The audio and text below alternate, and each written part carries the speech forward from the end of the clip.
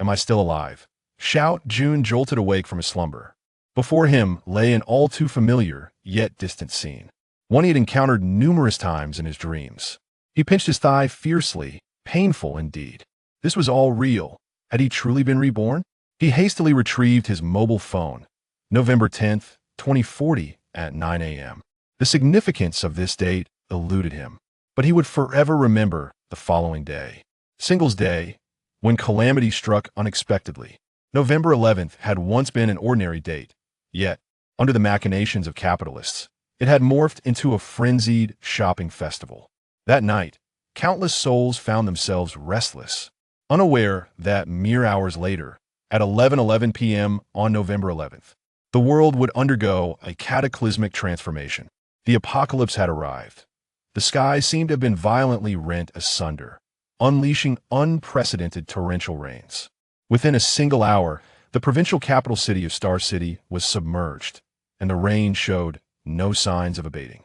For 3 days and nights, the deluge persisted, and when the city was nearly entirely flooded, it finally ceased.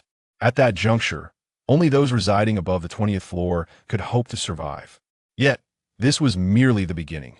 The rain would transform into fiery droplets.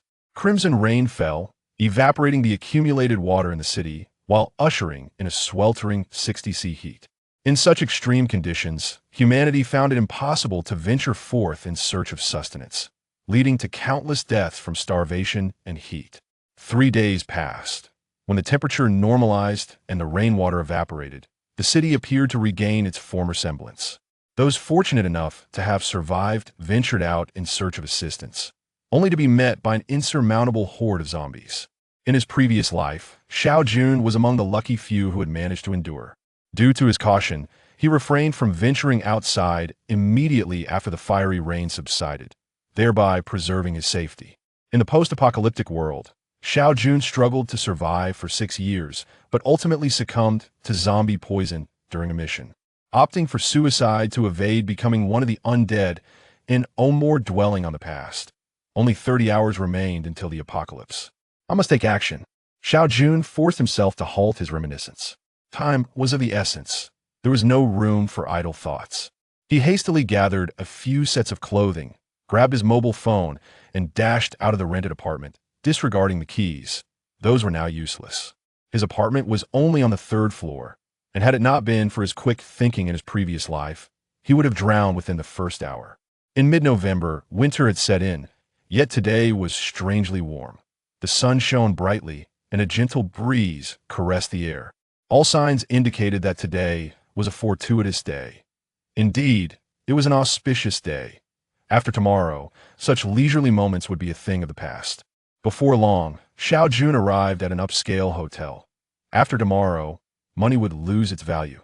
So if you were to choose a place to stay, it must be the finest. Please book me a presidential suite. Upon hearing these words, several heads turned in his direction. Hello, the presidential suite costs $39,888 per night. The receptionist, well versed in her profession, did not look down upon him based on his age or attire. At least, she maintained that facade. Goodness, is it really that expensive? This was Xiao Jun's first inquiry regarding hotel prices. He had expected it to be around $20,000, not nearly $40,000 for a single night. The hesitation on his face did not go unnoticed by the receptionist. Ha! Another naive fool who doesn't even know the price and comes here to show off. Now he's embarrassed that a voice suddenly echoed in Xiao Jun's mind. Who? He glanced around, but no one appeared to have spoken. Oh dear, are we starting the theatrics already? If you can't afford it, just leave and stop wasting my time. The voice resounded again in his mind, and he realized it bore a striking resemblance to that of the receptionist. Fixing his gaze intently on her, an involuntary surge of hostility emanated from him. See, customer, what's wrong? Under Xiao Jun's piercing stare, the receptionist stammered. He remained silent, continuing to gaze at her, and after a few seconds, the voice returned to his consciousness. What are you staring at? So fierce. We live in a society governed by law. If you can't afford the room, do you intend to resort to violence? A smile crept onto Xiao Jun's lips as he grasped the situation. He could hear the receptionist's thoughts. With this newfound realization, he turned to another receptionist. 3 seconds later, a different voice emerged in his mind. This man is quite peculiar. Could he be mentally ill? Should I call the police? As Xiao Jun had suspected, concentrating on an individual allowed him to hear their innermost thoughts. Ha, then do prepare the presidential suite for me. I in high spirits. Xiao Jun dismissed the exorbitant room fee. Before the apocalypse, Xiao Jun had been a veteran, having enlisted at the tender age of 16 and serving for 6 years before recently returning home. With his savings and discharge compensation, he had over 200,000 in hand. Staying in the presidential suite for a few days was well within his means. The receptionist appeared astonished that he was indeed serious. Book it for 2 days and make sure there are no mistakes. The room must be vacated by 1 p.m. the following day, long before the apocalypse struck. Sir, will you be paying by card or cash? By card. Only when the transaction confirmation beeped did the receptionist realize the young man was not joking. She swiftly completed the check-in process, and despite his adamant refusal, she refrained from escorting him to his room. Waiting for the elevator on the ground floor, Xiao Jun felt a surge of elation. Rebirth coupled with a unique ability. How splendid to be treated like a protagonist. The presidential suite occupied the highest floor of the building, the 21st. His personal butler awaited him at the entrance. I require nothing except for my solitude. Ensure that no one disturbs me during my stay. Understood? With that, he dismissed the butler and stepped into the lavish abode where he would reside for the foreseeable future. The presidential suite was magnificent, providing ample space for him to stockpile supplies. As for the room's decor, Xiao Jun held no interest. His mind was solely occupied with how to comfortably navigate the impending apocalypse.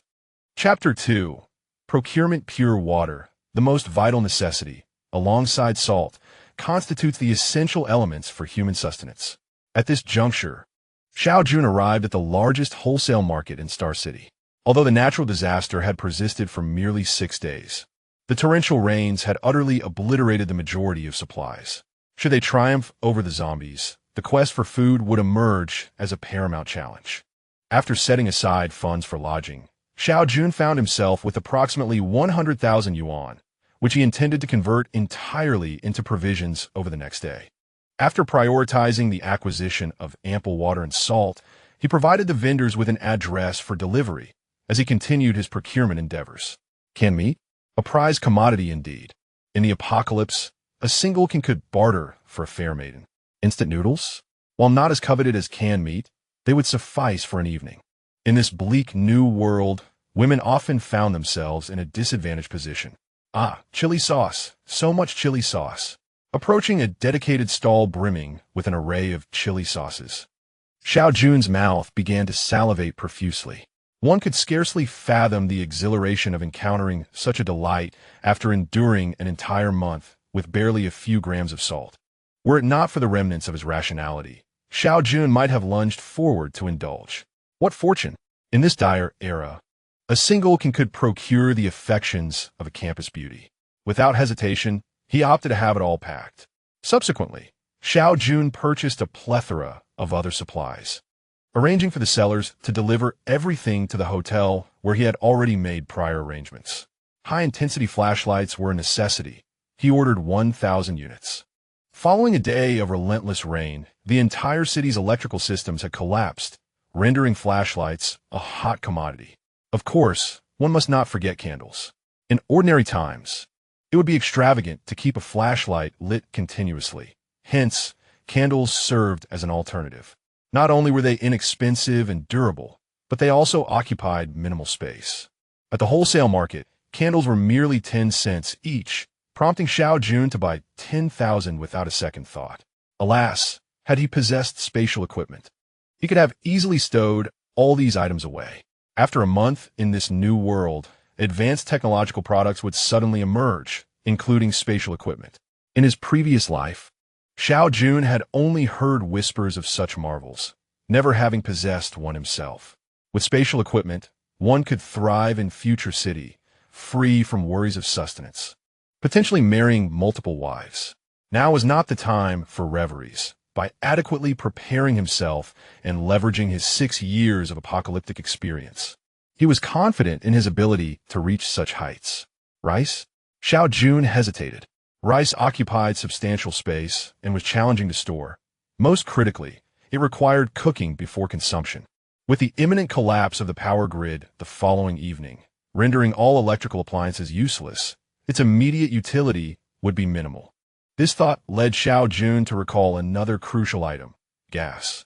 Natural gas has undoubtedly become unusable, leaving only coal gas as an alternative. In Star City, there are very few places still using coal gas, yet Xiao Jun fortuitously knows of a location that supplies it. However, rice is a necessity, and Xiao Jun has already devised a solution: self-heating rice.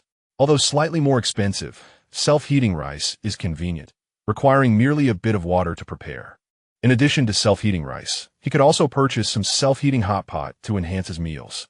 After a bustling afternoon at the wholesale market, his funds have dwindled to just over 10,000, which he plans to reserve for tomorrow. By this time, Xiao Jun feels a pang of hunger. The excitement of his rebirth has left him without sustenance all day. In the apocalypse, he had endured hunger for 3 or 4 days, all while maintaining intense mental focus. However, this is not the end of the world, and he certainly cannot allow himself to go hungry. As Xiao Jun emerged from the sea of indulgence, fully satiated, the night had enveloped the sky. Winter nights descend early. After a moment's contemplation, he decided to return to the hotel. Ascending to the 21st floor via the exclusive passage of the presidential suite, he found the butler awaiting his arrival, a broad smile illuminating his face upon seeing Xiao Jun. "Mr. Xiao, you have returned. Everything you requested has been arranged, and all items are placed in the living room. Is there anything else you require?" Xiao Jun cast a bemused glance at the supervisor, silently pondering the absurdity of treating the presidential suite like a convenience store. "What? Are you planning to open a supermarket here?" he thought. Yet, he chose not to dwell on such trivialities. Whether he would survive after tomorrow remained uncertain, and there was no need to fuss over minor details like a ghost. "It's fine, you've worked hard. I hope to remain undisturbed for the next couple of days. You said the same this morning, yet here I am, helping you move in all sorts of miscellaneous items. I can only imagine your predicament when you check out the day after tomorrow. I shall be watching closely," the supervisor replied, his cheerful demeanor masking his inner frustration. Xiao Jun dismissed him with indifference and closed the door behind him. As he reclined on the comfortable bed, a sense of unreality washed over him. 6 years of inhumane existence felt like a fleeting dream. Perhaps this was indeed a dream. For the first time in 6 years, he fell asleep in a state of such mental relaxation. That night, he dreamt vividly. In his dream, he had become the lord of Future City, commanding 3,000 transformed warriors, with even 7th-tier metamorphs under his dominion. Countless beauties throughout the city were at his beck and call, each woman yearning to share his bed. Upon awakening, Xiao Jun felt a lingering haze in his mind. Adjusting to the light, he confirmed he was still in the presidential suite. It appeared that this was not a dream. Armed with the experiences of his rebirth and an ability to hear people's thoughts, he realized that the dream from the previous night could indeed manifest into reality. Gathering his emotions, he acknowledged that today marked the last day before the impending apocalypse. At precisely 11:11 p.m., a torrential downpour would commence, and within an hour, humanity would plunge into a state of unending panic. After indulging in a sumptuous buffet breakfast at the hotel, Xiao Jun promptly boarded a vehicle to a place etched in his memory. If recollection serves him correctly, this locale harbored the means to procure gas. A modest quantity would suffice. 2 canisters would sustain him for an extended period. Having resolved the gas matter, he proceeded to the local market. A few vegetables and fruits could be acquired, though there was no necessity to amass a great quantity, as preservation proved futile. He also contemplated purchasing some fresh meat, cognizant that in 3 days' time, with the onset of the cataclysm, these provisions would be rendered unfit for consumption. Subsequently, he ventured to a chain supermarket, his final destination. Here, he acquired a comprehensive set of kitchenware, a pressure cooker, a frying pan, and 2 cleavers. Were he not in his homeland, he would have surely sought firearms, for such an undertaking could not be approached so casually. Chapter 3. The arrival of the apocalypse at 11 o'clock in the evening. Xiao Jun stood before the floor-to-ceiling window of his room. Typically at this hour, most individuals would have returned home, yet today was markedly different. As the Double 11 shopping festival unfolded, Throngs of people still flocked to shopping malls and plazas. Who would have thought that in his previous life, his single status spared him from calamity? It is no wonder that many proclaim that public displays of affection hasten one's demise. Indeed, retribution was imminent. Gazing at the newly acquired mechanical watch on his wrist, though it bore no prestigious brand, it had nevertheless consumed his last 5,000 yuan. As the second hand completed its revolution, the minute hand ticked to the 11-minute mark. Suddenly, a torrential downpour commenced outside, heralding the beginning of the apocalypse. The populace, oblivious to the impending doom, dismissed the rain as a mere inconvenience. Observing the crowd below scurrying to find shelter from the rain, a slight smirk played on Xiao Jun's lips. The mall, no more than 5 or 6 stories tall, would likely succumb to flooding by morning. The rain continued to pour, intensifying with each passing moment, while Xiao Jun remained impassive, betraying no hint of emotion. An hour slipped by swiftly, and the water levels surged at a visible pace. Initially, a few vehicles occupied the streets, but they had vanished from sight. After watching for a while, and knowing the inevitable outcome, Xiao Jun found himself disinterested, yawning as he retreated to the comfort of his bed. Upon awakening tomorrow, the world would be irrevocably altered. Uncertain of how long he had slumbered, Xiao Jun rose to find the sky still shrouded in darkness, the rain showing no signs of abating. Peering out the window, he beheld the city transformed into a vast ocean. From his vantage point, he could see the shopping mall across the street, which had been teeming with life the previous day. Now, only its roof was visible. It was evident that last night, at least 10,000 souls had perished there. Xiao Jun's heart remained unperturbed.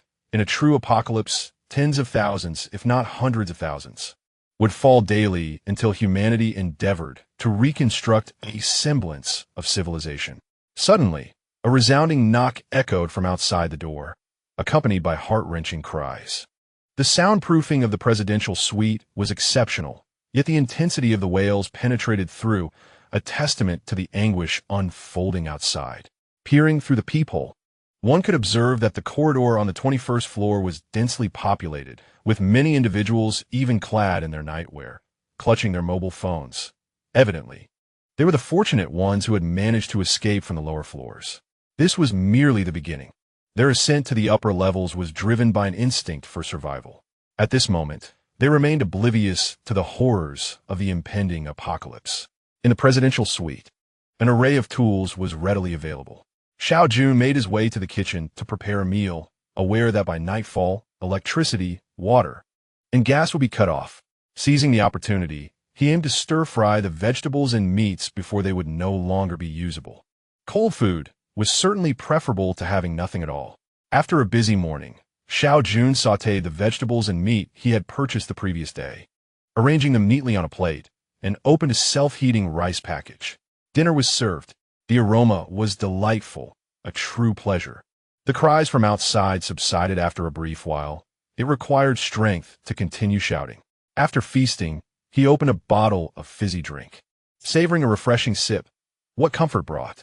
In the face of the apocalypse, to still enjoy such a life was beyond imagination. With time on his hands, Xiao Jun unlocked his phone, which he hadn't used in years, and found many functions somewhat unfamiliar. The internet was inundated with news of the flooding, yet the vast majority of people remained convinced that salvation would come. Do not fear, the rain will cease. Just wait patiently for rescue. My entire family is on a rooftop. It's far too cold outside. I truly hope this dreadful rain stops soon. The audacity of some individuals to think of business at such a time was remarkable.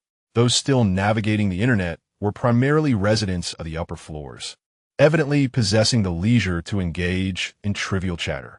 However, within a day, they would likely come to a harsh realization.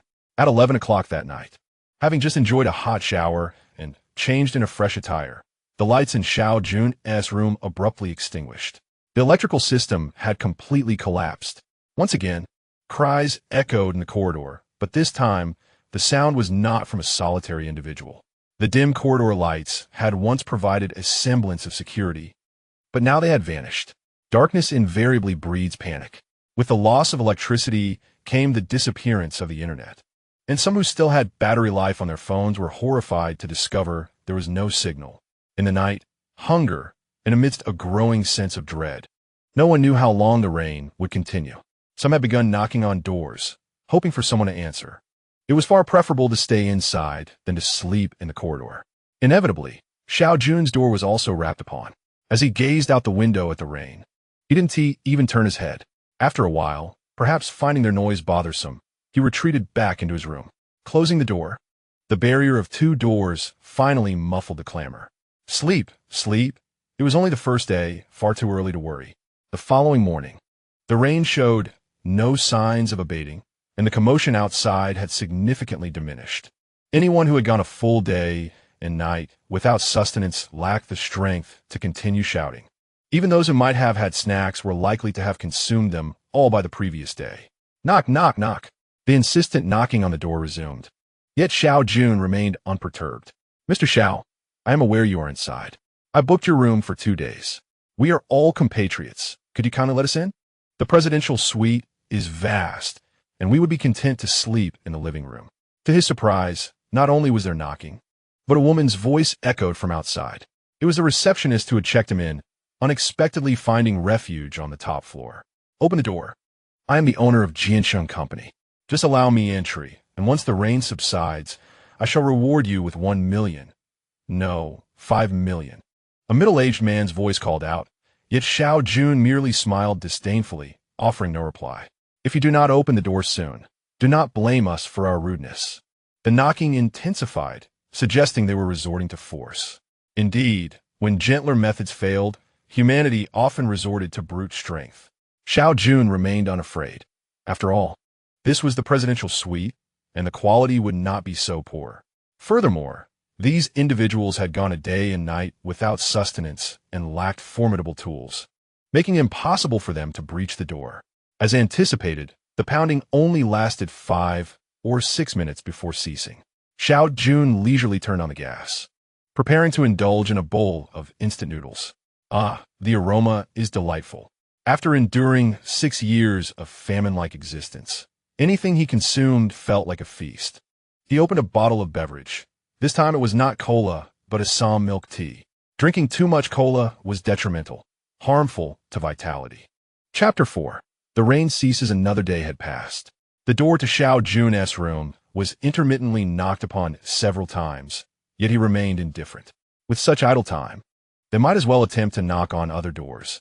At least it would delay their demise for a couple more days. Humanity had not entirely eroded. Surely, some would be willing to open their doors, but in a few days, they might have to pay the price for such generosity.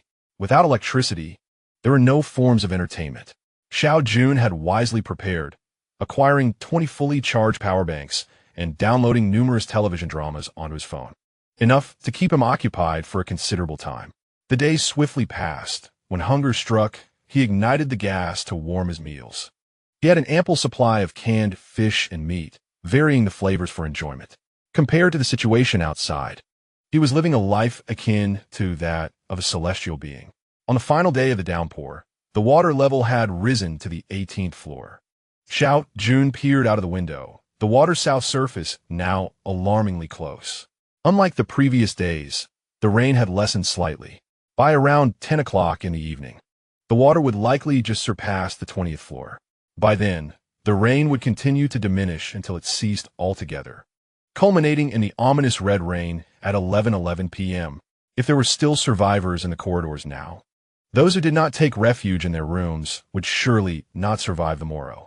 After consuming a bit more food, he retrieved his phone to continue watching a drama from over a decade ago, The Blade of the Brave, which proved quite entertaining. Today marks the final day of his leisurely respite. Once the crimson rain descends, even with the insulation of a house, he will find himself submerged in a water tank, merely existing. Before the water ceased, he filled the bathtub and every available vessel to the brim, ensuring a 3-day supply. At 9 o'clock in the evening, Xiao Jun toiled for over an hour, preparing a substantial quantity of food at the bathroom door, ready to endure the next 3 days within those confines. At 10, the rain ceased. The entire Star City transformed into a vast expanse of water, and the corridor outside began to buzz with activity once more. Since 5 in the afternoon, a steady influx of survivors had arrived on the 21st floor. Had the building been taller, they undoubtedly would have ascended further. It was fortunate this was a 5-star hotel, with its ample ground floor accommodating such a multitude. The first to notice the cessation of rain sparked a chorus of cheers, exclaiming their salvation. The atmosphere was charged with relief. Finally, it was over. Most were on the brink of starvation, yet they were grateful to be alive. If they could hold on a little longer until the rescue teams arrived, they would survive. Little did they realize this was merely the beginning. At 11:11, the rain had ceased for over an hour, and the exuberant cries outside had dwindled. The initial excitement faded, leaving only hunger in its wake. Xiao Jun remained at the floor-to-ceiling window, needing to ascertain whether the structure could withstand the ravages of the fiery rain. In his previous life, he had not heard of anyone being burned alive while sheltered indoors. Drip, sizzle, the first drop of crimson rain fell, hitting the water's surface, creating a bubbling sound before vanishing. In the face of an ocean, a single drop of fiery rain seemed insignificant. However, it was soon followed by a torrential downpour of fiery droplets, causing the surrounding air to heat up rapidly. Despite it being winter-esque night, the atmosphere transformed into that of summer, with temperatures continuing to rise. After observing for several minutes and confirming that the crimson rain would not harm the house, he decisively retreated into the bathroom. Immersing himself in the icy bathwater felt utterly refreshing. At that moment, the outside temperature soared to 40 degrees, a figure that would reach a terrifying 60 by morning. Under such extreme heat, the crowded corridor outside would likely see half its occupants perish within a day. He could only wonder how he survived in his past life. With a casual sigh, Xiao Jun resumed his binge-watching. 2 days passed. Spending over 18 hours submerged in water each day, he still felt unbearably hot. The bathroom water had nearly evaporated, and what remained had turned lukewarm. He managed to endure 2 days with these dwindling resources, and he felt a sense of contentment. Outside the corridor, all was silent. 5 full days and nights without sustenance might be bearable, but the absence of water posed the gravest threat. However, there will always be some exceptionally adaptable individuals. Amidst the abundance of flesh and crimson beverages outside, those with sufficient ruthlessness can indeed survive. This situation bears little relevance to Xiao Jun, who now finds himself completely unclad, one hand clutching a bottle of cola, intermittently quenching his thirst. Tonight, the crimson rain shall cease, and through the window, the remnants of the once familiar road can be faintly discerned. His provisions are ample enough to sustain him for an extended period, yet this is far from sufficient. Based on the memories of his previous life, at 9 o'clock the morning following the cessation of the crimson rain, peculiar crates, known as airdrops, will inexplicably descend from the heavens. In time, these would be referred to as the salvation from heavens. Within these crates lie an array of unfamiliar high-tech items, including the spatial equipment Xiao Jun has long coveted. Airdrop crates vary in grade, yet their exterior offers no indication of their contents. Most contain merely 1 or 2 types of items, with weapons and food being the most commonplace. The high-tech combat knife is among the essential items Xiao Jun must obtain. Food, on the other hand, is not as pressing a concern. Nevertheless, the sustenance within these airdrop crates is anything but ordinary. Not only does it possess exquisite flavors, but a single meal can sustain one for several days, eventually evolving into the mainstream food source for humanity. Beyond these standard airdrop crates, there exist more advanced versions containing 3 to 5 different items, with the possibility of spatial equipment included. The most elite airdrop crates encompass 10 items, invariably featuring spatial equipment. Beyond this, Xiao Jun remains uncertain. During the 6 years of his previous life, he merely existed on the lowest rungs of society, encountering only the most rudimentary airdrop crate. However, he is aware that not far from here, at the financial university, a premier airdrop crate is destined to appear. In his previous life, one of the top 10 experts of Future City, the Enchantress, was said to have been a student at the financial university when the apocalypse struck. Inadvertently opening this elite airdrop crate ultimately rising to become one of the 10 foremost experts. This event once dominated the headlines of Future City, prompting countless individuals to venture forth in search of elite airdrop crates, until the harsh reality quelled the fervor. In this life, Xiao Jun possesses a unique advantage. He can arrive ahead of everyone else to await the arrival of the premier airdrop crate, a prospect that fills him with anticipation. Chapter 5. Murder. The journey from the hotel to the financial university is still considerable, and it will not be devoid of turmoil. Firstly, there are the zombies. In his previous life, the undead began to emerge suddenly after midnight, signifying a 50-minute window for him to act. This time frame is certainly sufficient to reach the approximate location of the airdrop crate. However, the challenge lies in confronting the ensuing night filled with zombies. Fortunately, the current iteration of zombies remains rather weak. A rational human, equipped with a sharp weapon and devoid of fear, can still easily dispatch a zombie. This stands in stark contrast to his previous life, where after 6 years, the zombies had grown formidable, and even more terrifying creatures began to emerge. Yet the perils remain considerable. Xiao Jun is not well acquainted with the circumstances surrounding the finance college. He only knows that airdrop boxes will appear near the university gymnasium. Fortune favors the bold. If he cannot seize this opportunity, relying solely on the provisions he has gathered will merely afford him a more comfortable existence in the initial stages. Xiao Jun contemplates this with clarity. After all, life is but a fleeting journey, and one must strive for something greater. He gathers 2 flashlights, a kitchen knife, and a boning knife, along with 2 large bottles of water, a box of chocolate, and 2 self-heating rice meals. He packages these items into a compact bundle for ease of movement. With everything prepared, he awaits the cessation of the rain. At precisely 11 minutes past 11 in the evening, the crimson rain vanishes as if on cue, restoring the world to its former state. For the first time in 6 days, Xiao Jun opens his door. The corridor is sparsely populated with corpses, far fewer than he had imagined. Numerous areas bear clear signs of dragging, indicating that many are still unaccustomed to cohabiting with death. Xiao Jun has no time to regard the bodies. He must hasten to the finance college. Having taken only a few steps, a nude woman suddenly opens her eyes. "Water, I need water." It is as though she has spotted a lifeline. Despite her weakened state, she lunges towards Xiao Jun's leg. "Save me. I will give you anything." Though she has endured days of hunger and dehydration, it is evident that she is, without doubt, a beauty, as it is not uncommon for those residing in such an upscale hotel to possess striking features. Xiao Jun furrows his brow and steps over her. "Please, save me," she pleads desperately, clutching at his pant leg as he attempts to leave.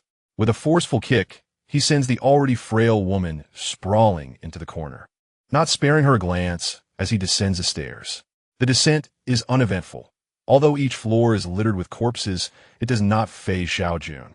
He has witnessed far more gruesome scenes. Given the early hour, even if there are survivors, they would not yet realize that the red rain has ceased. The streets are desolate, devoid of life, save for the scattered bodies, many of which appear slightly bloated from prolonged exposure to water. Navigating the familiar streets with agility, Xiao Jun hastens towards the finance college. Though he claims it is not far, the journey will indeed require at least half an hour. As time progresses, more survivors begin to discover the outside world, and many have emerged from their hiding spots. The first instinct of those who emerge is to rush towards the nearby supermarkets and stores. 6 days is neither a short nor a long span. Yet it is ample time for one to succumb to starvation. Occasionally, scuffles erupt over food, but Xiao Jun remains unaffected by these altercations. His sole desire is to reach the finance college and find a suitable hiding place. However, despite his efforts to avoid confrontation, he is not spared by others. 2 tattooed men block his path. "Hey there, brother, you seem to have quite a bit of food," the man with tattoos on his left arm remarks. Most of the individuals present appeared gaunt and emaciated, clearly having endured days of hunger. A few, however, possessed a larger stockpile of provisions. Yet even they were hastily scouring for food. Only Xiao Jun seemed indifferent to the allure of sustenance, burdened as he was with a backpack. The shops had been inundated by floodwaters, rendering much of the food inedible. Only a few sealed snacks remained viable. Yet, with limited provisions and an overwhelming number of desperate souls, rather than engage in chaotic struggles, they preferred to target Xiao Jun. Get lost. Xiao Jun's expression was anything but welcoming toward those who sought to seize his belongings. How ungrateful this brat is. I have 2 companions, while he is alone. Yet he wields a knife, one of them mused. I'll feign allowing him to pass, then launch a surprise attack. His backpack must contain ample food. The speaker's eyes darted with cunning as he devised a plan.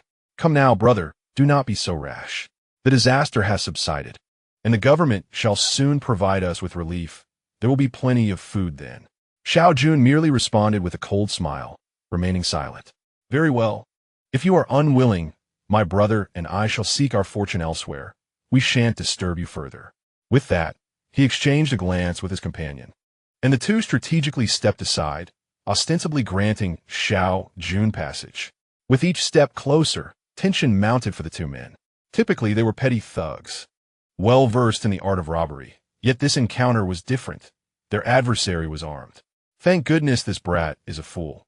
Just a few more steps. Xiao Jun approached them, and the 2 men clenched their fists, poised to strike the moment he passed. However, it was not Xiao Jun who advanced, but rather his knife. True to its purpose as a bone cleaver, the blade was razor-sharp. Caught off guard, the man on the left had half his head severed. The other thug, still reeling from the shock, found Xiao Jun's blade crashing down upon his chest. They collapsed without uttering a sound. Onlookers who had failed to secure food were initially captivated by the spectacle, but upon witnessing the violence, they screamed in terror and fled in all directions. Xiao Jun wiped the blood splattered on his face and continued on his journey, now unimpeded by anyone daring to obstruct him. The delay caused by the 2 had transformed what should have been a 30-minute walk into an extended ordeal, and he finally arrived at the gates of the Finance Academy. It had been a considerable time since the rain ceased, and most survivors had emerged, beginning their search for sustenance. The university, abundant with convenience stores, various eateries, and cafeterias, was a prime target. Xiao Jun casually intercepted a fellow student, brandishing his bloodied knife, and the student readily directed him to the location of the gymnasium. In contrast, the area surrounding the gym was eerily quiet, devoid of students, and it remained unclear how the airdrop crate would be discovered in this lifetime. At 11:51 p.m., Xiao Jun arrived at his destination, the entrance of the gymnasium. Zombies would reach the battlefield in 9 minutes. Chapter 6. The zombie horde surveying the surrounding terrain. There appeared to be no suitable hiding spots. Thus, the only option was to enter the gymnasium. The gym was quite spacious and notably empty. There were no signs of life. Not even a corpse, which was rather fortuitous. In his previous life, Xiao Jun had never encountered the emergence of zombies, and he was uncertain of the manner in which they manifested. However, he did know one thing. These creatures would not suddenly appear within buildings. Therefore, he proceeded directly to the 2nd floor of the gym, securing all the doors of the staircase. Even if zombies appeared in the vicinity, they should be unable to ascend. The 2nd floor of the gym contained several competition arenas and numerous rest areas. Xiao Jun sought out a corner room, entering and locking the door behind him.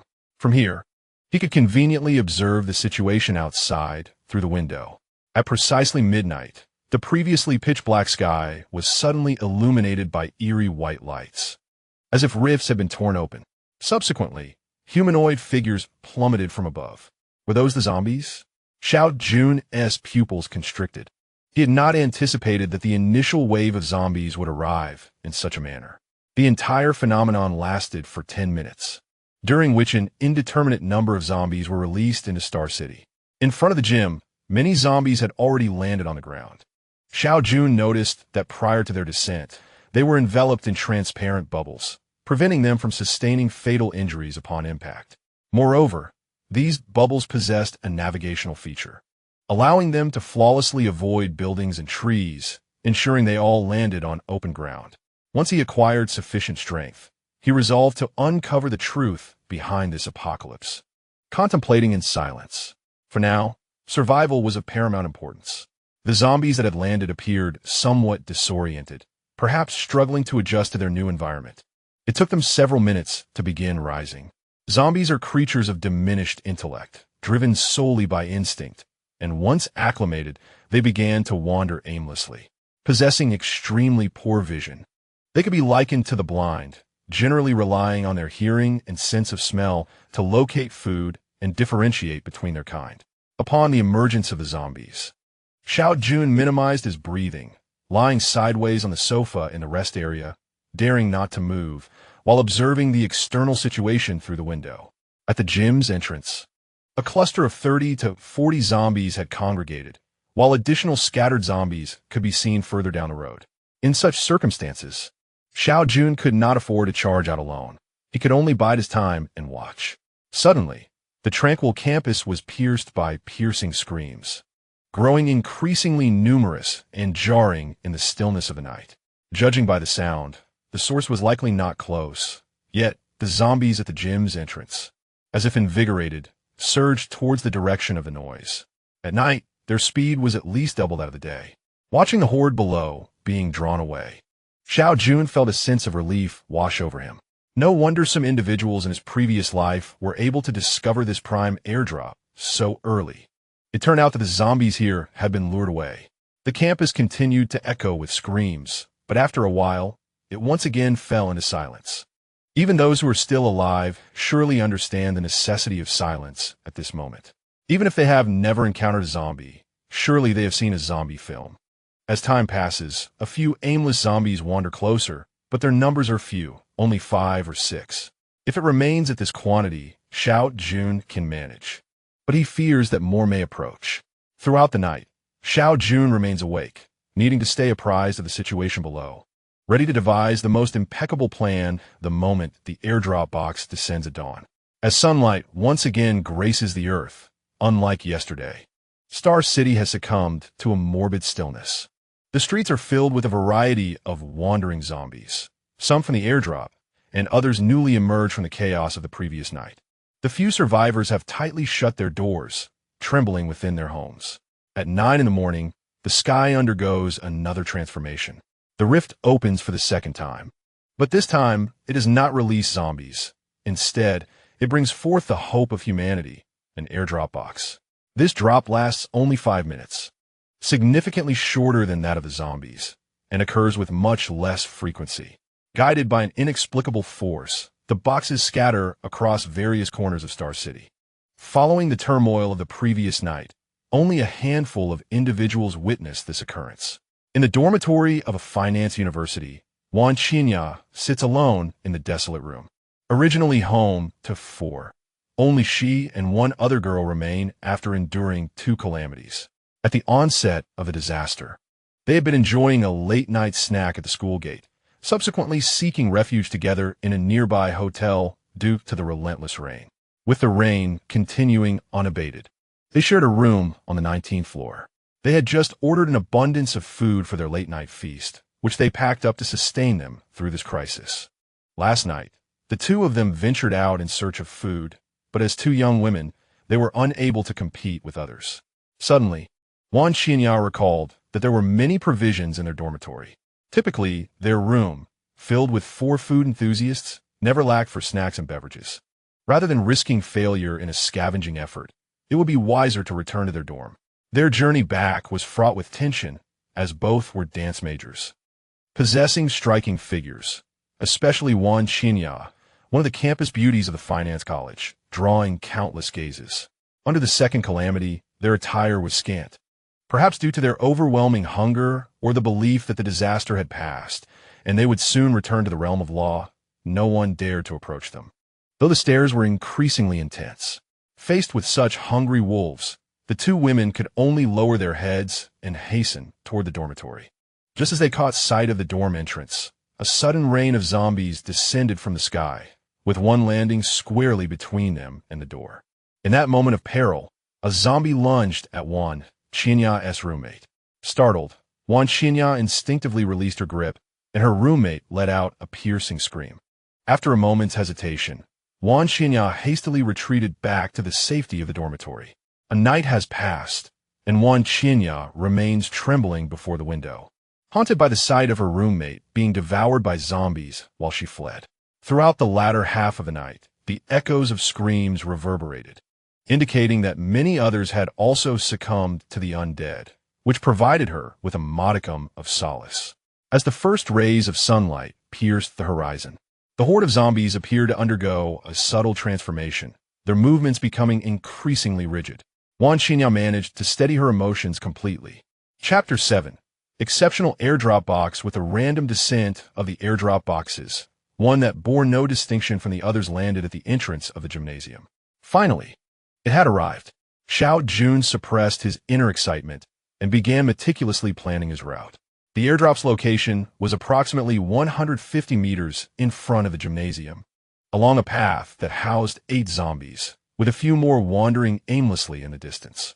During the daytime, zombies not only exhibited sluggish movements, but also experienced a significant reduction in auditory acuity, a fact Xiao Jun had long been aware of. If he exercised caution and acted swiftly, he would face at most 2 zombies simultaneously. Drawing on his 6 years of combat experience, he believed that despite his current lack of physical strength, he was still more than capable of dealing with them. In reality, zombies of this caliber could be dispatched by an average man during the day, provided he could conquer his own trepidation. Time was of the essence. Xiao Jun feared that others might also discover this location, thus he needed to act swiftly. Adjusting his backpack, he found its weight negligible, allowing for some degree of defense against any zombies that might approach from behind. A narrow gap opened in the gymnasium's main entrance, and Xiao Jun emerged, armed with a kitchen knife in one hand and a bone saw in the other. Had it been nighttime, the sound of the door opening would likely have attracted all nearby zombies, but now it had only drawn the 2 closest. Excellent. As the 2 zombies lunged forward, Xiao Jun effortlessly dodged, then swiftly brought his blade down, shattering one of their skulls. The other zombie had already approached, extending its grotesque fingers. Without granting it a moment's respite, he blocked its attack with a kitchen knife and countered with a decisive blow, crushing its head. When dispatching zombies, one must strike the head, otherwise, even if severed in 2, it could still bite. After successfully eliminating the 2 zombies, Xiao Jun did not rush to leave, but instead searched the remains of their heads, retrieving a white crystal, a level 1 mutation crystal. This item was indeed a valuable find, capable of altering one's genes and enhancing strength. In his past life, the foremost expert of Future City, who also served as its lord, had evolved to a 7th-tier expert, possessing not only extraordinary physical prowess, but also a unique ability of fire, rendering him a veritable killing machine. It was not surprising that only one of the 2 zombies bore a mutation crystal, as the yield of such crystals was relatively low. Calculations suggest that the production rate of level 1 mutation crystals hovers around 10%. The uncertainty surrounding whether the 10% refers to Xiao Jun's interpretation or that of the penguin version lingered in the air. Should it be the latter, the odds would indeed be disheartening. After vanquishing 2 zombies, Xiao Jun pressed on, utilizing sound to lure the undead, dispatching 1 or 2 at a time with ease. Through this method, he swiftly approached the airdrop crate, only to unexpectedly encounter another individual, a strikingly beautiful woman. Wan Xinya had scavenged some edible provisions in her dormitory to regain her strength. Although she had endured a sleepless night, her spirits remained relatively high. At 9 in the morning, she sat by the window, lost in thought, her body no longer trembling. It was then that she noticed an unusual phenomenon in the sky. What could this be? It resembled an airdrop from a video game. Dazed, she observed as one of the crates descended toward the school, landing near the gymnasium. After a few moments of hesitation, Wan Xinya resolved to investigate. Waiting for rescue was merely a psychological comfort, and the scant food remaining in the dormitory would last only 2 or 3 days at most. Eventually, she would be left to await her demise. If these crates were appearing in the sky, they must hold some significance. Perhaps they contained weapons or food. The zombies below seemed to have been ensnared by some sorcery. Their attributes significantly diminished. This might be an opportunity. It was evident that the young woman possessed both a dark heart and considerable courage. As a dance major, she was agile and silent in her movements, allowing her to stealthily navigate her way forward without alerting any zombies. Upon reaching the vicinity of the crate, she witnessed an astonishing sight. A young man, burdened with a backpack and wielding a kitchen knife, effortlessly dispatched 2 zombies. Moreover, after eliminating the undead, he seemed unsatisfied, driving the knife into the skull of one and twisting it. A wave of nausea washed over Wan Xinya, threatening to expel the meager sustenance she had recently consumed. At that moment, the young man lifted his gaze and locked eyes with her. Xiao Jun, equally astonished, had previously been a mere lowly human, lacking the time to concern himself with the identities of the top 10 experts. Thus, he was unaware that the student destined to claim the airdrop crate and ascend as one of the future City S elite was a woman, and a rather attractive one at that. Yet, such details were trivial. Xiao Jun was now mere steps away from the airdrop crate.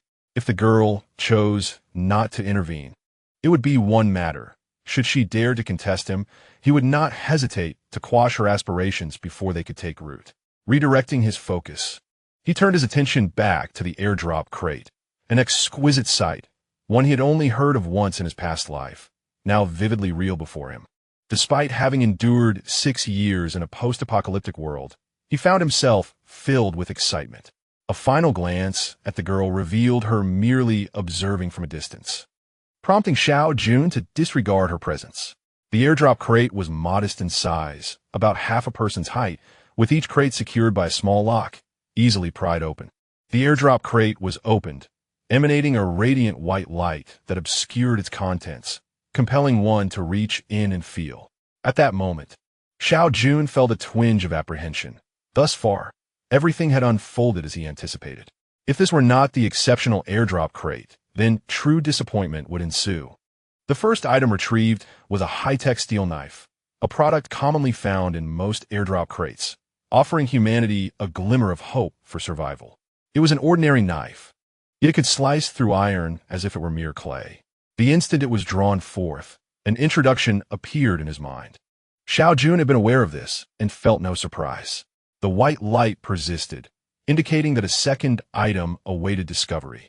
After another moment of exploration, a small box was brought forth by Xiao Jun. It was a jewelry box, likely containing a high-tech spatial ring. He had certainly stumbled upon a treasure. There could be no doubt this was the exceptional airdrop crate. Such crates were guaranteed to yield spatial equipment, though other airdrop crates could also possess a slim chance to do so.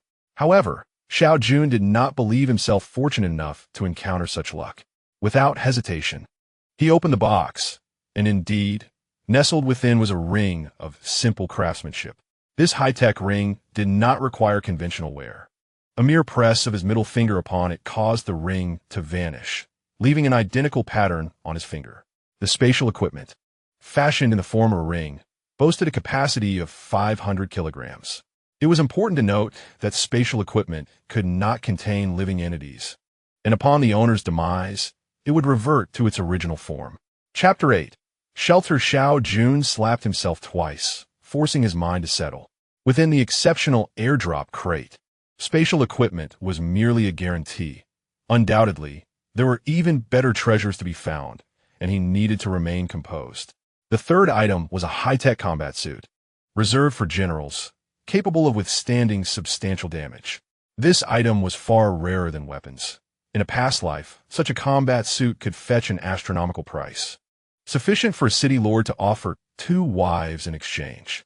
Goodness, was this the sensation of a dreamlike beginning? Xiao Jun could not help but glance at the girl nearby. Had it not been for him, all of this would have rightfully belonged to her. The fourth item was a small lunchbox, a portable container favored by soldiers, filled with rice balls of various flavors. Do not underestimate this lunchbox. It contained a total of 20 rice balls, with just one sufficient to sustain a person's energy for an entire day. Moreover, the taste was exquisite, rivaling a 5-star hotel banquet, and would become a staple food in the future. The fifth item was a military water bottle, a portable vessel capable of storing 50 liters of drinking water. With these provisions, he had effortlessly secured food and water for the upcoming month. Surely by then, he would discover even more resources. The sixth item was an antidote capable of neutralizing toxins from corpses classified below level 3. At this stage, zombies were merely first tier. Second-tier zombies were not expected to appear for another month, making this antidote a miraculous remedy. Even in the unfortunate event of a zombie-inflicted injury, there would be no cause for fear. The seventh item was yet another high-tech steel knife. The eighth item, a small blue pill, left Xiao Jun momentarily bewildered. It seemed he had never encountered such a thing in the post-apocalyptic world. However, he recalled hearing his rather unsavory roommate describe it during their school days. The subsequent explanation nearly made him leap with excitement. A high-grade mutation agent, which, upon consumption, could alter one's genes and significantly enhance physical attributes. Astonishing.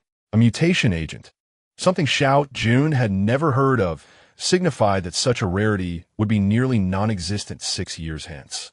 A mere ordinary person would never have the opportunity to learn about it. The mere prospect of a substantial enhancement in basic physical qualities attested to its extraordinary nature. Though he was curious about its actual effects, lost in thought, Xiao Jun promptly popped the blue pill into his mouth. Would it be effective? He would find out soon enough. The pill dissolved instantly, negating the need for water, and within mere seconds, a warm sensation coursed through his body, as if an overwhelming surge of energy was bubbling within him. This sensation, however, was fleeting. After 2 minutes, he returned to his normal state. He grasped the high-tech steel knife he had just acquired, a wave of joy washing over him. Although this knife was exceptionally useful, it tended to be somewhat heavy for an ordinary person, making it difficult to wield. Yet, now even when lifted with one hand, it felt weightless. He concluded that his strength had increased at least threefold. Such an enhancement in strength surely implied a corresponding increase in speed and explosive power. Given that the description mentioned a marked enhancement in basic physical attributes, indicating a comprehensive improvement, other experiments had to wait for another time. He had more items to unveil. Continuing to unpack, he realized that perhaps his good fortune had run dry, as the 9th and 10th items were merely ordinary provisions, a rice ball and a water bottle. When all 10 items were revealed, the radiant glow from the box gradually faded, leaving behind an utterly mundane container. Watching the light dissipate, Xiao Jun meticulously inspected the box once more, confirming it was entirely empty before reluctantly pulling away, still feeling a hint of longing. With the surrounding zombies dispatched, and no new threats in sight, Xiao Jun began to organize his belongings. He first stored everything into his spatial ring, including his backpack, lunchbox, and water bottle. What remained were 2 steel knives and a set of high-tech combat gear. He donned the combat suit immediately. Equipped with this, he felt no fear of ambush from behind, save for a headshot. As for the 2 steel knives, he deemed it prudent to keep one and return with the other. Not far off, Wan Xinyao watched in awe as Xiao Jun opened the box, seemingly conjuring an array of items from thin air, only for them to vanish just as mysteriously. In that moment, a singular thought consumed her. As long as she stayed close to him, she was certain to survive. Once this notion took root, it was impossible to suppress. When the horde of zombies appeared, Wan Xinyao had already foreseen the possibility of no rescue team arriving. Survival would depend solely on her own efforts. Hence, she had summoned the courage to venture out alone in search of the airdrop box. Now, a more promising path lies before her. By aligning herself with the man before her, she could ensure her survival. In the face of an apocalypse, most men would muster the courage to fight, while the vast majority of women would increasingly depend on men. This is the nature of gender disparity. Noticing that Xiao Jun had not yet departed, Wan Xinyao finally summoned her courage and approached him. She possessed confidence in her physique and beauty. Previously, she had been one of the top 10 campus beauties at the School of Finance and was a dance major. These were her assets, her means of survival. As Wan Xinyao drew near, Xiao Jun instinctively grasped his steel knife.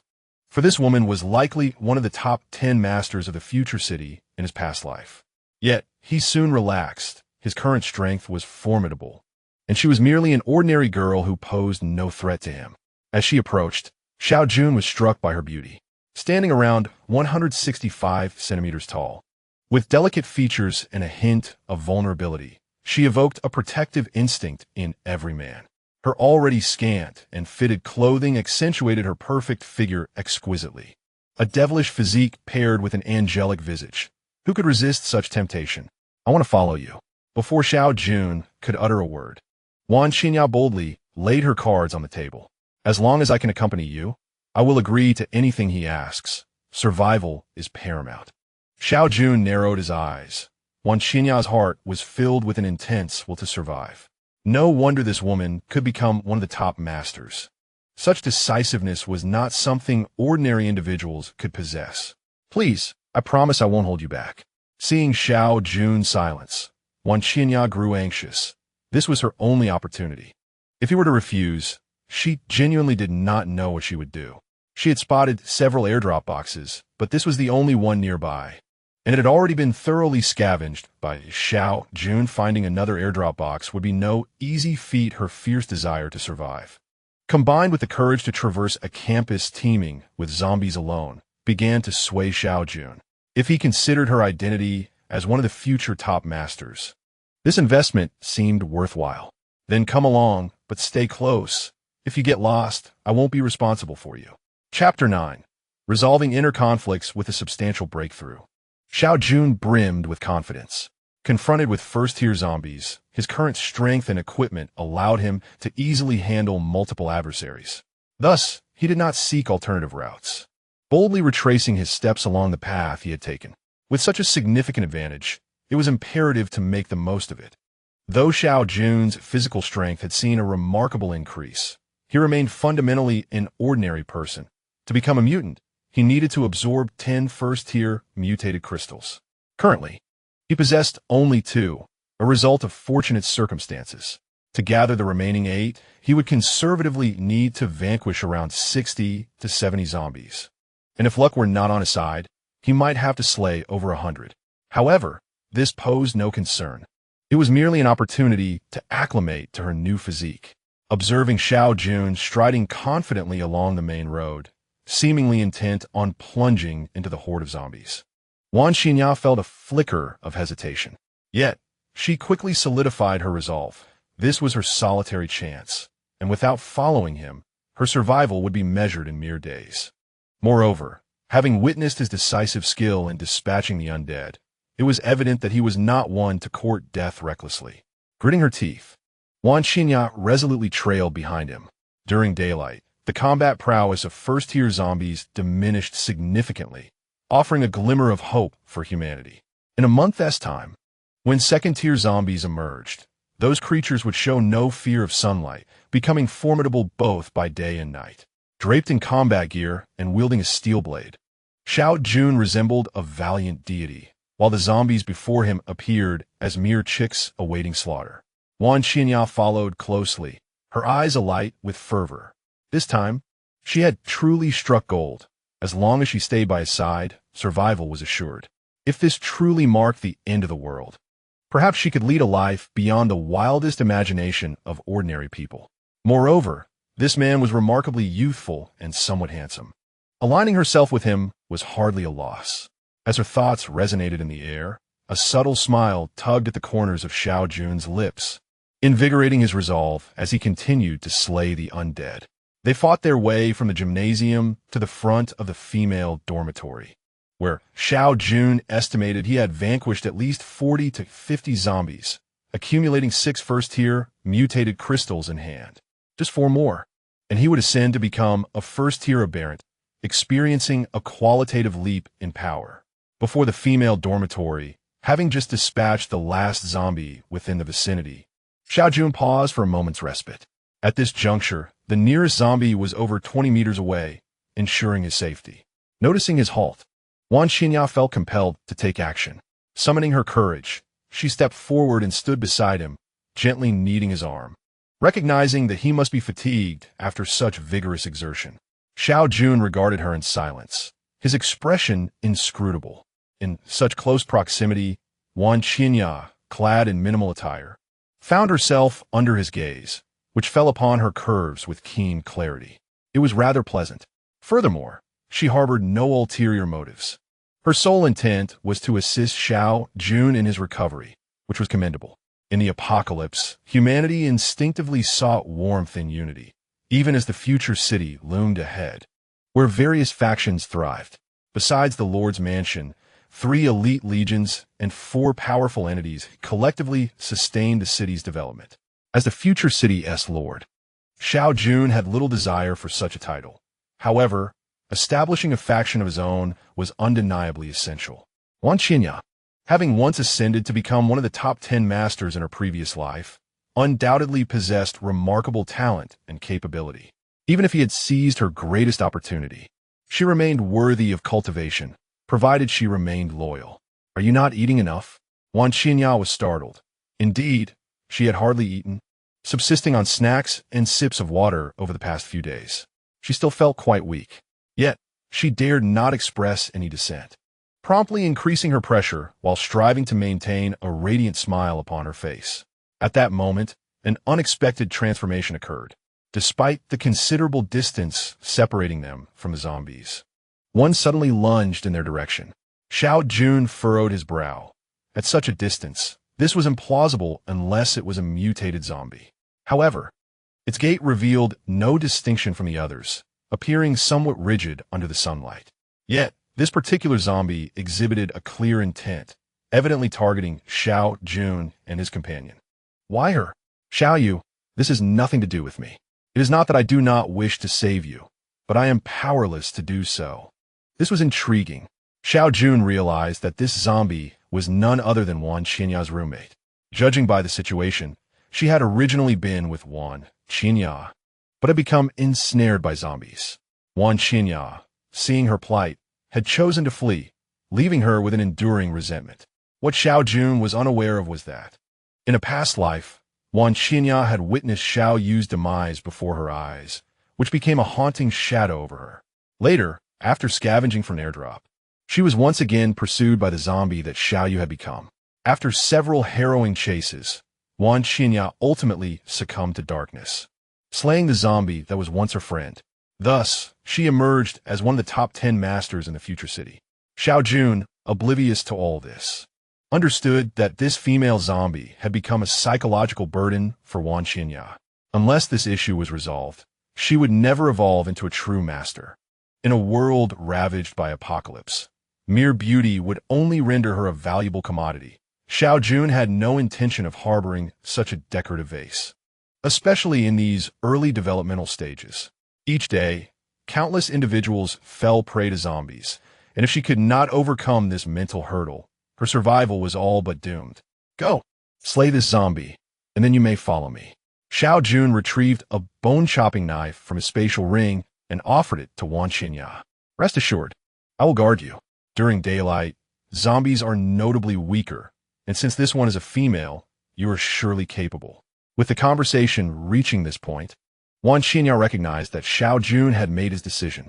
Initially, she had vowed not to hinder him, and now was indeed the moment to prove her worth. Yet, why did it have to be at this juncture? Why did it have to be her? Wan Qinya hesitated, but the zombie that was once Xiao Yu did not share her ambivalence. Xiao Jun swiftly dodged aside, but Xiao Yu disregarded him completely, charging straight for Wan Qinya, fueled by vengeful intent. No, Wan Qinya cried out, her hand gripping the bone-chopping knife, trembling slightly, but ultimately, she chose to evade. Naturally, Xiao Yu was not satisfied with the miss. She pivoted and lunged at Wan Qinya once more. After several futile attempts, Xiao Jun grew increasingly impatient and turned to leave. He considered the bone-chopping knife a parting gift, having inadvertently seized her opportunity. Whether she could survive now rested solely upon her own abilities. Wan Qinya, witnessing Xiao Jun's retreat, felt a wave of despair wash over her. Xiao Yu, another heart-wrenching scream erupted as the bone-chopping knife struck the zombie's head, severing a significant portion of it in an instant. Xiao Jun halted his steps. Wan Qinya could no longer maintain her grip on the knife. Collapsing to the ground beside Xiao Yu's lifeless body, the girl, who had remained resilient since the onset of the apocalypse, finally succumbed to tears. Chapter 10. Campus turmoil once again. Xiao Jun led the way, dispatching zombies with ease, while Wan Qinya silently followed, this time armed with a bone-cutting knife. In this desolate world, one could possess a sense of morality and boundaries, but excess kindness was a liability. Should Wan Qinya fail to overcome her limitations, Xiao Jun would not hesitate to abandon her. Just moments ago, Xiao Yu generously gifted Xiao Jun a first-tier mutated crystal, bringing his total to 7. With merely 3 more, he could ascend to the status of a true first-tier mutant. At present, even if someone dared to confront zombies, discovering the secret of the mutated crystals would be an arduous task. Xiao Jun's aim was to remain ahead of all others. In this unforgiving world, one can never predict the nature of impending peril. However, one truth remains. You need not be exceptionally strong, but you must be stronger than the weakest among you to have a chance at survival. Another wave of zombies approached, and Xiao Jun effortlessly dispatched them as if chopping vegetables. Just as he was about to eliminate the last 2, Wan Qinya, seemingly driven by madness, suddenly charged forward. "Kill them all," she shouted. Xiao Jun, taken aback by her apparent loss of reason, sidestepped, granting her the battlefield. Confronting 2 zombies simultaneously was trivial for him. Yet it posed a challenge for Wan Qinya. The most troublesome aspect of zombies was their toxic essence. One could not afford to sustain even the slightest injury in battle. Upon her advance, Wan Qinya did not engage head-on as Xiao Jun anticipated. Despite her apparent frenzy, she skillfully evaded the zombies' attacks while seeking opportunities to counter. Their heads are the only points of vulnerability. Striking elsewhere proved futile. With fervor, Wan Qinya swung her bone-cutting knife repeatedly, but her blows landed ineffectively on the zombies' hands and a couple on their chests, yielding no results. Upon hearing Xiao Jun's words, her eyes flickered, as if regaining her composure. In another offensive, she adopted an unusual stance, evading a critical strike from a zombie and retaliating with a decisive blow to its head. That strike seemed to deplete her last vestige of strength, and she collapsed onto the ground. "As long as he saves me, I will pledge my unwavering loyalty to him. I'll overlook the incident with Xiao Yu," she thought. This young lady still harbored feelings about the earlier event, despite his assistance. She clearly lacked discernment of goodwill. Meanwhile, Xiao Jun was not idle. He wielded his steel knife with precision, striking another zombie's head. Within a zombie's cranium lies the potential for crystalline formations, much like this one. As he spoke, a mutated crystal appeared in his hand. "This is of great utility. Search for it," he urged. Wan Qinya, having observed Xiao Jun's actions earlier, had an inkling that the zombies' heads held something of value, but being behind him had obscured her view. Now, she realized it was a small, transparent crystal, quite aesthetically pleasing. Taking a deep breath, Wan Qinya rose from the ground, suppressing the churning of her stomach. She wielded a bone knife, stirring it into the head of the zombie, recalling how Xiao Jun had done the same. While the head had been pulverized before, this one remained intact. After a few dry heaves, Wan Qinya's expression remained impassive as she approached another. Just as she inserted the knife, it struck something, prodding it with the tip. She extracted a white, translucent crystal, identical to the one in Xiao Jun's hand. A flicker of joy crossed Xiao Jun's face. 8 pieces now, though he uttered no words. Wan Qinya dutifully handed the mutated crystal to him, harboring no ulterior thoughts. The commotion they created in the campus had drawn the attention of other survivors. Countless eyes from the surrounding dormitories were fixed upon them. Is that person Wan Qinya? Indeed, it seemed to be her. How is she so formidable, capable of slaying zombies? The man accompanying her is truly impressive, effortlessly dispatching several zombies. That man is quite handsome. Where did he acquire that weapon? As Xiao Jun continued his slaughter, the zombies in the vicinity of the School of Finance were nearly eradicated, prompting those still hiding in the dormitories to begin discussing their options. Perhaps we should follow that man. It's better than waiting here to perish. As the suggestion was made, many readily agreed. With so many of us, he surely wouldn't abandon us to our fate. Noticing Wan Qinya's struggle, Xiao Jun produced a rice ball and offered it to her. "Eat this." Without questioning its nature, Wan Qinya simply complied with Xiao Jun's directive. The moment the rice ball touched her tongue, a burst of fresh seafood flavor invigorated her senses. How long had it been since she savored something so delectable? After consuming one rice ball, Xiao Jun handed her a bottle of mineral water. They had only brought 2 bottles on this outing, and now both were given to Wan Qinya.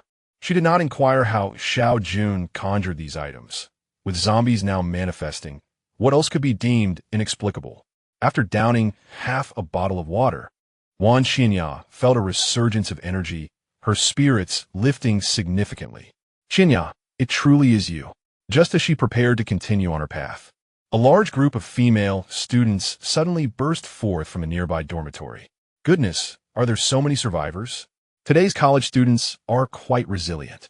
Xinya, you are amazing. Even able to slay zombies. Xinya Jia, take me with you. I wish to follow you. Wan Xinya's brows furrowed slightly as she cast a furtive glance at Xiao Jun. Relieved to see he had departed alone. I can barely ensure my own safety. I cannot take you with me. Wan Xinya replied coldly. Although these individuals were from the same school and resided in the same dormitory, she hardly recognized any of them. Adding these burdens would be impractical. Even Xiao Jun would not approve, let alone herself. You truly are struggling for survival, but you possess a fine appearance. Isn't there someone to protect you? At this comment, the others fell silent. Even Xiao Jun turned to look. All eyes converged upon her, and the girl wore a smug expression, especially when she noticed Xiao Jun's gaze upon her. She made an effort to straighten her posture in a display of pride. Xiao Jun, however, deemed her inferior to Wan Xinya. Yet, the sight of so many scantily clad girls was undeniably pleasing. Handsome, let me accompany you. I can do everything Wan Xinya can. And even better, she declared, subtly adjusting her already short nightgown, which left her devoid of any undergarments. This girl, namely Li, was also one of the top 10 beauties in the School of Finance. Although she ranked below Wan Xinya, she was indeed a rare beauty. That shameless hussy, openly flirting with my man. Surely he won TB swayed, Wan Xinya thought, feeling a twinge of insecurity. Though she considered herself beautiful, Lily was no less striking and was quite renowned within their institution. Moreover, her provocative demeanor was evident. As Lily finished her display, Xiao Jun glanced at his watch. It was already 11 o'clock, and they needed to return to the hotel for lunch. Wan Xinya, are you done reminiscing? It's time to leave. Hey, do you have any humanity? We are all human, and if you possess strength, why not save us? Just because Wan Xinya is attractive? Lily erupted in anger at Xiao Jun's words. Typically, the boys around her treated her with utmost respect, and in her eyes, all men were merely sycophants who should cater to her. Now, having already lowered herself to seek his attention, she felt affronted by his disregard. A chilling glare from Xiao Jun emanated a palpable threat, causing her to shudder, rendering her unable to continue her retort. Let us go, with a steel blade in hand. Xiao Jun turned to leave, and Wan Xinya felt a surge of joy, her satisfaction evident as she walked away with a triumphant smile. The onlookers exchanged glances, yet none possessed the courage to follow them. Chapter 11. Returning to the hotel, one more to go. The two had successfully made their way to the school gate, and they had acquired 9 mutated crystals. The previous encounter with a group of girls was merely a minor distraction, easily dismissed as the impotent rage of the weak.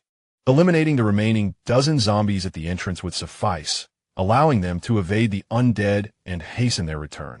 The hotel was a necessary destination, as it still housed the substantial provisions prepared by Xiao Jun.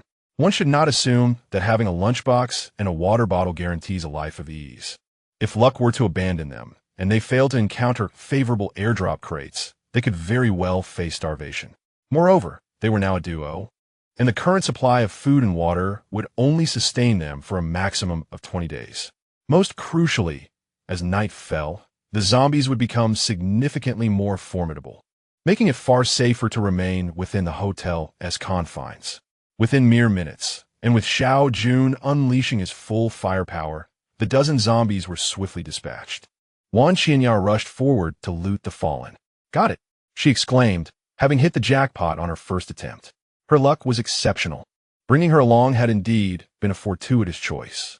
After rifling through 6 zombie corpses, Wan Xinya astonishingly unearthed another crystal.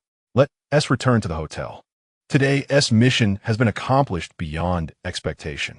After vanquishing numerous zombies, Xiao Jun felt a sense of fatigue wash over him, yearning only to return to the comfort of a plush bed at the hotel for a well-deserved slumber.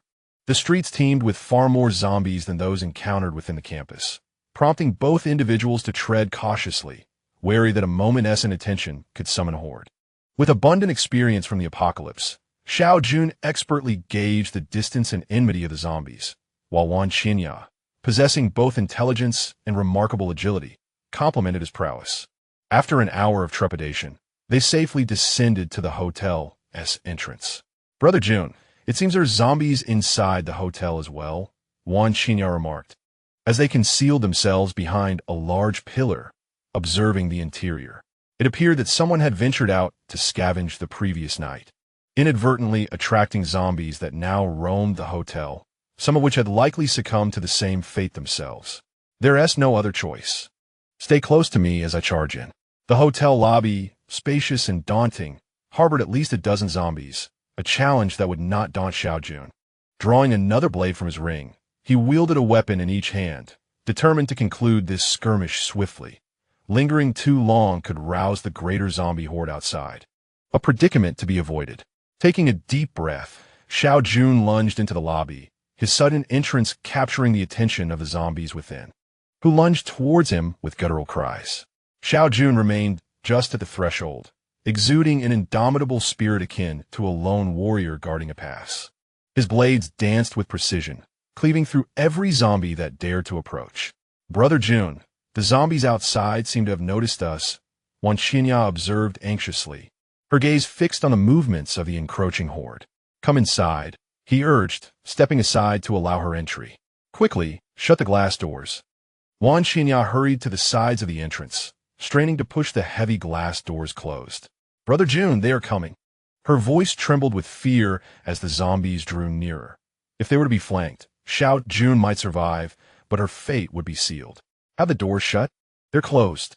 Despite her fear, Wan Qinya diligently fulfilled Xiao Jun's command. "Brace against the door," she urged, pressing her back firmly against the glass. As the zombies reached the entrance, beginning to pound against the barrier. "I can't hold them." The tremendous force exerted by the zombies began to overwhelm her petite frame, and a wave of suffocation enveloped her as Xiao Jun pressed against her from behind. "Oh no, my panda is going to be squished." Xiao Jun felt a mixture of irritation and amusement at her whimsical thoughts. His intention was not to lean on her deliberately, but to shield her. Standing side by side would risk her safety from the zombies within. "Just a little longer. We'll be through this soon." With another flurry of strikes, the last zombie in the lobby fell to Xiao Jun's blades. Turning, he braced himself against the glass doors, resolutely preventing the relentless zombies from breaching their sanctuary. "Brother Jun, what shall we do?" Holding the door indefinitely is certainly not a solution. One can only endure for so long. Let us first search the bodies. "Do not be afraid." Xiao Jun, while internally criticizing Wan Qinya, swiftly transitioned into his avaricious endeavor, prioritizing the collection of crystals even in the face of impending doom. Wan Qinya, with no alternative course of action, complied with Xiao Jun's directive and began to examine the corpses. Within 2 minutes, she had completed her task, discovering 4 crystals among the 20-odd zombies in the hall. Truly, she adored her own red hands. "Do you see that small door? It leads to the staircase." "I see it." Wan Qinya nodded, uncertain of Xiao Jun's intent. "That door can be locked from the inside. You go first and lock half of it. When I come in, swiftly close the remaining half." There was an unspoken assurance from Xiao Jun that even if the zombies surged in, he would manage to escape. And this step was the ultimate test for Wan Qinya. "Rest assured, Brother Jun, I'll wait for you at the door. You must come back." Wan Qinya hesitated for merely a second before acquiescing. She felt powerless here, needing Xiao Jun's protection, and only hours prior had vowed not to be a burden. Yet here she was, contradicting herself so swiftly. She hastened to the staircase of the hotel, and, as anticipated, the door functioned as Xiao Jun had described, capable of being locked. Wan Qinya first secured half of the door and inserted the bolt, then stepped outside to signal Xiao Jun with an OK gesture. Counting down from 3, Xiao Jun abruptly released his grip and sprinted toward the staircase. A moment later, the door was nearly overwhelmed by the horde of zombies. Xiao Jun, utilizing his extraordinary physical prowess, quickly reached the staircase. Wan Qinya, her heart racing, waited anxiously, uncertain whether the next to enter would be Xiao Jun or a zombie, yet she chose not to shut the door. "Brother Jun," Wan Xinya exclaimed with delight. At that moment, he was the embodiment of strength in her heart. "Close the door, foolish woman." Xiao Jun darted past, prompting Wan Xinya to swiftly react and secure the other half of the door. Hud, hud, hud. The sound of zombies colliding with the door echoed ominously. "Shoo!" Xiao Jun placed a finger to his lips, signaling Wan Xinya to remain silent. Without any noise or scent of the living, the zombies would soon disperse. Indeed, within a few minutes, the banging ceased, and they both breathed a sigh of relief, cautiously ascending the stairs. On the 21st floor, all doors remained firmly shut, but the bodies in the corridor had vanished, likely cleared away by someone. With so many zombies around, a body tossed down would leave no trace within a minute. Beep. Fingerprint unlock successful. Fortunately, the hotel's doors employed fingerprint locks, which relied on batteries, even in a power outage. They would remain functional as long as the batteries held charge. Finally, they were safe. Chapter 12. The first stage aberrant. "Brother Jun, did you prepare all of this?" Wan Xinya gasped in astonishment at the room filled with supplies. Had he foreseen the apocalypse? How else could he have amassed such a vast array of provisions? Conveniently securing a presidential suite on the 21st floor? The figure of Xiao Jun has grown increasingly enigmatic in Wan Xinya's heart. When a woman becomes curious about a man, it is a clear indication that she has fallen for him. From the initial terror on the first day of the apocalypse to the despair that followed, and then the shock of encountering zombies, Wan Xinya's spirit had been nearly shattered in just a few days. However, upon meeting Xiao Jun, a flicker of hope for survival rekindled within her. Now, the abundance of food surrounding her has obliterated her psychological defenses. At this moment, even if Xiao Jun were to lead her directly to the bed, she would harbor no objections. The joy of a dancer is beyond imagination. Opening the gas canister, Xiao Jun placed a large iron pot on the stove and began pouring in bottles of mineral water. Wan Xinya was perplexed by his actions. So much mineral water. In the sweltering heat of the previous days, she had thought that if someone offered her just a bottle of water, she would be willing to spend a night with them. After pouring in 20 bottles, Xiao Jun finally ceased his endeavor. With a high-tech kettle at his disposal, water scarcity was no longer a concern. The hundreds of boxes of mineral water he had stockpiled were not solely for drinking, but also for bathing. He boiled the water and poured it into the bathtub, adding another 10 bottles of mineral water. Although the amount was still somewhat lacking, it was sufficient for a bath. Wan Xinya stood there, utterly astonished. Was such luxury still possible in these times? Unperturbed by her reaction, Xiao Jun shed his clothes and immersed himself in a bathtub. What a refreshing experience! Despite having soaked in water for days, after a long day of slaying zombies, he was covered in blood and needed a thorough cleansing. After half an hour, the water had turned a deep crimson black, and Xiao Jun emerged, feeling invigorated. "You can manage it yourself, right? Do you expect me to help you boil water?" he remarked, noticing Wan Xinya's dazed expression upon entering the room. "Can I wash as well?" The suddenness of this happiness left Wan Xinya stammering. Just yesterday, she was willing to share a bed for a bottle of water, and today she found herself able to bathe? At this rate, it seemed inevitable that she would end up marrying him. She simply wondered whether the Civil Affairs Bureau was still operational. "I'm heading to my room now. You can sort yourself out. Once you're done, rest a bit and eat whatever you like," Xiao Jun declared, feeling fatigued, mentally drained after a sleepless night and a day spent battling zombies. He had come to trust Wan Xinya to a certain extent, and within her, he sensed a cacophony of peculiar emotions. Had he not been so exhausted, he would have engaged her in a deeper discourse. This is the advantage of sheltering a woman. The likelihood of betrayal is significantly reduced compared to that of a man. Pushing open the door to his room, Xiao Jun reclined once more on the warm, inviting bed. What a comfort! After he entered, Wan Xinya, emulating his actions, opened the gas canister. Hesitating for a moment, she poured in 15 bottles of mineral water before boiling it and adding another 5 bottles into the bathtub. Though there were merely 20 bottles of water, Wan Xinya still delighted in her bath, meticulously cleansing her entire body, even indulging in shower gel and shampoo. In a hazy slumber, Xiao Jun sensed something soft nestled into his embrace. a comforting presence that he instinctively held tighter. Upon awakening, he found the world outside cloaked in darkness, enveloped in an eerie silence devoid of sound. Curious, as he prepared to stretch, he suddenly felt an unfamiliar weight in his arms, realizing that someone had joined him. No wonder his arms felt weary. With the moonlight streaming through the window, he discerned the visage of none other than Wan Qinya, her beauty enhanced after her bath, resembling a celestial being from the moon palace under the moon's gentle glow. In her dreams, her delicate nose crinkled slightly, adding a playful charm to her allure. Her arms clung tightly to Xiao Jun's waist, their bodies pressed closely together. Her head nestled against his chest, a sight that evoked tenderness. As the blanket slipped slightly, revealing her bare form, it was an undeniable allure that Xiao Jun found hard to resist. Thus, while Wan Qinya remained blissfully unaware of the situation, Xiao Jun stepped out of the room, his enhanced physique feeling extraordinarily powerful. Wan Qinya drifted back into a deep sleep.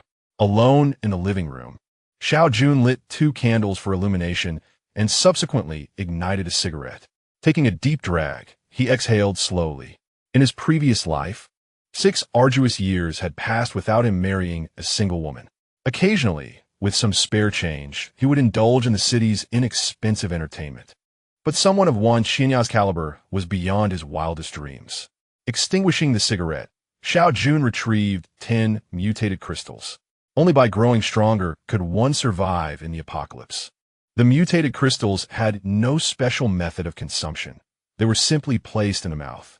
As he consumed the first crystal, a warm current surged through his body, signaling a subtle enhancement. Without hesitation, he followed with the second, third, and continued until all 10 were consumed, culminating in a profound transformation. As a first-tier mutant, he instinctively understood his newfound strength, a knowledge shared by all who had ingested 10 mutated crystals. This transformation resulted in a doubling of overall capabilities, strength, speed, and endurance, all amplified. For instance, if one could initially strike with a force of 150 pounds, they could now deliver 300 pounds. What once took 16 seconds to run 100 meters could now be accomplished in 8. Moreover, prior to this, Xiao Jun had already consumed a high-level mutant serum, enhancing his physical prowess threefold. After his transition to a first-tier mutant, he could distinctly feel his amplified strength, a testament to the genetic evolution that had further intensified his abilities. It was extraordinary. No wonder the top 10 masters of his previous life had maintained their esteemed positions. Truly, he was invincible within his tier. Xiao Jun began to yearn for other exquisite airdrop crates, seizing the opportunity at hand. It was imperative to locate more of these precious boxes swiftly. If he could discover another exceptional airdrop crate, it would lead to his prosperity. Even 2 high-tier ones would suffice. Chapter 13. Insights to elevate from a first-tier aberration to a second-tier one. A total of 100 first-tier mutation crystals was required, a considerable number indeed. A conservative estimate suggested that he would need to vanquish over 1,000 zombies to amass such a quantity. As for ascending beyond the second tier, the requirements escalated significantly.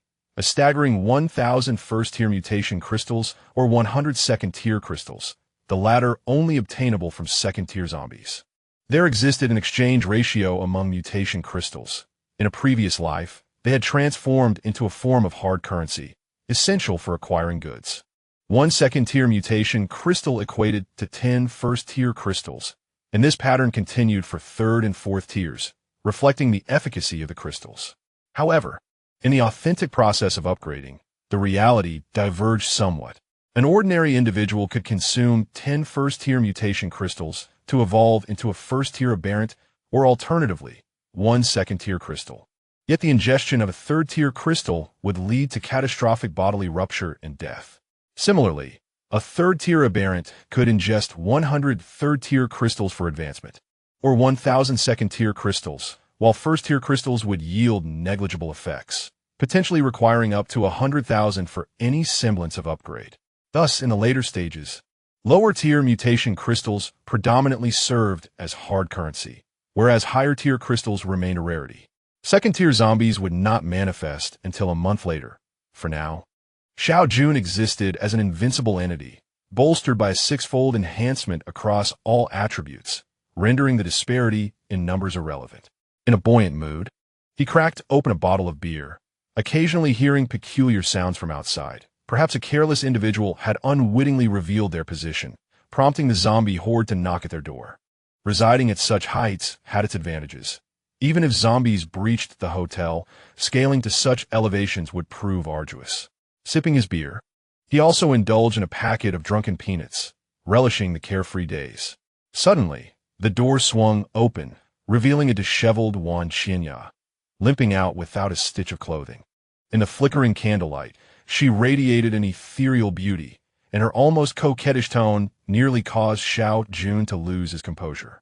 Freshly upgraded, he feared that further exertion might lead to her untimely demise. "There are some of my clothes over there. Feel free to choose one," he suggested. Wan Xinya was a remarkably astute woman, having swiftly adapted to the harsh realities of this apocalypse. After becoming Xiao Jun's partner, she maintained a sense of humility, understanding that countless women would employ various means to ascend to his bed, driven solely by the resources available within their shared abode. Selecting a white shirt, she opted to forego undergarments, as there were only the two of them present. She then retrieved a bottle of sugary soda and settled beside Xiao Jun. She looked captivating in that white shirt, which only heightened her allure. Xiao Jun forced himself to avert his gaze, lighting a cigarette and inhaling deeply to quell the tumultuous thoughts within. "What shall we do next?" After a moment of silence, Wan Xinya broke the stillness. It was hardly feasible to remain confined in this room for eternity, and sustenance was not a luxury they could afford. "Tomorrow, I will venture out to seek the airdrop boxes." "Airdrop boxes? You mean the large crates that fell from the sky in front of the gym today?" Xiao Jun was surprised to learn that Wan Xinya had also witnessed it. Given the zombie crisis the previous night, few had been paying attention at that hour.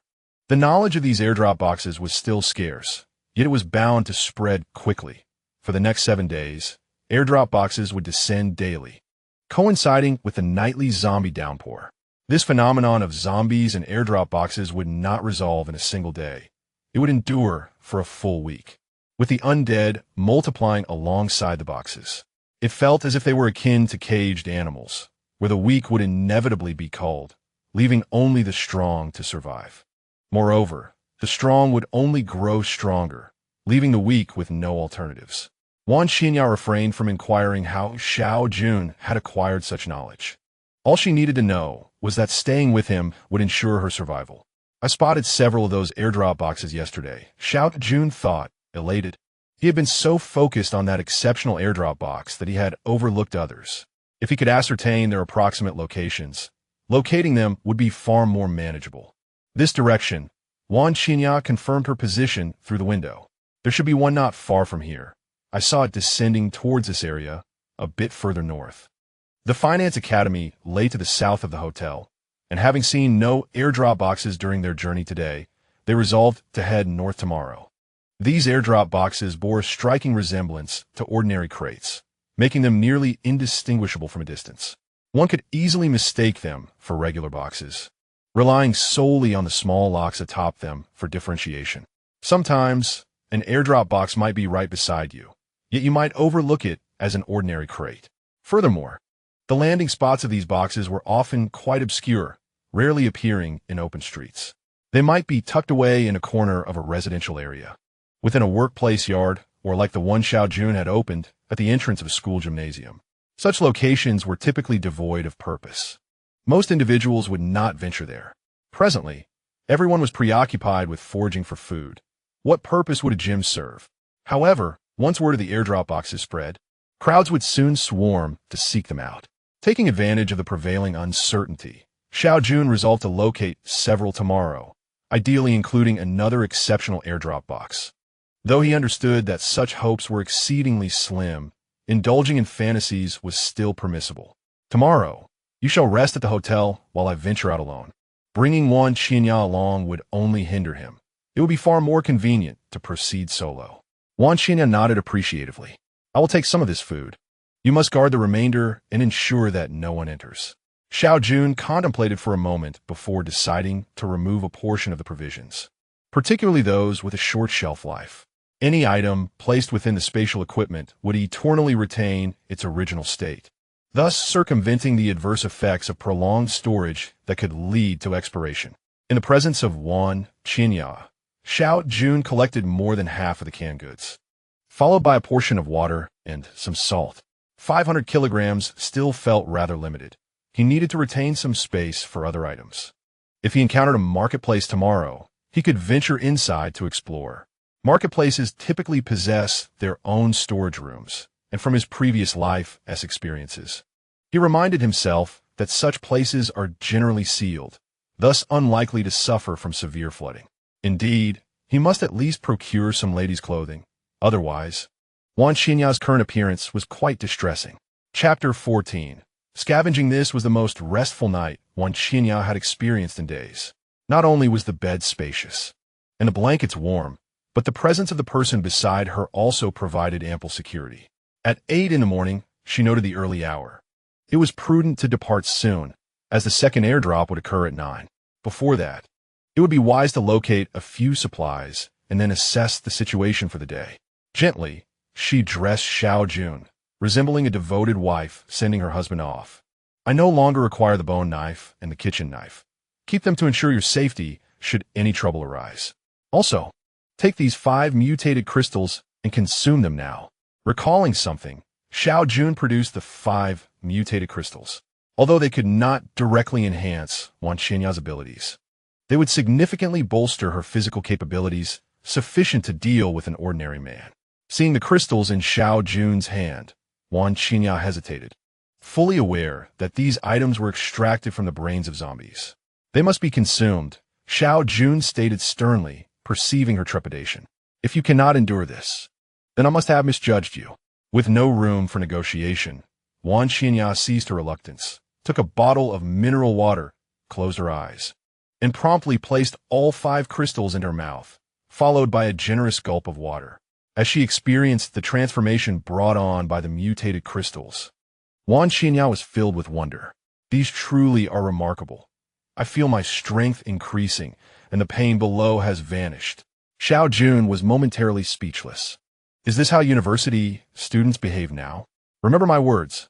I am leaving now. After ensuring the corridor was empty through the peephole, Xiao Jun swiftly opened the door and stepped outside, closing it immediately behind him. Unbeknownst to him, in the room opposite, another eye observed his actions through a peephole. Brother Chong, I assure you I am not deceiving you. The young man residing across the hall purchased a significant amount of food and water, along with various other supplies. Just a day before the apocalypse, if Xiao Jun were present, he would recognize the speaker as the steward responsible for delivering provisions to him. Rest assured, if it is indeed true, those supplies will be ample for us brothers, and you shall not be forgotten. The man addressed as Brother Chong patted his cheek, while the steward bent slightly, raising his head with a sycophantic smile, completely oblivious to the hand that had struck him. Come on, both of you, hurry up. Once that kid walks far enough, we'll pry open the door and make a big score. Inside the room, 2 men were engaged in games with 2 waitresses, who appeared visibly exhausted. After an entire day of barely sipping water and eating a single meal, it was no wonder they struggled to entertain a group of men. Xiao Jun was unaware of the happenings in the hotel. He had already descended to the lower floor. The number of zombies in the lobby had increased since yesterday, likely due to those he had drawn in without any means of escape. However, today was different. Xiao Jun had no qualms about this level of zombies. As long as his stamina held up, they were merely sources of mutated crystals. Damn, what a bunch of stingy fools. Over 30 zombies, and only 1 mutated crystal? It seems I need to upgrade Wan Qinya soon. She truly is the chosen one, with far better luck than I. Stepping out of the hotel, he encountered an even greater number of zombies outside, with many unfamiliar faces. Indeed, another wave of the undead had descended overnight. Xiao Jun was careful not to provoke them. His stamina was limited, and it would be folly to attract the horde on the streets. Finding the airdrop box was his priority. He would only engage zombies when absolutely necessary. After orienting himself, Xiao Jun stealthily moved northward, recalling Wan Xinya's memory of an airdrop box in that direction. Throughout his journey, he managed to avoid alarming the zombie horde. dispatching the occasional obstructions swiftly. With his current speed and explosive power, he could eliminate them with ease during the day, without disturbing nearby zombies. Thus, he maintained a remarkably high pace. Oh, a supermarket! Xiao Jun swiftly darted into a store. Upon entering, he was immediately confronted by several zombies. With a swift stroke, he dispatched them, finally securing another mutated crystal. His luck had been rather dismal. With a sigh, he began to scour the interior. Puddles of stagnant water dotted the ground, and various corpses lay strewn about, indicating that these individuals had perished on the very first day. The shelves were barren. Even if remnants remained, they had likely been thoroughly scavenged in the past few days. Xiao Jun's true objective was not the store itself, but rather the stockroom. After circling the supermarket, he finally located a sign and descended to the basement level, only to find a handful of zombies there, two of which were clearly humans who had been assimilated. After dispatching them, he realized he was indeed in the right place. Those two must have been staff members of the supermarket, who, after the calamity, sought food here, only to attract zombies and ultimately join their ranks. Easily breaking the heavy lock on the door with his steel knife, Xiao Jun pushed open the stockroom entrance. This is rather bountiful, he mused. With nearly 400 pounds of goods already in his ring and over 600 pounds of capacity remaining, he initially thought it sufficient. However, it now appeared he was far from done. Snickers, nuts, chocolate. There's nothing that Xiao Jun cannot conceive of, and indeed, nothing that cannot be found here. He yearned to collect all these treasures. This desire only intensified his urgency to locate more airdrop boxes, as his spatial equipment was woefully insufficient. 500 kilograms was simply inadequate. Ultimately, Xiao Jun amassed 100 pounds of Snickers, followed by another 100 pounds of spicy strips, 100 pounds of various beverages, and an additional 100 pounds of chips and other snacks, culminating in another 100 pounds of self-heating rice. The spatial capacity was indeed lacking, despite his efforts. It seemed as if he had scarcely taken anything at all. Venturing further inside, he encountered women's lingerie and various garments, which he promptly stuffed into his ring, collecting 100 sets of each. The same process was repeated for men's attire. By the time he completed this collection, his ring was left with a pitiful 25 kilograms of capacity. He closed the warehouse door, vowing to return should he acquire more spatial equipment, determined to fill it to the brim. Exiting the supermarket, Xiao Jun exhaled deeply. Even if he failed to obtain additional spatial tools, the resources he possessed, combined with those from the hotel, would suffice for him and Wan Xinya to sustain themselves for quite a while. With only 20 minutes remaining until 9 o'clock, it was time to earnestly seek out the airdrop boxes. Chapter 15. Seizing the airdrop boxes, turning a corner, Xiao Jun beheld a towering wall. Such places were primed for airdrop boxes to appear. Circling the perimeter, he finally located the entrance, revealing it to be the courtyard of a certain unit. The iron gate stood closed, yet a small door was ajar. Since the apocalypse had struck at midnight, it was likely that the premises harbored no living souls. Stepping into the courtyard, he noticed several small vehicles, all of which had succumbed to water damage, clearly rendered inoperable. After a thorough search, Xiao Jun found no airdrop boxes. There was a small door here. Passing through it, he discovered the unit's rear yard. Upon entering, he immediately spotted a box quietly resting in the center of the yard. At last, he had found it. Xiao Jun hastened forward, deftly slicing the small lock with his steel knife. Once again, a radiant white light obscured his vision, compelling him to feel around inside. A lunchbox, a water bottle, nothing more. Cursed be it, another low-tier airdrop box, containing merely 2 types of items. Although he had mentally prepared himself for such a disappointment, a sense of letdown still washed over him. He recalled how, in his previous life, he would have been elated to find even the most mundane airdrop box. No matter.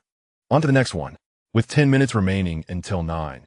If he could not find another, he would have to hope for the best from the heavens. Swiftly traversing from yard to yard, it was not until the 4th courtyard that he finally discovered his second airdrop box. Thank the heavens. Grant me a stroke of good fortune this time. Inside, he found another lunchbox, familiar items once more, but this time a high-tech dagger graced his discovery, a refreshing change. Xiao Jun recalled hearing that Wan Xinya had wielded a dagger in his past life.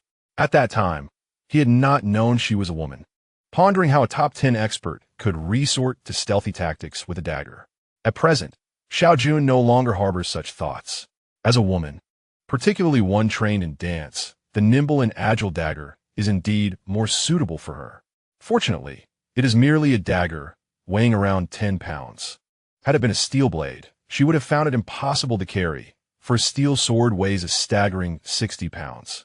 After examining the two items, the white light astonishingly did not dissipate, invigorating Xiao Jun with a sense of exhilaration. This pure African individual has indeed experienced a stroke of extraordinary luck. However, it remains uncertain whether this is an exceptional airdrop box or merely a high-grade one. The notion of an exceptional airdrop box, though enticing, is likely beyond her fortune. Nevertheless, it appears that the goddess of fortune may have smiled upon her this time, as the third item revealed a spatial artifact, a jade pendant. Spatial artifacts manifest in various forms, each indicating different capacities.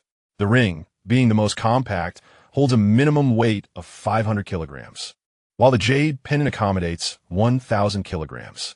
There are even larger artifacts, such as bracelets, which can carry an impressive 5,000 kilograms. In her previous life, Xiao Jun had even heard tales of the Lord of Future City possessing a spatial satchel reputed to have a capacity of 100,000 kilograms, the largest discovered by humanity in 6 years. Placing the jade pendant around her neck, it instantly vanished, leaving behind a delicate line etched upon her skin. With this pendant capable of holding 1,000 kilograms, Xiao Jun can now carry an even greater load. Besides the pendant, she unearthed a steel blade. And the final item was a novel gadget, a high-tech solar-powered lamp. This remarkable device can illuminate for up to half a month once its energy storage is full. In essence, as long as there is no incessant rain for a fortnight, the lamp will remain lit. Moreover, it charges swiftly, reaching full capacity in just 1 hour.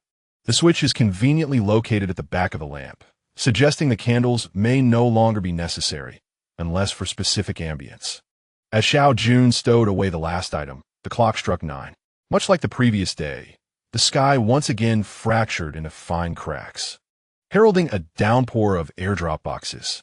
Regrettably, from their appearance alone, one cannot discern the quality of the airdrop boxes. The true nature is only revealed upon opening them. The 5 minutes passed in the blink of an eye, and Xiao Jun dashed toward a direction where the boxes appeared to be more plentiful. At this moment, time equates to wealth. That last wave of airdrops was undoubtedly witnessed by many, and driven by curiosity, numerous individuals would be searching for the boxes. Should anyone discover valuable items within, the news would spread swiftly, making it imperative to seize the boxes before they become contested. Throughout her journey, Xiao Jun remained vigilant, avoiding any unnecessary disturbances to the zombies, and she soon spotted several humans emerging from buildings. Most of these individuals had ventured out upon sighting the airdrop boxes, marking them as competitors. With her sights firmly set, Xiao Jun quickly located an airdrop box, arriving simultaneously with another group of people. This was an upscale community, characterized by its row of villas. Such neighborhoods typically do not survive beyond the initial 3 days, suggesting that excessive wealth may not always be advantageous. As Xiao Jun was clearing the zombies in his vicinity, another group was rapidly dispatching the undead. Their techniques and coordination indicated that this was certainly not their first encounter with zombies. Is this a monster? There are 7 of us. Yet our speed in exterminating zombies is outpaced by him. Those 2 knives of his are formidable. It would be splendid to seize them later. He's just a kid. I could easily distract him with a few words and find an opportunity to eliminate him. Several voices echoed in Xiao Jun's mind. While he had yet to contemplate taking a life, the opposing group had already harbored murderous intent, which intrigued him. When only 2 zombies remained, Xiao Jun deliberately slowed his pace to allow the other group to catch up. Thus, under his control, both parties arrived simultaneously at the airdrop crate. Hey, little brother, seeing how impressive you are, why not join our team? In this chaotic world, humanity should unite. Let us keep him steady for now and deal with him later. This young man is too capable. If he were to take our leader's position, it would surely be jeopardized. Is this the world of adults? A facade of camaraderie while harboring ulterior motives. How natural it all seems. I will take this crate. Do you have any objections?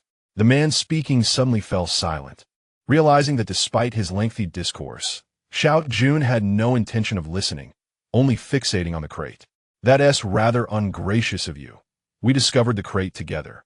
And there's 7 of us. A flash of a blade cut through the air. Now you're down to 6. The crate belongs to me. Do you have any objections? You actually killed someone. As fellow humans, shouldn't we assist each other instead of resorting to mutual slaughter? That voice, it belonged to the one who had just referred to himself as a kid. Now you're down to 5. Any further objections? The remaining 5 exchanged glances and then frantically fled towards the exit, bewildered by the madness of a person who could kill 2 with mere words. Watching them retreat, Xiao Jun sheathed his knife, pondering why they had to offer up their heads so readily. Chapter 16. The transaction in his previous life. Xiao Jun had survived due to sheer luck, having stumbled upon a low-tier airdrop crate early on. Now, merely 2 days into this new existence, he had already encountered his 4th. Even after opening a premium airdrop crate, he maintained a sense of reverence for each box he opened. Rubbing his hands together, he prepared to delve into the crate. A high-tech steel knife emerged. No surprises there. Reaching again, he found a water bottle, and then nothing more. Indeed, the lowest-tier airdrop crates were the norm. Yet, Xiao Jun remained undeterred. Countless crates awaited him outside. This situation persisted until around 3 in the afternoon, when he stumbled upon 2 more airdrop crates, albeit only the lowest tier, yielding him 2 lunchboxes and 2 water bottles. Even these basic crates typically produced food as their primary output, ensuring that survival from starvation was a priority. During his search, Xiao Jun also dispatched numerous zombies, finally amassing 5 first-tier mutated crystals, enough to allow Wan Qinya to upgrade upon his return. Whether looting corpses or opening crates, it was essential to have someone like Wan Qinya, the goddess of fortune, by his side, as he felt ill-suited for such endeavors given his background.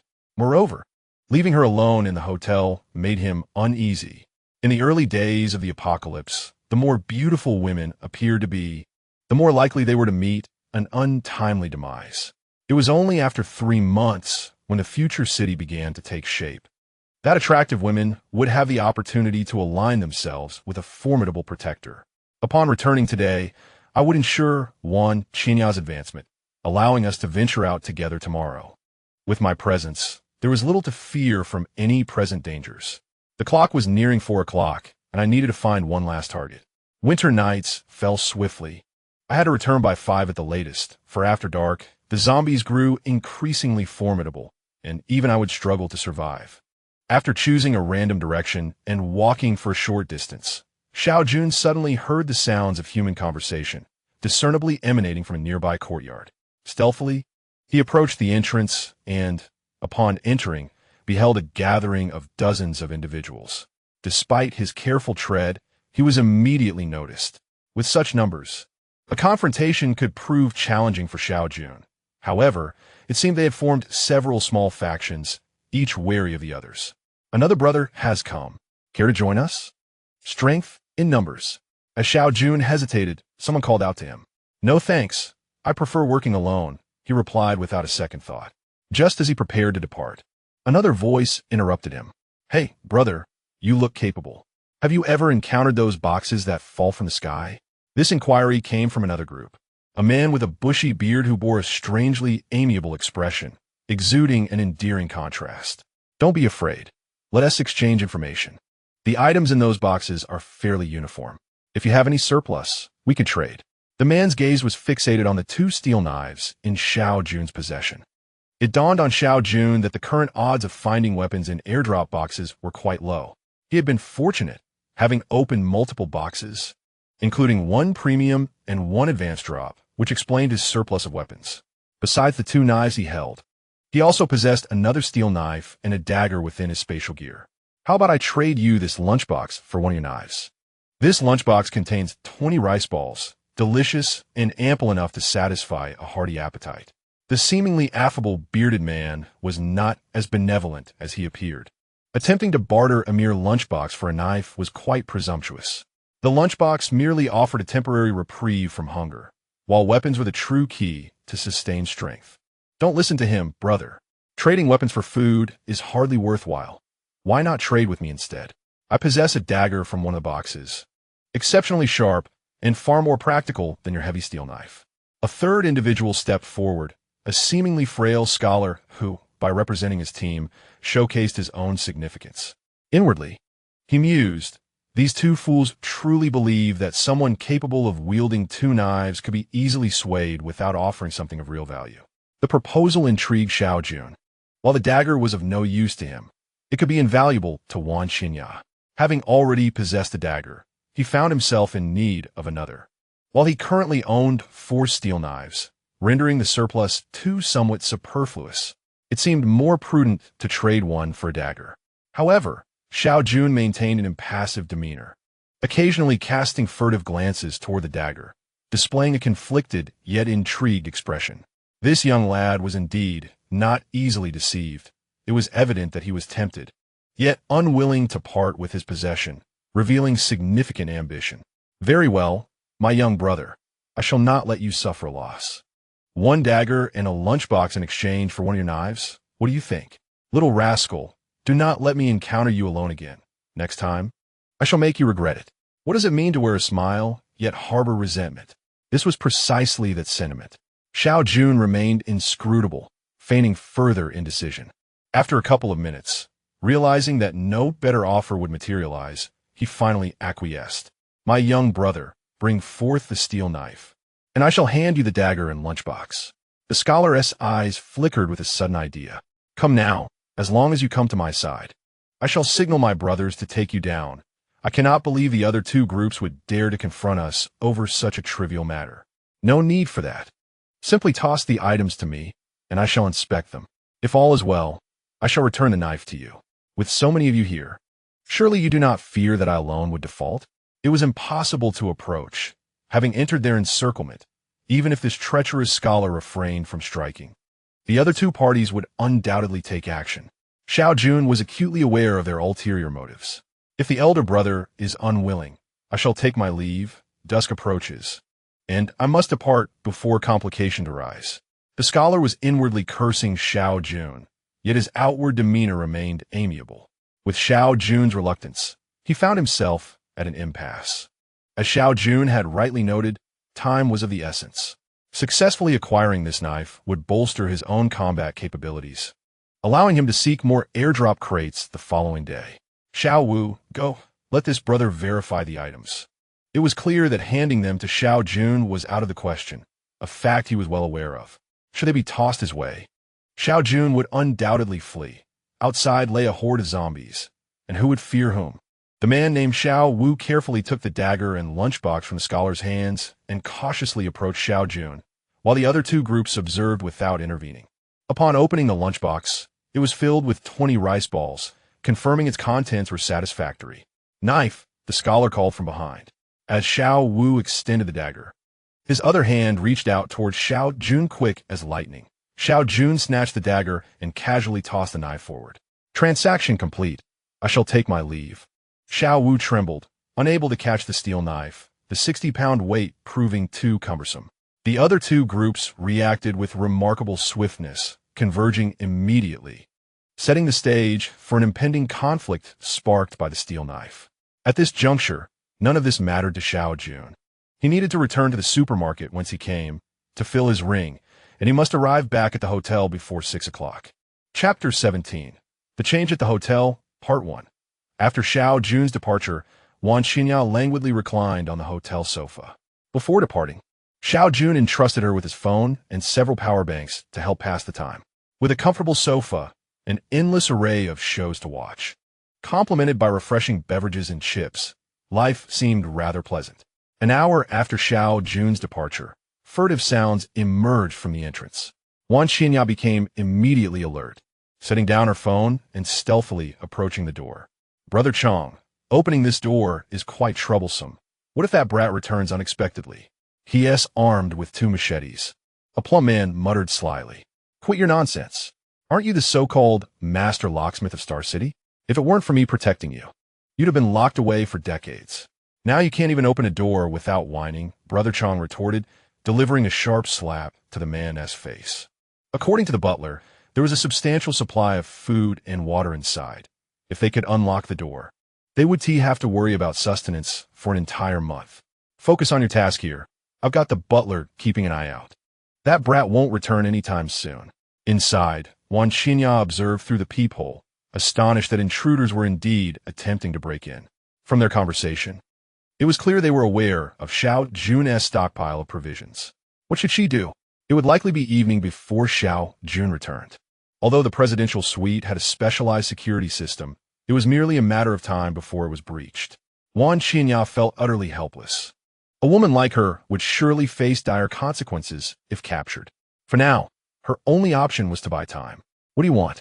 She called out, aiming to intimidate them, hoping to stall for a moment. The plump man faltered in his task, even dropping a wire onto the ground. Brother Chong, there is someone inside, he exclaimed. Before the apocalypse, this man had been a petty burglar. Discovering someone was home mid-lockpicking was a sure sign to flee. Reflexively, he prepared to bolt. But Brother Chong seized him, delivering another 2 slaps. Where do you think you're going? It's just a woman. Once you open that door, she'll be yours. The plump man perked up. The 2 attendants inside were rather attractive, but after days of indulgence, he was weary of them. A fresh encounter would invigorate him. I'll tell you, my brother will return soon. If you don't leave now, you'll regret it. Wan Xinya pressed on, trying to disrupt the plump man's progress. You can be sure your brother won't return.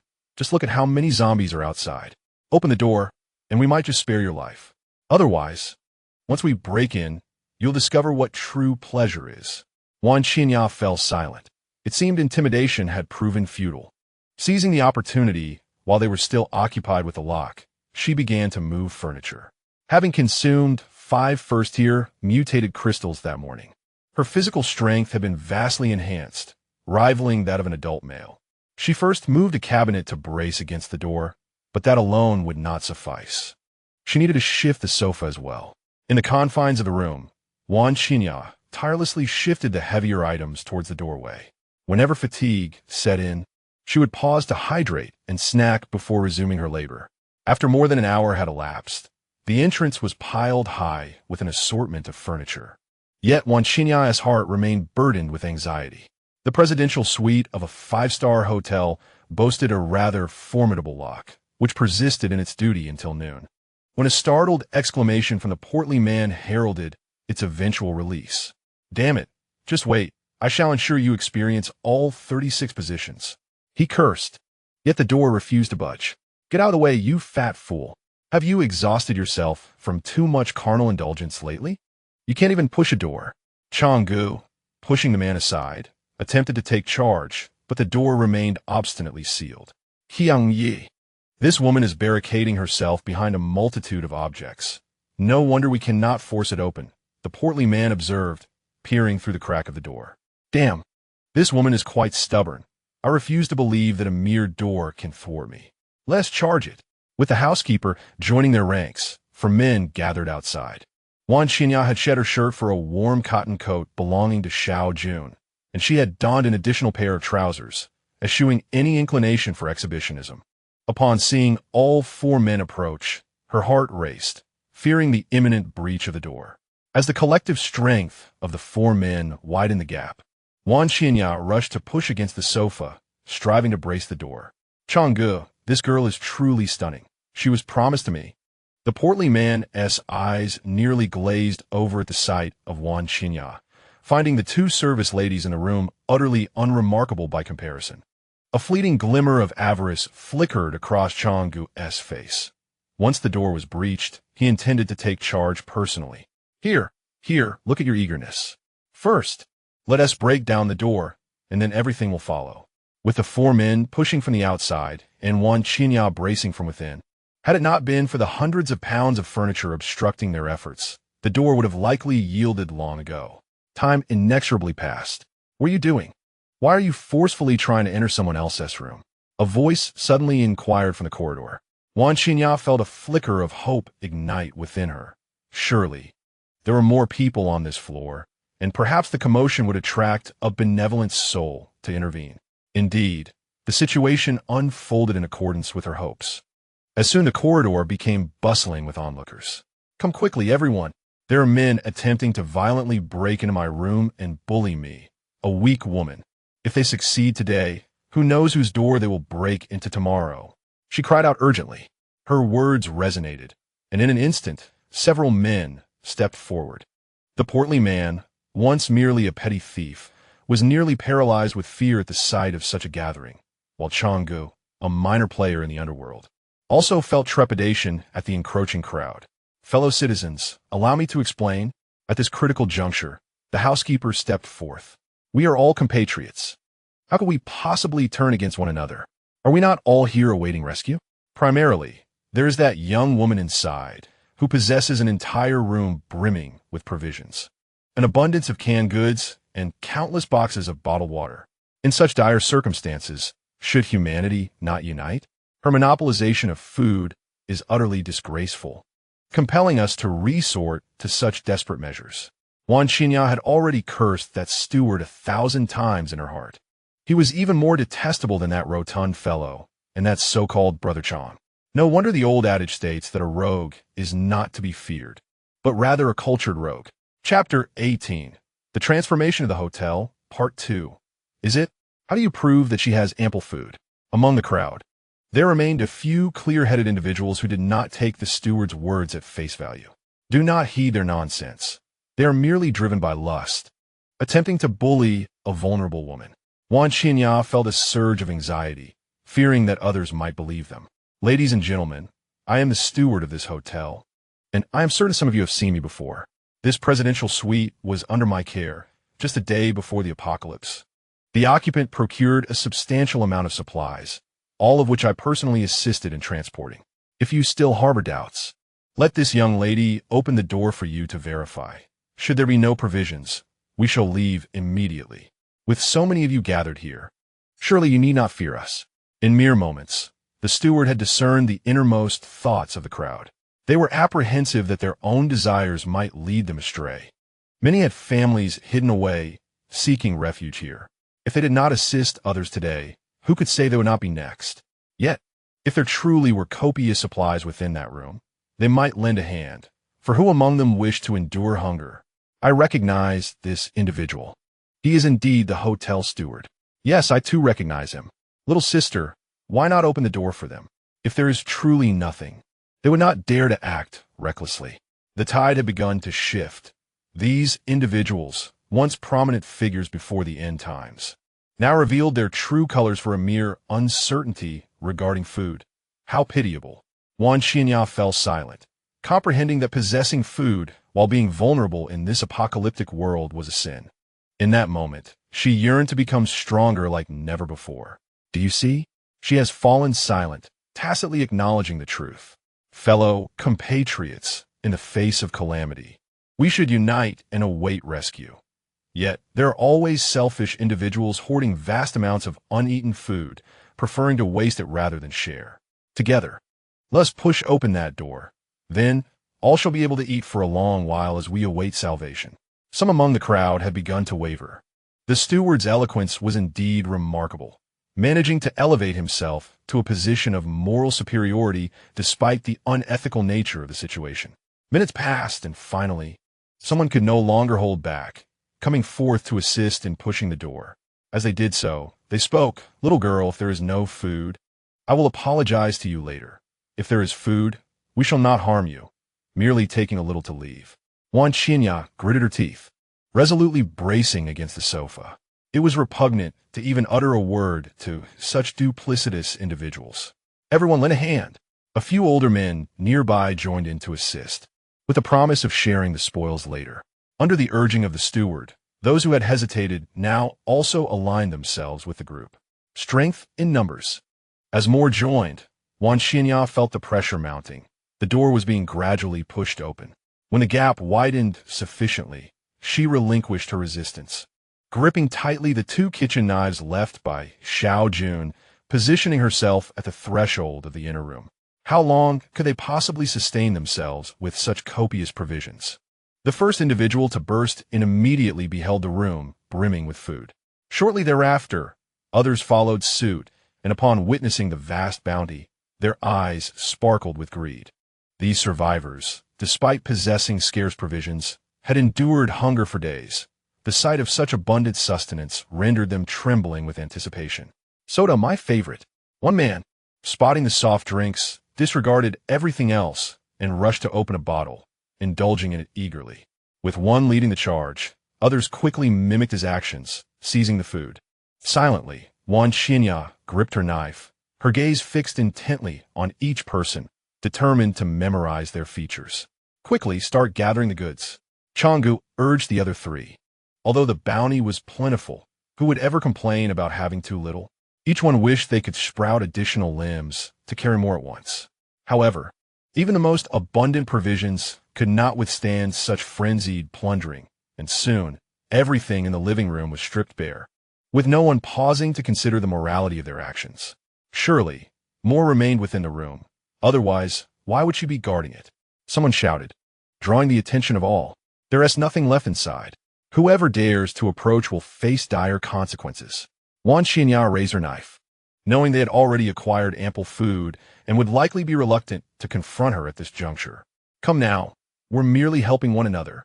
Once this crisis passes, I'll compensate you tenfold, a young girl jested. Yes, I'll pay. I'm the owner of XXX Company. You must trust me. A group of insincere individuals chuckled awkwardly. Having obtained what they desired, they decided to retreat, reasoning that even if food did lie within the bedroom, it could hardly be substantial. In the blink of an eye, everyone dashed back to their own rooms, leaving only Wan Xinya and the four men behind. Hey girl, do you know how to wield a knife? Holding it up so high. Do you want Chang'e to teach you? With the others gone, Chang'e grew bolder. This girl must confronted by two gleaming kitchen knives.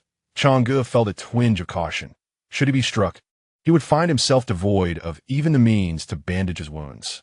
Chang'e, she wields a knife. Perhaps it would be prudent to reconsider, the hefty man muttered, casting a fearful glance at the weapons.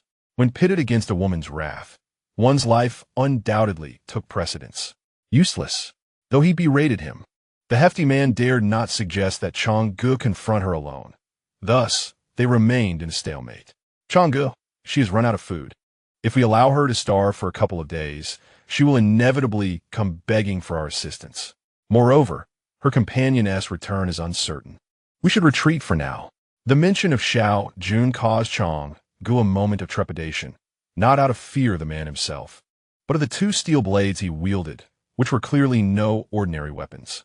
Very well, we shall retreat for now. This time, the entire floor was involved in seizing their provisions. I refuse to believe that her brother will pose any threat upon his return. After deliberation, the group opted to withdraw. This fiery woman could be left to starve for a few days, and perhaps her companion would abandon her altogether. They swiftly departed, and only when they heard the sound of a door closing did Wan Xinya allow herself a slight sigh of relief. Once she secured the door, she could no longer contain her emotions, curling up in a corner and weeping. After all, she was merely a 20-year-old girl. Chapter 19. Reckoning the room was in disarray. As if many had passed through, the area where food was stored lay barren, devoid even of a single bottle of water. Wan Xinya sat curled up in the corner, softly sobbing. This was the scene that greeted Xiao Jun upon his entrance. He was aware that the apocalypse would be chaotic, yet he had not anticipated it would spiral into disarray so swiftly. Upon seeing Xiao Jun, Wan Xinya transformed from a subdued child into a wailing one, as if she had found her father after feeling wronged. Xiao Jun set down his knife and knelt before her. She threw her arms around him, burying her head in his chest, as if only in his embrace could she find solace. Xiao Jun remained silent, gently patting her back.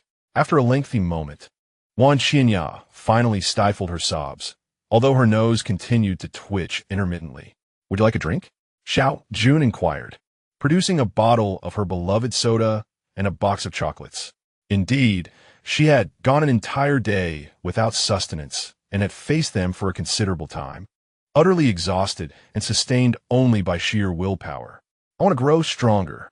I wish to become powerful. Xiao Jun asked no questions, merely pulling out 5 first-level mutated crystals. Wan Xinya seized them eagerly, disregarding their origin from the brains of zombies, and swallowed them whole. The upgrading process would require a brief period of undisturbed focus. Xiao Jun quietly sat nearby, patiently awaiting the conclusion of her transformation. Moments later, Wan Xinya abruptly opened her eyes. She had successfully leveled up and had become a first-level mutant. Put the knives away. I have a gift for you. Before Wan Xinya lay 2 high-tech daggers, which she eagerly grasped and waved with unrestrained delight, revealing her fondness for them. Indeed, some individuals are inherently suited to be formidable. For the majority of women, even in a post-apocalyptic world, the joy of wielding a dagger pales in comparison to the simple pleasure of a bag of chips. Let us go reclaim what was stolen from us, he declared. I'm aware you can hear me. Today, whoever took my belongings is granted an opportunity. Return them all within 5 minutes. Xiao Jun stood boldly in the middle of the corridor, brandishing the 2 steel blades, while Wan Xinya followed closely behind, a hint of apprehension evident in her demeanor. As time trickled by, no one emerged. All doors remained firmly shut, their occupants appearing indifferent. When the 5 minutes elapsed, disappointment flickered in Xiao Jun's eyes. He had anticipated this outcome. It was merely the early days of the apocalypse, and these people had already learned the rules of survival. Selecting a random room, he struck down with his blade, cleaving through the sturdy security door with ease. The destructive power unleashed by his 6-fold strength, combined with the razor-sharp knife, satisfied him greatly. What are you doing? Why are you forcibly entering my room? Someone call for help. There's a murderer.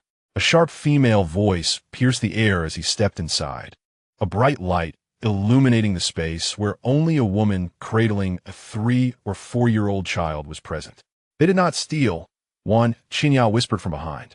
Yet, her gaze was soon drawn to the food laid out in the living room. The house was modest.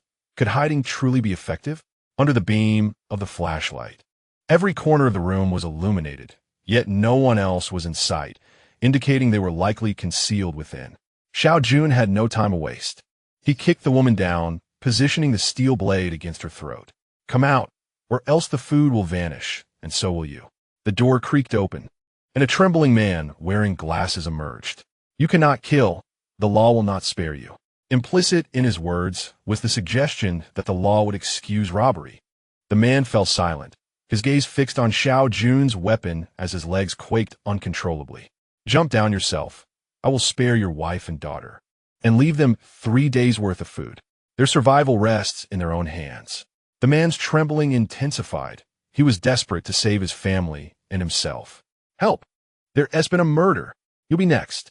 His desperate cries echoed into the silent night, drawing the attention of numerous zombies gathering downstairs.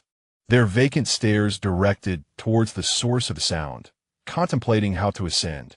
After several futile shouts, despair washed over him as no one came to his aid. Enough noise. In just 2 strides, Xiao Jun stood before him, swiftly silencing him with a single stroke. With a flick of his wrist, all the food they had pilfered vanished, absorbed into his spatial equipment. A murder has occurred. The man died too quickly, and it took the woman a moment to react. Her screams grew louder, accompanied by the cries of a little girl. I don't like killing women, but that doesn't mean I want tea. With just 1 sentence, the woman immediately fell silent, even tightly covering her daughter's mouth with both hands, fearing that the child's cries might provoke the grim reaper before them. Next, Wan Xinya saw nothing wrong with Xiao Jun's actions. Those who do wrong must bear the consequences. If she had a knife during the day, she would likely have become the plaything of that so-called Brother Chong by now, and these people were all accomplices. After breaking down the door, not a single one of them had even thought to utter a word, to ask Brother Chong and his 3 companions to spare her. They had all hurriedly snatched the food and shut their doors tightly. Following the same method, Xiao Jun opened the second door. Inside were 2 brothers, no women. Without hesitation, he killed them both and reclaimed the food that was rightfully his. The third household. Before Xiao Jun could reach the third door, most of the doors on this floor swung open, and over a dozen people stepped out. Young man, you've already killed several people. Isn't it time to calm down? A middle-aged man with a beer belly, The picture of a successful professional mustered his courage to speak. Yes, yes. This matter has little to do with us. It was mainly those four in that room. If you want revenge, go after them, another chimed in. Young man, how about this? We'll return the food to you, and let us just call it even. What do you think? It seemed the beer-bellied man had become the temporary spokesperson for the group. Jump down yourselves, and I'll leave 3 days' worth of food for each of your wives and children. Did they think they could simply walk away after what they had done? That wouldn't fly with Xiao Jun. Who do you think you are? So what if you have 2 knives? There are over a dozen of us here. How many can you kill? You're pushing us too far. A man in his 30s charged forward, but before he could finish speaking, his body was cleaved in 2.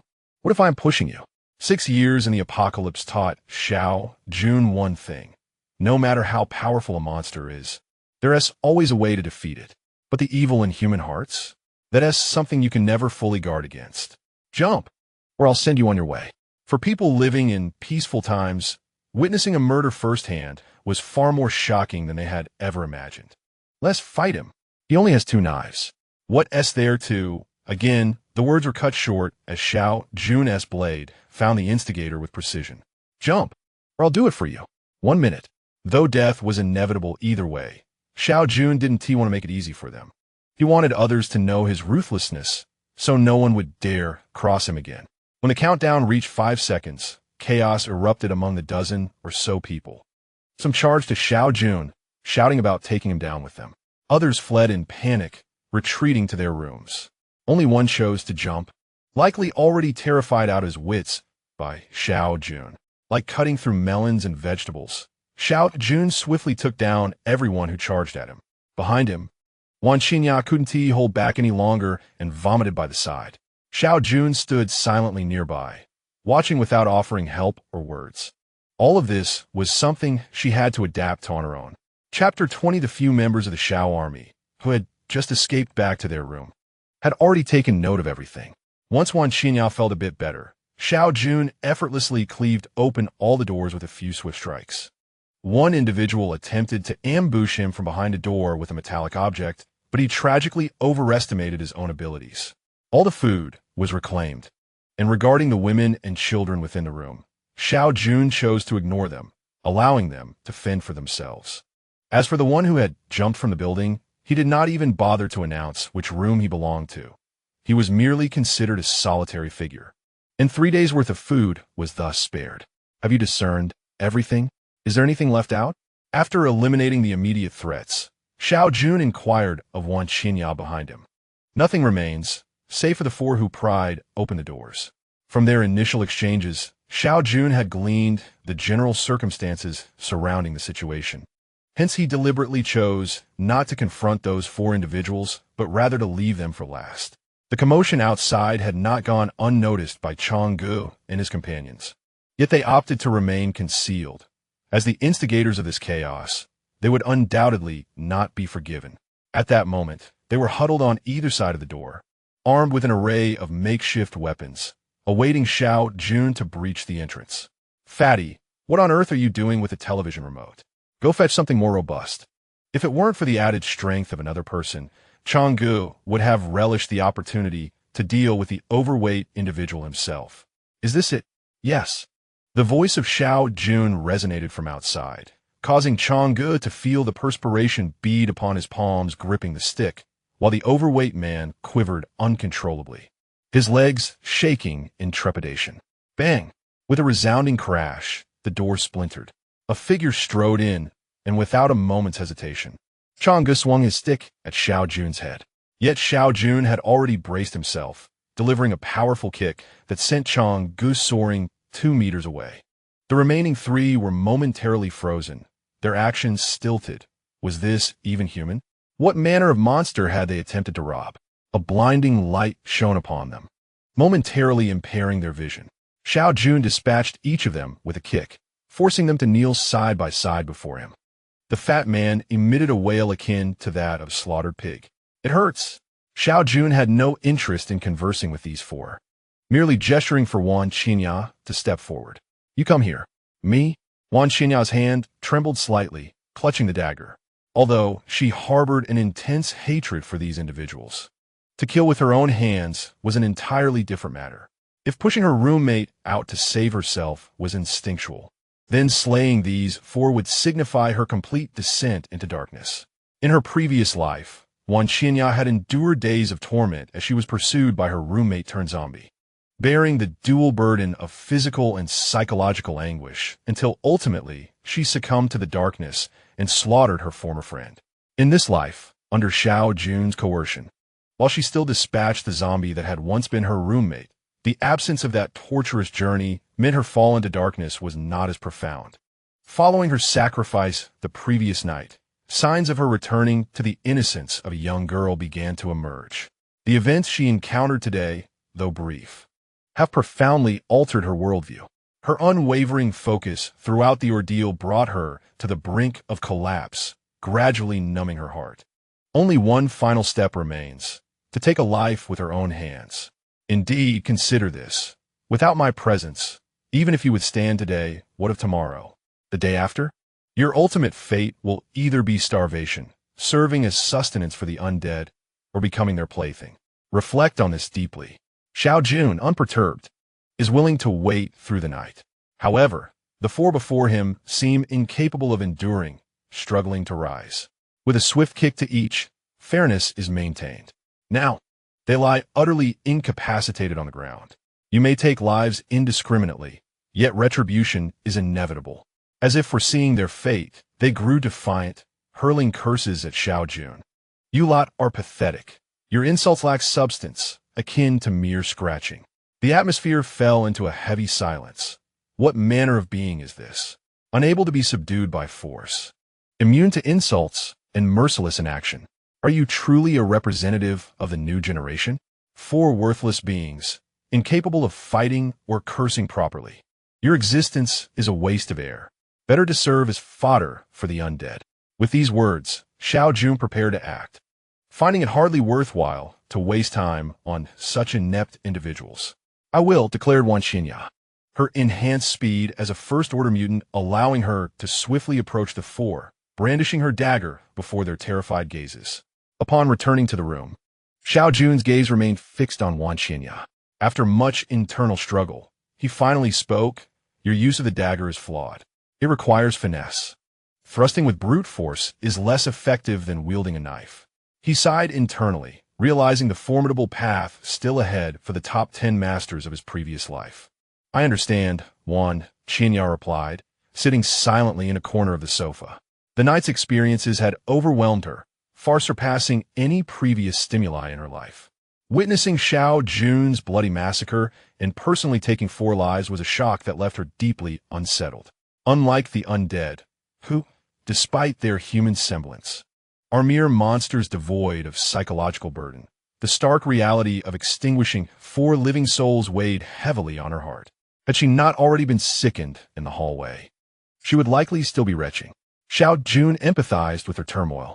In his past life, he had also faltered when compelled to take a life for the first time. Get a good night's sleep. You will feel better in the morning. He believed she would adapt swiftly. In these early days of the apocalypse, time is of the essence, leaving little room for gradual acclimatization. Hold me, but I'm still covered in blood. Kiss me. There's blood, oh no. Each person has their own way of coping. And Xiao Jun was taken aback by the directness of Wan Qinya's method. The physical enhancements of a first-order mutant allowed both to experience deeper joys. As the first rays of dawn streamed through the window, illuminating the sofa, Xiao Jun slowly opened his eyes. He could hardly recall when he had fallen asleep, only that Wan Qinya had been draped over him throughout the night. A melodious sigh escaped her lips as her long eyelashes fluttered, and she gradually opened her enchanting eyes. This captivating creature made Xiao Jun feel that something was about to happen again. Glancing at the time, he noticed it was already 8:40 in 20 minutes.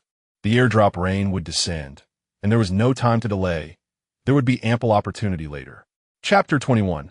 The Goddess of Fortune, Wan Qinya in a hurry. They each consumed a rice ball. Xiao Jun's was spicy, while Wan Qinya's was seafood-flavored, having learned from the previous day's ordeal. Xiao Jun was confident that no one would dare to intrude today, and the remaining survivors on the 21st floor were few. In the corridor, the corpses remained unattended. a grim reminder of their dire situation. There were still living men around, yet the bodies had not been cleared away. A bottle of water and a piece of bread were already quite generous. After calling out twice, a door suddenly swung open, revealing a boy who appeared to be barely of age. "I can do it," he said. Upon returning, Xiao Jun hoped there would be no more of these unsightly remnants. He gestured towards the corridor window, instructing that the items could simply be discarded out there, without concern for pollution. The number of zombies in the lobby increased daily, and the streets were densely populated with them. Following this trajectory, finding airdrop crates would become impossible by tomorrow. Once the zombies amassed in significant numbers, evasion would be futile. They would have no choice but to confront them head-on. Was it feasible? Absolutely. Wan Xinya replied confidently, raising the dagger in her hand. With a series of vigorous maneuvers, the zombies in the lobby were once again cleared. Wan Xinya had struck a fortunate vein for the day, having dispatched a total of 37 corpses, yielding 6 first-tier mutated crystals. In comparison, Xiao Jun's efforts the previous day seemed as though he had rummaged through refuse. Beyond upgrading, the mutated crystals served multiple purposes, including restoring stamina and healing injuries, making them exceedingly valuable. After securing the crystals, Xiao Jun noted that it was already 9 o'clock. At this juncture, it would be prudent to wait until the airdrop rain had passed, allowing them to select a route for the day. 5 minutes was a brief interval, and as the rift in the sky closed once more, possibly influenced by Wan Xinya's presence, luck was decidedly on their side today. An airdrop crate landed directly before them, inadvertently crushing several zombies in its descent. "I'll handle the zombies. You open the crate," they decided on their roles, with Xiao Jun drawing the attention of the approaching horde, while Wan Xinya prepared to open the crate as soon as he had attracted them away. "Come on, you fools!" Xiao Jun shouted, bursting through the hotel doors and swiftly circling the airdrop crate, drawing the attention of dozens of nearby zombies. Facing so many zombies in the open, even during the day when their strength was somewhat diminished, was beyond Xiao Jun's current capabilities. He could only fight while retreating. Seizing the opportunity, Wan Xinya dashed to the airdrop crate and deftly unlocked the small latch with her dagger. This was her first encounter with a box. Previously, she had only touched corpses, and a thrill coursed through her. 1 high-tech lunchbox and 1 high-tech water bottle. The light had yet to extinguish, and, on the other side, Xiao Jun felt a surge of excitement as well. It was evident that Wan Xinya should be the one to open the box. It certainly surpassed doing it himself, marking an impressive start. The third item was a comic book. What on earth was this? An ordinary comic book, suitable for passing time.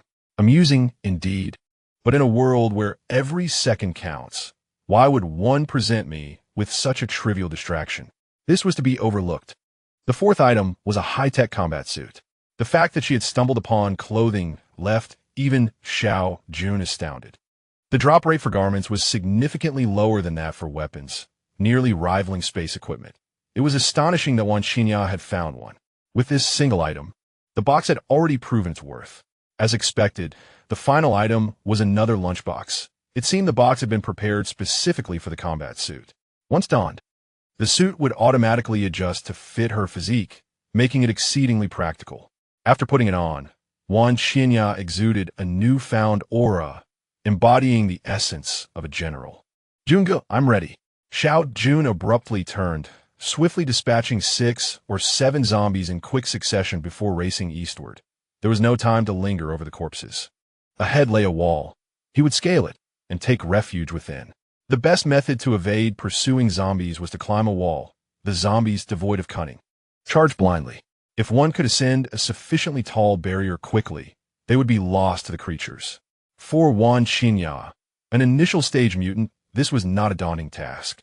As a dancer, her body possessed remarkable flexibility, and after her upgrade, her capabilities had doubled across the board, allowing her to climb a high wall with grace. Xiao Jun followed closely behind, leveraging himself to effortlessly vault over the wall. The zombies trailing behind were unable to halt in time, colliding with the barrier and creating a painful cacophony of thuds. Wan Xinya. Xiao Jun was about to inquire about her condition when he caught sight of an airdrop box before her. Was this the blessing of Lady Luck? Not having brought her along the previous day had truly been a regrettable oversight. Jungu, this must be an airdrop box, Wan Qinya exclaimed, rubbing her hands together in excitement. Before they set out, he had mentioned that locating such an item was the greatest task of the past few days, emphasizing that it relied solely on their efforts. Initially anxious, she had not anticipated finding it so effortlessly. Simply scaling a wall had led them right to it. Hand me what you have. Let us open it. Xiao Jun shared in her excitement, having encountered two in succession. Surely, today they would return laden with treasures. As Wan Xinya reached inside, she found a familiar duo of lunchbox and water bottle. Just as she prepared to delve further, the light extinguished. Pouting, she angrily slapped the box a few times, her expression clouded with disappointment. Well, the lower-tier boxes are indeed the most abundant. That is quite normal. Water and food are essentials. Xiao Jun chuckled, affectionately ruffling her hair as they set forth once more. As the journey continued, Xiao Jun allowed Wan Qinya to navigate freely, relying entirely on her instincts. To their astonishment, the pair managed to locate 5 airdrop crates within the span of a single morning. Although these crates contained only the most basic supplies, Xiao Jun was elated.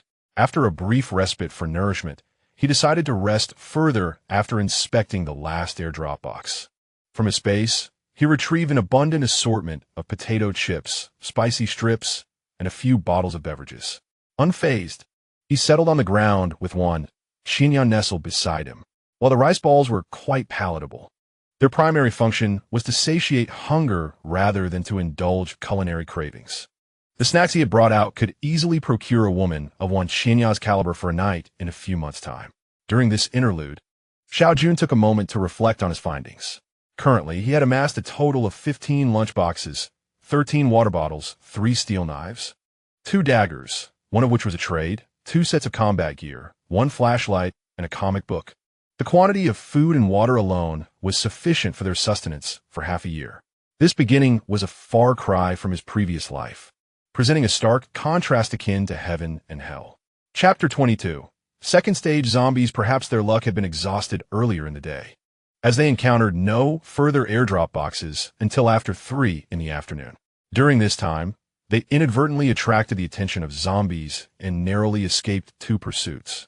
Thanks to their agility, nonetheless, they did manage to collect a substantial 32 first-stage mutation crystals.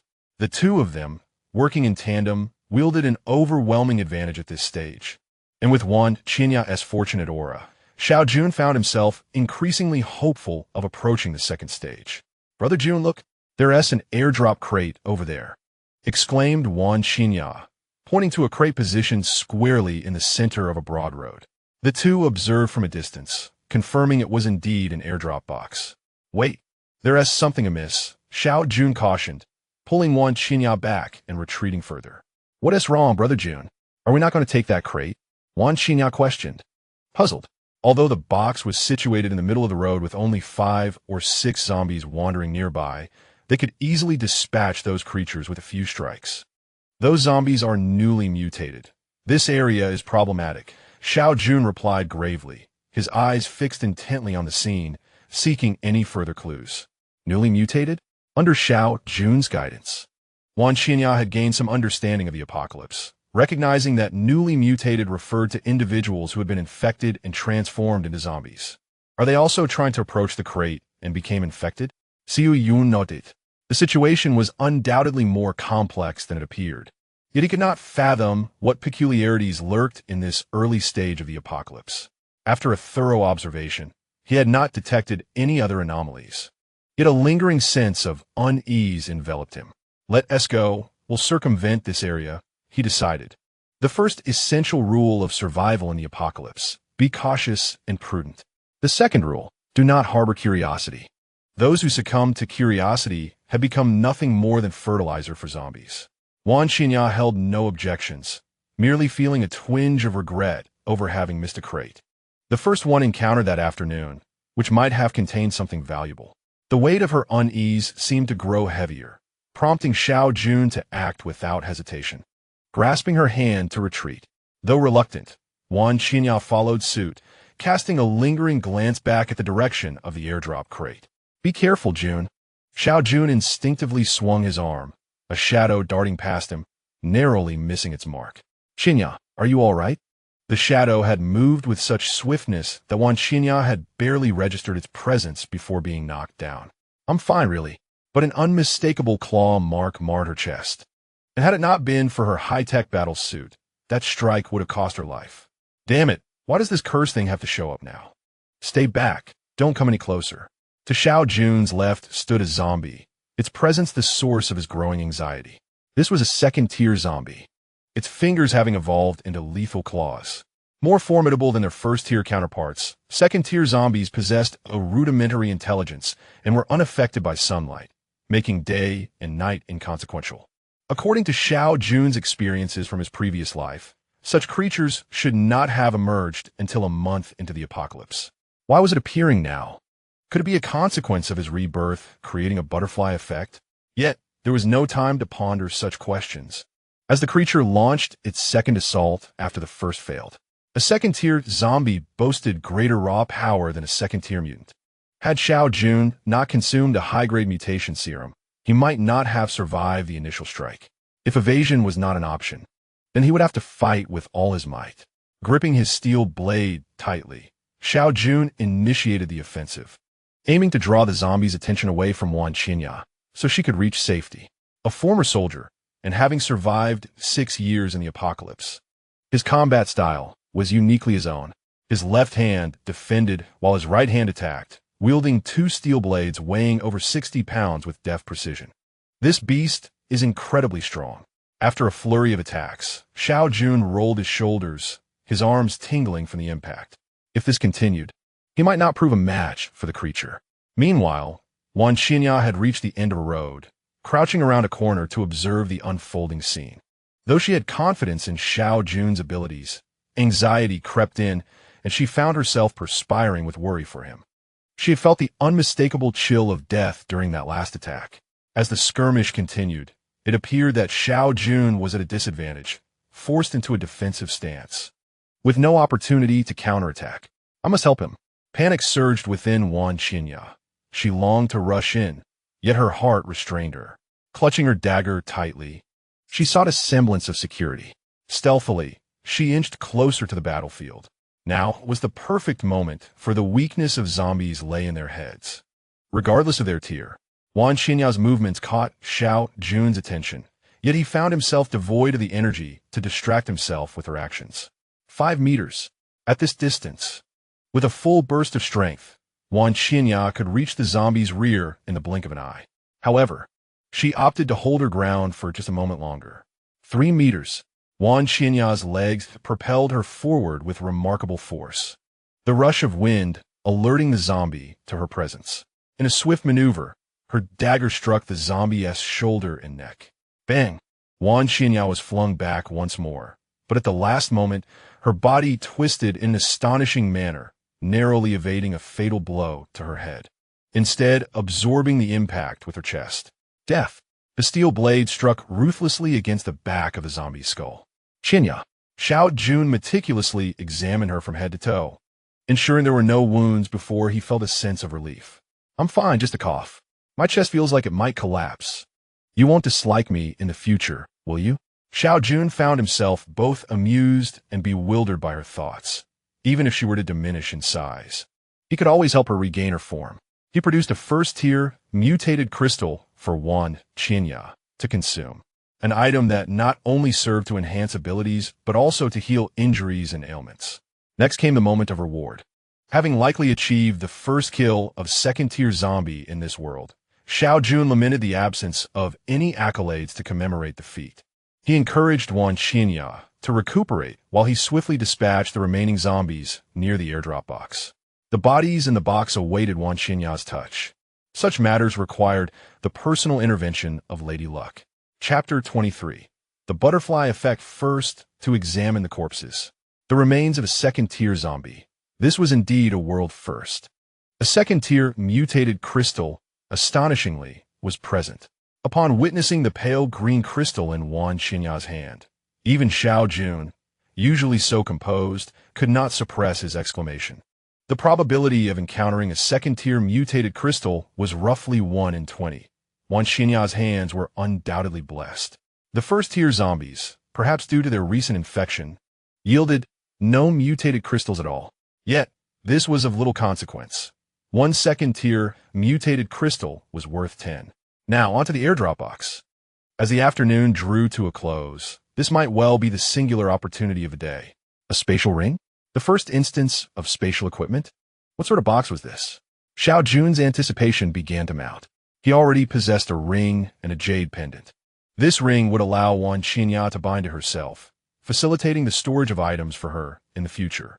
This object was rather substantial. The second item was extracted from a box by Wan Xinya with both hands. A high-tech bathtub, capable of accommodating 2 individuals for bathing simultaneously. The bathtub required no manual filling. It would actively absorb moisture from the air to maintain its water supply, capable of fully replenishing itself every 24 hours, allowing for 2 uses each time. While Xiao Jun remained unfazed by the sight, Wan Xinya was nearly ecstatic. For a woman, especially one as young and beautiful as Wan Xinya, the inability to bathe was akin to torture. With this bathtub, she could indulge in daily baths, filled with excitement. You should keep it for later use. Wan Xinya nodded eagerly like a chick pecking at grains, her hand continuing to reach into the box. A standard mutation potion. Upon seeing this item, Xiao Jun's gaze sharpened. It was undoubtedly from a top-tier airdrop box, a certainty. The standard mutation potion, upon consumption, could alter one's genes and significantly enhance one's fundamental physical attributes. Note, advanced potions will supersede the effects of lower-tier potions. So, this item indeed has limitations. Xiao Jun had assumed it could be used again. Even if the standard potion only improved one's abilities by a factor of 2, it would elevate him to a higher tier. It seemed this exploit he had considered had long been rectified. You should take it. Wan Xinya hesitated, pondering whether it would be wasteful to consume such a valuable item herself. I've already taken one. It has no effect on me anymore. Hearing Xiao Jun's explanation, Wan Xinya joyfully consumed the mutation potion. It should enhance her abilities by a factor of 2, right? 2 minutes later, Wan Xinya opened her eyes and, with a hint of uncertainty, remarked about double, I suppose. Xiao Jun felt reassured. Whether it was standard or advanced, he wondered if there could be anything better. This enhancement to physical attributes was akin to a cheat, ensuring he would remain invincible at his level. Once Wan Xinya had fully recovered, she resumed rummaging through the box. After discovering 3 valuable items in succession, she was then met with 5 water bottles. This felt rather dismissive, lacking any variation. Wan Xinya's spirits were momentarily dampened, nearly dissuading her from continuing. But with Xiao Jun's encouragement, she persevered. The 9th item. Puffed. Xiao Jun couldn't help but chuckle. Another water bottle. Was this an attempt to suggest that women are made of water? Just one more. Hurry up, it's almost dark. He urged as Wan Xinya reluctantly extended her hand one final time. A high-tech tent. An ordinary tent, a favorite among soldiers during outdoor operations, boasting a spacious interior of 200 square meters. Wow, what a treasure! After 3 months of the apocalypse, humanity would once again face a catastrophe, global earthquakes. At that time, no matter how high the buildings, they would all collapse, leaving humanity homeless. Following that event, the majority of the zombies in the city were crushed, and survivors, under the leadership of several teams, conducted a thorough cleansing of the remaining undead, establishing a future city amidst the ruins. However, due to fears of another earthquake, construction within the city was limited to 2 stories, turning houses into symbols of status. The vast majority of the lower-class populace could only possess a minuscule space within a designated area, barely accommodating a small bed. In his previous life, Xiao Jun had lived in such conditions. With everything packed, they prepared to return. Now was not the time for further investigation. They would delve into it later that evening. On their way back, Xiao Jun became increasingly cautious, wary of encountering second-tier zombies again. Whether due to luck or the rarity of second-tier zombies, the 2 ultimately returned safely to the hotel before darkness fell. On the road, they unexpectedly encountered 2 other groups of individuals. Xiao Jun observed that after they had dispatched the zombies, these groups would rummage through the corpses, seemingly aware of the secret of the mutated crystals. In his previous life, this secret was not uncovered by humanity until 5 days later, subsequently spreading like wildfire, igniting a frenzy of zombie hunting. However, only 3 days had passed this time, and already 2 groups knew of this secret, indicating that it had become somewhat public knowledge. This situation felt rather peculiar, compounded by the premature appearance of second-tier zombies, hinting that the timeline of this world had been altered, likely due to his reincarnation. Upon returning to the hotel, Wan Xinya was overjoyed as she busied herself with the high-tech bathtub. Soon enough, she excitedly approached Xiao Jun, signaling that everything was ready. As the name suggests, a double bathtub is meant for 2. Xiao Jun set aside his worries. He no longer feared the challenges ahead. As long as he continued to grow stronger, calamities would always be a step behind him. After a day of slaying zombies and the grim aftermath, indulging in a delightful hot bath was a lavish treat. The bath lasted over an hour, during which Xiao Jun meticulously checked Wan Xinya's physique, finding no signs of decline. Both of their bodies had strengthened, and an hour seemed hardly a burden. If not for the limitation of only being able to bathe twice when fully charged, they could have easily extended their time. The high-tech lighting had replaced the feeble glow of candles, illuminating the room splendidly. As they lay in bed, Wan Xinya nestled lazily against Xiao Jun. Engrossed in a comic book, he lit a cigarette, the smoke eliciting a playful twitch from her nose. Tomorrow, the airdrop crates would not be Xiao Jun's focus. He needed to grow stronger. Only by swiftly reaching the second tier would he avoid the peril he faced today.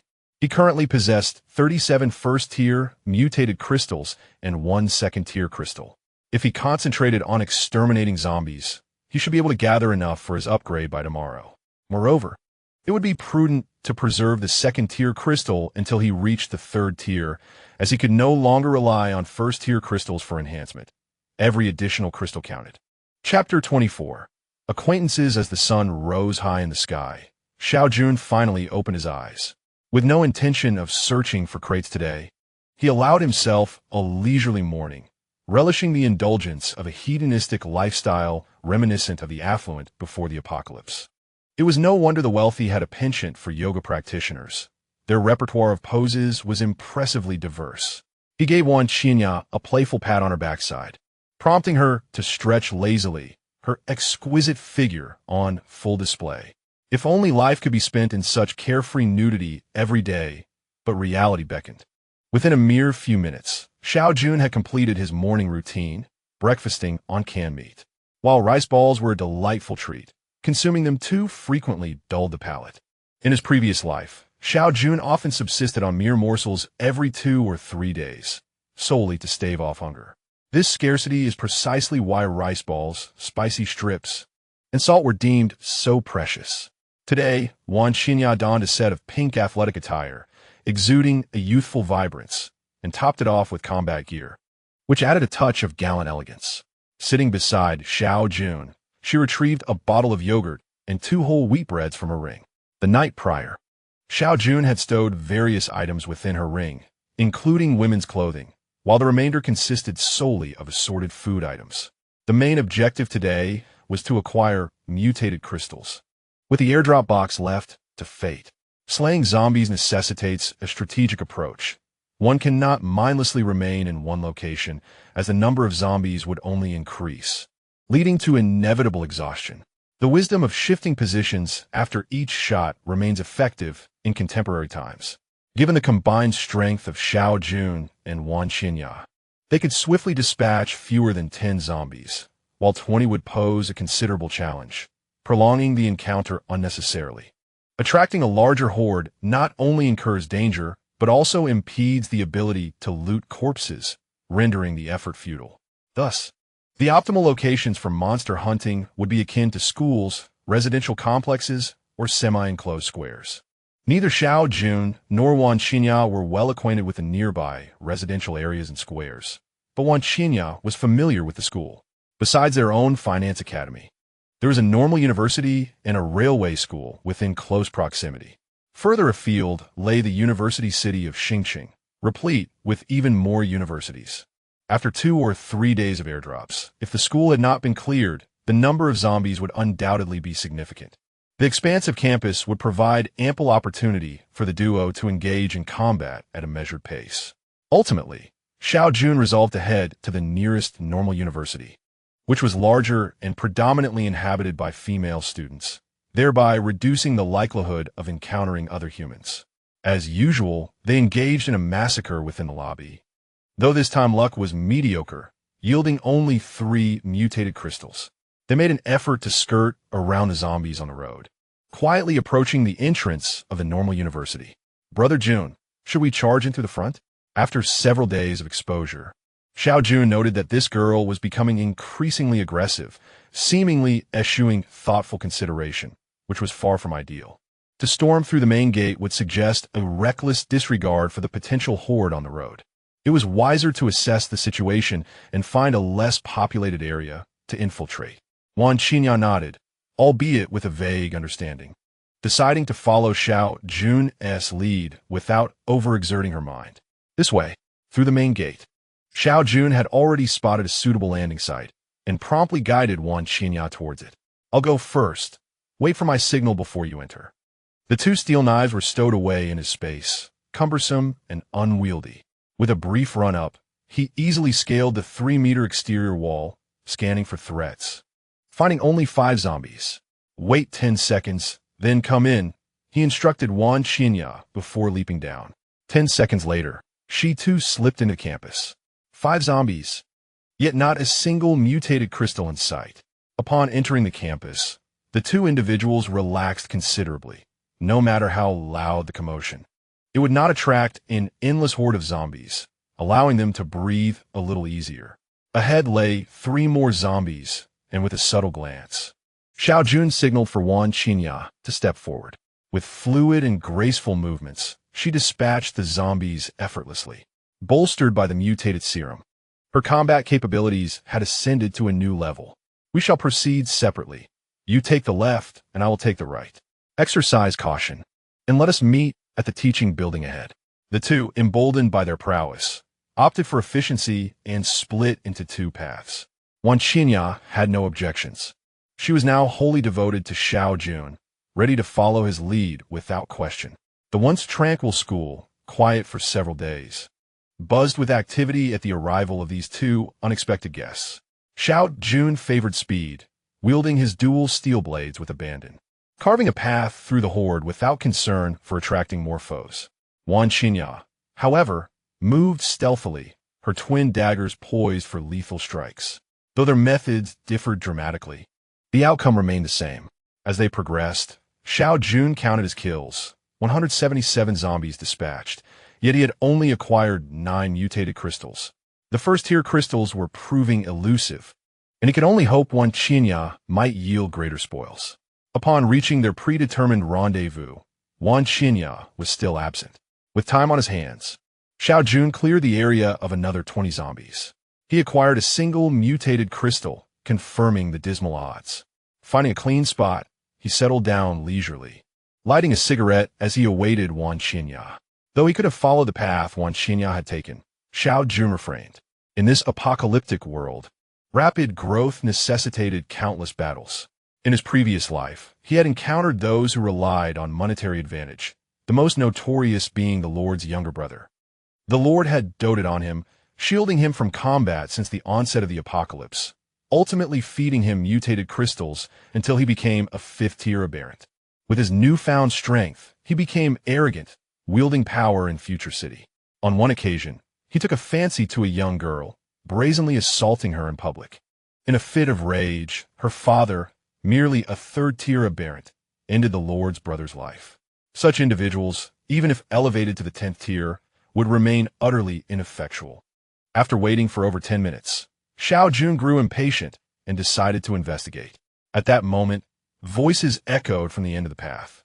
Narrowing his eyes, he caught sight of Wan Qinya approaching, flanked by 2 female companions, with whom she appeared quite familiar. Following closely behind were a dozen or so other girls, silently trailing them. Upon noticing Xiao Jun, Wan Xinya murmured something to her companions before breaking away to jog towards him. Brother Jun, these two are my roommates. And the others are friends they've made during this time. As she observed Xiao Jun's dark expression, her voice dwindled, eventually tapering off into silence. Chapter 25. Jiangyu, are you unaware of the current situation? Bringing so many people along. Are you planning to support them all? Xiao Jun's anger ignited, leaving Wan Xinya flustered. She had not intended to bring such a large entourage. Her sole desire was to rescue her two roommates. To her surprise, a dozen others had accompanied them. No, Wan Xinya stammered, feeling the urgency of her predicament and unsure how to articulate her thoughts. She had already resolved that should Xiao Jun refuse, she would leave them behind. Compared to Xiao Jun, her two roommates could only be left with an apology. Xiao Jun discerned Wan Xinya's inner turmoil clearly, and his expression softened. As long as she was not the type to extend her compassion indiscriminately, that would suffice. In this apocalyptic world, such naive kindness was a luxury that could not be afforded. If she were merely saving her two friends, that was acceptable. Conversely, if Xiao Jun encountered his own brothers in this dire time, possessing the means to assist, he would likely turn away. After 6 years of this apocalypse, Xiao Jun had witnessed the worst of humanity, including brothers turning against each other over mere scraps of food. While he bore no malice, he understood the necessity of vigilance. At this early stage of the apocalypse, most people's humanity still lingered from the world that once was. In 3 months, they would learn that such pitiable kindness could only lead to their own ruin. You may bring your two roommates along, but let me make this clear. If they lead us into danger, I will leave immediately. Xiao Jun did not wish to complicate Wan Xinya's situation. Even caring for those two would be a light burden, but he had to impress upon her the gravity of their circumstances. Upon hearing Xiao Jun's words, Wan Xinya's spirits lifted, and she called out eagerly, "Ye Jingyin, hurry over." The two girls who had been walking alongside her quickly approached. "This is the benefactor I told you about, Xiao Jun. You should call him Brother Jun, just like I do." Along the way, Wan Xinya had recounted her situation to them, embellishing Xiao Jun's prowess. "Hello, Brother Jun. I am Jiangyu, Wan Xinya's roommate. Brother Jun, I am Li Jingyin, also Wan Xinya's roommate." Those names rang familiar to Xiao Jun. In his previous life, within the future city, apart from the Lord's residence, there were 3 dominant factions, one of which was an all-female team led by a woman named Jiangyu. If it were merely the name Jiangyu, Xiao Jun might have hesitated, but the presence of Li Jingyin confirmed his suspicions. Though not the leader, Li Jingyin was more renowned than Jiangyu in Future City. Her fame born from the mountain of corpses left in her wake. A team composed solely of women would inevitably attract certain consequences. Countless smaller factions had coveted their beauty, attempting to recruit them, yet the outcome had seen the women's army grow ever stronger, while those who dared to provoke them vanished without a trace. Li Jingyin had been the one to deal with all challengers. Her hands were stained with the blood of the fallen, earning her the moniker Venomous Beauty. Had Wan Xinya remained in power, she would have sought out her roommates after gaining strength, ultimately leading them all to safety. Although it remains uncertain how Wan Xinya ultimately found herself alone, with the leader now becoming Jiangyu. The expansion of the women's army is undoubtedly linked to Wan Xinya. These two individuals are indeed valuable. Xiao Jun harbors no grand ambitions nor interest in managing a team. Yet in the apocalyptic landscape, the establishment of a formidable force is undeniably essential. These two could perfectly fulfill Xiao Jun's needs. Upon learning of their identities, Xiao Jun altered his initial decision, preparing to take away all the remaining 20 individuals. Unsurprisingly, these individuals are the esteemed members of the women's army. Currently, they are merely ordinary university students, far from the ruthlessness and cunning they possessed in their previous lives. By rescuing them at this juncture, Xiao Jun is certain to evoke profound gratitude from them. After introducing themselves, Jiangyu and Li Jingyin found themselves anxiously awaiting Xiao Jun's response, glancing towards their mutual friend, Wan Xinya, for reassurance. However, Wan Xinya was at a loss, having just been reprimanded by Xiao Jun and now hesitating to speak. "I can take you with me, and even your companions, and provide you with sustenance, but..." The hesitation in his voice indicated that Xiao Jun had conditions. Yet, at this point, the two women were unconcerned about his demands. Survival was paramount. At worst, it would simply mean sharing his bed. I will only supply you with food for a week, and you two will be responsible for managing the others. After a week, you must demonstrate your worth to me. They exchanged glances, ultimately nodding in agreement. Xiao Jun is no saint. It is already generous of him to shelter them for a week. He cannot be expected to support an entire group single-handedly. Qinya, take them back to the original location and wait until we have cleared the campus. When we return, you can bring them along.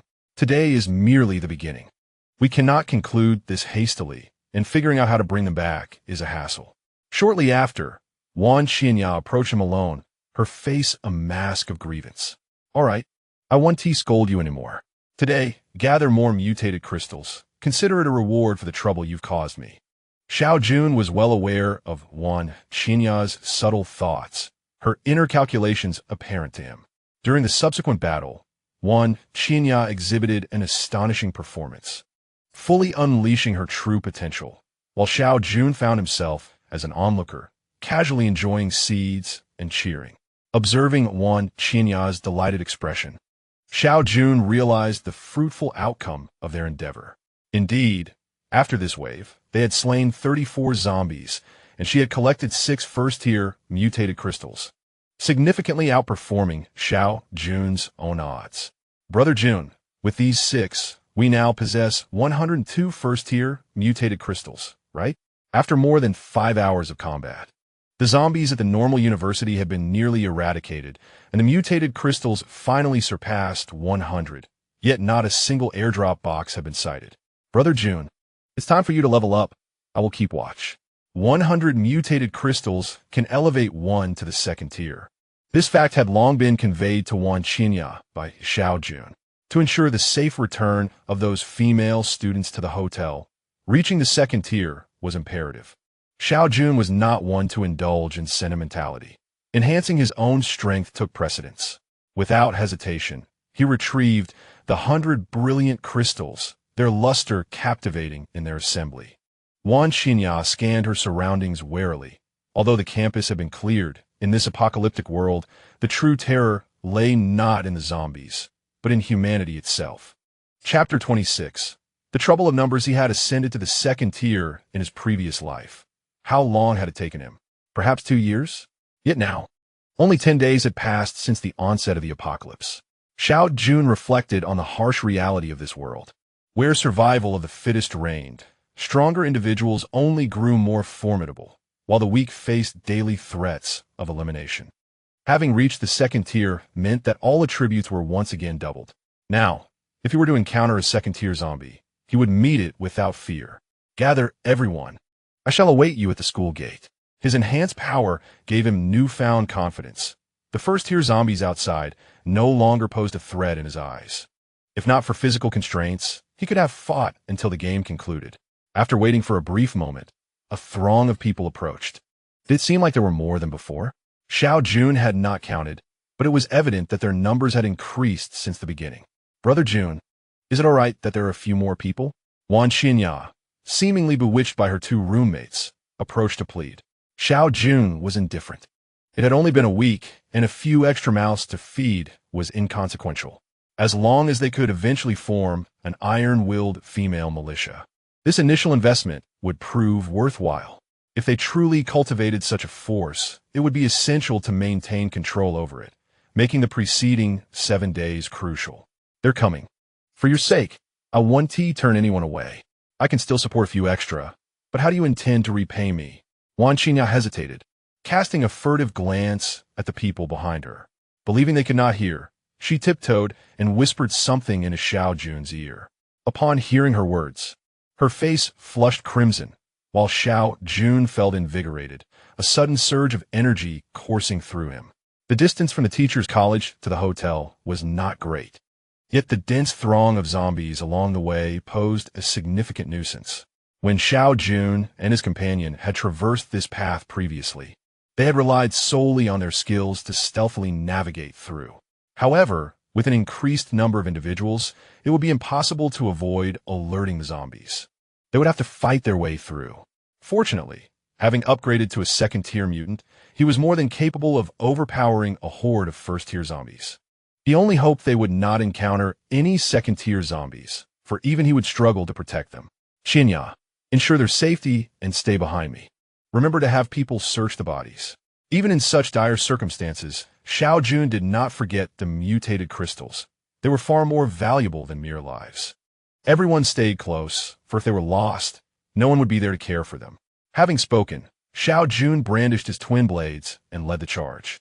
The girls behind him, having never witnessed such a scene, were captivated, their eyes filled with admiration. Could this man truly be a savior? His wielding of the swords exuded a sense of security. Ahem, enough gazing. As previously arranged, we shall take turns to examine the corpses, just as I began. Those unwilling may leave at once. Wan Qinya cast a disapproving glance at the group of women before her, a tinge of regret stirring within her. Had she inadvertently summoned a horde of rivals? Perhaps sensing the lethal intent in her gaze, the girls collectively regained their composure, lowering their heads to alleviate the awkwardness. At that moment, Xiao Jun had already cleared a path ahead, and Wan Qinya ceased her commentary, leaving the direction to Jiang Yu, who would oversee the operation while she focused on eliminating any stragglers. Move swiftly. Everyone must grasp the situation. Those who wish to withdraw may do so. Some individuals are inherently suited to be team leaders. She knew precisely when to employ certain tactics and could accurately assess the circumstances. In this apocalyptic world, the strength of a team far surpasses that of an individual, especially for women who are naturally more fragile. If they do not unite, they risk becoming mere playthings for men or facing death. This was Jiang Yu's rationale for guiding these individuals.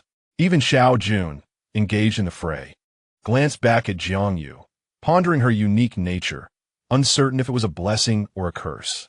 Setting aside such thoughts, Xiao Jun continued to forge ahead, while the group of girls, under Jiang Yu's command, shed their initial panic, transforming into an orderly formation. The journey from the school to the hotel spanned a full 2 kilometers, during which Xiao Jun wielded his blades with relentless fervor. Along the way, they encountered several other human factions, yet all parties instinctively chose to avoid confrontation. In the 10 days since the apocalypse began, the adept had already acclimatized to the survival rules. In a society devoid of legal constraints, human conflict often devolves into brutality. As Xiao Jun's arms grew weary from the relentless slashing, he finally beheld the hotel entrance. He feared that if he continued, he might simply collapse from exhaustion. Uncertain of how many strikes he had delivered, each steel blade weighing 60 pounds, the combined weight of his weapons reached 120 pounds. Even with his 12-fold physical prowess, he had reached his limits. Perhaps he had overestimated his endurance. Had the hotel been a mere 100 meters further, he might not have persevered. The sole stroke of fortune was that he had not encountered any second-tier zombies.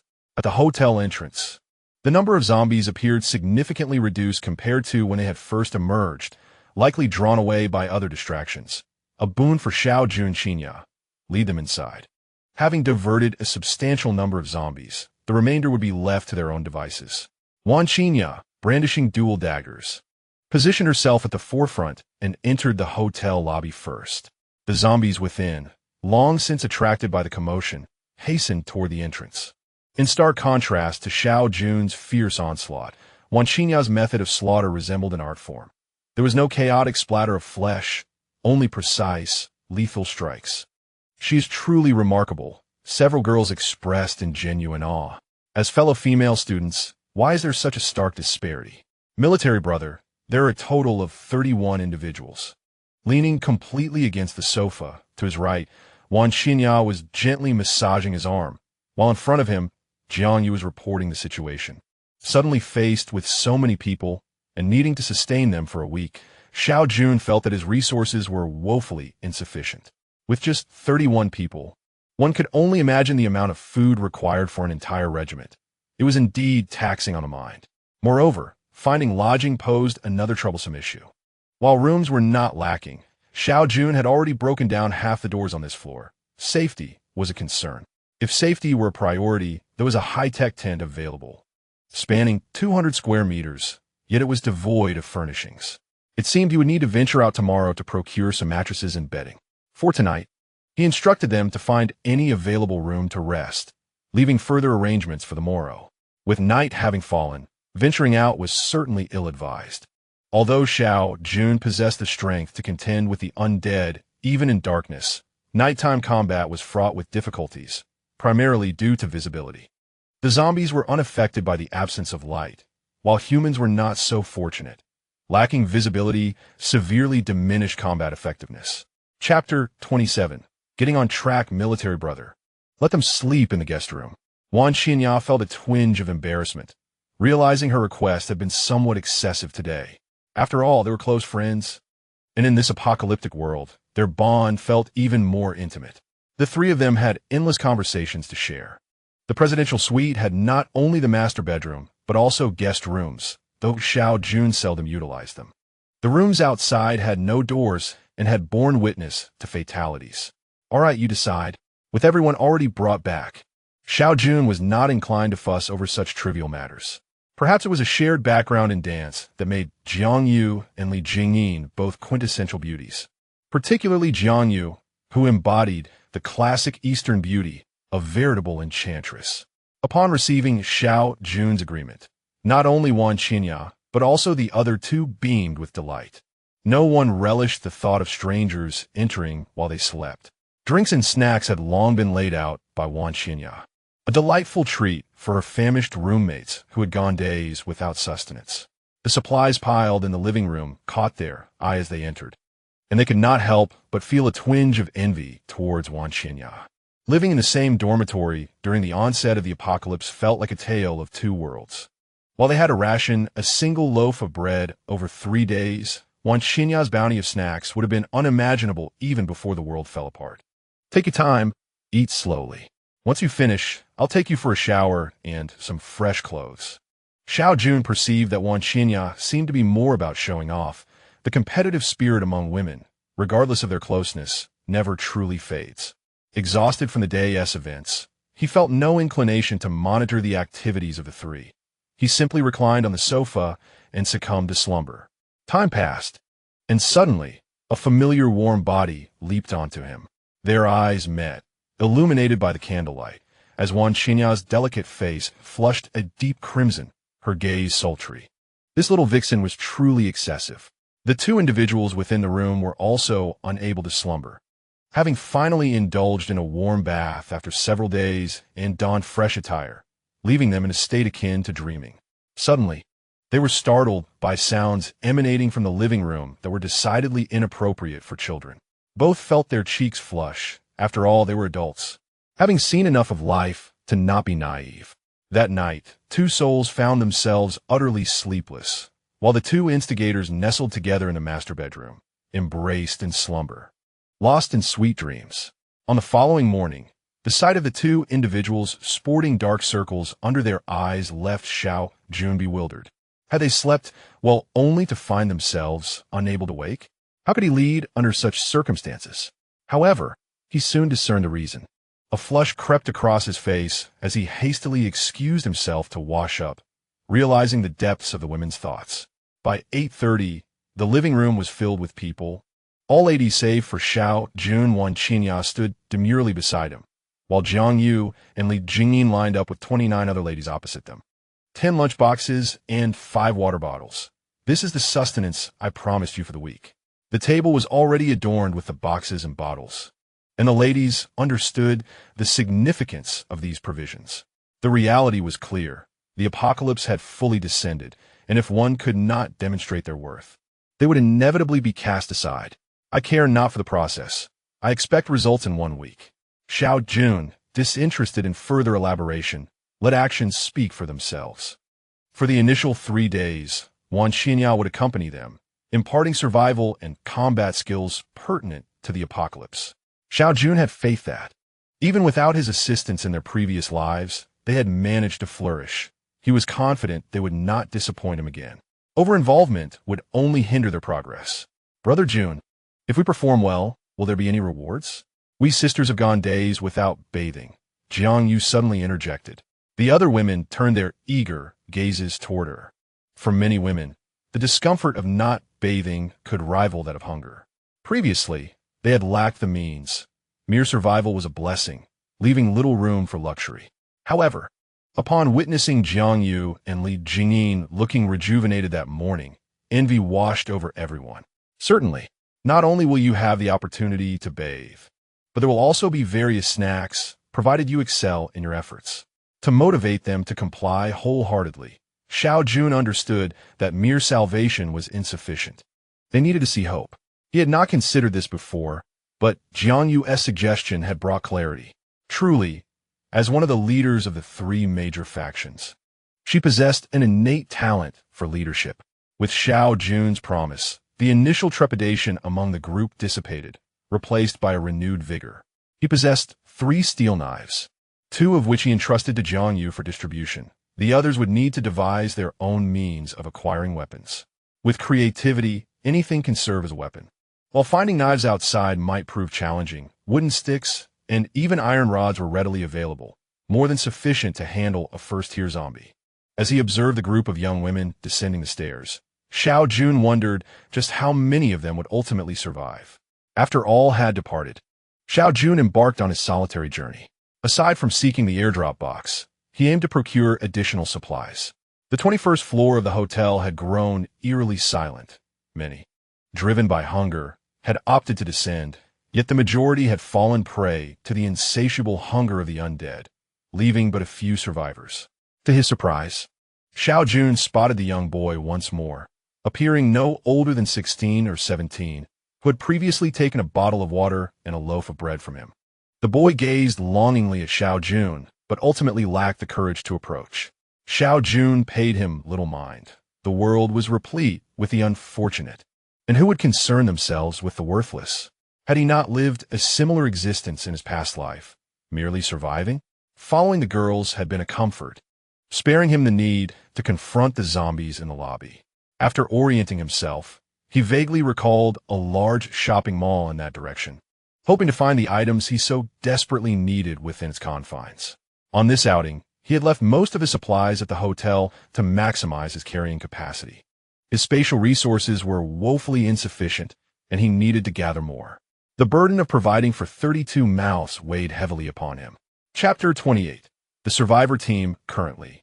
Xiao Jun harbored no interest in first-tier zombies. If he encountered a second-tier one, he would be eager to test his mettle. However, the second-tier zombie he had encountered 2 days prior seemed nothing more than an illusion, akin to a glitch in a game that was promptly rectified. He hoped this was indeed the case, as a slower progression would better suit the development of his female team at this stage. 9 o'clock. A fresh downpour of airdrops fell from the sky. Moments later, shadows flitted throughout the city, and even Xiao Jun spotted several figures. The remaining human survivors had come to realize that these airdrop boxes represented their hope for survival. Xiao Jun raced towards a promising location where an airdrop was projected to land. Regardless of the circumstances, securing an airdrop box was paramount. Soon, he beheld an airdrop box that had descended upon a small square. Following several days of relentless zombie rain, even a modest square was teeming with dozens of the undead. Without hesitation, he pressed forward. At that moment, from another direction, 6 individuals appeared, their intentions unmistakable. They were headed straight for the airdrop box in the square. Having already laid claim to it in his mind, Xiao Jun quickened his pace, arriving at the airdrop box mere seconds later, leaving the zombies in his wake, incapacitated. As the 6 were busy dispatching zombies, they cast wary glances toward Xiao Jun, their eyes widening in disbelief at the unfolding scene. The box had revealed nothing more than a basic airdrop, a meal box and a water bottle, the white light dissipating. When the 6 finally reached the airdrop box, they found it empty, all the contents claimed by Xiao Jun. Brother, with your remarkable skills, would you consider joining us?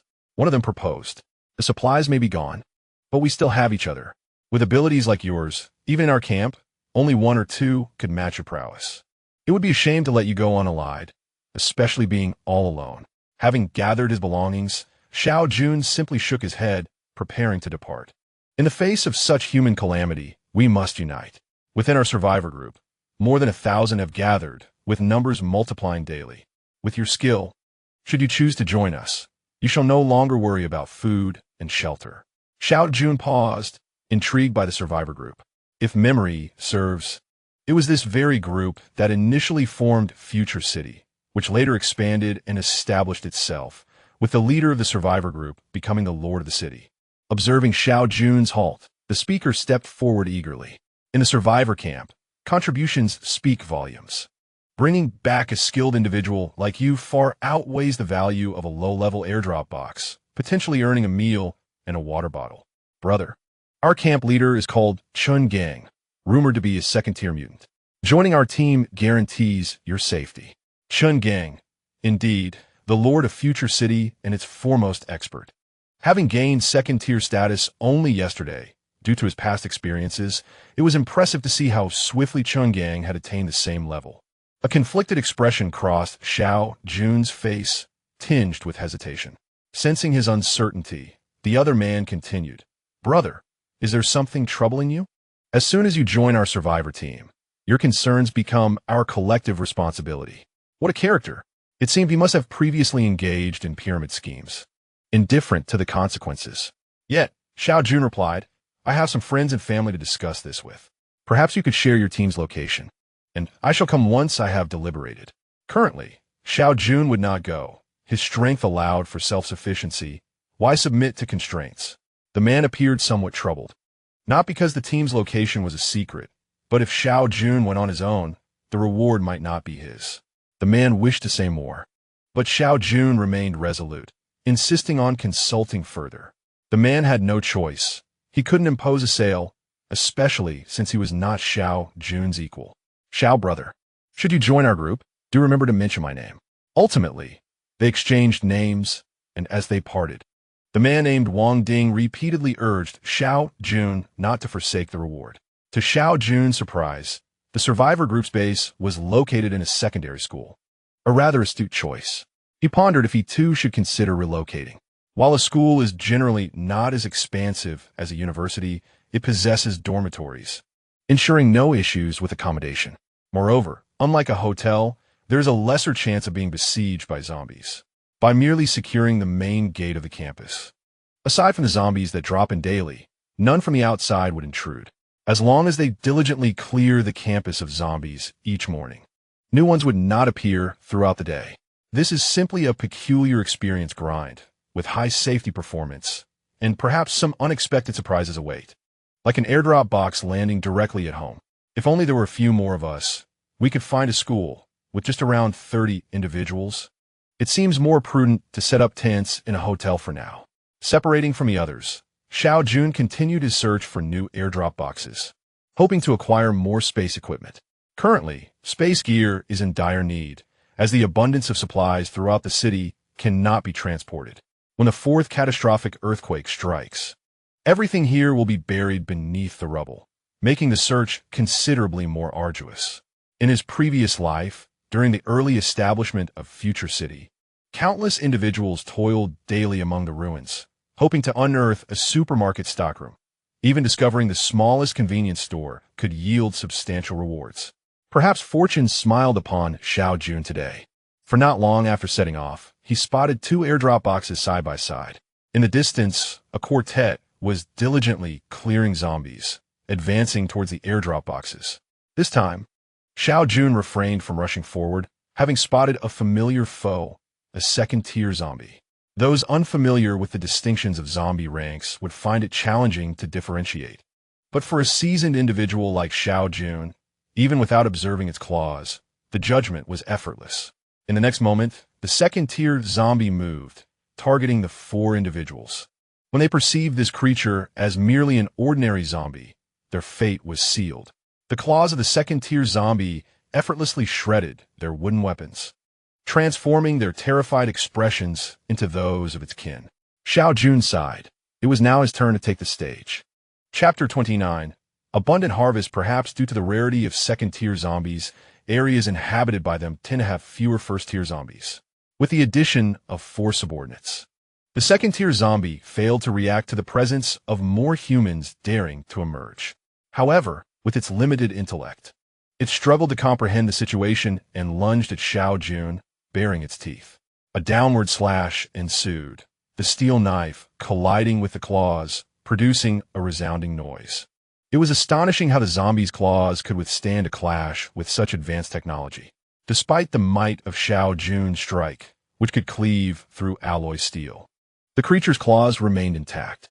Without granting the zombie a moment's respite, Xiao Jun gripped his knife firmly, delivering blow after blow. The second-tier zombie differed significantly from its first-tier brethren. The latter would charge mindlessly, making them easy targets, while the former possessed a hint of intelligence, realizing that blocking a blade with its head was unwise. Thus, for every slash Xiao Jun delivered, the zombie attempted to parry with its claws. Driven by stubbornness, Xiao Jun refused to change his tactics, eager to test the strength of this second-tier zombie. After delivering over 30 strikes, a sharp crack echoed, the claws shattered. In a habitual motion, the second-tier zombie instinctively raised its hands to shield itself. The steel knife descended as effortlessly as cutting through tofu, cleaving it in two. Breathing heavily, Xiao Jun leaned on his weapon. The zombie's hands were indeed formidable. Such reckless endeavors should be avoided in the future, as they proved excessively exhausting. After a brief respite, Xiao Jun began to collect his spoils. Unsurprisingly, he found no second-tier mutated crystals. With his luck, it would have been more alarming had he discovered any. Nearby, 2 airdrop crates caught his eye, an unusual sight for him, as he had never seen 2 crates so closely positioned before. Rubbing his hands together in anticipation, he opened the first crate, discovering a steel knife and a lunchbox, both rather straightforward finds. Weapons were indeed a welcome acquisition, especially with the increasing number of people around, leading to a dire need for armaments. Ideally, he hoped to find both a steel knife and a dagger, offering him a range of choices. As he pondered these thoughts, he proceeded to the second airdrop crate, having little faith left in his luck. Once again, he encountered the ever-repetitive lunchbox, which he promptly tossed into his space without a second glance, followed closely by its familiar companion, a water bottle. After rummaging through the crate, he turned to leave, still mulling over the recent events. Suddenly, he noticed a faint white glow. Wait a moment, this was a high-grade airdrop crate. Halting his departure, he redirected his attention to the subtle luminescence that had captured his gaze. Once more, he rubbed his hands vigorously, as if this gesture might summon fortune. The third item was a dagger. The fourth item, however, was a new gadget, a high-tech toilet. This toilet, commonly used by ordinary travelers, was convenient and capable of automatically decomposing waste. An amusing novelty, especially since the apocalypse had only recently begun, given the elevated living conditions Xiao Jun enjoyed. His bathroom remained functional, while those on lower floors had likely succumbed to foul odors long ago. With this device, he could now relieve himself with peace of mind, conserving water in the process. The fifth item elicited a peculiar expression from Xiao Jun as he regarded the small object in his hand. This apocalypse seemed to have taken on an absurd quality. It was an ultra-thin, highly fragrant item, promising an unparalleled experience, containing a staggering 10,000 units. Truly, it was high-tech, akin to a space ring. A gentle touch activated it, revealing its impressively thin design. Although the high-grade airdrop crate did not yield any spatial equipment, Xiao Jun was quite content with the 2 new items, both of which would prove useful. After thoroughly examining this airdrop crate, Xiao Jun adjusted his strategy. He recalled that during his previous encounter with a second-tier zombie, he had also discovered an airdrop crate on the road, which ultimately led him to a premium crate. This time, although it was not of the highest quality, it was nonetheless a valuable find. He contemplated whether locations with second-tier zombies were consistently associated with high-quality airdrop crates. Given that he had only encountered 2 such zombies thus far, he could not be certain. However, if he were to encounter more, clarity would ensue. With this newfound insight, Xiao Jun decided to forego searching the courtyards and instead focus on the airdrop crates along the streets. The abundance of zombies on the road meant that even if a crate had been discovered, most would hesitate to approach it. In the past, Xiao Jun would not have bothered seeking out street airdrop crates, finding it a fruitless endeavor, but now his perspective had shifted. He quickly stumbled upon another airdrop crate. Stealthily positioning himself nearby, he observed for 2 minutes but saw no sign of a second-tier zombie. After some consideration, Xiao Jun resolved to abandon this opportunity. With one crate surrounded by a couple of hundred zombies, even if he could defeat them, he would be left utterly exhausted. The potential gains simply did not justify the risks involved. In the apocalyptic world, one must always remember to preserve one's strength, for the next moment may bring unforeseen dangers. These threats could arise from peculiar creatures or even from fellow humans. After wandering for a while, Xiao Jun stumbled upon a second airdrop box. Before he could thoroughly examine it, a second-tier zombie had already detected his presence. Ah, just who I've been waiting for. With a steel knife held horizontally across his chest in his left hand and another dragging along the ground in his right, he braced himself for the impending confrontation. The zombie charged fiercely, yet met its end swiftly. One knife thwarted its advance while the other delivered a fatal blow. A second-tier zombie, nothing more than that. Content with his skillful execution, Xiao Jun sheathed his knives and bent down to feel the air, sensing the presence of a second-tier mutated crystal. It appeared he would have to wait for one Xinya to arrive. Beside the airdrop box lay 7 or 8 first-tier zombies. Their attire suggesting they were once humans who had sought the airdrop only to meet a tragic fate. You poor souls, it is so difficult to survive. And to think you must become zombies after death. I have avenged you, and now I shall grant you peace, Xiao Jun murmured as he dispatched each one without hesitation, offering them a final release. With fervor, he approached the airdrop box, excitement coursing through him. If his deductions were correct, this box would at least contain high-grade supplies. The first couple of items were unremarkable, a lunchbox and a water bottle. The radiant light persisted, confirming his suspicions. A steel knife, quite satisfactory. And a ring, oh, finally. I have awaited your arrival, with a space capacity of 500. Then a lunchbox? Are you jesting with me? Xiao Jun combat. Yet he noted that the white light had not dissipated. A premium airdrop box. I have finally broken free from my misfortunes. His hands trembled as he retrieved 3 lunchboxes. He recalled mocking Wan Xinya during his previous encounter with a premium airdrop box, never expecting retribution would come so swiftly. The 9th item was a talent elixir. Upon use, there was a chance to awaken a special ability. Xiao Jun was familiar with this concept. Some individuals blessed by the heavens would suddenly awaken a unique power upon reaching the 3rd tier of transformation. The city lord of Future City, Chungang, was one such individual who had awakened a fire-based ability. In his previous life, Xiao Jun had also been a 3rd-tier transformer, yet he had not awakened any special powers. With this elixir, could he finally awaken one? Suppressing his excitement, he realized this item must be used in a secure location. There was still one final item. Now that he possessed the talent elixir, Xiao Jun felt little anticipation for the 10th item. Anything would suffice. To his astonishment, a jade-green bracelet appeared in his hand, another piece of spatial equipment. And it was a bracelet with a space capacity of 5,000. Chapter 30, Awakening Talent in the Shopping Mall. Xiao Jun did not eliminate all the wandering zombies, but instead quietly made his way to the basement. Indeed, there was a storage warehouse. The warehouse door was tightly closed, suggesting that no one had visited this place yet. At this stage, the survivors primarily scour supermarkets, yet only a scant few possess spatial equipment, most of which is reserved for stockpiling water and food, rather than squandered on other items. Upon opening the warehouse doors, a trove of supplies materialized before Xiao Jun's eyes.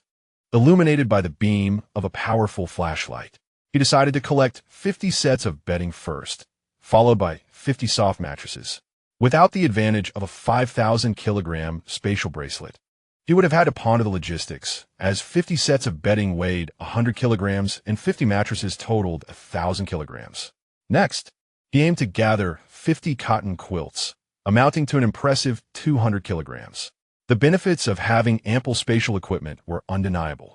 Xiao Jun did not blindly accumulate other items. The renowned brands of the pre-apocalypse had now lost their worth. Lingerie? He could gather 100 sets, as they were light. Speed-enhancing shoes? That seemed promising. He had often heard tales of individuals boasting about their prowess, and Xiao Jun was eager to experience it himself. Thus, he decided on 100 pairs, intending for Wan Qinya to try them on later. He also collected a few items from other major brands of clothing and footwear, a token gesture to reward the outstanding ladies in his group. Cosmetics and skincare products were also deemed worthy of collection. In total, he amassed 4,000 kilograms of goods from the shopping center, primarily intended for the ladies in his group. Satisfied with his haul, he surveyed his surroundings. With zombies patrolling above and the dimness offering a sense of security, Xiao Jun resolved to consume the talent elixir right there. Moving deeper into the warehouse, he selected a relatively comfortable spot piled with clothing that provided a soft seat. From his spatial inventory, he retrieved the talent elixir, a vial of pale purple liquid that exuded an enticing aroma in the dark confines of the warehouse. Settling into a cross-legged position, he gulped down the entire vial in one go. The liquid slid down his throat without any distinct flavor. Moments later, a peculiar warmth surged in his mind, as if something extraordinary were attempting to emerge. This sensation persisted for 5 or 6 minutes, unpleasant yet not painful, akin to a persistent itch that eluded relief. Suddenly, it ceased. Was that it? Xiao Jun found himself momentarily bewildered. He recalled the elixir's mention of a probability factor. Damn it, could this be the infamous penguin law? Coupled with his inherent luck as someone of African descent, it seemed that the gift of extraordinary powers would remain elusive to him.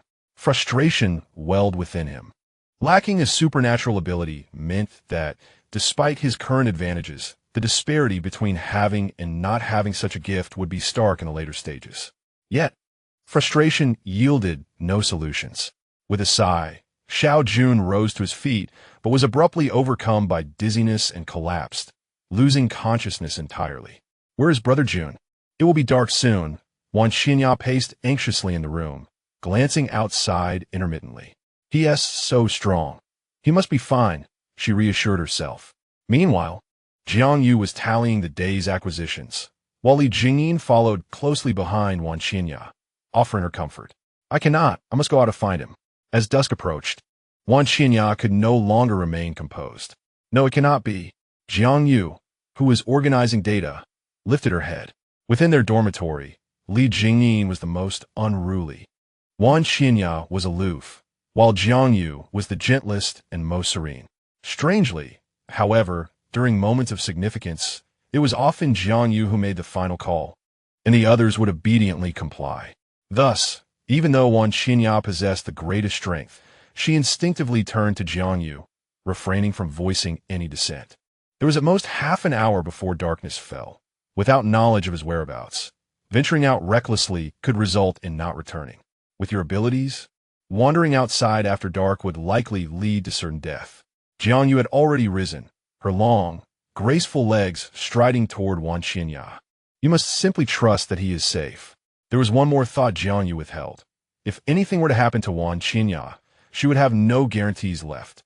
Xiao Jun's safety was paramount, as Wan Qinya represented her greatest support. If Xiao Jun were to fall, Wan Qinya would be her sole reliance.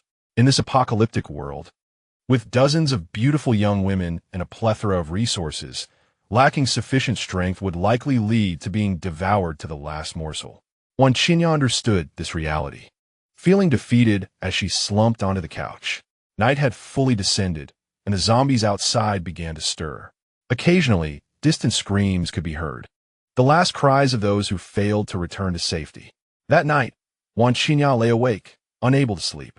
Jiang Yu too was restless. The potential death of Xiao Jun would have profound implications for their sisterhood. Meanwhile, Xiao Yun slept soundly, though he awoke with a slight ache at the back of his head, as if he had bumped it during his unconsciousness. He retrieved 2 or 3 powerful flashlights, turning them on to illuminate his surroundings, which brought him some peace. He remained in the stockroom of the mall, where silence reigned so profoundly that even a pin dropping could be heard.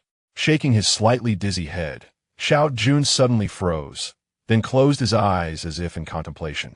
Moments later, he opened his eyes again, gazing toward a corner of the warehouse, which, under the flashlight's beam, appeared as bright as day. In the next instant, Xiao Jun vanished, reappearing in the very corner he had just scrutinized. This was the essence of his supernatural ability, teleportation. Within his line of sight, he could instantly relocate, a skill he could employ thrice daily. This revelation surged into his mind, as if he had always known it. Teleportation, how immensely powerful. If anyone were to confront him, appearing suddenly behind them would grant him the advantage to strike at will. Although limited to 3 times a day, if used wisely, a single instance could suffice. Unless, of course, one were a global adversary. In that case, let us disregard my words. He stowed away the flashlights, retaining only one in hand as he prepared to return. This excursion had yielded extraordinary rewards.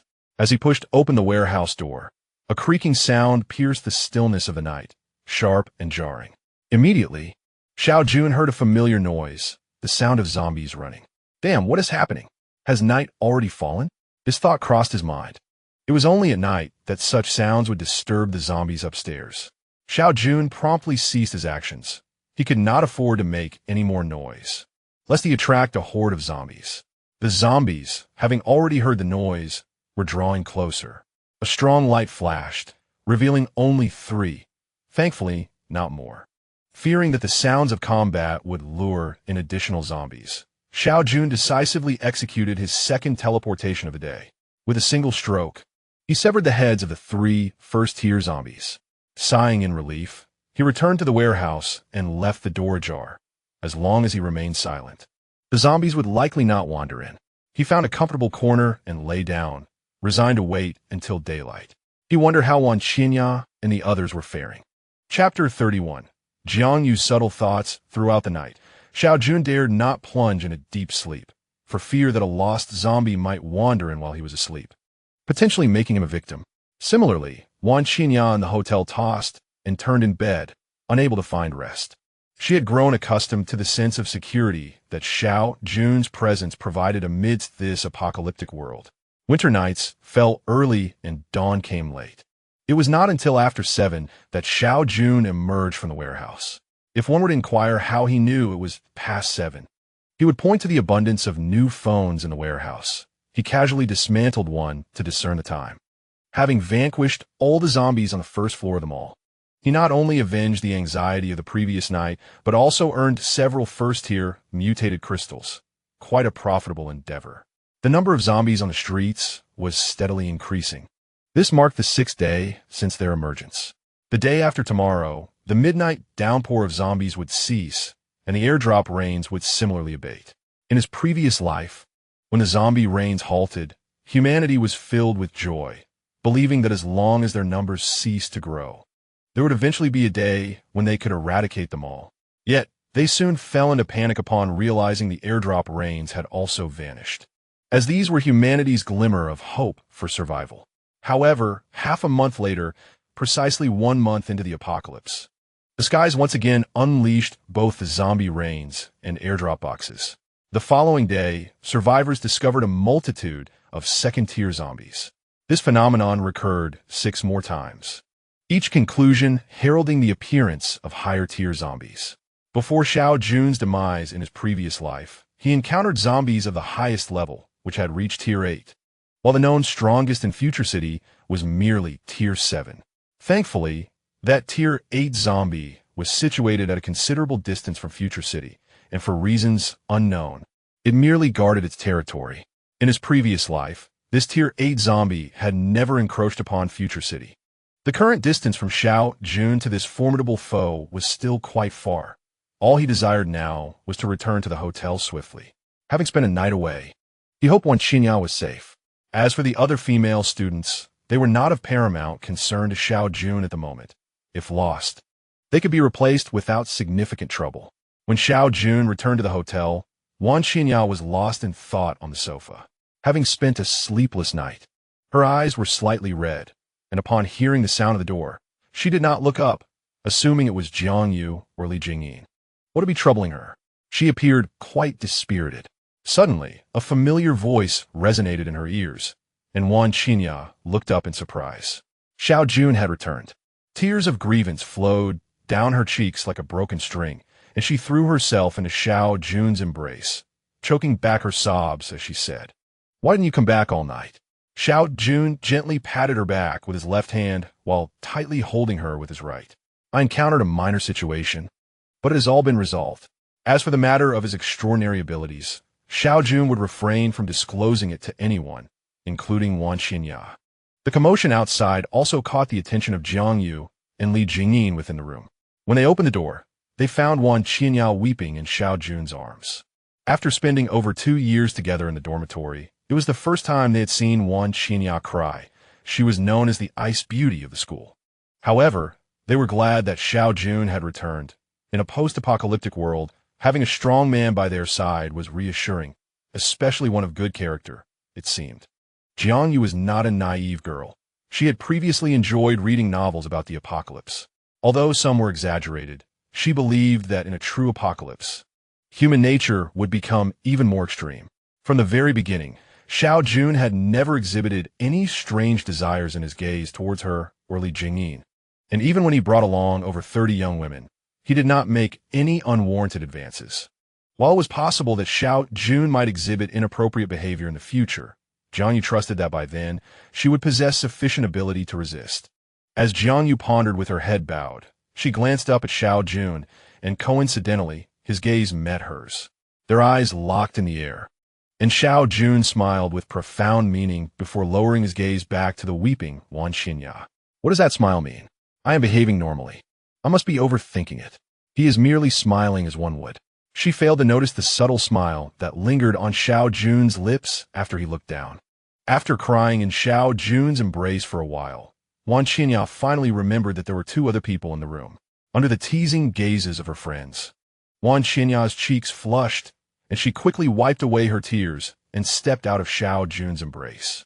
Did she still have the energy to go out with him today? Yes.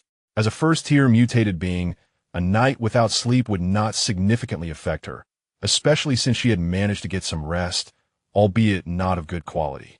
Then you continue to accompany them on their outing today. Remember, prioritize the airdrop crates. The day after tomorrow, the source of the airdrop crates will briefly cease. We must seize the opportunity to gather as much as possible in these 2 days. Xiao Jun had already envisioned the scene that awaited them.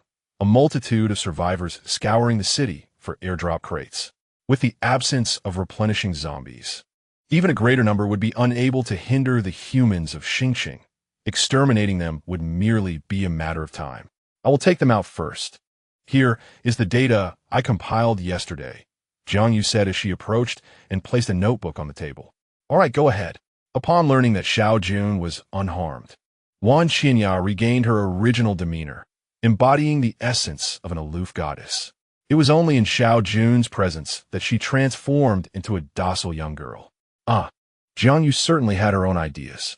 Moreover, Xiao Jun noticed something peculiar, aside from their initial meeting when Wan Xinya requested them to call her brother Jun. She had not referred to him by that name again, while Li Jingyin addressed him with considerable familiarity, shaking his head to dispel these thoughts. He felt relieved that Jiang Yu exhibited no unusual behavior. Should her heart entertain any notion of proactivity, he might find himself compelled to intervene rather harshly. Glancing through his notebook, he recalled that yesterday they had discovered a total of 6 airdrop boxes, yielding 74 first-tier mutated crystals, with no casualties among them. The strength of numbers was indeed a formidable truth. Remarkably, this was merely a group of ordinary women. Contemplating this, he considered how many airdrop boxes the survivor team must locate daily. No wonder they were able to establish Future City in the later stages. The first-tier mutated crystals, he surmised, were undoubtedly stored in Wan Xinya's spatial equipment. Had he known they possessed so many, he would have advocated for her to advance to second tier before departing. He still had 41 crystals left, having slain numerous zombies the previous day. Recalling that they had only just ventured out, Xiao Jun promptly rose to pursue them. At that moment, they were in the hall, clearing away zombies.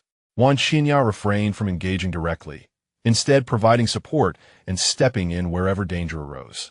It was remarkable how Jiang Yu had trained them.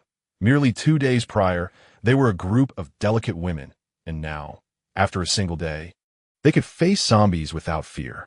Though their coordination still required refinement, their performance was commendable.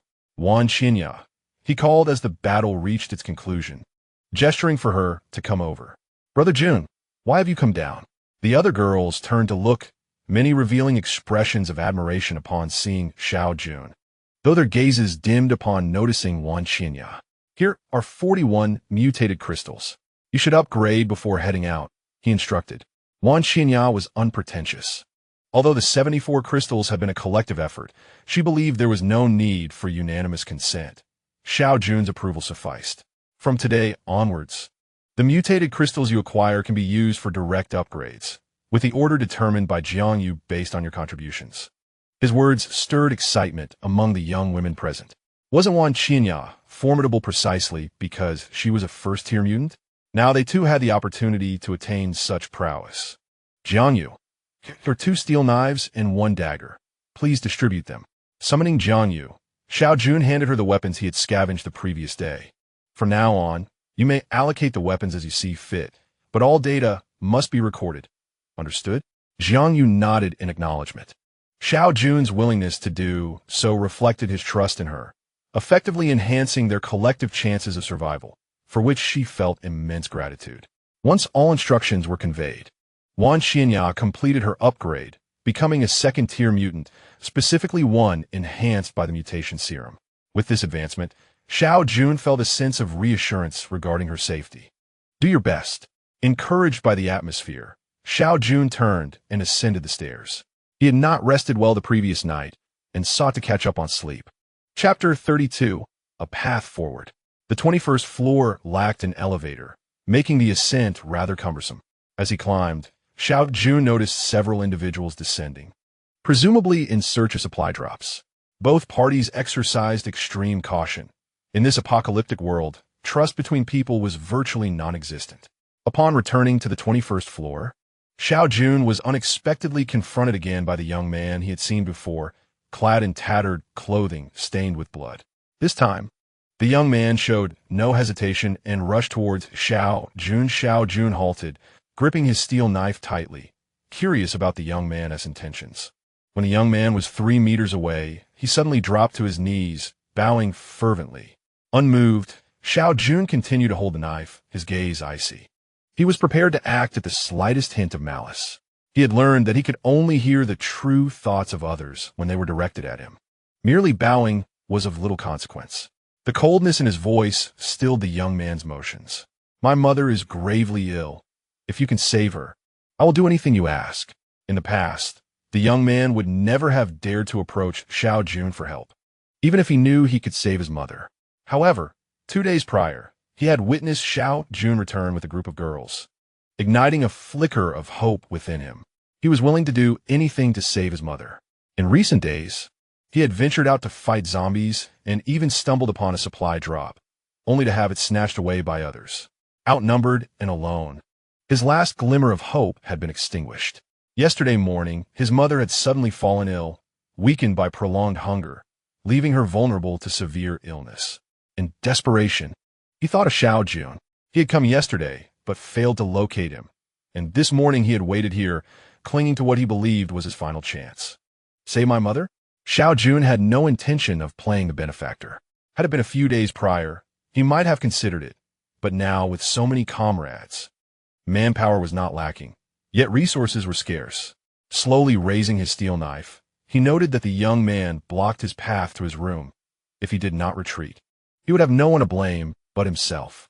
"Please, if you can save my mother, I, Guoyu, will repay you tenfold." The young man trembled, yet stubbornly remained kneeling, refusing to yield. This was his only hope for his mother. Even having witnessed Xiao Jun take lives, he understood the risks involved. In these times, living was often more unbearable than death. Guoyu, the name struck a chord. Xiao Jun lowered his knife. He recognized this individual as the foremost general under Chen Gang in his previous life, a figure of considerable strength. Guoyu had played an indispensable role in ensuring the city's survival against multiple zombie incursions. He has put down the knife. There is hope. "Mother, hold on. Your son will save you soon." Xiao Jun squinted as he scrutinized the young man before him. The world is vast. It is not entirely implausible for 2 individuals to share the same name. He pondered the worthiness of investing in this encounter. In his past life, Guoyu was seldom discussed, It was said that he had no relatives and possessed a volatile temperament, prone to violence. Rumors suggested that his only kin perished during the apocalypse, abandoned by all, which led to a profound change in his character. This bore a striking resemblance to the current Guiyu. Without his own intervention, it was likely he would have sought assistance from others, only to discover that no one would come to his aid, ultimately resulting in his mother's demise. "Take me to see your mother," Xiao Jun declared, the words resonating like a celestial melody in Guiyu's ears, prompting him to spring up and lead the way. As they approached the room at the end of the corridor, Xiao Jun's senses heightened. He did not dismiss the possibility that this could be a trap, with a hidden ambush lying in wait to strike. After all, he possessed a considerable stockpile of food, a fact known to all in this level. Xiao Jun's decision to follow was bolstered by his extraordinary abilities, as he still had one opportunity for instantaneous movement today, ensuring his escape. Upon opening the door, however, there was no ambush as he had feared. Instead, a woman lay quietly on the bed, occasionally coughing weakly. The illness was minor. It was primarily hunger that plagued her. "You have killed zombies before, haven't you?" Xiao Jun inquired, standing at the bedside. Guiyu nodded in affirmation. "Did you acquire any mutated crystals?" Guiyu produced 7 mutated crystals from his pocket, evidence that he had indeed dispatched a fair number of zombies. For an ordinary person, especially one acting alone, to achieve such a feat made Xiao Jun increasingly convinced that he was indeed the Guiyu from his previous life. He retrieved a water bottle and a lunchbox from his spatial storage, presenting them to Guiyu. "First, administer a mutated crystal to your mother. Wait a moment before offering her the rice ball." Guiyu complied promptly, trusting that Xiao Jun had no intention of harming him. The mutated crystals not only facilitated upgrades, but also restored stamina and treated common ailments, proving more effective than conventional medicine. "The water and lunchbox are yours. You cannot survive here. I will guide you to a safer place," Xiao Jun asserted. He had no desire to assume the role of city lord. The future city would ultimately be built by Chun Gang. However, he sought to eliminate the threat looming over him and needed someone with influence in the future city. Guiyu was the ideal candidate. Seeing his mother's complexion improve, Guiyu hastily knelt and bowed multiple times in gratitude. Xiao Jun accepted the gesture with calm composure. "First, venture out to slay zombies until you collect 10 mutated crystals, elevating yourself to a first-tier altered being. Then, take your mother to Boya High School, where a survivor team resides. If you can consistently enhance your strength, you will be able to care for your mother, and perhaps, in the future, I may require your assistance. A lunchbox and a water bottle, if genuine, would be a considerable gain for him." Even if he was not the Guiyu of his past, Xiao Jun believed he could contribute meaningfully. Moreover, Guiyu's deep sense of loyalty in such dire circumstances, willing to risk his life to save his mother, marked him as someone who, if saved once, would undoubtedly remember the act forever. "Brother, I shall forever remember your life-saving grace. If one day you find yourself in need of my assistance, I will toil endlessly without a hint of regret." With these words, Guiyu bowed thrice in deep gratitude. His mother had awakened and sat up in bed, her eyes reflecting a profound sense of appreciation. "Take this knife and live well. We shall meet again in due time." The bone-cutting knife, once cherished by Xiao Jun before the apocalypse, had long lain dormant, now finding its true purpose in Guiyu's hands.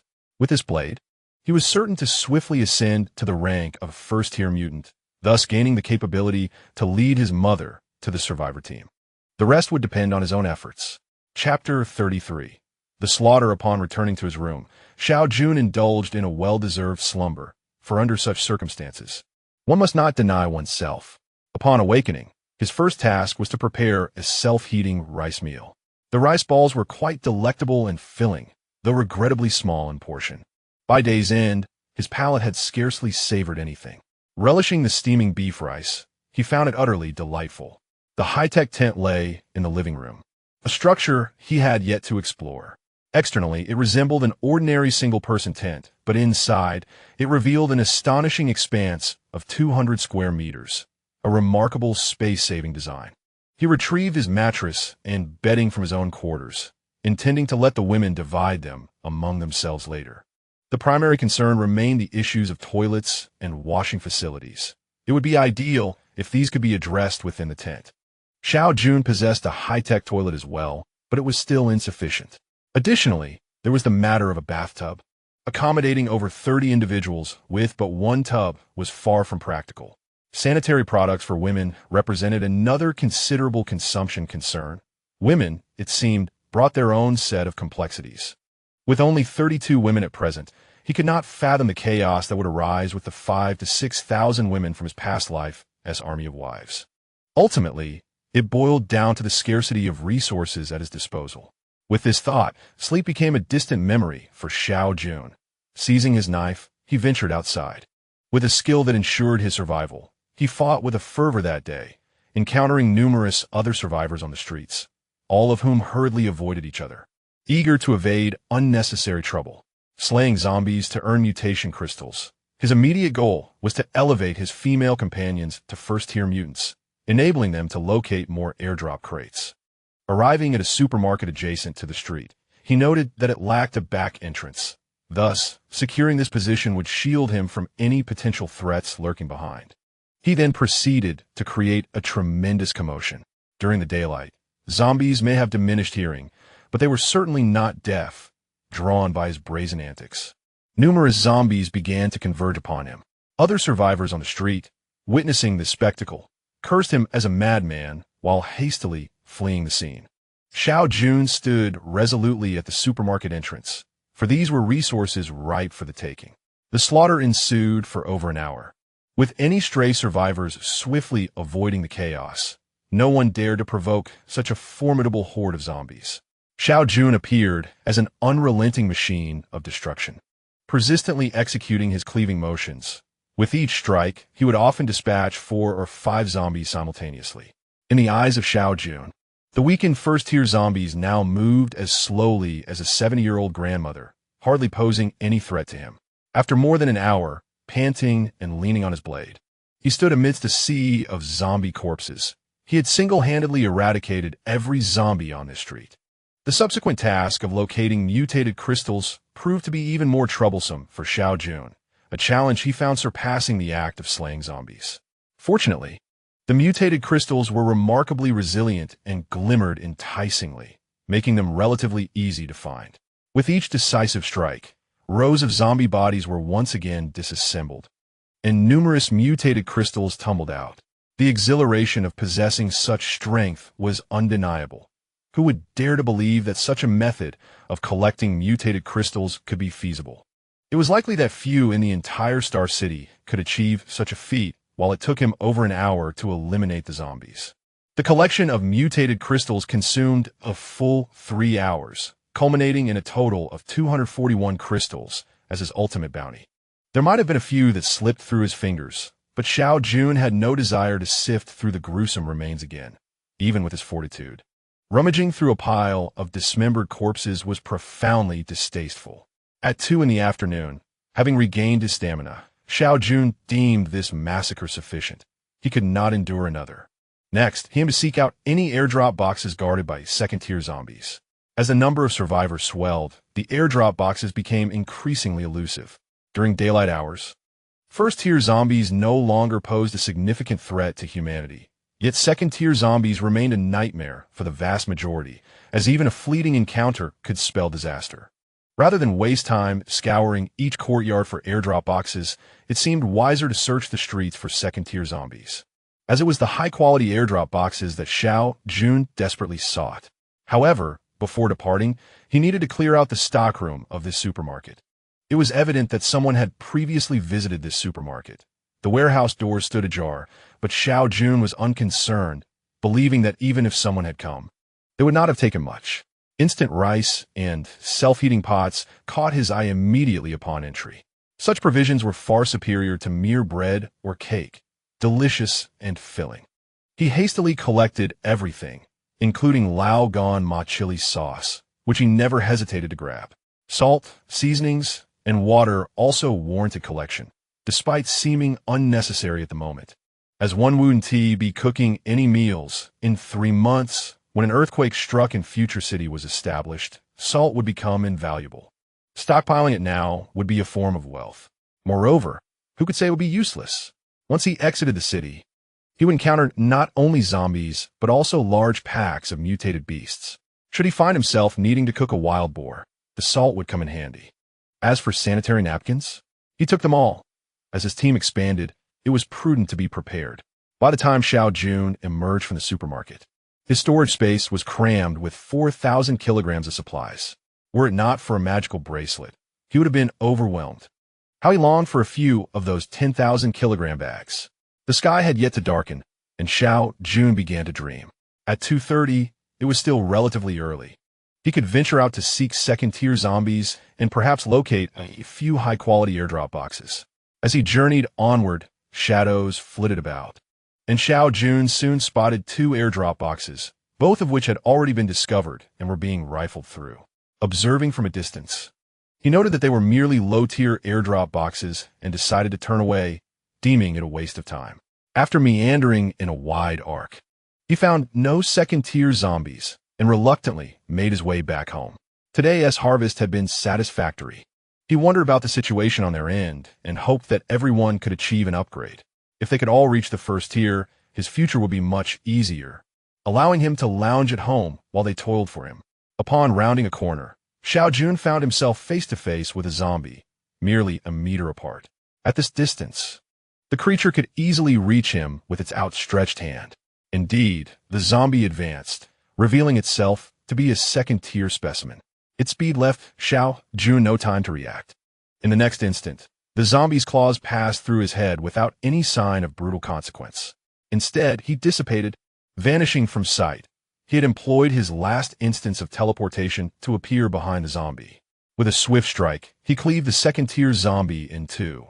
Collecting the pale green mutated crystal from within the zombie's head, Xiao Jun exhaled in relief. He had narrowly escaped a fright. From now on, he resolved to avoid wandering while lost in thought, for it could lead to perilous situations. Chapter 34. Universal Upgrade. It was a rule Xiao Jun had deduced. Near every second-tier zombie lay an airdrop box, typically of high quality. After dispatching the creature, he quickly scanned his surroundings and, sure enough, spotted an airdrop box quietly resting not far off, surrounded by a dozen zombies. After sending them to their eternal rest, he hurried to inspect the box. Time was slipping away, darkness was encroaching, and he had no desire to spend another night outside. The comforts of a hotel bed and the presence of Wan Xinya were far more appealing. Inside the box, he found a water bottle, a lunchbox, and a steel knife, the usual trifecta. The fourth item was a high-tech toilet, just what he needed. The fifth was a high-tech lamp, which would serve well inside a tent, as the darkness made even simple tasks like using the restroom quite inconvenient. Having gathered all the items, Xiao Jun swiftly returned to the hotel. The girls had all returned, but the expressions on their faces conveyed a heavy atmosphere. Brother Jun, Xiao Yu has died. Xiao Jun was unfamiliar with Xiao Yu, yet he had anticipated that someone would perish. This was the apocalypse, not a time of peace. Countless lives were lost each day, and he had long grown accustomed to such realities. However, for these girls, they had believed that being rescued by Xiao Jun meant they could survive, even if it meant battling zombies. Gather everyone, he instructed. 5 minutes later, Xiao Jun sat on the sofa, with Wan Xinya dutifully standing behind him as all the girls assembled in the living room. First and foremost, you must understand that we are in the midst of an apocalypse. In this world, countless people perish daily, and we too are fighting for survival.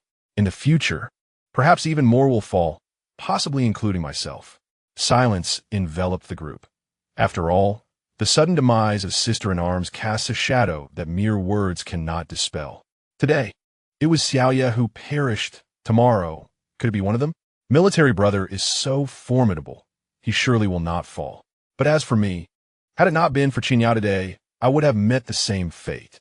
Everyone was lost in thought, yet only he could perceive the emotions tied to Xiao Jun. After 2 minutes of silence, Xiao Jun, through a shared mental connection, gauged their sentiments. The sorrow over Xiaoya's death was palpable, yet it was overshadowed by an overwhelming fear.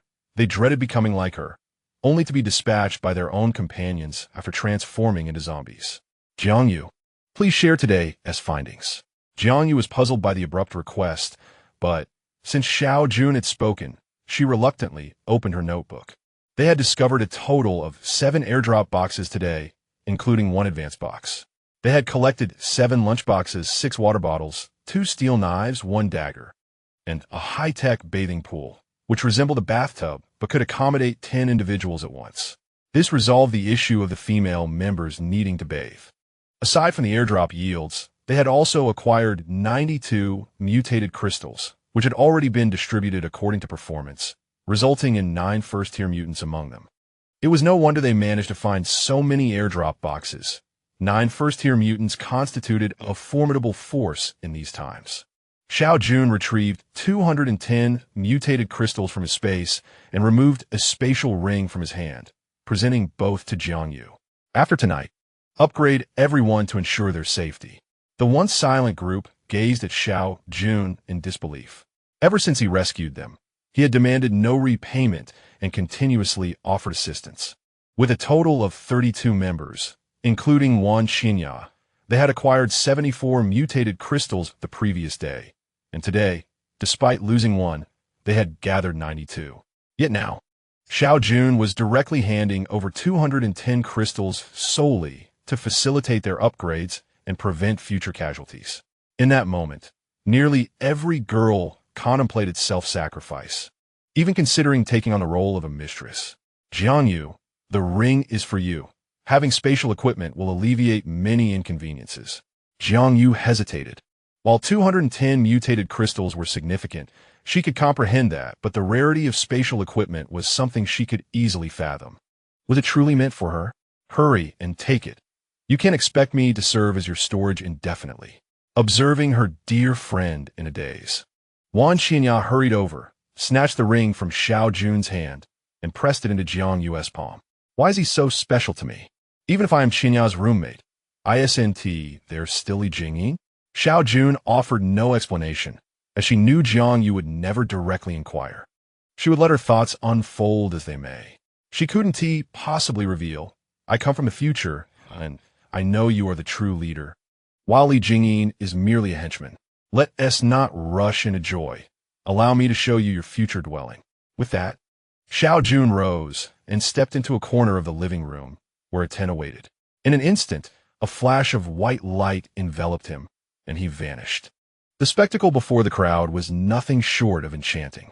They formed an orderly line, each entering in turn.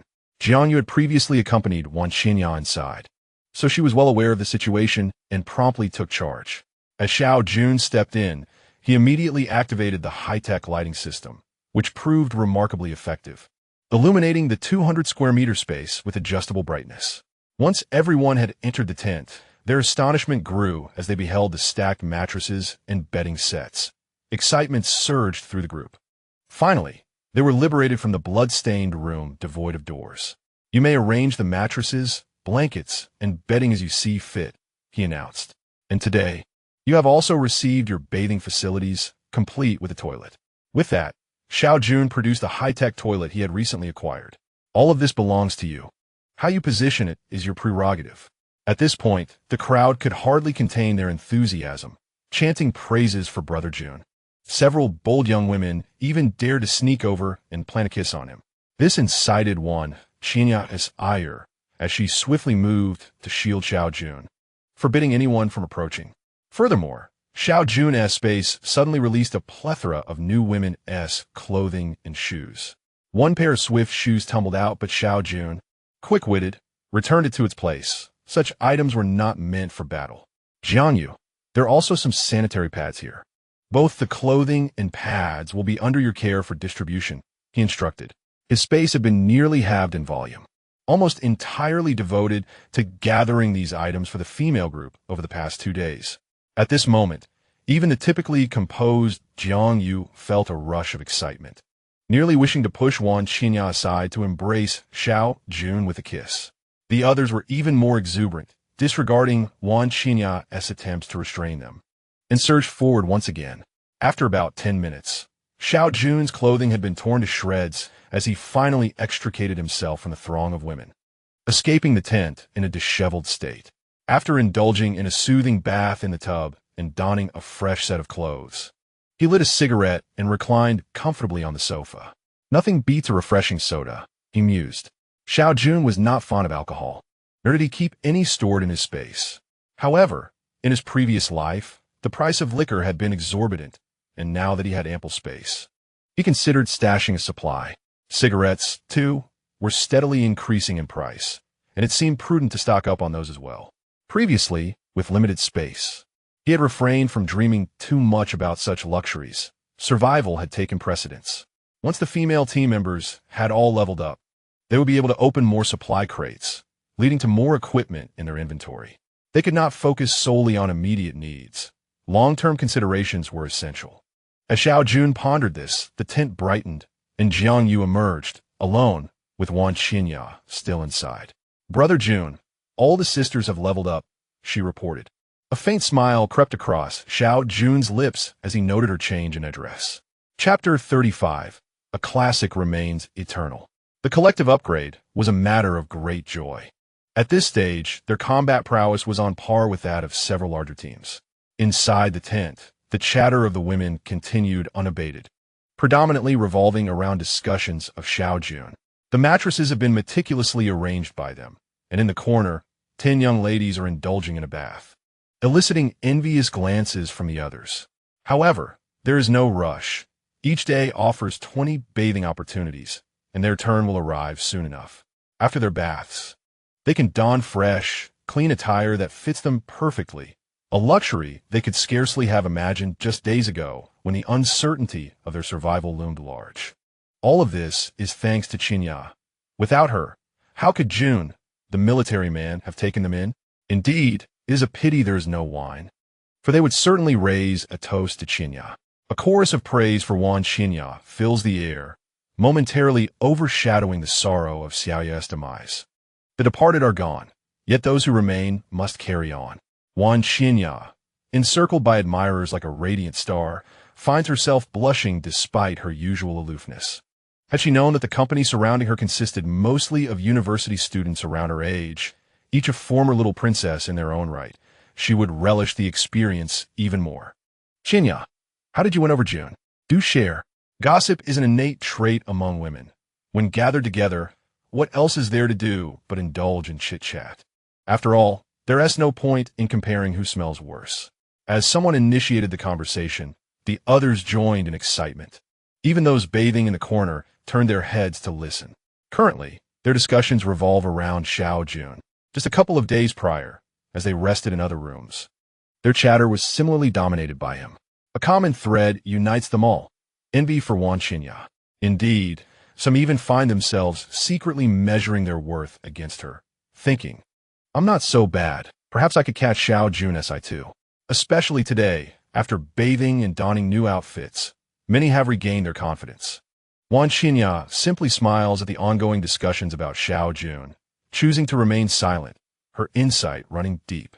Day in and day out, it's all about Jun. "You ladies are quite the vixens. Who can keep secrets from whom?" After a playful commotion, Wan Xinya rose to depart, for the tent belongs to them, and she occupies the main room.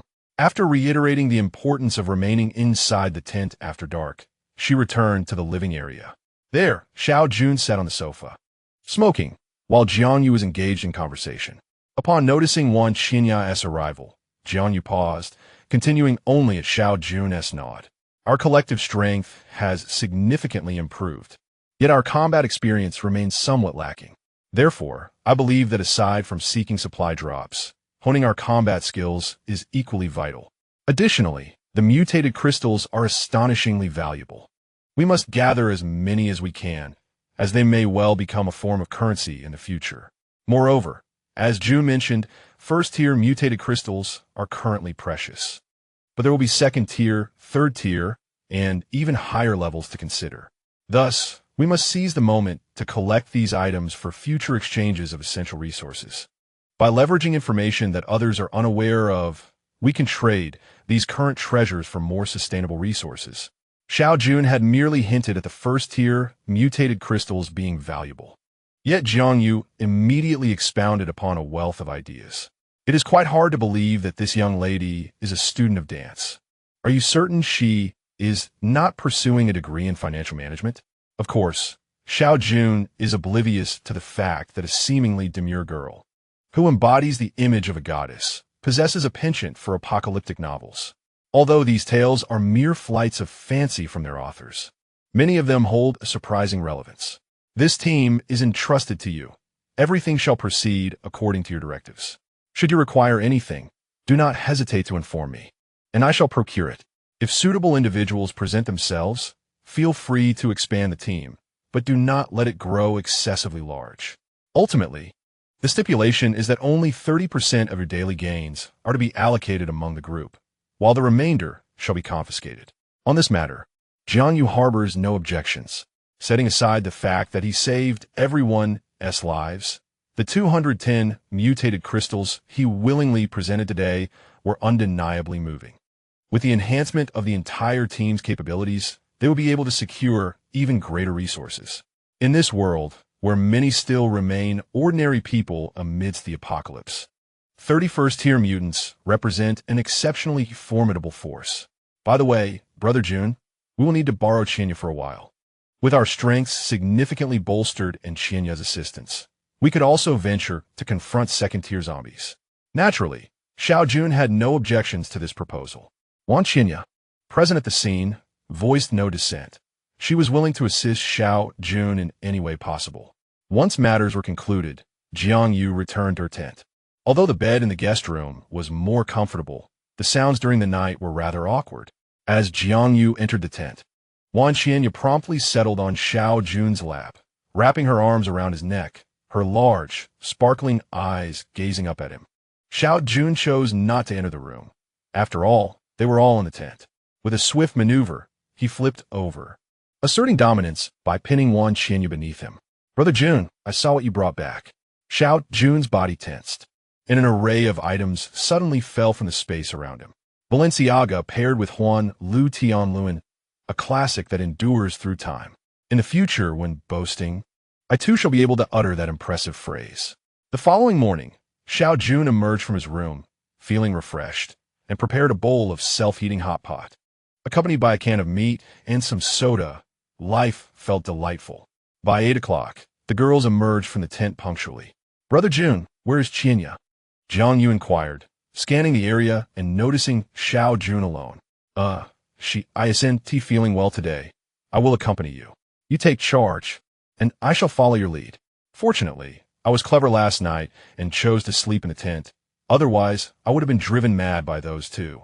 Glancing at the other young ladies, he noticed their knowing smiles, many of them peeking curiously to catch a glimpse of the room's interior.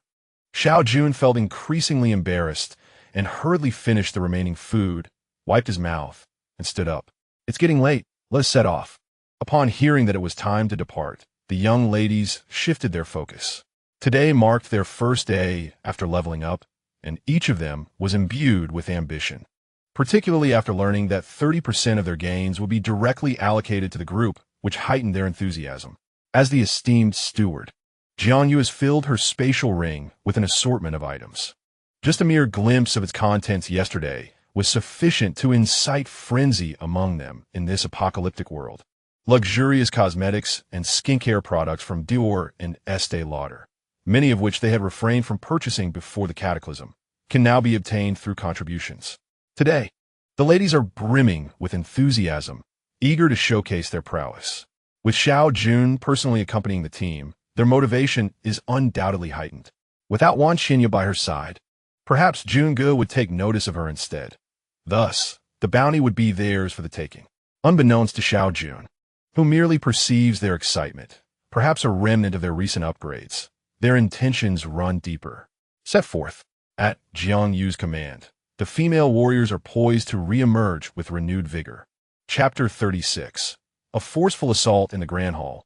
Two young women who had recently ascended to the first tier of mutated beings took the initiative, dispatching all the zombies in the hall within a mere 2 minutes. Exiting the hotel, under Jiang Yu's guidance, 30 ladies divided into 3 groups.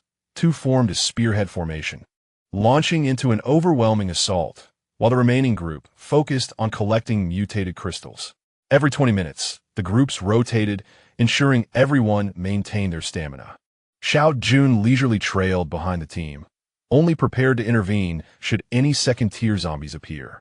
The sensation of their unrelenting advance filled the ladies with exhilaration. What on earth is happening? These women are ferocious. Am I seeing things? Is this a slaughter?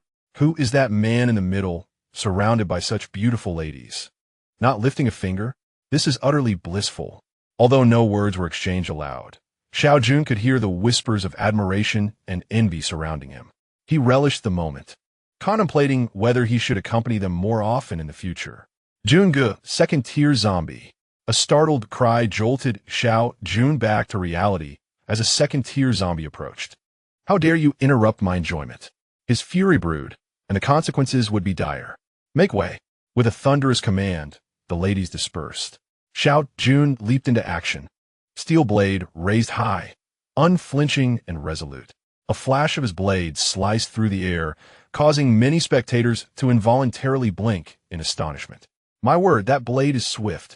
The onlookers could no longer contain their awe. So fierce, so powerful, I absolutely adore this. Many women gazed at Xiao Jun with shining eyes in this desolate world. Being by the side of such a man instilled a sense of safety. The ladies under Xiao Jun's command stood tall and proud, exclaiming, "Behold, this is our Junge, our man." Where second-tier zombies lurk, there are bound to be supply crates. Xiao Jun had long surmised this. Indeed, not far ahead stood an airdrop crate in the center of the road. Jiangyu immediately issued the command to seize it, determined that the onlookers would not reap the benefits. The individuals surrounding were remarkably considerate, refraining from touching the tiger's whiskers during this critical moment, and gracefully made way.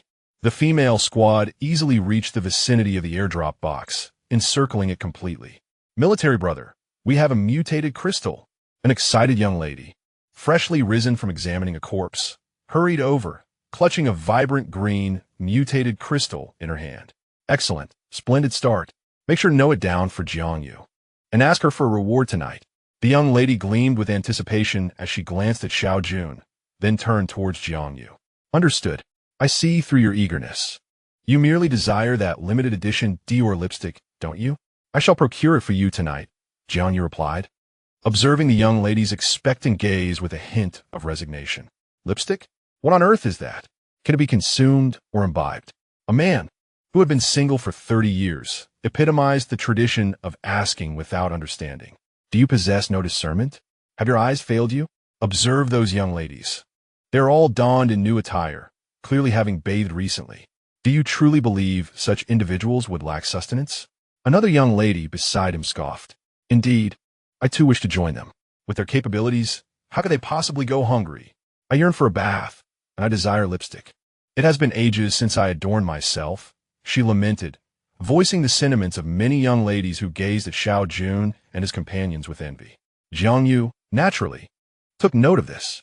Having recently cleared the area of zombies, a number of nearby survivors, both male and female, had gathered. "Our team is recruiting, and anyone interested may join, but there are stipulations. Applicants must be female university students and present their student ID for registration." This requirement had been discussed and agreed upon with Xiao Jun. In this post-apocalyptic world, it was impractical to recruit seasoned individuals or those merely awaiting demise. Thus, attracting the youth was paramount, as their combat capabilities were superior. Yet, a dilemma arose. With so many young ladies already in the group, admitting a few males could easily incite chaos. Therefore, males were outright excluded. Xiao Jun raised no objections, understanding that in the previous life, Jiangyu had led an all-female team, whose fighting prowess was on par with that of men. After extensive deliberation, Jiangyu ultimately resolved to recruit only female university students, specifically those still enrolled. This demographic had yet to step into the harsh realities of society, possessing a relatively innocent mindset that would facilitate management. Furthermore, her team was not yet suited for large-scale recruitment, as resources posed a significant challenge. After Jiangyu called out several times, young ladies finally stepped forward. Their faces were grimy, obscuring their features, and two of them presented their tattered student IDs, barely recognizable as themselves. It was commendable that they still held on to their student IDs in this desolate world. We four share a dormitory. Our student IDs are lost, but we possess our identification cards. Will that suffice? The leading young lady cast a worried glance at Jiangyu, fearing rejection. That will suffice. Jiangyu accepted their identification cards, noting they were all 21 years old, likely in their second or third year of university. Li Qianwan, is it? You and your 3 roommates may enter. Today, you shall assist in collecting mutated crystals. Yin Yun, please escort these 4 individuals over. A young girl named Yun Yun sprang forth from the team, cheerfully greeting the 4 new members before leading them into the midst of the group. Xiao Jun recognized this girl, known for her youthful appearance, which was undeniably captivating. Her twin ponytails bobbed adorably as she walked. However, the primary reason Xiao Jun was acquainted with her was that she currently served as Jiangyu's aide, who had spoken highly of her meticulous nature. As for Li Jingyin, she had long wielded her steel knife, becoming the strongest female warrior in the group aside from Wan Qinya. It would be more effective to let her slay a few zombies than to assign her administrative tasks. After gathering the 4 ladies, no one else stepped forward.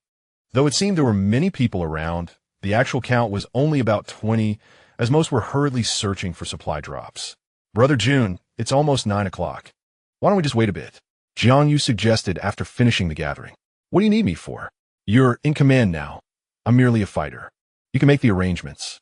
Xiao Jun had unwavering faith in Jiangyu's capabilities. The supply drop in the middle of the road had been thoroughly examined by the ladies, revealing it as a high-quality drop containing 2 lunchboxes, a water bottle, a dagger, and a high-tech lamp. At precisely 9 o'clock, the skies unleashed another rain of supply drops. Perhaps due to the fact that this would be the last supply drop for some time, it lasted a full 10 minutes, double the usual duration. Countless supply crates descended upon the city, and the crowd that had gathered around vanished in an instant. After observing for a while, Jiangyu promptly chose a direction, and the Daughter's Army set sail once more. Chapter 37. The Daughter's Army. Undercurrents rising following Jiangyu's instructions, the team moved swiftly in a single direction, functioning like a zombie harvesting machine, dispatching all encountered zombies.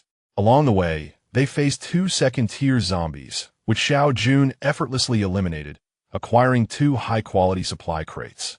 Contrary to the thoughts of the other ladies, Xiao Jun sensed something unusual. The frequency of second-tier zombies had increased, coupled with the higher yield of supply drops that morning. He suspected that the zombie rain from the previous night had taken a turn for the worse. The number of second-tier zombies had likely surged, posing a potential disaster for human survivors. At this stage, few could slay second-tier zombies, presenting an opportunity for this group while representing a lethal threat for the majority. Fortunately, Xiao Jun had come along today. Had it been Wan Qinya encountering multiple second-tier zombies, the team would surely have suffered losses. There is no need to specifically search for supply drops. Let us just continue eliminating zombies. The increase in second-tier zombies implies that high-quality supply drops will also rise. We can go all out. After relaying this to Jiangyu, Xiao Jun began scanning the surroundings. First-tier zombies did not require his intervention. He merely needed to focus on identifying second-tier ones. Following Xiao Jun's advice, Jiangyu adjusted the team's course, opting to advance boldly along the main road instead of through narrow paths. Indeed, Xiao Jun's assumptions proved correct. Within an hour, they encountered 3 second-tier zombies, and the abundance of high-grade airdrop crates provided a plethora of valuable items, far superior to the low-tier ones. Finding a suitable place to rest, Xiao Jun generously produced over 30 self-heating pots, and moments later, the enticing aroma of hot pot wafted through the air. It was simply delightful. Many young ladies were salivating. After feasting on rice balls daily, their taste buds had grown weary, but with hot pot available, who would still crave rice balls? The 4 newly joined young ladies each received a self-heating pot, devouring their meals ravenously. How had they never realized how delectable this was before? Not far from their resting spot, another group was also taking a break.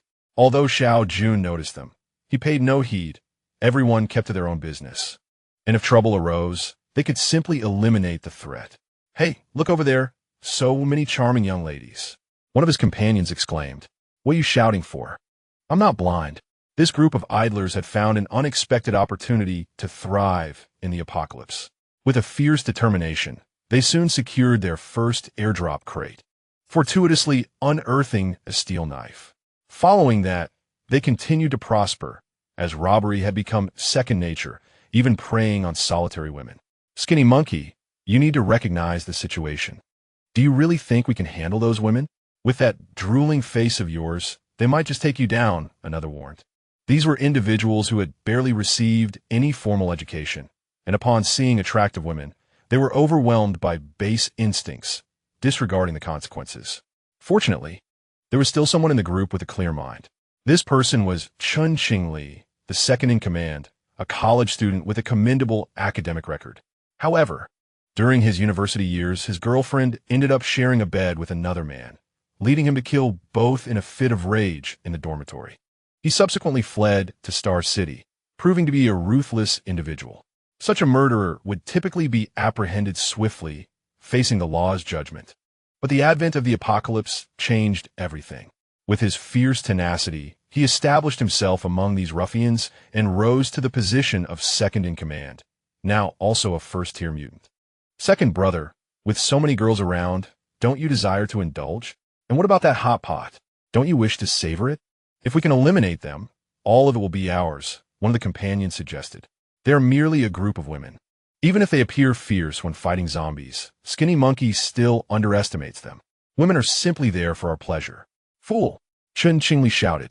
If you want to die alone, don't drag the rest of us down with you. However, I have a plan that might yield great rewards.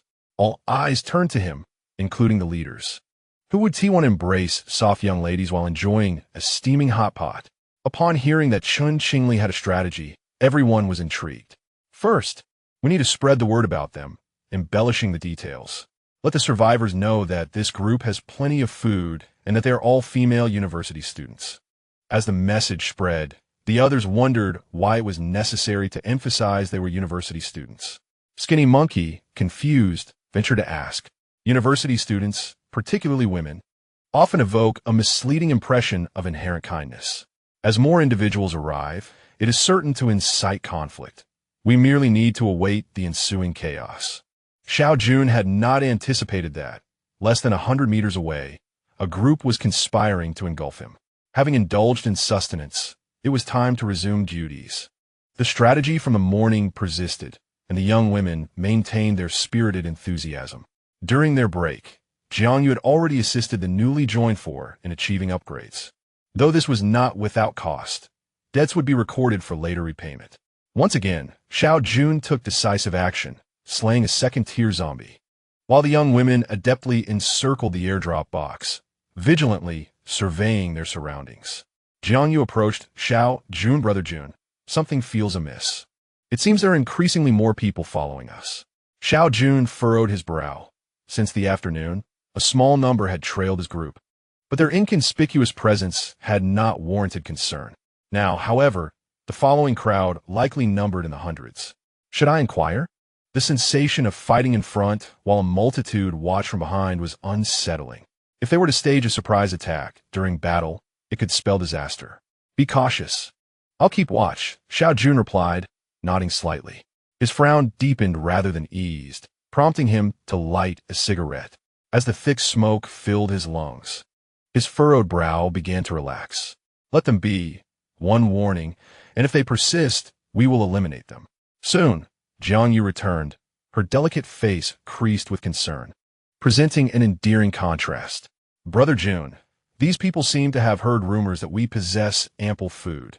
They wish to beseech us for sustenance. What? Xiao Jun questioned, doubting his ears. This was an apocalypse. Did they expect him to provide them with food? Were they living in a fantasy? At that moment, the crowd behind them erupted into a clamor, perhaps due to Xiao Jun's group remaining stationary for too long, or perhaps they felt emboldened by their numbers. Ladies, we are all compatriots of Huaxia. Can you bear to watch as our elder sister starves? Indeed, please, have mercy on my child. She is merely 8 years old, and her father was devoured by zombies while searching for food. We have not eaten for 3 days. Chapter 38. Those who stand in our way shall perish. The young women in Xiao Jun's group had recently been a mere assembly of college students dreaming of the future. They had never witnessed such a spectacle. Many exhibited sympathetic expressions, finding the plight of the people before them quite pitiable. With a heavy heart, Xiao Jun stepped forward, with Jiang Yu closely following. Upon seeing the lone male from the opposing team approach, everyone instinctively recoiled a few steps. They had been observing Xiao Jun for some time and had witnessed his prowess. This man could effortlessly cleave a second-tier zombie in two. Who told you my team is food? Silence fell over the assembly, as none wished to be the first to speak. Whoever informed you of the food's existence shall claim it.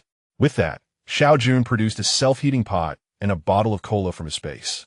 Still, no one dared to utter a word. At this moment, Xiao Jun comprehended that these individuals were not as wretched as they claimed. They were utterly dismissive of such meager provisions, yearning instead for more. My friend, we have not heard anyone say anything. We have followed you along the way and witnessed your abundant acquisitions of food. A voice suddenly resonated from the crowd, with someone taking the lead. The atmosphere swiftly became animated once more. Indeed, you are so formidable. You surely lack for nothing. Please assist us. Another voice chimed in. Young brother, in times of adversity, mutual support is essential. We are all compatriots. Should you not extend a helping hand? Xiao Jun, instead of expressing anger, smiled mockingly as he gazed upon the throng before him. Then tell me, how much do you think I should provide you with? He inquired. The crowd exchanged glances. Naturally, they would prefer to receive everything, but such a statement would be imprudent. Young brother, how about just a meal box and a water bottle for each of us? Everyone encounters hardships. Perhaps next time we can return the favor. It was the same voice from earlier, and this time, Xiao Jun managed to identify the speaker from the crowd. The individual appeared relatively young and bore tattoos. This face seemed somewhat familiar to Xiao Jun, who silently pondered when he might have encountered this person. Meanwhile, the crowd erupted into fervor once more. Yes, a meal box and a water bottle should not be a challenge for our young brother. Certainly, with your strength, slaying a few zombies and securing some supply boxes should be child's play. Jiang Yu, trailing behind Xiao Jun, wore a troubled expression. With so many items at stake, even if they had anything to offer, it would be impossible to give away. However, with over 100 people present, any conflict would surely be detrimental to their side. She could compel her sisters to fight zombies. Failure to do so would mean death. But taking lives? That thought was too dreadful to entertain. As she surveyed her surroundings, it became evident that many of the young women had regained their composure. None were truly foolish enough to overlook the fact that these individuals were attempting to rob them. Yet anxiety gripped them, causing their weapons to feel heavy in their hands, their minds racing with thoughts of what to do should a confrontation arise. Surely, they could not resort to murder. Observing the demeanor of these young women, the bystanders felt a surge of confidence. Indeed, young college students are easily intimidated, especially female students. Once they acquire food this time, they can return for more when it runs out. This was the right choice. Perhaps in the future, they can be sent to scavenge while we simply follow behind to collect the spoils. I am quite familiar with this tactic. My previous employees, college students, behaved in a remarkably similar fashion. Xiao Jun coldly absorbed the expressions of everyone present, even discerning their innermost thoughts with clarity. They were nothing more than a horde of vampiric fiends clad in human skin. Unfortunately for them, they had crossed paths with Xiao Jun. Who was it that proposed this idea? If I recall correctly, it was you. Let us begin with you, he declared, signaling Jiang Yu to present a meal box and a water bottle, placing them before him.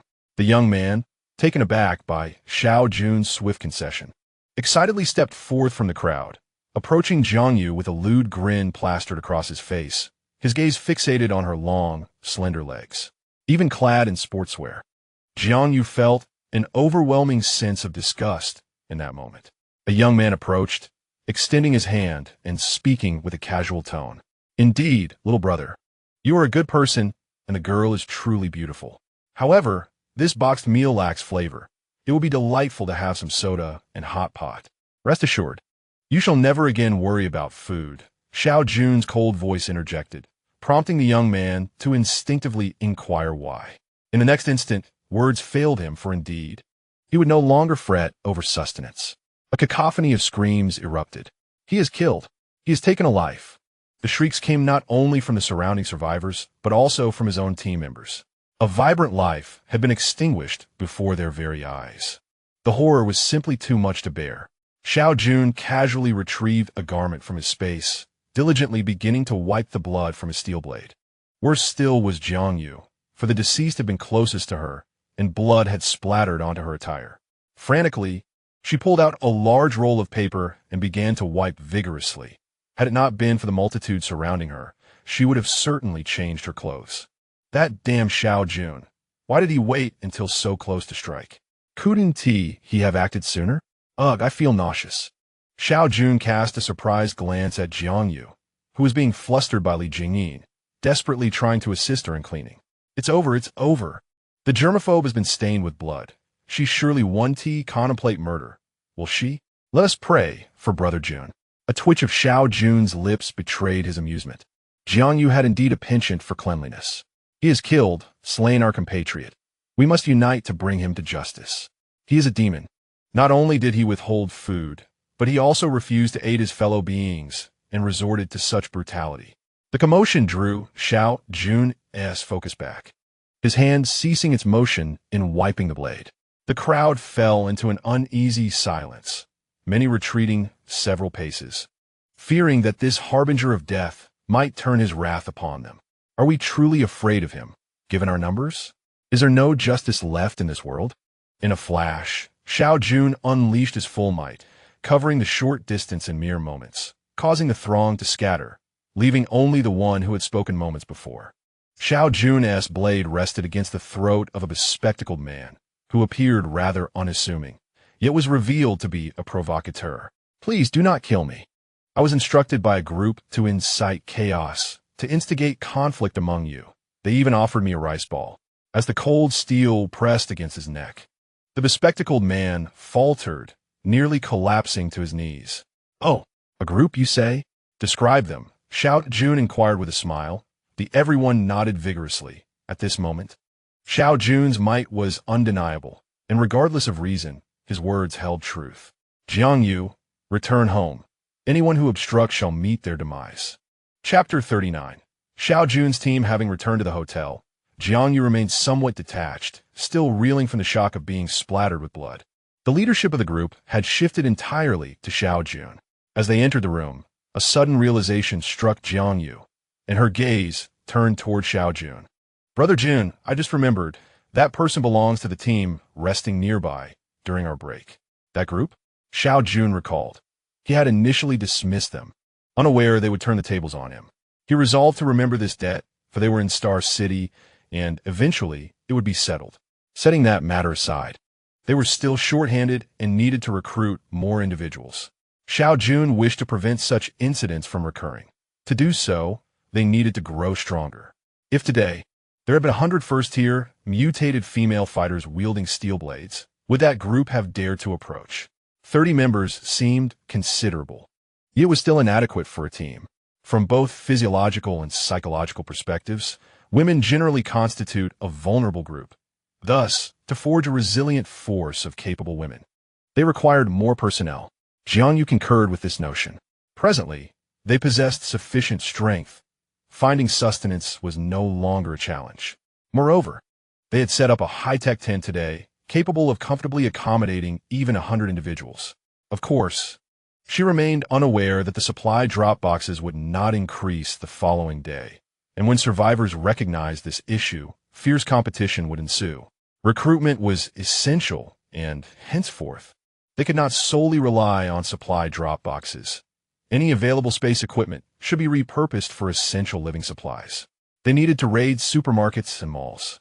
Typical storage facilities were often located underground, and they required more resources.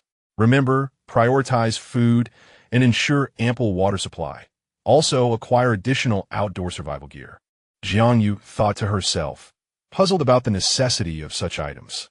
Outdoor survival? Wasn't Brother Jun planning to stay at the hotel? Xiao Jun refrained from elaborating. The premature emergence of second-tier zombies had always weighed on his mind. He was uncertain if other events would arise early, but preparation was wise. Recruiting personnel was also a part of this foresight. The zombies outside the city would only outnumber those within. To inhabit the outskirts, they first needed to clear their territory. In his estimation, 500 individuals would suffice.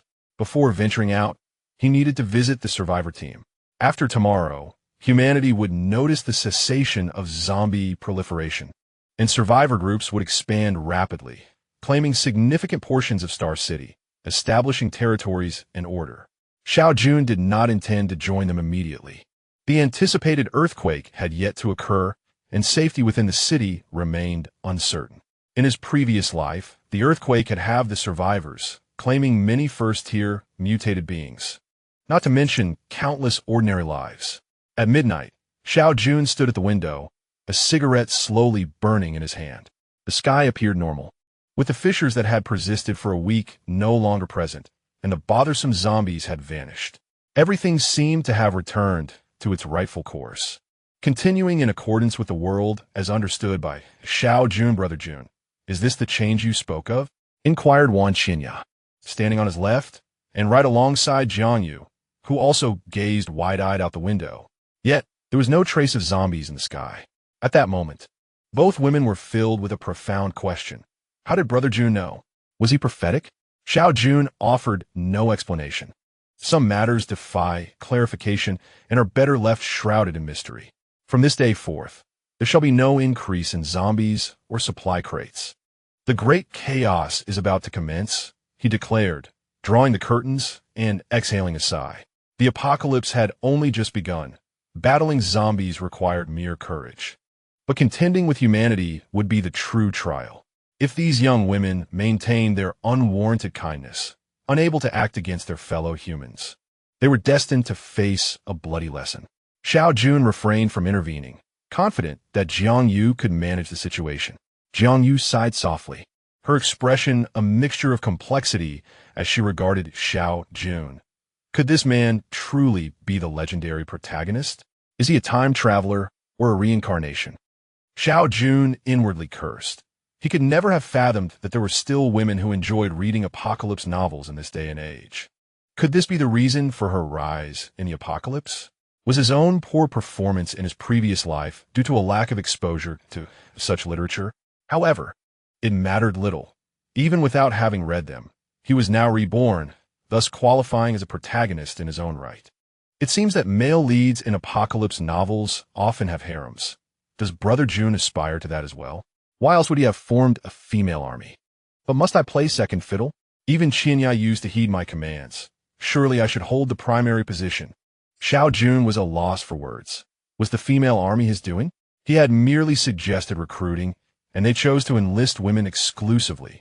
Now they blamed him for it. Moreover, why was there talk of hierarchies? It appeared he had not imposed anything upon them. Time was of the essence. It was time to rest, as they would be venturing out to recruit the next day. He issued a dismissal, thinking that if this girl continued to ponder, who knew what conclusion she might draw? With a heavy heart, Jiang Yu returned to the tent, while Xiao Jun and Wan Xinya retreated to their room. Brother Jun, we are setting out, Wan Xinya announced early the next morning, leaving the hotel with Jiang Yu. Last night, Jiang Yu had crafted a large wooden board on which she inscribed the recruitment criteria for their female army, intending for it to be held aloft throughout the day. Simultaneously, she privately decided that, in addition to these requirements, the recruits must possess good looks. After all, shouldn't the protagonist's harem be composed entirely of beauties? The books had always claimed so. Had Xiao Jun heard this sentiment, he would have undoubtedly grown fond of her. This girl was remarkably perceptive and must be allowed to flourish. What began as Jiang Yu's female army was now on the verge of transforming into Xiao Jun's harem, while the protagonist remained blissfully unaware. By the time Xiao Jun stepped outside, it was already 9:15. The survivors throughout the city were now likely aware that no new supply crates had descended. They remain uncertain whether there will be future airdrop boxes. At present, it appears that the existing airdrop boxes in the city are the last of their kind, with each open box diminishing the total count. Instantly, the entire city erupted in fervor as countless individuals emerged from their concealed hideouts in search of the remaining airdrop boxes. Concurrently, throngs of people surged into various supermarkets and malls. Just days prior, Many were reluctant to risk venturing into the interiors of the malls. For not everyone possessed the prowess of Xiao Jun, capable of effortlessly dispatching a horde of zombies. Moreover, they lacked spatial equipment. Even if they entered, how much could they truly carry? After all, with airdrop boxes available, securing just one could sustain them for a month. However, the situation had changed. With no more airdrop boxes to replenish supplies, food scarcity would soon return with a vengeance. Under these circumstances, the quest for airdrop boxes and resources became considerably more challenging for Jianyu and her companions, yet recruitment progressed remarkably well, with a full complement of 100 individuals achieved on the very first day. Xiao Jun's team of university women officially expanded to 100 members, ranking among the largest teams in Star City. Furthermore, his team was comprised entirely of striking women. Chapter 40. Sisters. We currently have a total of 300 team members, including you, Brother Jun, bringing the total to 301. Among them, there are 282 first-tier mutated individuals and 19 second-tier mutated individuals. In terms of supplies, we possess 4 high-tech tents, 2 measuring 200 square meters and 2 measuring 1,000 square meters, providing ample living space. We have 56 lunch boxes, 77 water bottles, 13 steel knives, 6 daggers, and 3 sets of combat gear, along with 742 first-tier mutation crystals and 82 second-tier mutation crystals remaining. Apart from the sets allocated to Xiao Jun and Wan Xinya, a further set was discovered, which Xiao Jun has given to Jianyu. The frenzy of the past weeks has yielded a substantial bounty of mutation crystals, with 30% designated for their use. Jianyu will allocate these based on everyone's performance, resulting in 19 second-tier mutated individuals within the team. Additionally, we have 3 high-tech toilets, 2 bathtubs, 2 bathing pools, and 11 high-tech light fixtures. The total inventory of spatial equipment stands at 11 items, comprising 2 bracelets, 2 jade pendants, and 7 rings, collectively offering a storage capacity of 500 kilograms. Beyond the contents of the airdrop boxes, we also have 3,000 kilograms of mineral water, 1,000 kilograms of various beverages, 2,000 kilograms of salt, 2,000 kilograms of assorted canned goods, 2,000 kilograms of self-heating rice, 1,000 kilograms of self-heating hot pot, and 500 kilograms of snacks such as chips and spicy strips. Furthermore, we possess 500 high-lumen flashlights. Moreover, just the day before yesterday, we discovered a large hospital from which I procured a significant quantity of glucose, along with some common cold medications, anti-inflammatory drugs, and fever reducers. It would be impractical to rely solely on mutation crystals for every minor ailment. Since the number of zombies and airdrop boxes has ceased to increase, the inhabitants of Star City have descended into utter madness, with various resources being frantically snatched up. Even in the absence of spatial equipment, the sheer number of people remains a formidable force. Jiangyu's ability to locate such an abundance of supplies is commendable, as the storage is nearly filled to capacity. Aside from these items, the remaining space must also accommodate bedding, paper towels, and other assorted necessities such as sanitary products for the young women. It is not sufficient. Each team member must be equipped with a luggage bag filled with supplies. Furthermore, recruitment must continue until the team reaches 500 members. 5 days have passed since the airdrop boxes were distributed, and after 2 more days, once the majority of the airdrop supplies have been claimed, Xiao Jun intends to head to the survivor team, which has reportedly developed at an astonishing pace, even clearing the safety zone of an entire district, with the team's size surpassing 10,000. His primary objective is to exchange for equipment, as he aims to equip all 500 young ladies with high-tech weaponry. All residents on the 21st floor of the hotel have been cleared by Xiao Jun, who provided appropriate food compensation, as he is not devoid of principles. As for those who dared to extort excessively, they have transformed into the zombies lurking below. After days of chaos, even the female warriors have faced attacks from their fellow humans, resulting in the unfortunate demise of 2 young ladies. Following this incident, the female warriors underwent a significant transformation, They realized that if they did not eliminate their adversaries, they would be devoured without leaving even a bone fragment behind. It is futile to speak of unity in the apocalypse. Survival must take precedence before discussing solidarity. Sister Yu, there are newcomers seeking refuge with us, including a pair of exceptionally beautiful twins. With the recent promotions by Jiang Yu, the female warriors have gained a certain renown in Star City, leading to an influx of individuals seeking to join. Jiang Yu's ideal female team members have become well known. They must be women, beautiful, young, and educated, specifically female university students. These three criteria are indispensable. Many often speculate privately that this must be the captain's requirement. The captain, of course, is Xiao Jun. Aside from the initial 30 young ladies who joined, all subsequent recruits refer to him as captain, while the first 30 address him as Brother Jun. Jiang Yu has refrained from clarifying this distinction. What man does not appreciate beauty? Xiao Jun is certainly no exception. Moreover, the women who engage in such discussions are all fluttering with youthful infatuation. If Xiao Jun were willing, they would readily offer themselves to him this very night. Fortunately, with Wan Qinya present, these women are not overly audacious. Twins? A thought flashed in Xiao Jun's mind. In his previous life, there had been a pair of renowned twin sisters in Future City, seemingly connected to Jiang Yu's female warriors. These sisters were not celebrated for their strength or status, but for their beauty. While Future City boasted even more stunning individuals, the twins excelled in their sheer number. At that time, the twins were the dreams of every man in Future City, and Xiao Jun was no exception. Enough with the idle talk. It is time to meet them. Before Jiang Yu could express her stance, Xiao Jun spoke. Let us go. There are newcomers seeking refuge. Let's see who they are. The nearby young ladies wore knowing smiles as they regarded Xiao Jun. As expected, the mention of beautiful twins has him stirred. Could it be that our allure is lacking? Just as Xiao Jun stepped forward, he nearly lost his balance upon hearing their unspoken thoughts.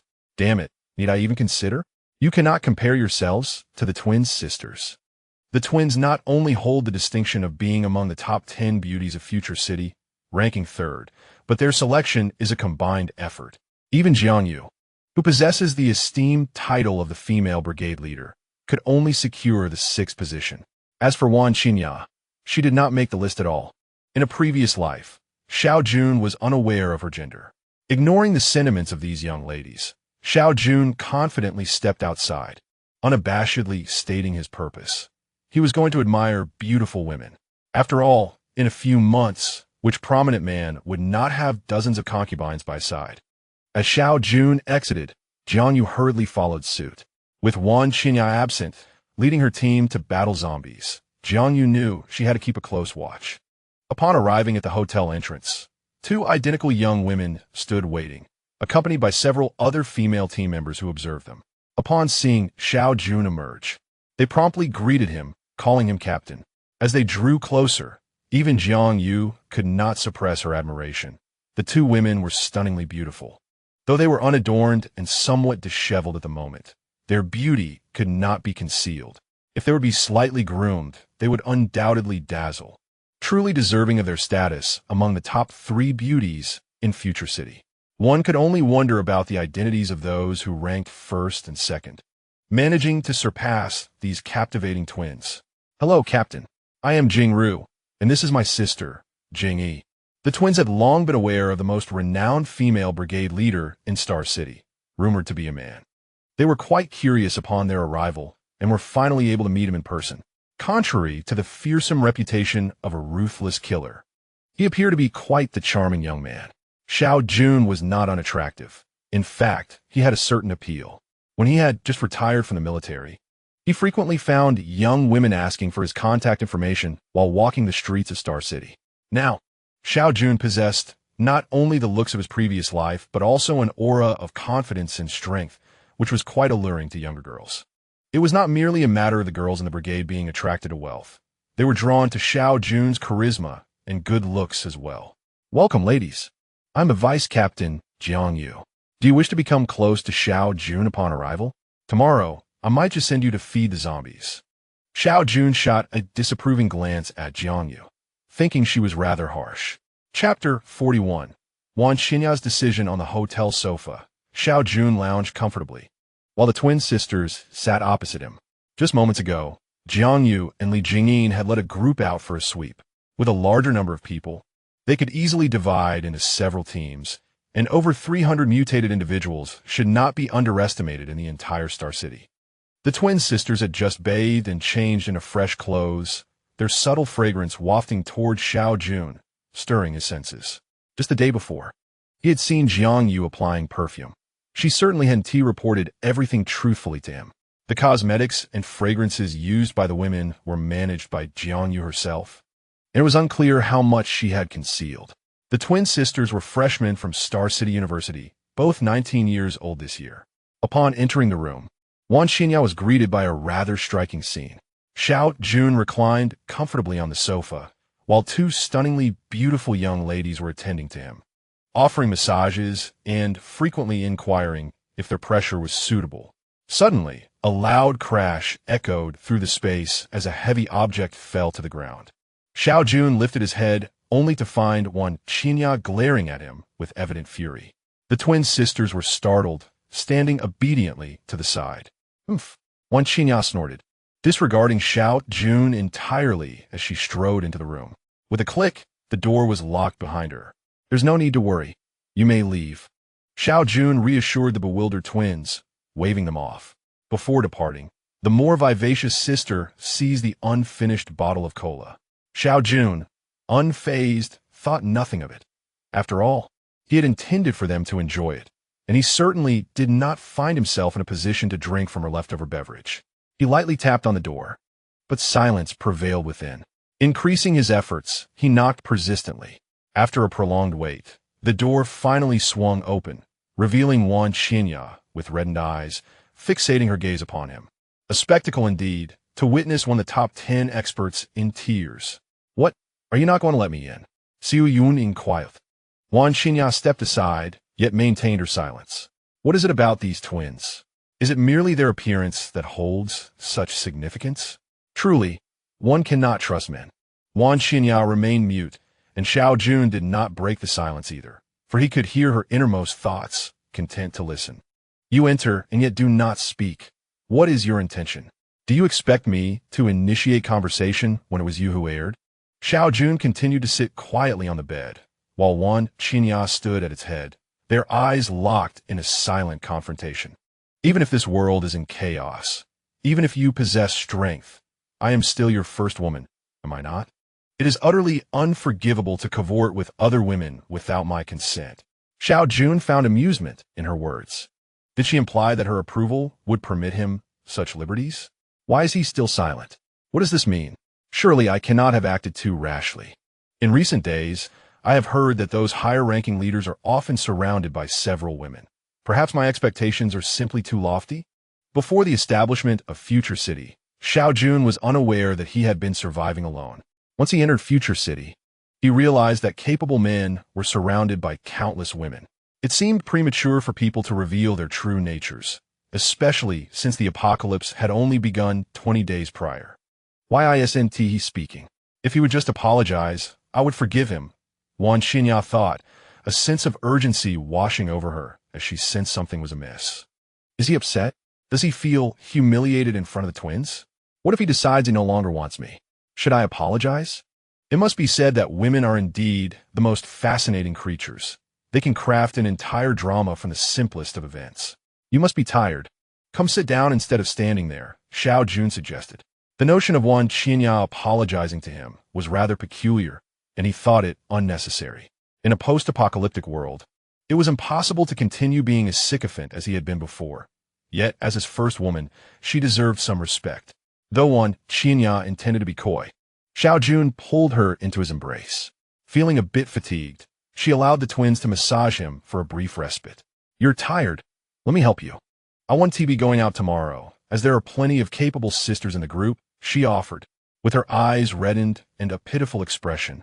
She appeared so endearing that Xiao Jun couldn't resist planting a kiss on her cheek. "Humph, I'm going to wash my face," she said, escaping his embrace and dashing out of the room.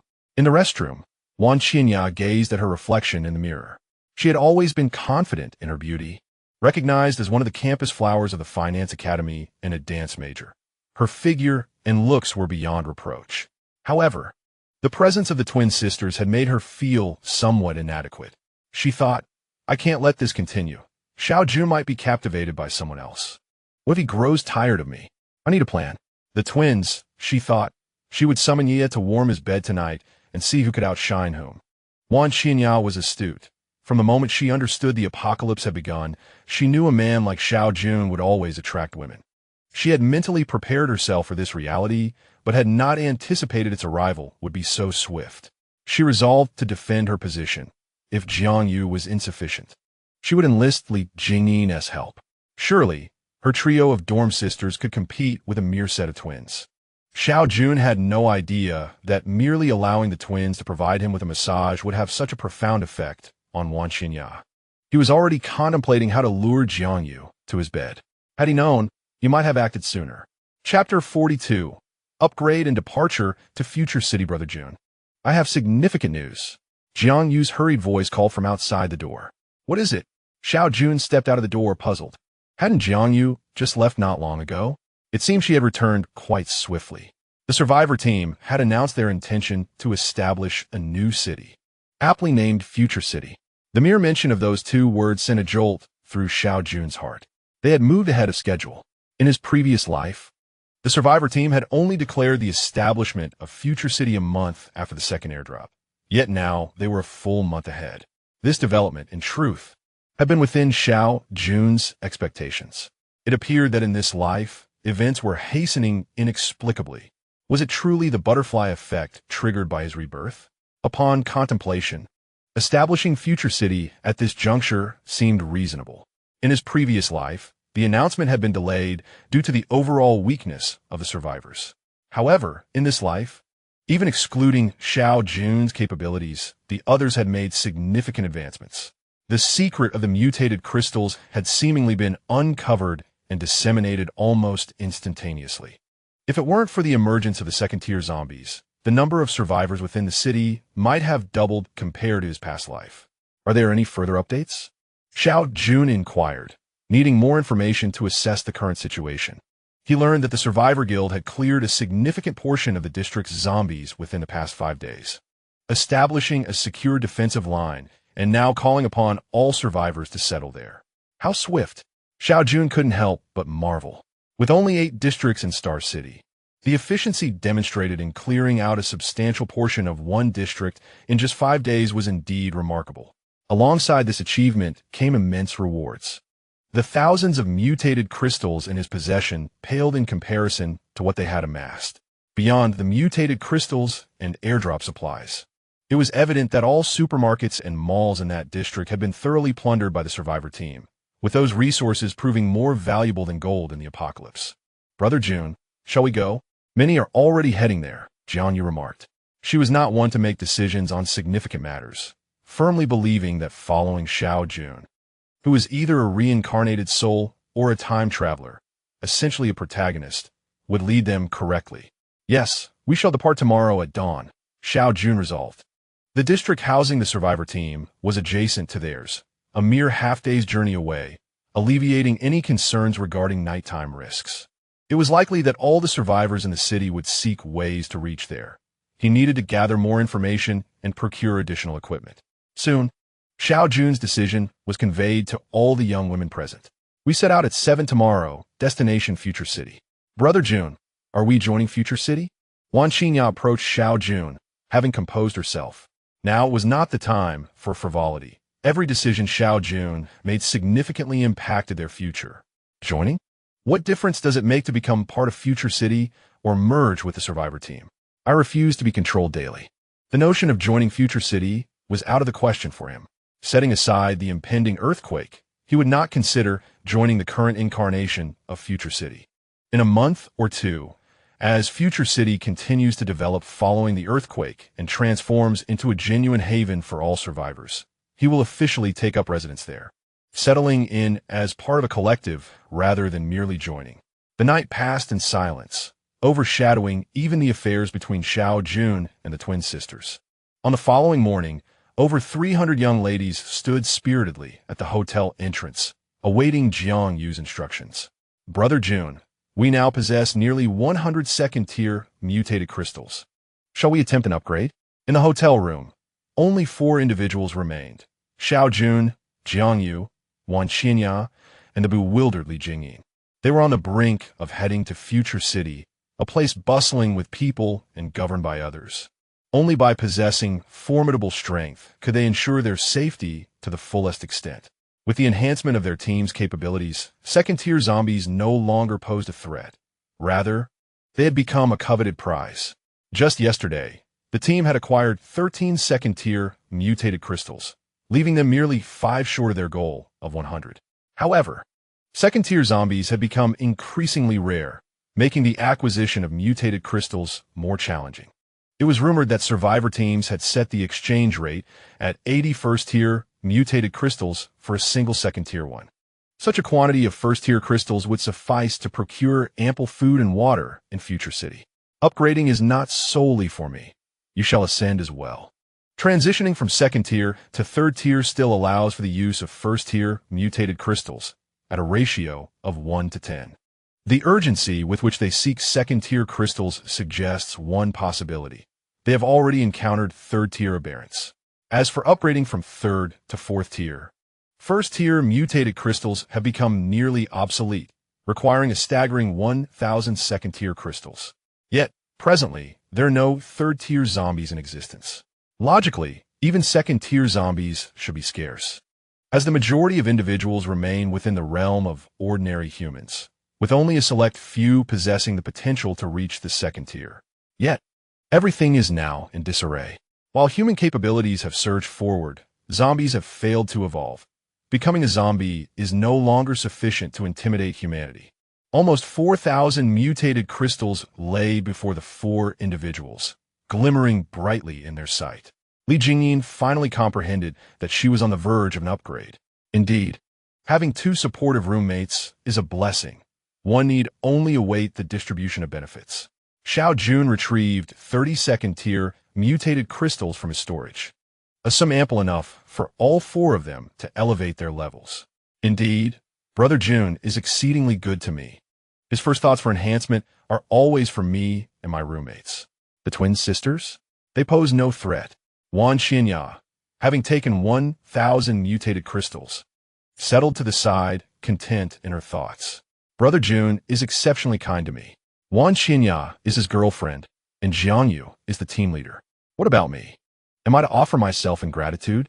Li Jingyin, naively cradling the mutated crystals, ponder how to justify her worthiness of such gifts. Xiao Jun, bearing a look of exasperation, mused over the absurdity of it all. Were it not for your past life as the legendary assassin of the women's army, or being Wan Xinya's mother, I would never consider granting you an upgrade.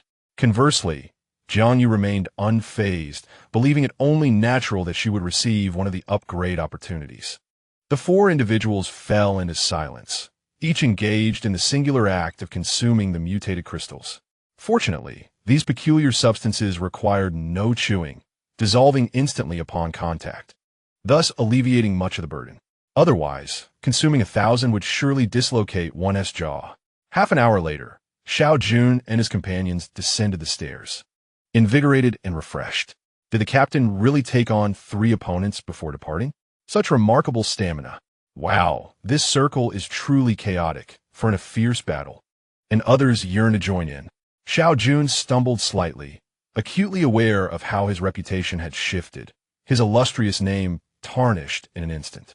Jiang Yu, however, was unfazed. She could not hear the murmurs of others.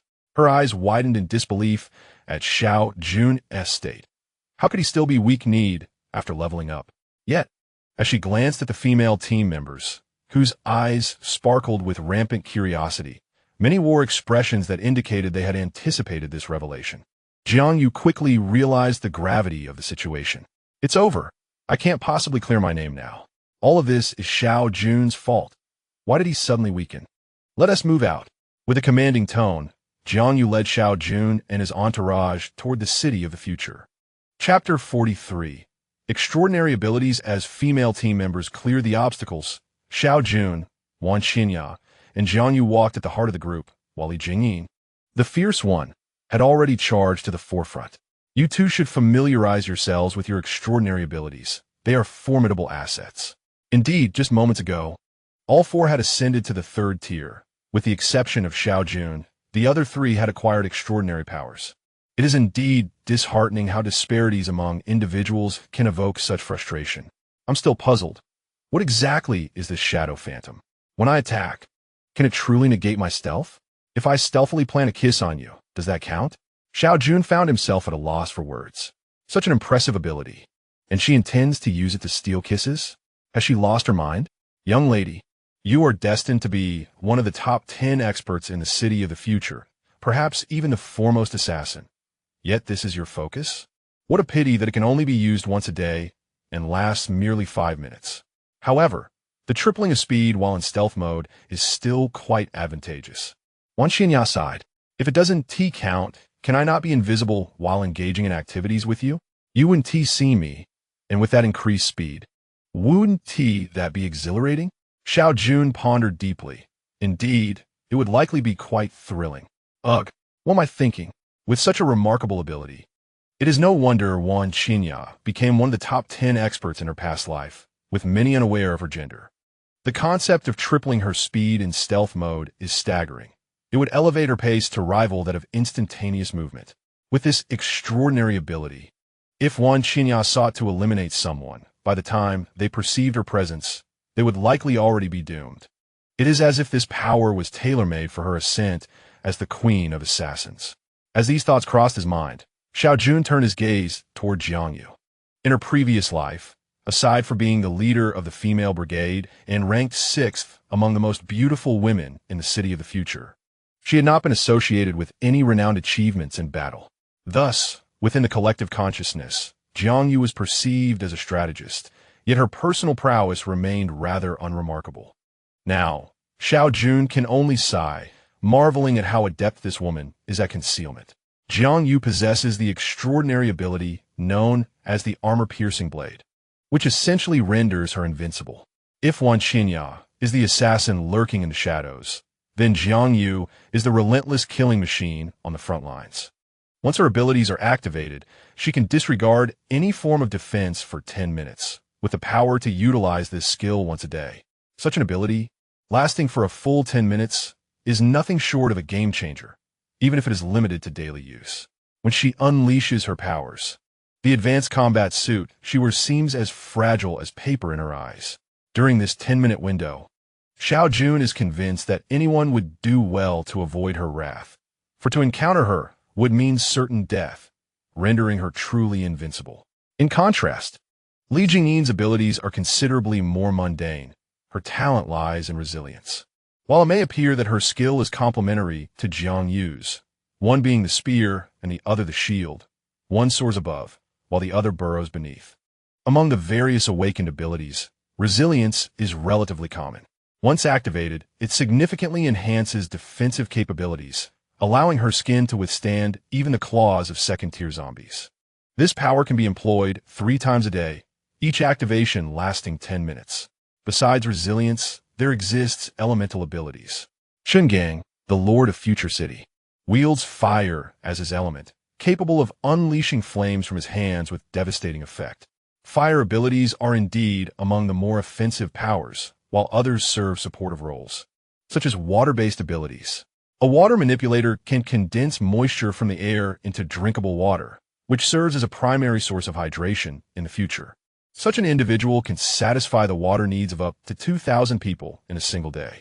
Furthermore, there are light manipulators, whose abilities alleviate fatigue and restore vitality. In the future, many of the premier service industry professionals are light manipulators, commanding significantly higher fees than their peers, especially if they possess additional beauty, commanding astronomical prices. Both of these women must keep their abilities discreet, even from their subordinates, revealing them only in dire circumstances. Xiao Jun repeatedly emphasizes this, particularly to Jiangyu.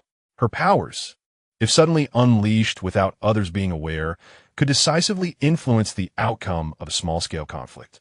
As for Wan Xinya, Xiao Jun intends for her to continue her previous life's endeavors. seamlessly operating as one of the top 10 experts while also being Future City's foremost assassin. This role suits her perfectly. After advising the two, Xiao Jun contemplates another matter. Only those who reach the third tier of evolution can ascertain whether they will awaken their abilities. It seems he must expedite the process for everyone to keep pace. The zombie population within the city will significantly diminish before the next airdrop occurs. As they traverse through the city, Xiao Jun and his companions do not encounter the anticipated hordes. Rather, many areas have already been cleared of the undead. With the knowledge that the zombie threat is not increasing, humanity regains its confidence, determined to expel the undead from the city and re-establish a civilized order. Yet they remain oblivious to the fact that there will be a third wave. The zombies seem inexhaustible, an endless scourge. Even in the future city of the last life, there were several assaults by airborne zombies, each more formidable than the last, resulting in ever greater losses. This relentless onslaught has caused real estate prices in the future city to soar, rendering it unaffordable for low-tier mutant beings. However, Xiao Jun is unperturbed. Once the second wave of zombie airdrops concludes, he intends to lead his team out of the city. The zombies outside the city far outnumber those within, and the airdrop crates go unclaimed. At this juncture, no one is contemplating such a bold venture of exiting the city. "Captain, Sister Yu, we are nearing Future City," reported a young woman from the front as she approached them. The surrounding zombies were dwindling in number, and they encountered several other humans with the same destination in mind, all heading towards Future City. Everyone, remain vigilant. Jiang Yu's command swiftly resonated through the ranks, and soon, she and Xiao Jun moved to the forefront of the group. "Brother Jun, Captain, Sister Yu," various forms of address echoed intermittently. Xiao Jun squinted ahead, realizing they would be stationed here for some time. Chapter 44. Registration. People bustled along both sides of the road. If one disregarded their attire, it could easily be mistaken for a time before the apocalypse. Their arrival garnered considerable attention. Recently, this team, predominantly composed of young women, had gained significant notoriety. Notably, Xiao Jun, leading the group, evoked envy among many. Surrounded by such a bevy of beautiful ladies, who could remain undazzled? As they ventured several kilometers further, Future City came into view. Though only a few days had passed, the construction of Future City had begun to take shape. Numerous roads had been blocked, leaving only two main thoroughfares for entry. At the city entrance, personnel were designated to register the information of all entering individuals. Those with surviving relatives could also search for them here, albeit at a cost. Upon seeing Xiao Jun and his entourage approach, others instinctively cleared a path. In these apocalyptic days, everyone had grown accustomed to the law of the jungle. Those unfit had transformed into zombies. Who was the leader? Step forward for registration, came the directive. Xiao Jun, there to exchange resources rather than incite trouble. Naturally complied with Future City's regulations, leading Jiang Yu and Wan Xinya to the registration area. "Sir Captain, please register," one of the gatekeepers requested, displaying a keen awareness of the situation. Such a large team entering the city could not be treated like solitary individuals. Even representing Future City, it would be unwise to exhibit arrogance. Anyone capable of assembling such a sizable group in the apocalypse must surely possess a few lives in their hands. As he inscribed Xiao Jun in the ledger, he hesitated over the team name, having not previously considered it. Noticing his uncertainty, Jiang Yu took the pen and boldly wrote Xiao Jun's harem squad. Since Jiang Yu had already penned it, Xiao Jun chose not to amend it, departing with over 300 young ladies amidst the guard's astonished gaze. Soon, the name Xiao Jun's harem spread throughout the Future City. At the entrance, free maps were available for collection. At this moment, Xiao Jun and Jiang Yu each held a map, surveying the area. "Brother Jun, where shall we go first?" The map indicated only a few notable locations: the trading market, the certification hall, the recruitment market, and the Lord's mansion. "Let us head to the certification hall to find a place to stay." As they made their way to the certification hall, they encountered numerous individuals wielding hoes, diligently constructing Future City, many of whom were mutated beings. A young lady inquired and learned that many had been summoned to Future City, where labor not only included meals, but also a first-tier mutated crystal per day, thus attracting a multitude eager to work. Becoming a mutated being significantly enhanced physical capabilities, accelerating their construction efforts. It was no wonder Future City was developing so rapidly. Upon arriving at the certification hall, a familiar young lady informed Xiao Jun that this location had previously served as the administrative center of Star City. The young ladies remained outside in the plaza, while only Jiang Yu and Wan Qinya accompanied him within. The interior of the certification hall was sparsely populated, almost desolate. The map had already indicated the services offered here. Establishing a team required a team building certificate, and purchasing land or housing also necessitated certification. Within the entirety of Future City's territory, all properties belonged to Future City, even if a house had been one's residence before the apocalypse. It must now be purchased from Future City. This policy sparked considerable unrest, leading Future City to relent slightly. If one could prove ownership of a property before the apocalypse, they would only need to pay a portion of the protection fee to reclaim it. "Sir, may I ask what business you wish to conduct?" A sweet-faced young lady approached, her discerning gaze revealing that a man who could accompany two exquisite beauties undoubtedly possessed considerable strength. "How do I apply for a team-building certificate?" Xiao Jun got straight to the point. "That depends on the size of your team. For fewer than 100 members, it requires 10 mutated crystals. For 100 to 500 members, 30 crystals, and for 500 to 1,000 members, 50 crystals. Currently, teams exceeding 1,000 are not permitted to establish. Given that Future City had just been founded, allowing a 1,000-member team was certainly out of the question. What would happen in the event of chaos? Let us go with a 500-member team. They had already dispatched numerous zombies on their way, and Xiao Jun now possessed 174 first-tier mutated crystals. After handing over 30 mutated crystals, the young lady's smile broadened, and she notably adjusted her posture, revealing even more of her already scant clothing. Had it not been for the two stunning beauties accompanying Xiao Jun, she likely would have approached him directly. "Sir, please come this way to register your information and the name of your team. Your certificate will be ready shortly."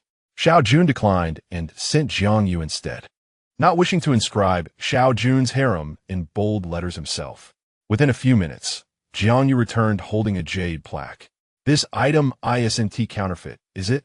Xiao Jun casually inquired, toying with the jade in his hand. "Rest assured, Team Leader Xiao, it bears our Future City seal. No one would dare to counterfeit it." Xiao Jun could not deny this. "Take me to see the territory." The smile on the young lady's face was almost overwhelming, and her gaze toward Xiao Jun was as if she wished to consume him.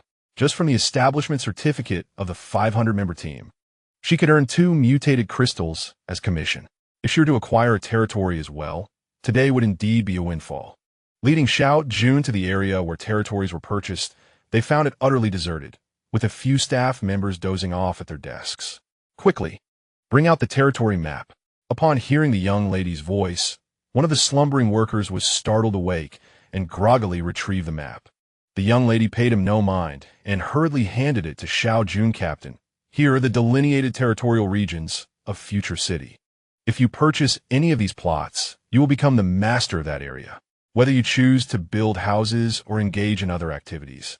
Future City will not interfere in any way."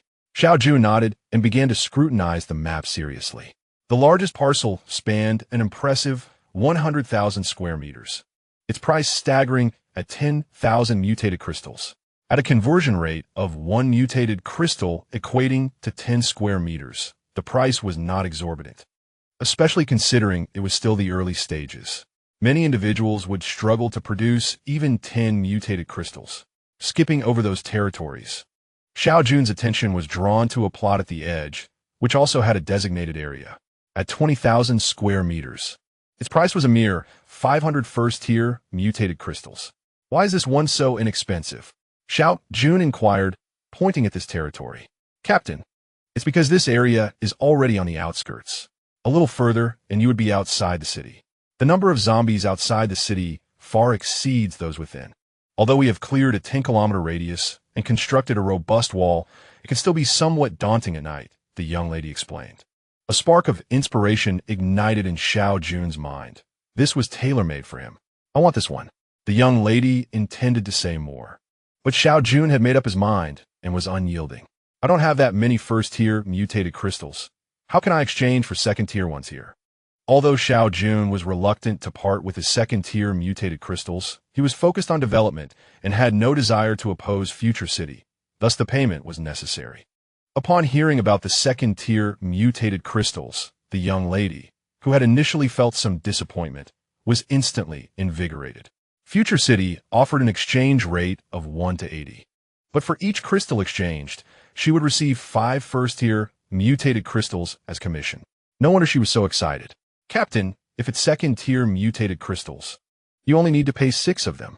6 second-tier mutated crystals equated to 480 first-tier mutated crystals. However, this was not an issue. The pricing of territories inherently allowed for negotiation. This particular plot could be sold for anything above 450 crystals. If the transaction went through with second-tier mutated crystals, she would earn dozens of first-tier mutated crystals as commission, marking a true windfall. Future City had only been established for 2 or 3 days, and she had yet to make a profit, but she never expected to encounter a local tycoon right at the outset. The staff member at the territory office was jolted awake from a day's slumber, anxious that Xiao Jun might reconsider, and swiftly processed his paperwork. In a mere 3 minutes, Xiao Jun obtained his territory certificate. Chapter 45. Conflict. Let us proceed to the territory. Exiting the certification hall, Xiao Jun led over 300 young ladies, advancing confidently towards his domain. However, they had not traveled far when they encountered another throng of individuals, evidently heading to the office as well.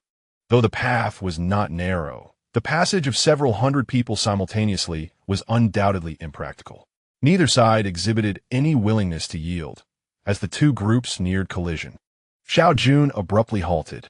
The opposing group erupted in laughter, mocking the notion that a mere gathering of women would pose any challenge. Had they continued, a collision would have ensued, with the possibility of taking advantage of the situation. Yet, their amusement was short-lived. At Jiang Yu's signal, the front row of young ladies swiftly drew their steel blades, ready for a confrontation at a moment's notice. With merely 10 meters separating the two factions, the other group also came to a standstill. Onlookers hastily dispersed, fearful of becoming embroiled in the impending conflict. A robust man emerged from the opposing side, wielding 2 steel blades, casting a menacing glare towards Xiao Jun. A gaggle of women. Believe you can compel me to yield? If this word spreads, what future will I have in Future City? Xiao Jun narrowed his eyes. To establish a foothold in this apocalyptic world, one must never show fear. A single act of timidity would brand one as weak, especially given his unique situation, surrounded by a cadre of exquisite young ladies. Brother, do you recognize those individuals? They seem to be the ones we encountered last time. Jiang Yu whispered in Xiao Jun's ear, gesturing toward a particular direction. Following her finger, he indeed found the faces somewhat familiar. Previously, he had been deceived, and had it not been for his fortuitous presence with the team that day, the consequences could have been dire. This incident had lingered in Xiao Jun's mind, yet given the vastness of Star City and the abundance of zombies, seeking out individuals based on fleeting memories seemed akin to searching for a needle in a haystack. He had relegated the matter to the back of his mind, never expecting to cross paths with him again here. Leave those few to me. I shall make way, Xiao Jun declared, stepping forward with his dual steel blades, pointing towards the individuals in question. Huh, my friend must be jesting. You shall yield the path, whether you wish to or not, and you expect me, a lone wolf, to surrender my brothers to you? Who do you think you are? This pretty boy, the burly man, found it incomprehensible how swiftly the woman moved. Even though she had the advantage of a surprise attack, he was a third-tier metamorph. The disparity in strength among metamorphs of the same level was evident, particularly when considering someone like Wan Qinya, who had ingested a mutagenic concoction. Even without using her powers, Wan Qinya's speed far surpassed his, rendering his chances of withstanding her assault exceedingly slim. Brother, this is Future City. Did you not observe the rules upon entering? Fratricide is strictly prohibited, Du Lang said, his voice strained. Xiao Jun smiled enigmatically, producing an identification document from his hand. Are you aware that teams with territories are not bound by this regulation? This was something the young lady at the certification center informed me. Did you truly believe that the fees for establishing a team were merely for a certificate? This serves as an identification in this apocalyptic world. Taking a few lives is a trivial matter, as long as one possesses sufficient strength. Future City will not intervene in such affairs. Even in my previous life, after 6 years of establishment, deaths within the city were commonplace. And the members of the 3 major factions remained arrogant and unrestrained. For someone like Xiao Jun, should he be killed by a member of one of the 3 factions, he would receive no one to collect his remains, and expecting Future City to avenge him would be folly. Du Lang understood that even if Xiao Jun were to slay him, Future City would merely issue a token warning to Xiao Jun at most. Those individuals targeted me previously, and I harbor a deep-seated desire for retribution. Hand them over and step aside, and this matter shall be resolved today. Xiao Jun approached Du Lang, who did not recognize him, yet was aware of Du Lang's reputation. In his previous life, Du Lang was the leader of the Du Lang faction, one of the 3 major factions. Bring them forth. Do you not understand my words? Hurry, Du Lang bellowed, unwilling to sacrifice his life here. Should he fall today, he could seek vengeance another time, but once life was lost, it would be irrevocable. Jian Yu emerged with several women, pointing out the individuals involved. Ladies, we have never even met. When did we offend you? The individuals indicated turned pale, beginning to protest their innocence. Kneel. Jian Yu showed no mercy, wielding a steel knife and commanding them to kneel. Damn it. How did she know we instigated the previous incident? After our failure, we hastily distanced ourselves from that area, and several of our brothers perished. Xiao Jun's gaze was fixed intently on these individuals. What kind of look is that from him? How can he assume it was us? Thankfully, the elder brother and second brother weren't captured. The remaining few leaped up in a desperate attempt to flee. But the young women beside them acted swiftly and decisively, each targeting one of the escapees. The Lone Wolf gang members watched in stunned disbelief. This man is insane, and these women are no different. Do they kill without batting an eye? Madmen, all of them. Is Future City really going to ignore this? You killed my brother. I'll remember this. Sooner or later, I'll take your life and make these little whores suffer a fate worse than death. Found it, Xiao Jun muttered to himself, turning and swinging his blade at another man, though this time he used the flat of the blade. What are you doing? You've already killed the ones you wanted. Do you really think we're easy to push around? If it comes to it, we'll fight to the end, roared Lone Wolf from the other side. Many of his men drew their weapons, their eyes fixed intently on Xiao Jun. If he made another move, they would not simply wait for death. Speak. Where is the second in command? Tell me, and I'll spare your life. Xiao Jun crouched down, looking at the gang leader who had been beaten to the ground. Ha ha ha. What's second in command? Are you trying to weaken the Lone Wolf gang with such a clumsy excuse? If you have the guts, go ahead and wipe out the entire Lone Wolf gang. Xiao Yun sighed. It seemed he wouldn't be able to find the last person today. Pushing further would cross the Lone Wolf gang's limits, unless he was willing to engage in all-out war. It wasn't worth it. He would have to let it go.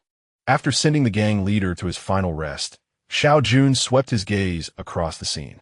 Every pair of eyes burned with fury, and the slightest move from him would ignite the battle.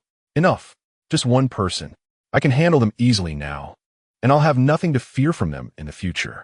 Chapter 46. Territory under Xiao Jun's leadership. The group marched in grand formation to their newly acquired territory. Future City had been fairly considerate. The perimeter of the territory was already enclosed with wooden railings, and guards were stationed there to prevent anyone from entering before the land was officially sold. Xiao Jun presented his credentials, and after verification, the guards promptly completed the handover. This godforsaken place barely has a soul in sight. I never want to come back here again, even before the apocalypse. This area had been on the outskirts of Star City. There were no towering buildings nearby. Instead, rural earthen houses dotted the landscape, which suited Xiao Jun's needs perfectly. He didn't know when the next earthquake would strike. If they failed to evacuate the city in time, this territory would at least minimize their losses. At the center of the territory stood a mansion that had once belonged to a wealthy individual before the apocalypse. tall walls enclosed an area of 2,000 square meters, within which 3 villas were constructed. The roads inside were paved with asphalt, and faint traces of former greenery could still be seen amidst the overgrowth. Clean this place up. We'll live here. With 300 young women pitching in, tidying a few houses was a breeze. In under 20 minutes, all 3 villas were spotless. Xiao Jun headed straight for the villa in the center. It boasted a garden and a swimming pool, though neither was functional anymore. The first floor contained several rooms, while the second floor had 4 in total: a master bedroom, 2 guest rooms, and a study. Xiao Jun naturally settled into the master bedroom, leaving the remaining arrangements to Jiang Yu. The large bed had already been dressed with a brand new set of bedding, and Xiao Jun comfortably lay down for a brief nap. When he awoke again, 2 hours had passed, and he felt a slight pang of hunger. Pushing open the bedroom door, the entire second floor was eerily quiet, with not a soul in sight, leaving him wondering what everyone was up to. Taking a chocolate bar from his space, he placed it in his mouth just as the sound of cheerful laughter drifted up from downstairs. Xiao Jun descended to the first floor, where, to his surprise, quite a few young women were gathered, including the twin sisters, who stood out among them. "Good evening, Captain," came a chorus of clear, melodious voices that lifted his spirits. "Captain, sister, you said we should stay here and follow your arrangements," said Jingru, the elder twin, her voice confident, while her younger sister, Jingyi, remained noticeably shy. "And what about you?" Xiao Jun turned to another familiar face, Yun, Jiang Yu's assistant. A petite young woman with a striking figure. With only 4 rooms upstairs, it was impossible for all 7 or 8 of them to stay there. "Paul Yun, these 4 are bodyguards selected by Sister Yu to ensure the safety of your residence. They'll all be staying on the first floor," Yun explained. Xiao Jun nodded in agreement, having no objections to Jiang Yu's arrangements. After all, he wasn't cut out for management, and leaving everything to her was the simplest solution. The 4 bodyguards were clearly handpicked, not only for their skills, but also for their striking appearances, each scoring at least an 8 out of 10 in looks, making them a pleasure to behold.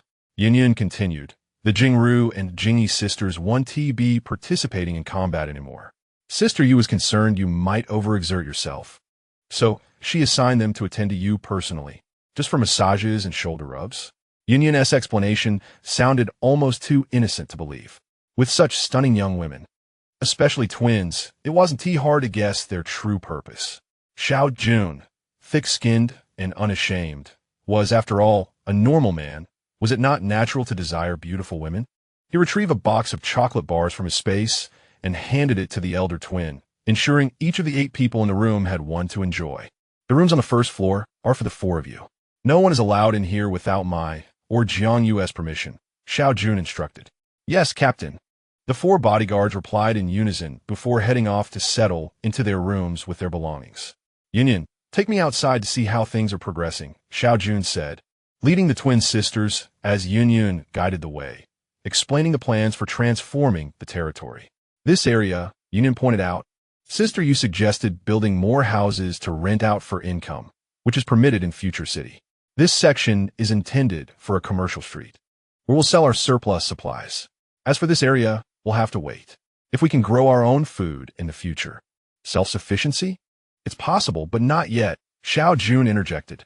When the second airdrop arrived, it would contain various high-tech crop seeds with high yields and rapid growth cycles, addressing many of their livelihood concerns. By evening, Xiao Jun finally saw Jiang Yu again, exhausted after a long day. She sank into the sofa on the second floor and waved to her twin sisters, who had been busy giving Xiao Jun a massage, and quickly rushed to Jiang Yu's side. Tomorrow, they would continue recruiting, simultaneously seeking some temporary workers.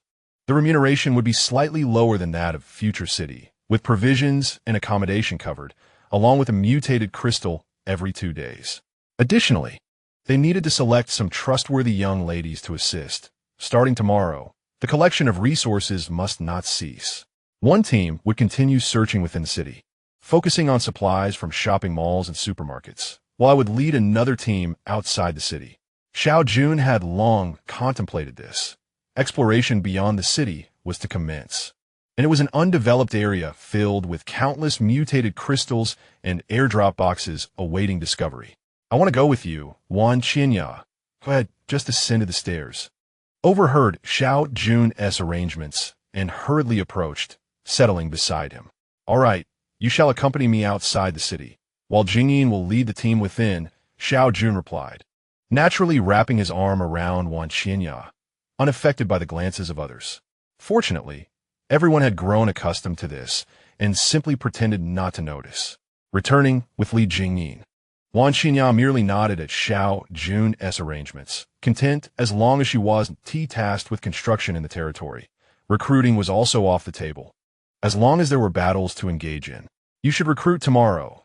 Aim for 500 individuals, but this time, the criteria can be relaxed a bit. Those under 25 are acceptable, preferably with some skills, such as cooking. Families with dependents should be avoided. Jiang Yu's presence in recruitment reassured Xiao Jun. 100 young ladies would remain in the territory for Yun, and any troublemakers among the temporary workers could be dealt with swiftly. The buxom little lowly nodded in agreement.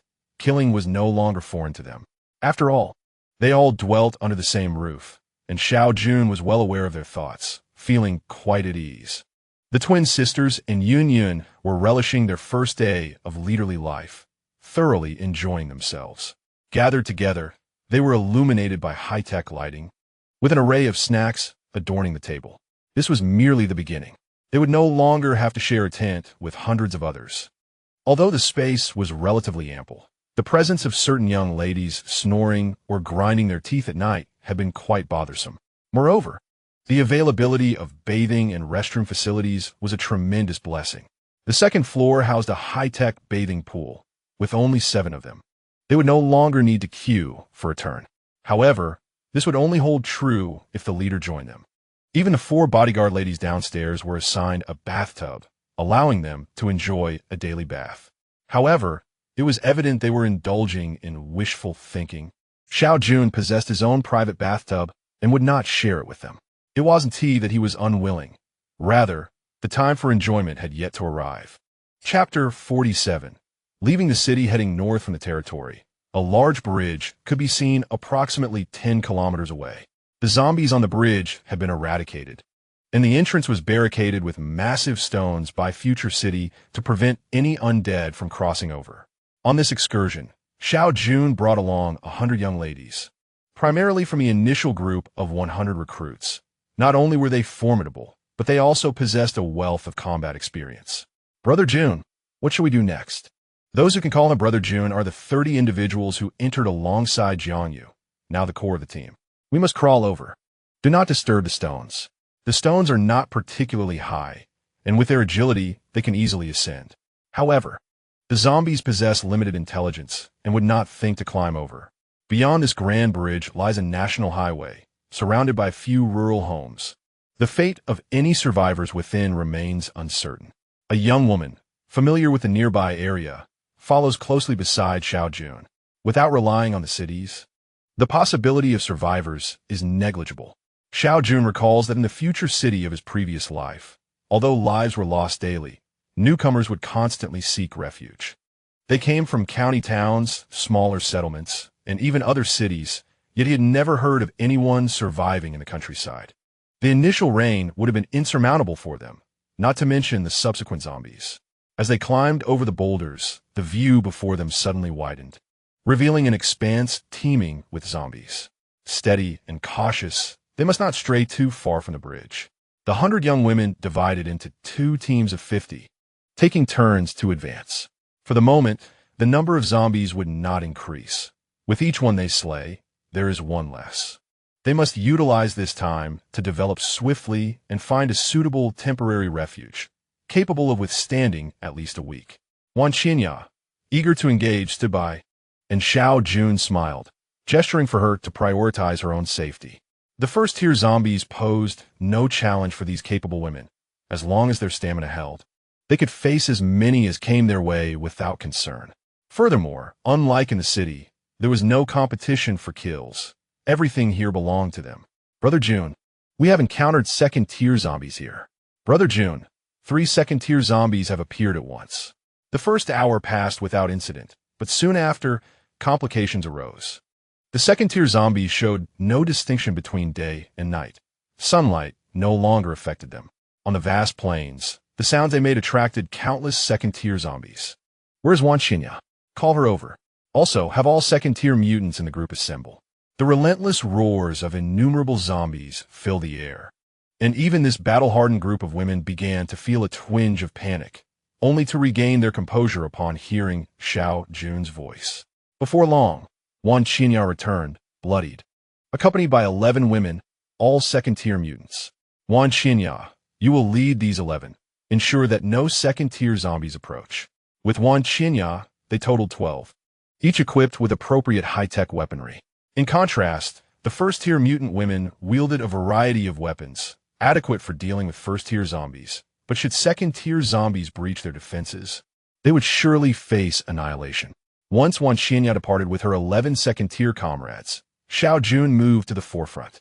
After an hour of relentless slaughter, the number of zombies had diminished significantly, the ground littered with their corpses. This kind of combat was a first for the young women, many of whom had become numb to the violence. "Be careful," Wan Xinya suddenly exclaimed. Taking advantage of her entanglement with 2 second-tier zombies, another second-tier zombie stealthily approached her. Although Wan Xinya noticed, it was already too late. Fortunately, 2 other second-tier women successfully intercepted this zombie, and a fierce battle ensued. Continuing in such a manner was untenable. There seemed to be an overwhelming number of second-tier zombies in the vicinity. With a swift motion, a steel knife materialized in Xiao Jun's hand from his spatial ring, and he resolved to take the initiative and eliminate the second-tier zombie. In a flash, Xiao Jun distanced himself from the main group and plunged into the horde of zombies alone. Given his speed, the weakened first-tier zombies were utterly incapable of catching sight of him. Even if they occasionally collided with him, they were sent sprawling by the tremendous force. Clad in high-tech combat attire, Xiao Jun felt no fear as long as his head remained ungrasped. Spotting a second-tier zombie, he charged forward, delivering a decisive strike, swift and efficient. Engaging a second-tier zombie with the prowess of a third-tier fighter, bolstered by a potent mutation serum, Xiao Jun dominated the confrontation. His strength had now surpassed that of his previous life. Even his former self could easily handle second-tier zombies, let alone his current capabilities. Due to the brief respite afforded by the elimination of the second-tier zombie, a swarm of first-tier zombies began to converge upon him. Gripping his knife tightly, Xiao Jun executed a sweeping 360-degree motion, dispatching zombies with lethal efficiency, clearing a significant space around him. Without looking back, he pressed onward to other areas, doubting that such a small locale could yield an insurmountable number of second-tier zombies. Following the direction from which the zombies came, he delved deeper. Now, at the third tier, equipped with high-tech combat gear, he felt no trepidation amidst the encirclement of first-tier zombies. Moreover, with his teleportation ability, he was utterly unafraid. As he ventured further, an instinctive sense of unease began to creep in. There seemed to be an excessive number of second-tier zombies along his path. After traversing a mere 200 meters, he had already slain his 6th second-tier zombie. Even if this area had never been cleared, such a situation was unexpected. With lingering doubts, Xiao Jun continued for another 50 meters when a shadow suddenly appeared behind him, approaching at an alarming speed. With a soft fragrance enveloping him, Xiao Jun forcefully swept away the nearby zombies, a hint of exasperation crossing his face. "What are you doing here?" he asked. "You keep running further away. Once the second-tier zombies are nearly all slain, I'll follow." Though surrounded by zombies, Wan Xinya felt an unparalleled sense of safety in Xiao Jun's embrace. Now that she had arrived, Xiao Jun could no longer send her back. Given her strength, she would not hinder him, but could indeed offer substantial assistance. "Stay close to me. There seems to be an unusual number of second-tier zombies in this small area," Xiao Jun said, leaving unspoken a lingering thought that this situation felt eerily familiar, reminiscent of the zombie sieges he had experienced in his previous life. In that past existence, the emergence of third-tier zombies heralded the first siege upon Future City. During that zombie siege, although the creatures were of a low level, humanity was caught completely off guard. Suffering a devastating blow, the city of the future incurred significant losses, with a number of survivors having. Xiao Jun was apprehensive. fearing this might be a prelude to a larger zombie assault. If that were the case, his territory would be the first to suffer. Thus, it was imperative to ascertain the truth today. With the assistance of Wan Qinya, Xiao Jun's progress accelerated. Wan Qinya appeared like a specter in the night, suddenly materializing beside a second-tier zombie and swiftly decapitating it with her dagger. Brother Jun, it seems there is a second-tier zombie at intervals along this path. This is merely one direction. Could there be others in different areas? Xiao Jun's unease deepened. He had almost confirmed the presence of at least one third-tier zombie. Third-tier zombies possess the ability to see and possess intelligence comparable to that of some ordinary animals, instinctively seeking aggression and territory. This was one of the reasons for the zombie siege. Be cautious, there may be third-tier zombies in the vicinity. Wan Qinya heightened her vigilance, never doubting Xiao Jun's words. If it were merely a one-on-one encounter with a third-tier zombie, neither Xiao Jun nor Wan Qinya would fear it. In his previous life, Xiao Jun had been capable of defeating a third-tier zombie in a direct confrontation. However, the current circumstances were different. Zombies were ubiquitous, leaving little room for maneuver. Should they be ambushed by a third-tier zombie, the consequences could be dire. Brother Jun, perhaps we should retreat. After hearing about the third-tier zombie, Wan Qinya felt a wave of trepidation. It was not that she doubted Xiao Jun's strength, but rather that she was afraid. Indeed, Xiao Jun nodded, recognizing the imminent danger. Now that the situation had been confirmed, he was unwilling to take unnecessary risks. If worse came to worst, he could abandon his territory and seek refuge elsewhere. However, just as Xiao Jun turned to leave, Wan Xinya's pupils suddenly dilated. He sensed movement behind him, but it was already too late. Chapter 48. Escape in a critical moment. Xiao Jun was preparing to activate his teleportation ability when, in the blink of an eye, Wan Xinya vanished, appearing almost instantaneously behind him. He quickly turned around to see a third-tier zombie raising its claw, poised to strike Wan Xinya. Despite her advanced combat suit, Wan Xinya was struck forcefully, sent flying into a distant throng of zombies, where she was swiftly surrounded. With a mighty swing of his steel knife, Xiao Jun repelled the third-tier zombie and immediately dashed toward the direction where Wan Xinya had fallen. Along the way, he cleaved through every zombie that dared to obstruct his path. Xinya. When Xiao Jun finally lifted Wan Xinya into his arms, she was barely clinging to life. Despite her high-tech combat suit, her body had sustained significant injuries from the immense impact. After her fall, she had been besieged by a multitude of zombies, resulting in several scratches on her face. Brother Jun, kill me. I do not wish to become a zombie. In Xiao Jun's embrace, Wan Xinya thrashed wildly, desperate to avoid the fate of becoming a zombie, even preferring death at his hands. Foolish woman, do not move. I shall rescue you. No one can harm what is mine, not even the undead. Holding the struggling Wan Xinya firmly, Xiao Jun retrieved a small vial from his spatial pocket, filled with a green, unknown liquid that instilled a sense of dread. He could no longer afford to hesitate. He could only pray that this antidote would prove effective. Open your mouth. Time had already slipped away for several seconds, and signs of zombification were beginning to manifest on Wan Xinya's body. Had it not been for her third-tier mutated physique, she would have succumbed to transformation by now. As the antidote was administered to her, Xiao Jun was left unsure of how long it would take to take effect. He also fed her a second-tier mutated crystal, for her wounds were grievous, and without prompt attention, her life would be in jeopardy. The area, once cleared by Xiao Jun, was once again teeming with zombies, while a third-tier zombie lingered nearby. Observing quietly, Xiao Jun's earlier strike had instilled a significant sense of danger in it. Thus it refrained from lunging forward immediately. Xiao Jun retrieved several articles of clothing from his spatial pocket and secured Wan Xinya firmly to his back. Once this was accomplished, the horde of zombies was almost upon them, but Xiao Jun's gaze was solely fixed on the third-tier zombie, the root cause of their predicament. Sensing the murderous intent emanating from Xiao Jun, even the less intelligent zombies instinctively recoiled a few steps. Was this effective? No sooner had he voiced this thought than his figure gradually vanished. The instincts of a third-tier zombie were remarkably acute, despite Xiao Jun's sudden assault. It managed to evade a fatal blow. A swift resolution was imperative. At this moment, not only was Xiao Jun burdened by the weight of another person, significantly hindering his movements, but he was also surrounded by countless ravenous zombies. Should he fail to resolve this conflict rapidly, both he and Wan Xinya would inevitably meet their demise here. He consumed a second-tier mutated crystal to restore his stamina, refusing to grant the third-tier zombie any respite, delivering one strike after another. There is a saying, power can conquer skill.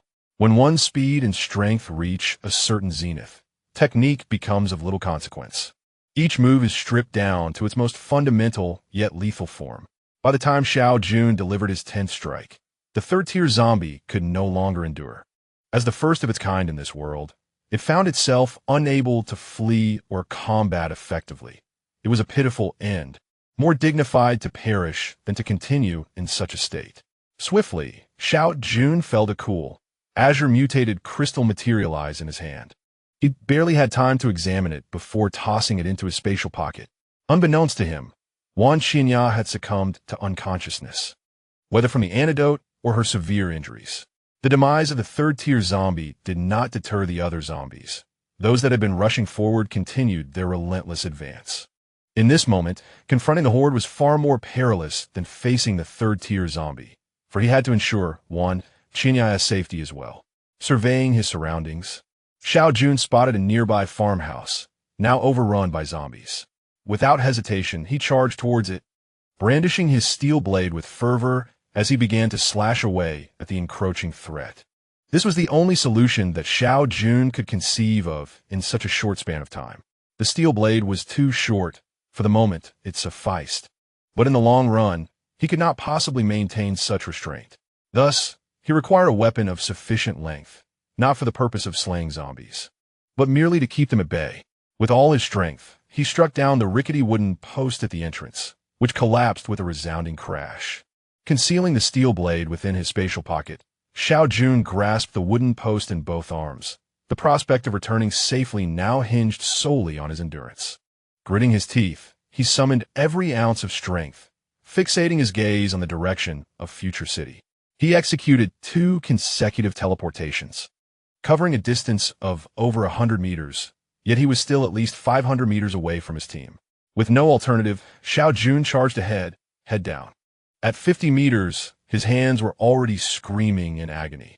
At 100 meters, beads of sweat poured from his brow, as the surrounding zombies were continuously sent flying. By 150 meters, veins bulged on his forehead, contorting his features in a grimace. At 200 meters, he felt as though he might truly collapse. By 300 meters, he had reached the limits of his stamina, his consciousness beginning to blur, with a singular thought echoing in his mind: to push forward. Time lost its meaning as he sprinted, his vision growing increasingly hazy, and he fancied he heard human voices, perhaps those of his teammates. Ultimately, Xiao Jun could no longer hold on. Still clutching the hefty wooden post, he fell straight to the ground. Fortunately, he toppled forward. Had he fallen backward, Wan Xinya might have survived the zombies only to be crushed by him. Not far away, several figures had broken away from the team and were hastily approaching. Surely they would perish. This was the last flicker of awareness before Xiao Jun succumbed to unconsciousness. Chapter 49. Dr. Jiang, I'm not dead? Xiao Jun slowly opened his eyes, feeling a sense of déjà vu with those words. Straining to discern his surroundings, he realized he was in his own room. Attempting to sit up, he quickly discovered that his hands were bound with bandages, and any exertion brought sharp pain. Suddenly, a noise emanated from outside the door. Prompting Xiao Jun to glance away. The door swung open, and a stranger entered. The woman appeared to be in her mid-20s, exuding an air of maturity, though her face bore signs of fatigue, as if she had not rested in a long while. His team didn't seem to have anyone like her. Her beauty and presence were unforgettable after just one glance. "Captain, you're awake," she exclaimed, rushing towards him. "Captain, you mustn't move. You have multiple muscle and ligament strains and need to rest properly." "Who are you?" Xiao Jun abandoned the thought of sitting up. The pain was too great. "Captain, my name is Jiang Wei. I'm new here. Before the apocalypse, I was a doctor, and Captain Jiang, you assigned me to care for you." After a brief pause, she continued, "Captain, you should check your temperature." With that, she produced a thermometer, carefully placing it under Xiao Jun's armpit. Meeting his gaze, Jiang Wei blushed. This action had become routine over the past few days, but this time Xiao Jun was fully aware, watching her intently throughout. Jiang Wei's hands were somewhat cool, and as they made contact with Xiao Jun's body, a peculiar sensation enveloped them. For a moment, both were enveloped in silence, the atmosphere growing rather awkward. Had Xiao Jun not been incapacitated, Jiang Wei might have fled. After a brief pause, Jiang Wei finally regained her composure. Recalling Jiang Yu's repeated instructions to inform them promptly upon the commander's awakening. "Commander, I have a matter to attend to. I'll step outside for a moment."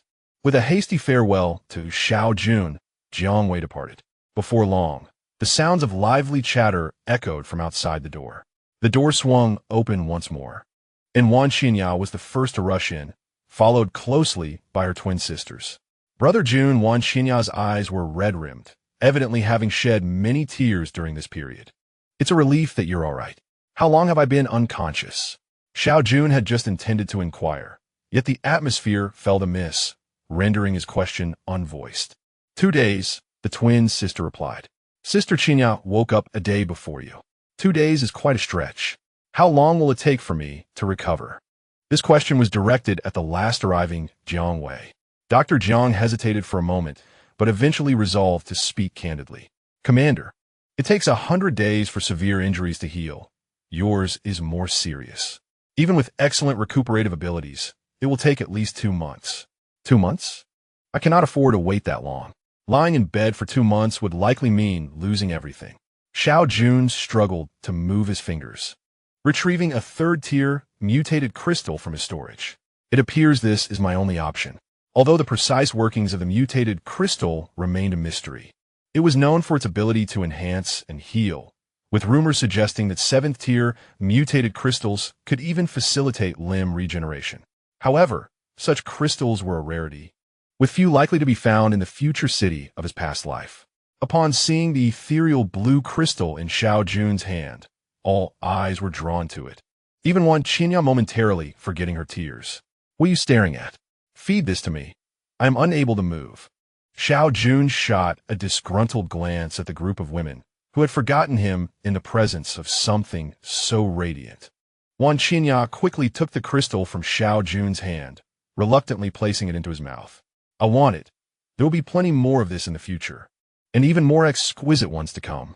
As the crystal melted in his mouth, a warm current coursed through Xiao Jun's body, particularly invigorating his limbs with a pleasant tingling sensation. "Water," he exclaimed. Wan Xinya hastily produced a water bottle and began to pour into his mouth. "Are you trying to drown me? Use a smaller cup." Xiao Jun lamented as water splashed over him. Ultimately, Wan Xinya stepped aside, allowing her twin sister to take over. After retrieving a disposable cup and filling it with water, she gently supported Xiao Jun's head with her arm, helping him to lift it slightly as she carefully offered him sips. After consuming 2 cups of water, Xiao Jun felt a surge of strength. Under the healing effects of the 3rd-tier mutated crystal, he could now move gradually, with newfound capability. Xiao Jun no longer required their assistance and retrieved a lunchbox from his storage. 1 rice ball later, he felt a bit more revitalized, and, after consuming another, his hunger finally dissipated.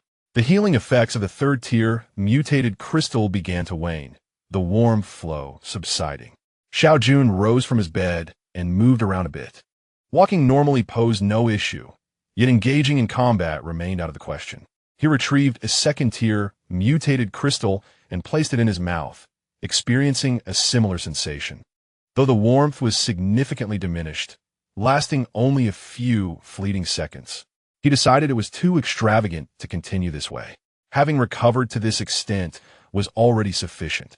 The rest he would nurture gradually. Jiang Wei, throughout this ordeal, wore an expression of astonishment. Prior to joining Xiao Jun's team, she had been unaware that mutated crystals possessed such effects.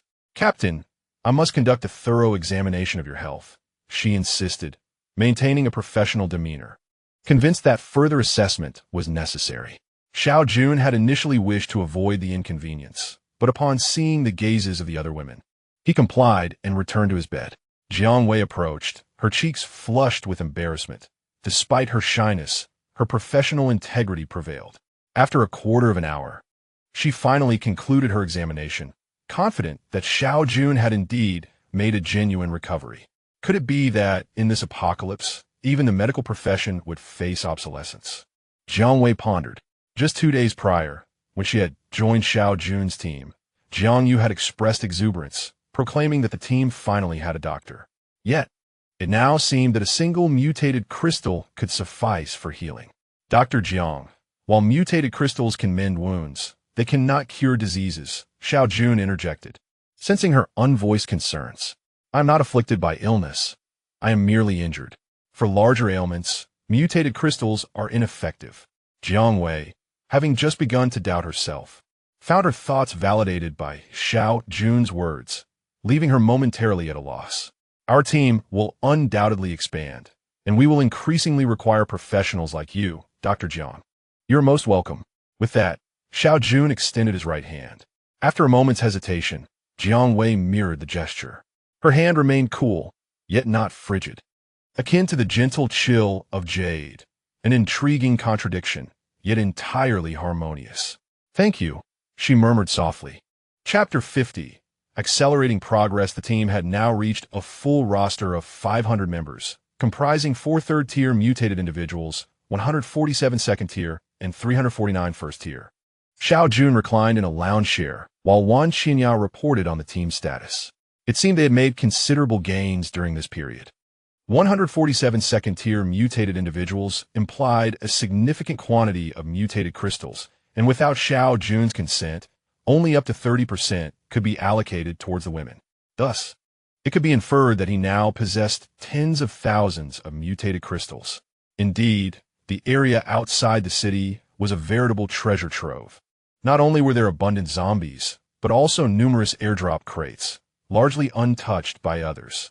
Though many had contemplated the outskirts, the inability to assemble a sufficiently powerful team meant that venturing outside the city recklessly was akin to courting disaster. The largest faction in Future City was, after all, the city itself, which was currently preoccupied with clearing urban areas to expand its influence and attract more survivors. Hence, for Xiao Jun's team, the outer regions represented the most fertile ground for development. The bounty outside was substantial, and the spoils within the city were not to be overlooked. As a plethora of supplies have been amassed, Xiao Jun currently harbors little interest in specifics, since Wan Xinya has articulated extensively, is undoubtedly sufficient for his team as prolonged use. Despite the seeming ease of procuring supplies at present, the drawbacks of diminished productivity will inevitably surface in a year or so, as the resources within the city will eventually be depleted. The absence of electricity poses the gravest dilemma of this apocalyptic era. We must exert ourselves further. Time is not on our side, Xiao Jun's side. The emergence of third-tier zombies has stealthily begun. Had he not discovered and dispatched the first one, they might now be facing an unending siege of the undead. At that juncture, no matter one's prowess in combat, it would be futile. Even a multitude of ants can bring down an elephant. And zombies are far from mere ants. One brush against your skin could spell doom. The teams venturing beyond the city must remain vigilant. Should a significant number of second-tier zombies manifest in a localized area, return to inform me immediately. Fear not, Xiao Jun. The existence of the first third-tier zombie suggested the potential emergence of a second, and he wished to avoid being caught unawares. Understood, Jiang Yu noted. Additionally, we must assign personnel to guard duty each night, with particular attention to the skies, anticipating a second zombie reign. Xiao Jun can no longer rely solely on the experiences of his past life. He must strive to take preventive measures. Another wave? Jiang Yu inquired, astonished. She was indifferent to how Xiao Jun had acquired this knowledge, having already concluded that he was exceptionally skilled. Yes, the second wave will see second-tier zombies become the norm. This revelation surprisingly delighted Jiang Yu. Second-tier mutated crystals are exceedingly rare. Currently, they require 1,000 of these crystals to level up, as first-tier crystals have lost their efficacy, serving merely as stamina pills. Furthermore, We must acquire high-tech weaponry, whether steel blades or daggers. It is imperative that everyone is equipped with a weapon. Upon hearing this, Jiang Yu hesitated. We currently possess barely 100 weapons, and only because we scavenged a considerable number from airdrop crates outside the city. Isn't the cost of acquiring such weapons too steep at this point? High-tech weaponry is indeed a scarce commodity, with market prices soaring. A single high-tech steel blade commands a price of 100 mutated crystals. This implies that to recoup the investment in just one blade, one would need to slay 1,000 zombies. Should fortune turn unfavorably, it may require the elimination of 2,000 or 3,000. 400 blades would equate to 40,000 mutated crystals. At this juncture, that is exceedingly extravagant. Moreover, there simply aren't sufficient quantities available in the market. Upon hearing the price of the steel blades, Xiao Jun was taken aback. How could they be so exorbitant?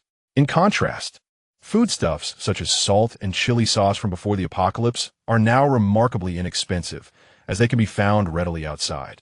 A casual visit to any supermarket would yield a substantial haul. Given a year, no, just 6 months, the prices will inevitably reverse. Consumables that cannot be replenished are essential for human survival, while high-tech weaponry will, in the later stages, be necessary for each individual to possess at least 2. Despite the high prices, we must procure them. Seizing the advantages of the early stages will enable us to gather more resources. 40,000 mutated crystals may seem like a considerable amount now, but when the second and third waves of zombie rain descend, we need not fear a lack of mutated crystals. All right, however, we only have a little over 30,000 first-order variant crystals. Upon hearing that Xiao Jun had made his decision, Jiang Yu ceased her persuasion, content to ensure the task was executed well. There is still some time to gather resources. It's not as if it needs to be done tomorrow. The following day, due to health reasons, Xiao Jun was unfit for combat, and thus found himself with more leisure time. Conversely, Wan Xinya had recovered significantly faster and had already resumed leading expeditions outside the city. As their numbers grew, the necessity for reliable leaders became apparent. The initial batch of 30 young women had all ascended to the position of mid-level team leaders, each entrusted with distinct responsibilities. A logistics team had been established, with Jiang Yu serving as the chief steward. The combat unit was led by Li Jingyin. Had it not been for Wan Xinya's preferences, the leadership would have been entrusted to her. Nevertheless, in Xiao Jun's eyes, Wan Xinya was more suited to the role of a lethal assassin rather than a general on the battlefield. As he traversed his territory, numerous men were hard at work, temporary laborers recruited by Jiang Yu. Although their wages were slightly lower than those offered in Future City, applicants continued to come in droves, who would not want to work to sustain themselves. Good day, military brother. The buxom young girl had become the chief overseer, and she certainly appeared to embody the role. All constructions were to be of low-rise design with expanded space. Xiao Jun was acutely aware of the impending earthquake. Although referred to as an earthquake is a generalization, the truth is that all structures exceeding 5 stories would inevitably collapse. In Star City, finding a building under 5 stories was indeed a challenge, which meant the resultant consequence would be total devastation of the city's architecture. Xiao Jun aspired to utilize this territory in the future. Its geographical position held great promise. As the era of mass exodus from the city approached, he envisioned transforming the area into a supply station. Constructing lower buildings would allow for repairs post-earthquake, maintaining functionality thereafter. After surveying his domain, where everyone was diligently occupied with their tasks, Xiao Jun felt a twinge of embarrassment, having spent several days in Future City without investigating its situation. He resolved to take a stroll to avoid disrupting the enthusiasm of others at work. Chapter 51. The Trading Hall in Future City. A steady influx of new survivors occurred daily, not solely from Star City, but also from neighboring towns. In the early days of the apocalypse, many survivors from small to mid-sized cities instinctively gravitated towards larger urban centers, harboring hopes that such locales might still wield the power of the state. However, upon reaching Star City, their aspirations were utterly shattered, and Future City became their sole refuge. As this was the city's nascent phase, management was still in its infancy. The inhabitants were preoccupied with territorial disputes and resource acquisition, leaving little manpower for oversight. Now, as Xiao Jun walked through the streets, he encountered a scene of chaos. Many individuals were clad in tattered garments, wandering aimlessly in groups, oblivious to their purpose or future, merely surviving one day at a time. Those with wealth sought to purchase residential rights in Future City, while the less fortunate found corners to sleep in. The audacious would pry open doors to vacant rooms, taking refuge within, for Future City lacked the capacity to enforce management at present. The sole distinction lies in the fact that the purchased residence in the Future City will provide you with protection. Recently, there have been numerous break-ins targeting individuals who have acquired residential rights, and the outcome has invariably been fatal, with the enforcement team of Future City disposing of the bodies. After 2 or 3 days of such occurrences, the audacity of the intruders has significantly diminished.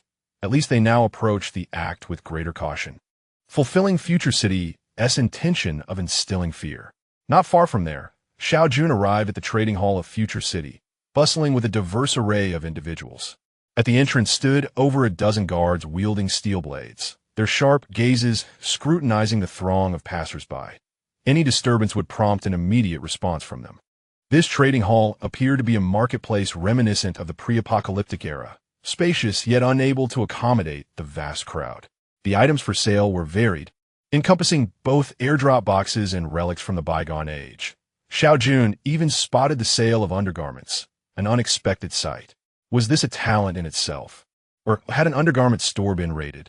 Surprisingly, several individuals were entering to browse, and in that fleeting moment, Xiao Jun witnessed multiple transactions.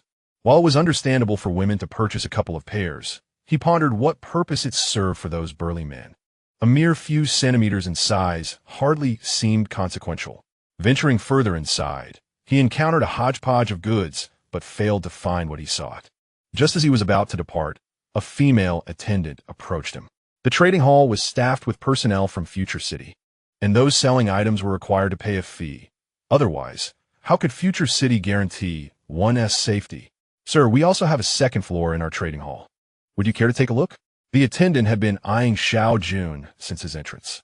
Dressed neatly, with dark rings around her fingers indicative of spatial equipment, she was undoubtedly a person of significance.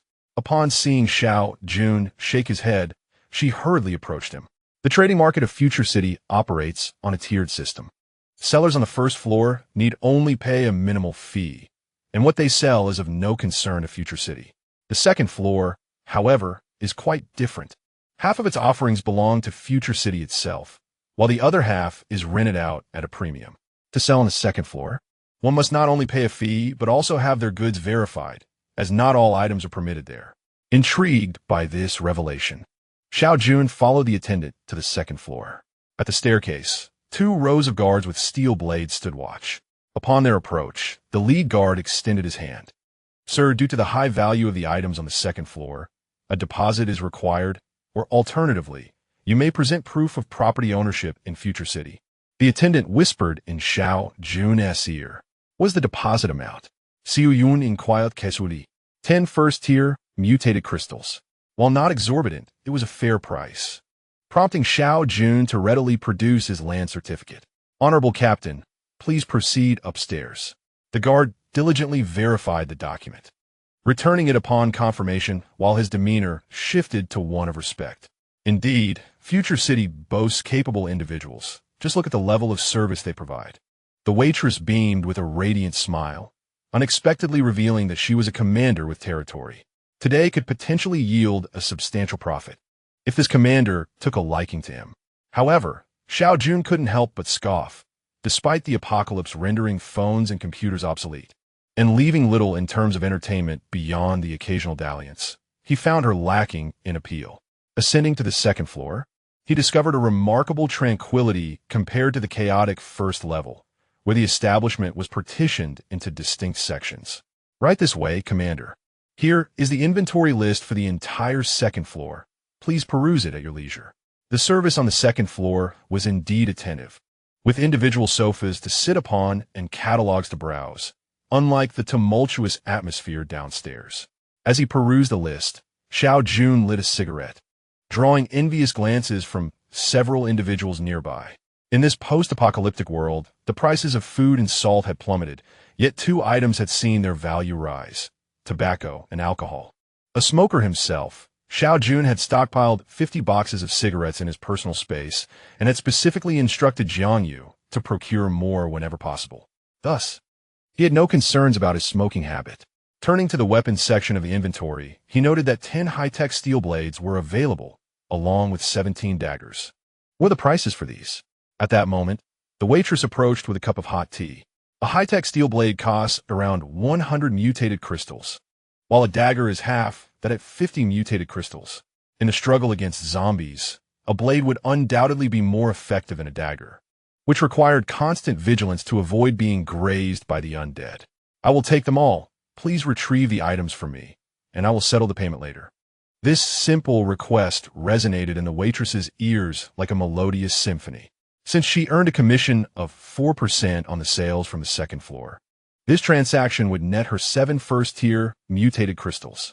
Many outside were battling zombies, scarcely earning such sums over several days while facing immense risks. The waitress excitedly went to prepare the goods, leaving Xiao Jun to sip his tea and continue his examination. Regrettably, there were no combat suits available. Otherwise, he would have purchased a couple for the key members of his team. Had they possessed such gear previously, Wan Qinya would have undoubtedly been saved. The final page of the list contained a hodgepodge of uncategorized items, among which Xiao Jun spotted several diesel generators. These would only be of use in the early stages, eventually becoming mere scrap metal. Star City lacked oil fields and could not extract petroleum. In his previous life, following the onset of the apocalypse, the remaining oil prices skyrocketed. Yet it was entirely consumed within 3 months. Xiao Jun had no intention of purchasing such items. They held no value. Chapter 52. A precious acquisition: space rings? They're selling these? Xiao Jun was astounded to find space rings listed. In a world teeming with resources, everyone lamented their parents for not having given them an extra pair of hands to carry more. However, possessing spatial equipment would alleviate such worries. Even the most basic rings could hold up to 500 kilograms, ample for an individual's needs. The list explicitly states 2 spatial rings. What audacity these individuals possess. However, the price is rather intimidating: 10 second-tier mutated crystals. The diligent waitress is still assisting Xiao Jun in gathering weapons, but upon seeing him wave his hand, she promptly rushes over. "Captain, do you have any instructions?" she inquires, deliberately lifting her short skirt to reveal her fair thighs. "Who is selling these spatial rings?" Ignoring the blatant display, Xiao Jun thinks of the several that remain uneaten at home, each far superior to this.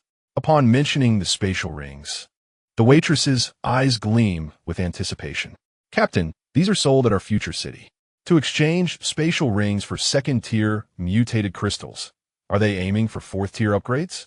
This pace is rather alarming. Yet considering the tens of thousands he commands, Xiao Jun finds solace. "All right, first prepare my weapons, and then I shall take another look." The waitress expresses no dissatisfaction. These 2 rings have lingered here for several days, with every visitor to the second floor inquiring, yet none have purchased.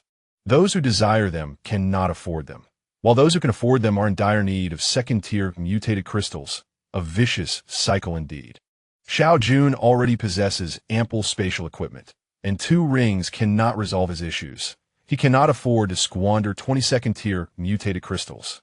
As he scoured the bottom of the list, it appeared devoid of anything worthwhile until something suddenly caught his eye.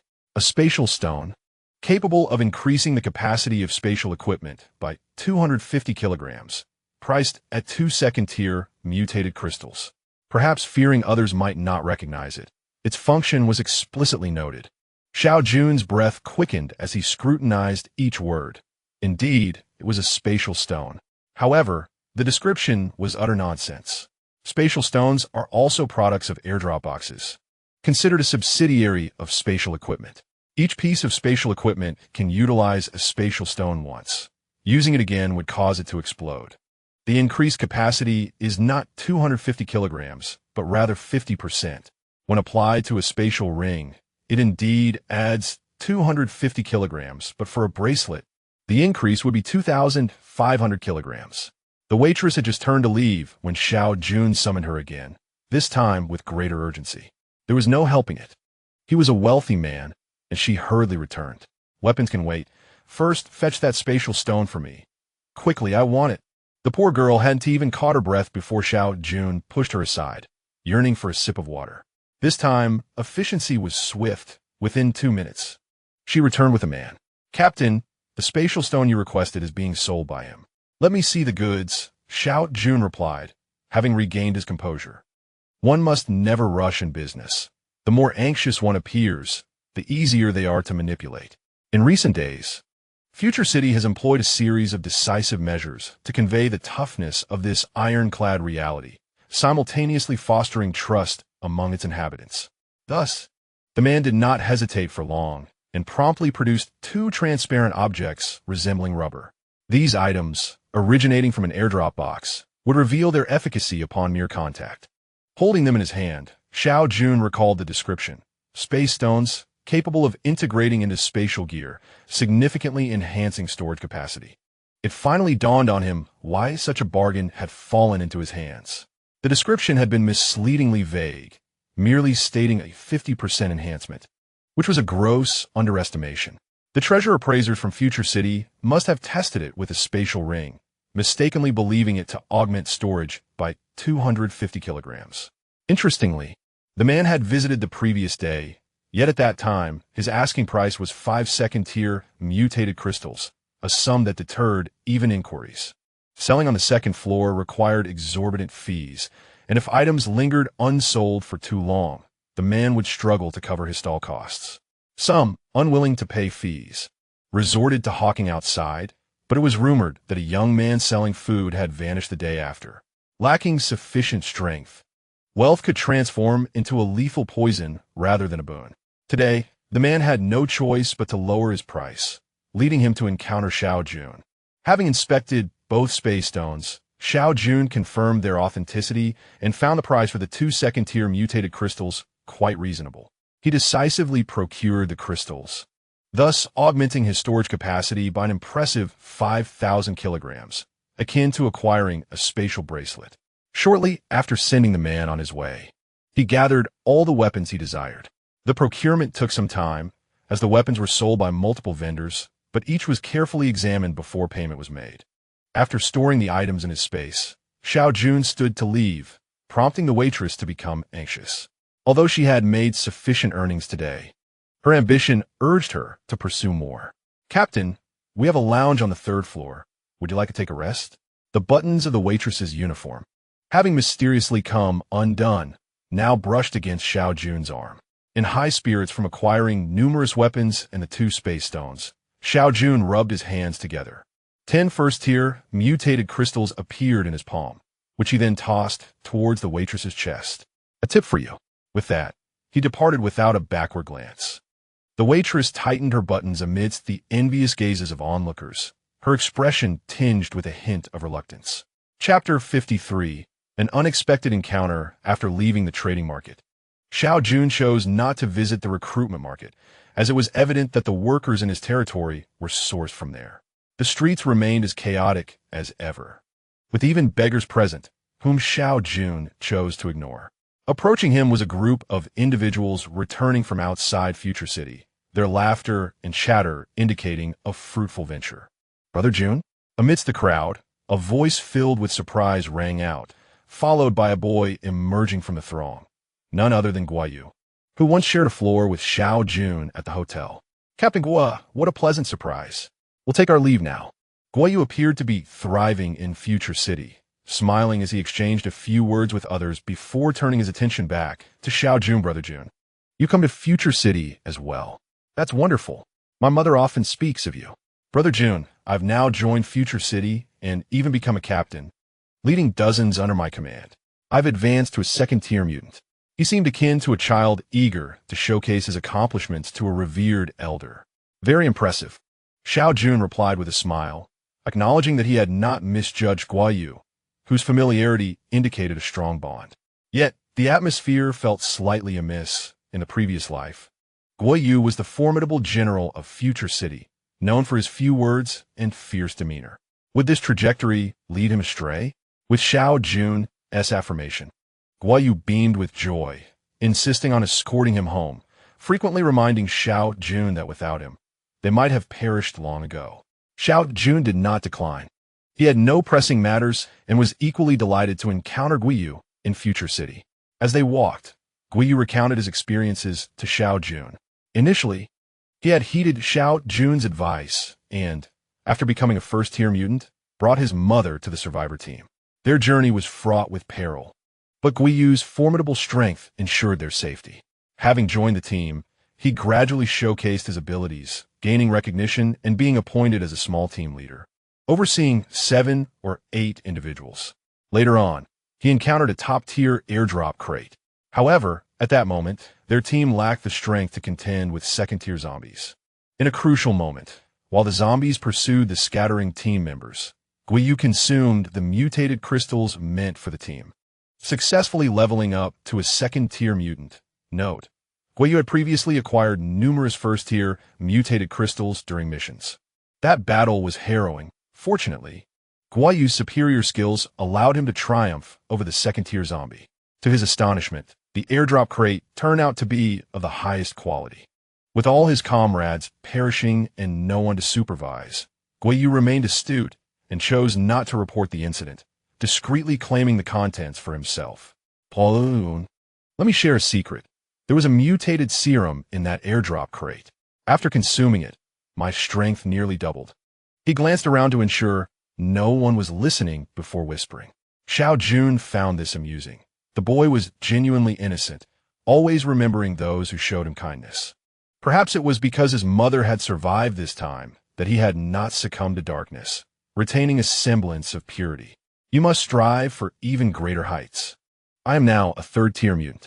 Guo Yu nodded earnestly, only to revert to his youthful exuberance moments later.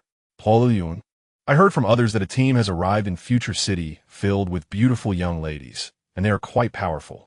They call themselves the Xiao Jun harem. Is that your team, Brother Jun? Xiao Jun's smile instantly morphed into an expression of awkwardness. This was undeniably mortifying, especially considering that Guo Yu was still a minor. The name was randomly chosen, so do not heed the nonsensical chatter of others. What a pity that Brother Jun's group only accepts attractive young ladies. Otherwise, I would have sought refuge with you. Xiao Jun found himself both amused and exasperated, as if he truly lived a life of revelry, having only encountered one of the 500 charming ladies, in stark contrast to the leaders of slightly larger factions. You should remain in Future City for now. Once your strength grows, I will take you to explore elsewhere. Brother Jun must think I am currently too weak. If I join his group, I would only compete for his upgrade resources. I have observed others patrolling the city at night, often checking those who have not secretly broken in, collecting their mutated crystals before turning a blind eye. It seems I, too, must adopt this approach, gathering more mutated crystals to hasten my upgrade and assist Brother Jun.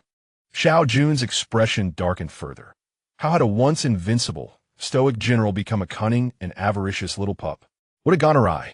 Guo Yu now resided on the western side of Future City, an area designated specifically for members directly affiliated with it. As a squad leader, Guo Yu was naturally assigned his own quarters. Due to his mother's circumstances, he chose a lower floor. Unlike the pre-apocalyptic era, where higher floors commanded higher prices, except for the top floor, in a world devoid of electricity, upper levels were fraught with peril. Now, Guo Yu had ascended to the rank of a captain in a team within Future City, leading over 100 subordinates. Otherwise, he would not have been able to secure a place on the second floor. Upon opening the door, a woman's voice resonated within the room. Lil Yu, you're back. Upon noticing her son accompanied by another person, Guo Yu's mother grew slightly cautious. Although her son was formidable, he was still young and could be easily deceived. Mom, I met Brother Jun today, and I brought him back. You often mention him, Guo Yu excitedly exclaimed as he rushed to his mother's side. The tension on her face vanished in an instant, replaced by a genuine smile that radiated warmth. Guomin, from Guo Yu's mother's heart. Xiao Jun sensed nothing but gratitude. She harbored no ulterior motives towards the one who had saved her son's life. Little Yu, go fetch the food. Why are you just standing there? Upon seeing Guo Yu lingering by the door, his mother promptly urged him. The provisions were meager, some chips, spicy strips, and 2 bottles of milk. Despite Guo Yu's affiliation with Future City and his status as a minor leader, the supplies he received were quite limited. With the number of members exceeding 10,000, at least half of the gathered resources were reserved for stockpiling. The remainder was then distributed in layers, leaving Guo Yu with little. Nonetheless, he fared better than the vast majority. At the very least, he and his mother could live without worry, allowing him to steadily enhance his abilities. Observing their contentment, Guo Yu's mother occasionally revealed fleeting moments of concern, which Xiao Jun perceived clearly. This life was one that Guo Yu had risked his life to secure. Chapter 54. The second zombie reign under the earnest pleas of Guo Yu and his mother. Xiao Jun reluctantly joined them for a simple lunch, consisting of self-heating rice. Little did they know, in 3 months, this modest meal would become a luxury. In a previous life, one such rice meal could exchange for an enchanting evening with a beautiful young lady. Before departing, Xiao Jun handed Guo Yu some nutritional food, recognizing the necessity for a 17-year-old to maintain a balanced diet. By the time he returned to his territory, the afternoon sun hung low in the sky. Wan Xinya was engrossed in a comic book, while the twin sisters were engaged in a lively game of tag with Dr. Jiang. Eager to join the fray, Xiao Jun hoped for a playful wager where the losers would shed a garment. Yet he was promptly banished by their combined efforts. He chuckled to himself, bemused by the dynamics of his harem. Li Jingyin was still outside, a true warrior at heart. Since the onset of the apocalypse, she had seemingly awakened a latent combative instinct, feeling unsatisfied unless she felled at least 100 zombies a day. The youthful, buxom girl had yet to return, and Jiang Yu was also unaccounted for. This left the occupants of the second floor, while the 4 bodyguard sisters on the first floor remained dutifully on watch. At 5 o'clock, Li Jingyin returned, excitement radiating from her as she embraced Wan Xinya, recounting her day's exploits. By 6, Jiang Yu made her entrance, signaling that dinner was ready. As for the little girl, her absence was simply overlooked. Naturally, their meal would not consist of mere self-heating rice. They prepared 5 self-heating pots and combined them into one large pot. Then, Jiang Yu revealed an alcohol stove, setting the pot atop it, instantly creating a delightful hot pot ambience. In addition to the ingredients from the self-heating pots, she produced ham and eggs, inviting everyone to cook to their liking. Finally, the main course arrived: shrimp paste, fish balls, and crab sticks, leaving Xiao Jun momentarily speechless. Furthermore, Jiang Yu unveiled a bottle of exquisite red wine, clearly of high quality. Is this how you've been living while I was unconscious? Xiao Jun mused, sensing something amiss. He recalled a time when their meals were far less lavish. Jiang Yu glanced at him, casually explaining, "Where else would I find such abundance? I couldn't let your unconsciousness deprive me of sustenance," transforming his indignation into appetite.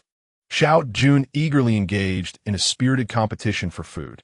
Midway through their feast, the little girl returned, diving into the fray without even changing her clothes. After a satisfying meal, Xiao Jun lazily reclined on the sofa, while the twin sisters obediently massaged his shoulders. Wan Xinya merely cast a glance his way, choosing to return to her comic book. Since the day Xiao Jun had rescued her, Wan Xinya's perspective had shifted. She was simply grateful to be alive. That night, all the residents on the second floor heard Wan Xinya cough, as if something unpalatable had lodged in her throat. Time swiftly passed, and soon 5 days had elapsed. In the span of 5 days, Xiao Jun's health had fully restored. The construction of his territory was nearing completion, and the supplies for his team were steadily increasing. Particularly noteworthy was the accumulation of weapons. Through a combination of exploration and trade, nearly 400 members of Xiao Jun's team were now armed with advanced technology. On this day, from the moment he rose, an unsettling feeling lingered within Xiao Jun, as if something significant were about to transpire.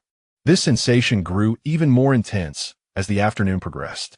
By 6 o'clock in the evening, all members of Xiao Jun's team had returned. "Jiang Yu, please make the arrangements. No one is to sleep before midnight tonight. We must remain vigilant. Ensure that everyone has a hearty dinner, and afterward, no one is permitted to wander about." Everyone is to rest in their rooms, and we will assemble in the courtyard at 11 o'clock. Remember to bring your weapons. We must be ready for battle at any moment. Also, ensure that your bedding is ready and the tents are set up. A series of directives were issued, prompting the logistics team to work overtime to prepare dinner for everyone. Brother Jun, is something significant about to happen? A few individuals from the second floor gathered around Xiao Jun. You four, remain upstairs tonight and behave. Lock all doors and windows. Xiao Jun did not elaborate further, his expression still marked by concern. Dinner was lavish as always, yet the atmosphere was devoid of playful banter. At 11 o'clock, Xiao Jun retrieved a steel knife and descended the stairs with Jiang Yu, Wan Xinya, and Li Jingyin, while the twin sisters, Dr. Jiang, and the petite girl remained upstairs. Over 400 young women had gathered, making the expansive courtyard feel somewhat cramped. Many speculated that the commander was planning a midnight raid on the Lord's mansion, aspiring to become the future leader of the city. Tension, anxiety, excitement, and exhilaration swirled within their hearts. At 11:40, Jiang Yu conducted another head count, confirming that everyone was present. By 11:55, darkness had enveloped the sky, yet Xiao Jun's courtyard remained illuminated. Several high-tech lights hung above, ensuring visibility in every corner. At midnight it arrived. Xiao Jun gazed upward at the sky. The previously tranquil night was suddenly pierced by strange sounds, followed by a rift appearing in the heavens. This scene was familiar to many. Prepare for battle. The anticipated moment had finally arrived. All the young women now held immense respect for their commander. No wonder their team was so formidable. He must possess prophetic abilities. As the first zombie descended, a terrified scream echoed above Future City. What was once considered safe became a veritable paradise for the undead. On Xiao Jun's side, over 400 individuals gazed up at the sky, their weapons gripped tightly, some even sweating profusely from their palms. 10 minutes later, the rift in the sky quietly vanished, and the battle for Future City commenced. In Xiao Jun's courtyard, 7 or 8 zombies fell, but before they could fully land, they were swiftly dispatched by the young women. The grand entrance of the courtyard stood ajar, and Xiao Jun resolved to confront the horde of zombies here tonight. Chapter 55, A Night of Madness. Teams 1 and 2, stand down. Teams 3 and 4, advance. The second-tier zombies are not your concern. Others will handle them. Do not be afraid. We possess a geographical advantage. They are merely marching to their demise. Jiang Yu stood at the center of the courtyard, directing operations, while Xiao Jun, Wan Xinya, and Li Jingyin remained vigilant, their eyes fixed on the encroaching zombies. Should any second-tier zombies appear, they must act swiftly to eliminate them, thereby preventing any harm to the team. This wave of zombies brought a significant increase in second-tier creatures. In this small area alone, over 40 had emerged. Time seemed to stretch infinitely, and soon, not a single zombie was in sight. Many members of the team collapsed onto the ground. Within the crowd, a faint sound of sobbing began to rise, gradually multiplying. Brother Jun, we lost 41 tonight.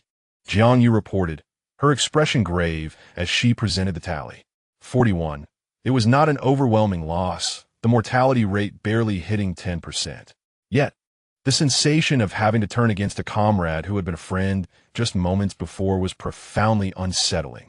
The tension that had been held at bay for so long now surged forth in the absence of enemies, overwhelming them with sorrow. Yun, why don't we wait until morning to act? Aren't zombies significantly weaker during the day? Spoke the little girl Yun, who had just descended from upstairs. Although she had not participated in the battle, she had observed the entire ordeal from the window above. Her voice was loud enough for the young women in the courtyard to hear, drawing their gazes in her direction. Indeed, why not wait until daylight? Why must we act tonight? During this period, the little girl had contributed to the team almost as much as Jiang Yu, personally assigning roles to each new member. The sudden loss of so many had become unbearable for her. When zombies first landed, their movements were sluggish due to their unfamiliarity with the terrain. While this slight delay did not significantly weaken first-tier zombies, second-tier zombies were considerably more vulnerable. This wave brought a substantial increase in second-tier zombies, and even those hiding within the confines of their homes would not be entirely secure. Furthermore, with so many attracted to Future City at night, the army of zombies they would face would be significantly lessened. There was one point Xiao Jun did not mention. Soon, they would need to venture out into the wilderness to set up camp. Was it wise to engage in night battles that could lead to their demise? Did they truly believe themselves invincible by merely bullying first-tier zombies during the day? As the little girl prepared to speak further, Jiang Yu swiftly intervened, urging her to help organize the sisters for rest and duty. The tents were already set up in the courtyard, and many of the newcomers had never experienced such accommodations, finding them rather novel. Brother Jun, shall we venture out to collect mutated crystals? Jiang Yu inquired. Let us wait until tomorrow. There is no rush. Tonight, Future City is destined to be chaotic. At that moment, Future City resembled a hell on earth. Countless humans, seeking refuge yet left homeless, transformed into zombies on this fateful night. Even many of those residing within the chambers fell victim to the onslaught of the zombies, as the destructive power of the second-tier undead exceeded their wildest imaginations. The City of the Future responded promptly. In the Western District, tens of thousands of members loyal to the city began their counterattack. The city lord, Chun Gang, stood at the forefront of the ranks, fierce as a war god. Flames erupted from his hands, incinerating any zombie that dared to approach. Push through, Chun Gang bellowed, unwilling to witness the destruction of the meticulously cultivated Future City. Under his leadership, more and more humans emerged to fight, not only those from the city, but also other surviving individuals. They realized that hiding in their rooms no longer guaranteed safety. Failing to join the main force meant certain death. The defense of the Future City raged on throughout the night. It was unclear how many had perished, but thousands of humans in the Western District attracted a significant portion of the city's zombies. Their goal shifted from merely breaking through to holding their ground. Guiyu was among them. Survivors from other areas, still fortunate enough to be alive, fled towards the Western District. By the latter half of the night, hundreds of thousands of human survivors had gathered there. This marked humanity's first large-scale confrontation with the undead. Meanwhile, in the Northern District, Xiao Jun rested his head on the long, elegant thigh of Wan Qian, lost in thought. No one on the second floor returned to their rooms. They all congregated in the living room. Most of the young women in the tents remained awake, as the specter of death lingered ever closer. After joining Xiao Jun's team, their needs for food and clothing had been met, causing them to forget that they were in an apocalyptic world where countless lives were extinguished daily. Any young woman capable of surviving alone in this bleak reality had likely encountered her share of bloodshed. It was merely that too much time had passed without such horrors occurring in their immediate vicinity, leading to some forgetfulness. As dawn approached, a young girl returned to the second floor. Military brother, I'm sorry. Xiao Jun paid her no heed. In such circumstances, questioning oneself could easily incite mutiny. If it came to that, Xiao Jun would not hesitate to eliminate her first. Although the worst outcome had been averted, numerous issues still arose. Xiao Jun could read the young girl's heart with clarity. Noticing his indifference, her eyes brimmed with tears. She respectfully bowed 3 times before departing the second floor. Jiang Yu shot Xiao Jun a disapproving glance and hurried after her. The young girl's pride was as formidable as her figure. In that moment of emotional turmoil, she had acted impulsively, and now, reflecting on it, she recognized her misstep. Her absence late at night was surely spent soothing the other young women in the tents, attempting to atone for her mistakes. Since Xiao Jun was unwilling to forgive her, she felt compelled to leave. Xiao Jun did not stop Jiang Yu. The other women merely watched in silence. Compared to the young girl, they naturally placed greater trust in Xiao Jun. Let us all take a moment to rest. There remains much to accomplish tomorrow. At 9 in the morning, the airdrop crates would arrive as scheduled, and they must seize the opportunity while chaos reigned among others. The airdrop this time lasts for a week, after which Xiao Jun must prepare to leave the city for deployment.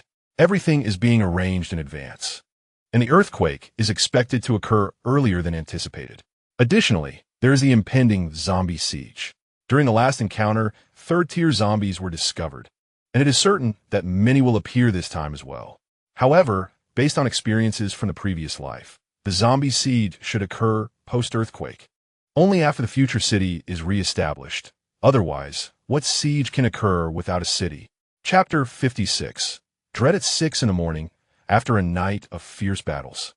The future city finally found some semblance of calm. Although sporadic skirmishes continued in various locations, the large-scale confrontation ultimately concluded with the human survivors emerging victorious. The ground was littered with an overwhelming number of zombie corpses, including a significant quantity of second-tier zombies. Many individuals had begun to mobilize, as this was far more appealing than scavenging for supplies. Even if a supermarket lay before them, they could hardly carry away much. However, the mutated crystals were much more manageable. Even a few hundred of them could easily be pocketed. Those who dared to move would face dire consequences. Shun Gang stepped forward, flanked by thousands of future city members. Some remained undeterred, continuing to loot corpses. In the next moment, they too became corpses. The future city was recruiting. A similar scene unfolded elsewhere. In the eastern part of the city, the Lone Wolf Brigade stood, with a member grinning maniacally over several bodies beneath his feet. Those unafraid of death are welcome to try. Thousands retreated in unison, fearful that they would be the next to fall. The Lone Wolf laughed even more raucously, and his comrades joined in the raucous laughter. Real men are always welcome to join my brigade. As for you pathetic fools, just forget it. In the southern part of the city, the Bloodied Garment Corps observed a blood-soaked man who calmly gazed ahead without a hint of emotion. Before him, thousands watched silently, none daring to take a step closer. Not a single drop of that blood belonged to him. Then, there was Xiao Jun's harem. However, he did not possess as many members as the future city, totaling only around 400 sisters. At this moment, thousands of survivors had gathered, ready to collect the mutated crystals from the fallen zombies. During the battles last night, they had cowered in fear, relying on Xiao Jun's team to attract a significant number of zombies, thereby escaping disaster. Now, with dawn just breaking, they prepared to reap the rewards. Upon receiving the news, Xiao Jun emerged, with over 100 fierce-looking sisters behind him. This was their hard-earned loot, a reward for the lives of dozens of their companions. One more move, and you die. Xiao Jun's cold voice rang out, causing those outside to glance over in unison. All 100 sisters brandished their blades aloft. At a single command from Xiao Jun, they would charge forth. Who were they attempting to intimidate? The opposing side, numbering in the thousands, also brandished their own weapons. Stepping forward with a scattered display. Brother Leopard, they have at most 300 to 400. We could easily overwhelm them with sheer numbers. As long as we eliminate that man, the women and the food will be ours. They were once laborers working for Xiao Jun's territory.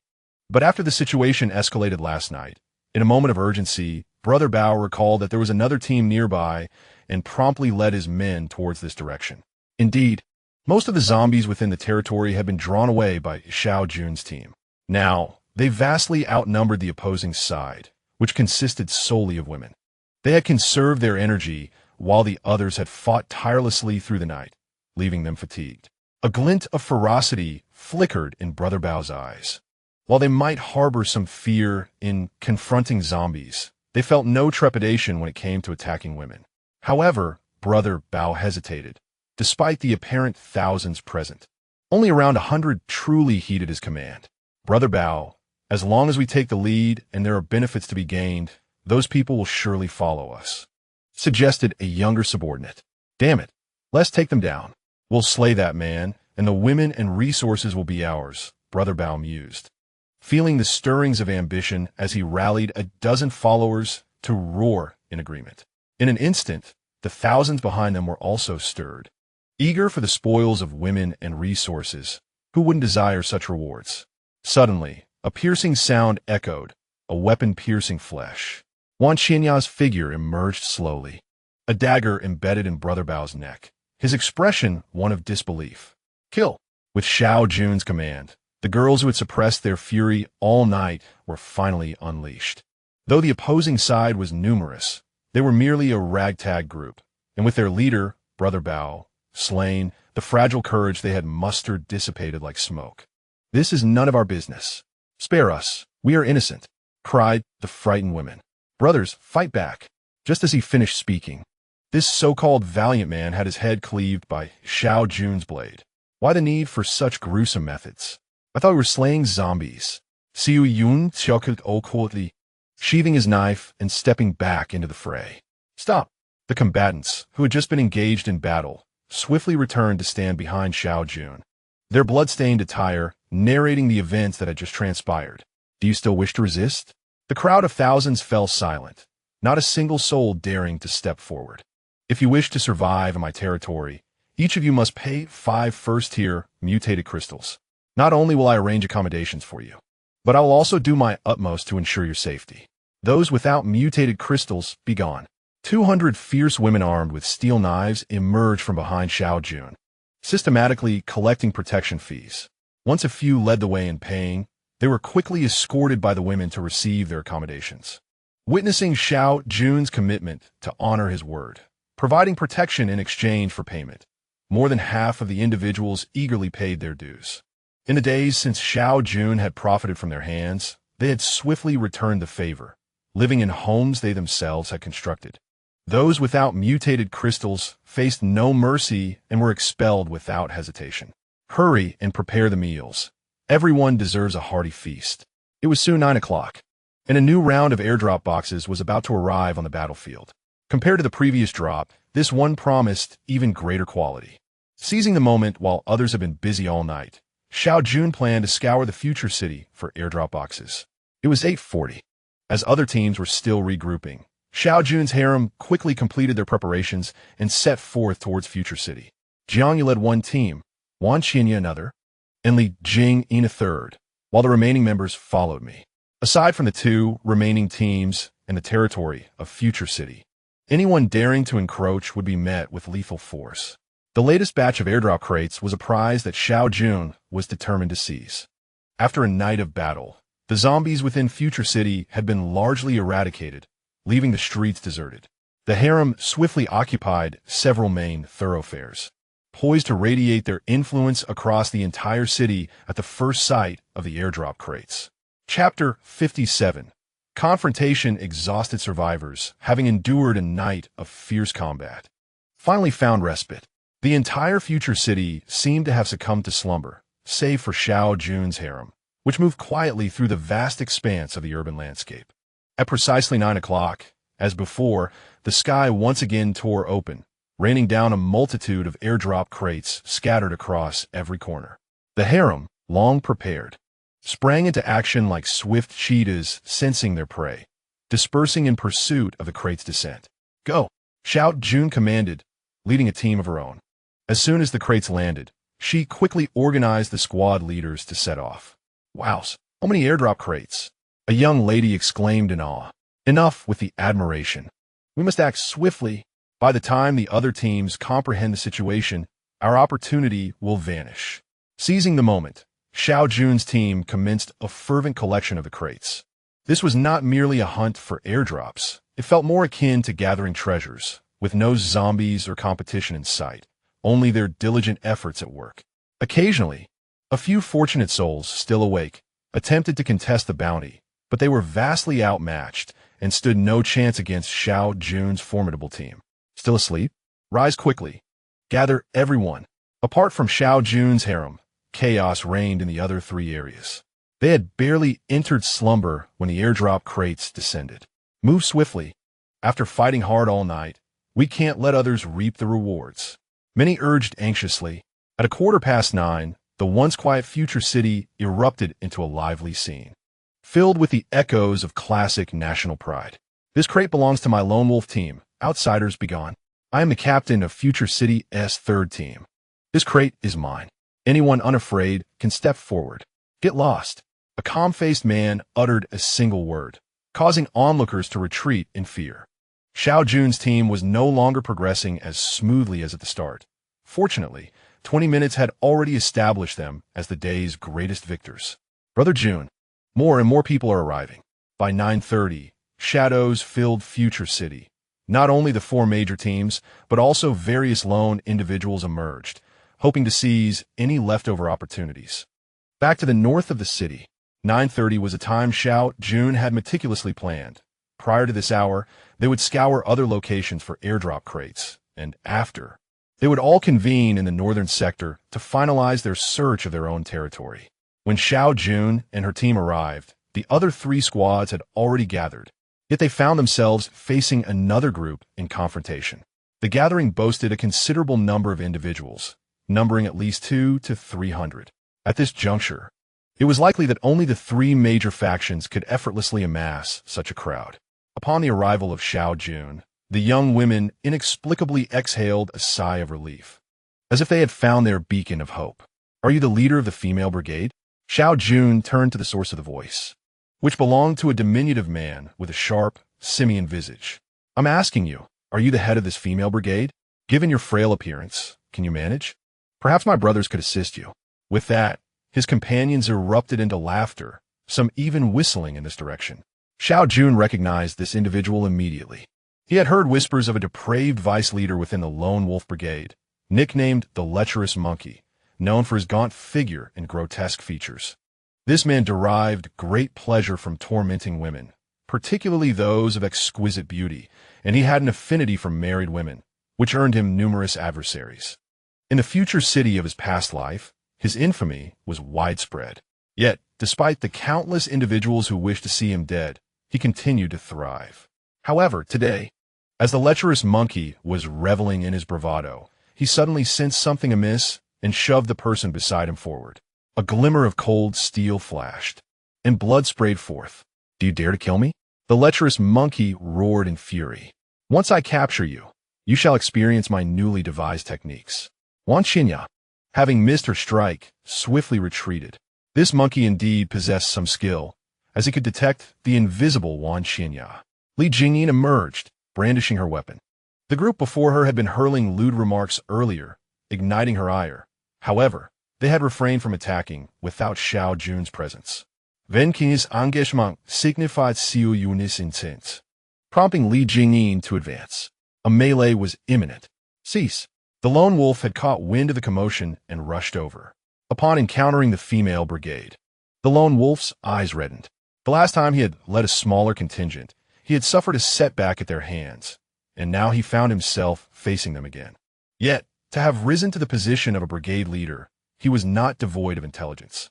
Engaging Xiao Jun's team at this moment would not bode well for him. Although they numbered only 400 to 500, their strength was formidable. Even with a slight numerical advantage, a direct confrontation would yield unpredictable outcomes.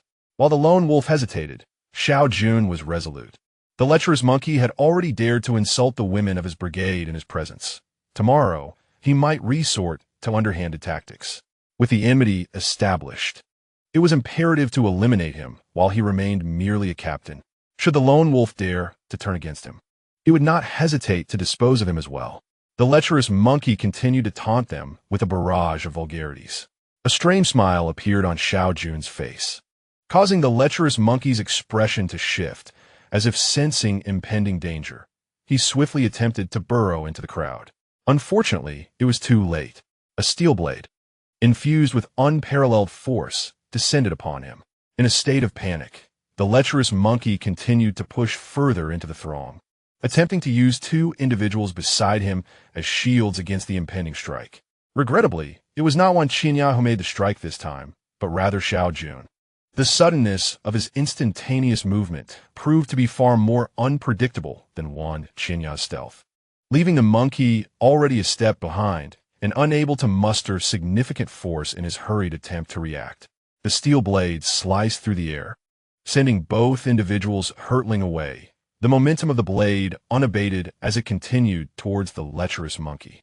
Sparks flew as the monkey was forcefully propelled backward, yet miraculously, no wounds marred its body.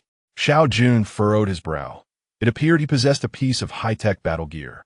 Observing that those around him had begun to react, hastily raising their weapons, Xiao Jun unhesitatingly executed a second instantaneous movement. The lecherous monkey, believing it had narrowly escaped, was stunned to find Xiao Jun reappearing beside it. No! The monkey's pupils dilated dramatically as the steel blade effortlessly sliced through its neck. Xiao Jun stood poised with his weapon, surrounded by members of the lone wolf group. Yet none dared to advance. The eerie nature of Xiao Jun's teleportation instilled a palpable fear within them. Should they make a move, death would surely follow. Xiao Jun's eyes, brimming with murderous intent, fixed intently on the lone wolf. Although they were separated by a distance of over 10 meters, the lone wolf could feel a cold sweat trickling down his back. Chapter 58. Defiance. Previously, the lone wolf had been silently apprehended by Wan Qinya, which could be attributed to his own negligence. This time, however, he was exceedingly vigilant, yet Xiao Jun had managed to vanish right before his eyes, only to reappear amidst the crowd and slay one of his subordinates. That subordinate, well aware of his own capabilities, was nonetheless of questionable character. The lone wolf group, comprising hundreds of individuals, had encircled Xiao Jun, prepared to strike at a mere command from their leader. However, could they truly bring him down? What was the origin of his elusive, instantaneous movement? The lone wolf found himself wavering in uncertainty. In contrast, Xiao Jun remained remarkably composed. His abilities indeed had limitations, with today being his final opportunity to utilize them, yet he was confident in his ability to withdraw unscathed. Were he facing another, be it Chun Gang from Future City or Bai Yi from the Blood Garment Group, Xiao Jun would not have dared to act so boldly. Chun Gang was a man of great ambition, the first to establish a city from a mere group. Bai Yi, on the other hand, was a lunatic. Despite his outwardly genteel demeanor, he was, at his core, a consummate madman. In a past life, the lone wolf had provoked him, leading Bai Yi to single-handedly assault the headquarters of the lone wolf group, slaughtering hundreds of his subordinates before departing nonchalantly. Though the lone wolf group was one of the four major forces, its ranks were filled with individuals of varying quality, and the lone wolf himself was indecisive by nature. This was why Xiao Jun felt emboldened to manipulate him.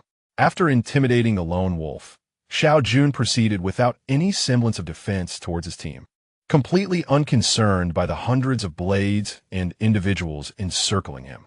As he walked slowly, those surrounding him gradually parted, clearing a path. Fear of death gripped them all. After all, their leader had yet to speak, so why sacrifice themselves needlessly? As Xiao Jun traversed the lone wolf group to reach his own team, he inevitably passed by the lone wolf himself. Xiao Jun proceeded with unwavering determination, displaying no inclination to change his course. The individuals surrounding the lone wolf were on high alert, gripping their weapons tightly, their eyes fixed on Xiao Jun, wary of a sudden explosion of violence. However, Xiao Jun paid no heed to anyone else, maintaining his gaze solely on the lone wolf's eyes. As the distance between them shrank to a mere 5 meters, the lone wolf finally made a move. He retreated. It was hard to tell if it was an illusion, but in that fleeting moment of withdrawal, those around seemed to collectively exhale. Surviving in such an apocalyptic world had not only been about fear of death. Many were not cowards. Yet, they harbored a greater fear of someone like Xiao Jun. Fierce, unafraid of death, and extraordinarily formidable. The stakes were high, if one was unafraid of death. Xiao Jun could indeed take their life. As Xiao Jun returned safely, a chorus of cheers erupted from the nearby young women. Meanwhile, the members of the lone wolf group averted their gazes, unable to meet the eyes of their opponents. Hundreds of men were intimidated by a single man and a group of women, marking yet another moment of disgrace for the lone wolf faction. The lone wolf's face flushed with anger, yet he dared not retaliate against Xiao Jun. Still lingering? Unsatisfied? Xiao Jun had little time to squander. With the approach of the other two factions, the opportunity to seize more airdrop crates would soon slip away. Captain Xiao, you are impressive. We shall see what the future holds, the lone wolf muttered defiantly. Despite his cowardice, he felt compelled to voice a threat. He had already rationalized to himself that today was not the day for conflict. They needed to seize the airdrop crates, and there would be ample opportunities for battle later. Let us move, Xiao Jun commanded, and the young women readily advanced, poised for confrontation should the need arise. The lone wolf ultimately retreated in defeat. Brother Jun, Jiang Yu began, but Xiao Jun interrupted. Let us discuss this later. I'm aware of our priorities. For now, we must focus on the airdrop crates. With a sense of victory, the hundreds of young women continued to scour the northern part of the city for airdrop crates. The earlier confrontation had been witnessed by many, who now hesitated to contest with Xiao Jun's team, opting to seek other locations. Xiao Jun chose not to engage further. He had instructed Jiangyu to limit their looting to half an hour. In half an hour, the other two major factions would be arriving. Xiao Jun had already gained a significant advantage, and it would be inappropriate to deny others entirely. He had no desire to offend those two factions at this point. As for the Lone Wolf group, he regarded them with indifference. Upon returning to the second floor, the twin sisters greeted him. "Prepare the bath," he requested. After a night of battle and a day without rest, compounded by the conflict with the Lone Wolf group, Xiao Jun was indeed feeling fatigued. The younger sister went to prepare the water while the elder stood behind him, gently kneading his shoulders. Soon, the water was ready. Xiao Jun immersed himself in the warm water, involuntarily letting out a contented sigh. Outside, the younger sister remarked, "You must think this through. We don't have to fight. We eat well, sleep well, and live more comfortably than anyone else. What more could we want? Isn't it all just due to our appearances? Giving the team leader a back scrub is merely a trivial matter." The elder sister earnestly persuaded, while the younger sister displayed a conflicted expression. "Are you going or not? If not, I shall go alone." The elder sister, exuding frustration, took the back scrubber and prepared to enter. The younger sister hastily tugged at her sleeve, biting her lip. "Let's go." Without waiting for her hesitation, the elder sister thrust a back scrubber into her arms and pulled her inside. Xiao Jun was luxuriating in the bathtub, relishing the benefits of this high-tech marvel that not only filled with warm water but also maintained its temperature. Suddenly, the door swung open, and Xiao Jun gazed in bewilderment at the two sisters who entered. "Brother Jun, you seem tired today. Let me give you a back scrub," Jingru said with a playful smile, her tone sweet and inviting. Before Xiao Jun could comprehend the situation, Jingru's hand was already on his back. Damn, what man can withstand such a trial? He felt a wave of comfort wash over him. However, he quickly regained his composure. "Not now, you two enchantresses. Cough, cough. You should step outside. Wait until I finish my bath, then you may massage me." "What?" Jingru looked at Xiao Jun, bewildered. Internally, Xiao Jun wrestled with his thoughts. Never mind. A true gentleman knows when to yield. This is not the time for indulgence. "Out, I need to bathe." His tone turned somewhat stern. At this moment, Jingyi's face had already turned crimson with embarrassment, and she promptly tugged at her sister. Jingru glanced between Xiao Jun and her sister, stamping her foot in frustration. Subsequently, she led her sister out of the bathroom. Xiao Jun let out a long sigh of relief. "You two wait. There will be ample opportunities in the future. As for now, one cannot rush when savoring hot tofu." Chapter 59, a review of accomplishments. Half an hour slipped by in the blink of an eye. Under Jiang Yu's leadership, the sisters' frenzied onslaught finally came to a halt. In the distance, the Blood Garment Group and the Lone Wolf team were making their way toward them. This signified that, aside from the northern part of Future City, the airdrop boxes had been largely cleared. Without a moment's hesitation, Jiang Yu swiftly led the sisters in their retreat. With the three major factions converging in Future City, Jiang Yu was not foolish enough to confront them directly. Even the smallest faction, the Blood Garment Group, boasted nearly 1,000 members, far surpassing Xiao Jun's female contingent. As for the Lone Wolf team, they had long disregarded the regulations of Future City, with their numbers exceeding 1,000, albeit with a disorganized membership. The northern sector had already been stripped of more than half of the airdrop boxes. The remainder was left for them to seize. Jiang Yu's retreat was decisive, leaving the Lone Wolf team in a state of frustration. Why did these women give in? Damn it, are they taking advantage of me? However, the Lone Wolf had no recourse. He could not incite the other two factions to avenge him. The sisters, having labored tirelessly for so long, were utterly exhausted, despite having rested for a few hours the previous night. Xiao Jun continued to enjoy his comfort, only to be caught in the act by the returning women, who had intended to report to him but were surprised by the scene before them. Wan Qinya huffed twice, yet displayed no excessive reactions. Jiang Yu observed with a hint of amusement. The little lowly and Dr. Jiang had already turned their heads. Li Jingyin found herself in a dilemma, torn between the desire to watch and the urge not to. Let's go take a bath too." Wan Qinya huffed again, leading the way outside. It seemed that Jiang Yu's plan for a dowry was about to be reconsidered. Wan Qinyao pondered thoughtfully, while Jiang Yu, sensing something, glanced at her just in time. Their eyes met, and Wan Qinyao quickly turned her head away. At the dining table, Jiang Yu was earnestly reporting the day's achievements, her tone betraying a hint of excitement. From last night to today, we have obtained over 5,000 first-tier mutated crystals and 624 second-tier mutated crystals. Upon mentioning the quantity of second-tier mutated crystals, everyone around became animated. With the arrival of a new wave, the number of second-tier zombies had significantly increased, making the acquisition of second-tier mutated crystals considerably easier. With these second-tier mutated crystals, Xiao Jun would soon ascend to the 4th tier, and it was likely that the leaders of the other teams would also reach the 4th tier in the coming days.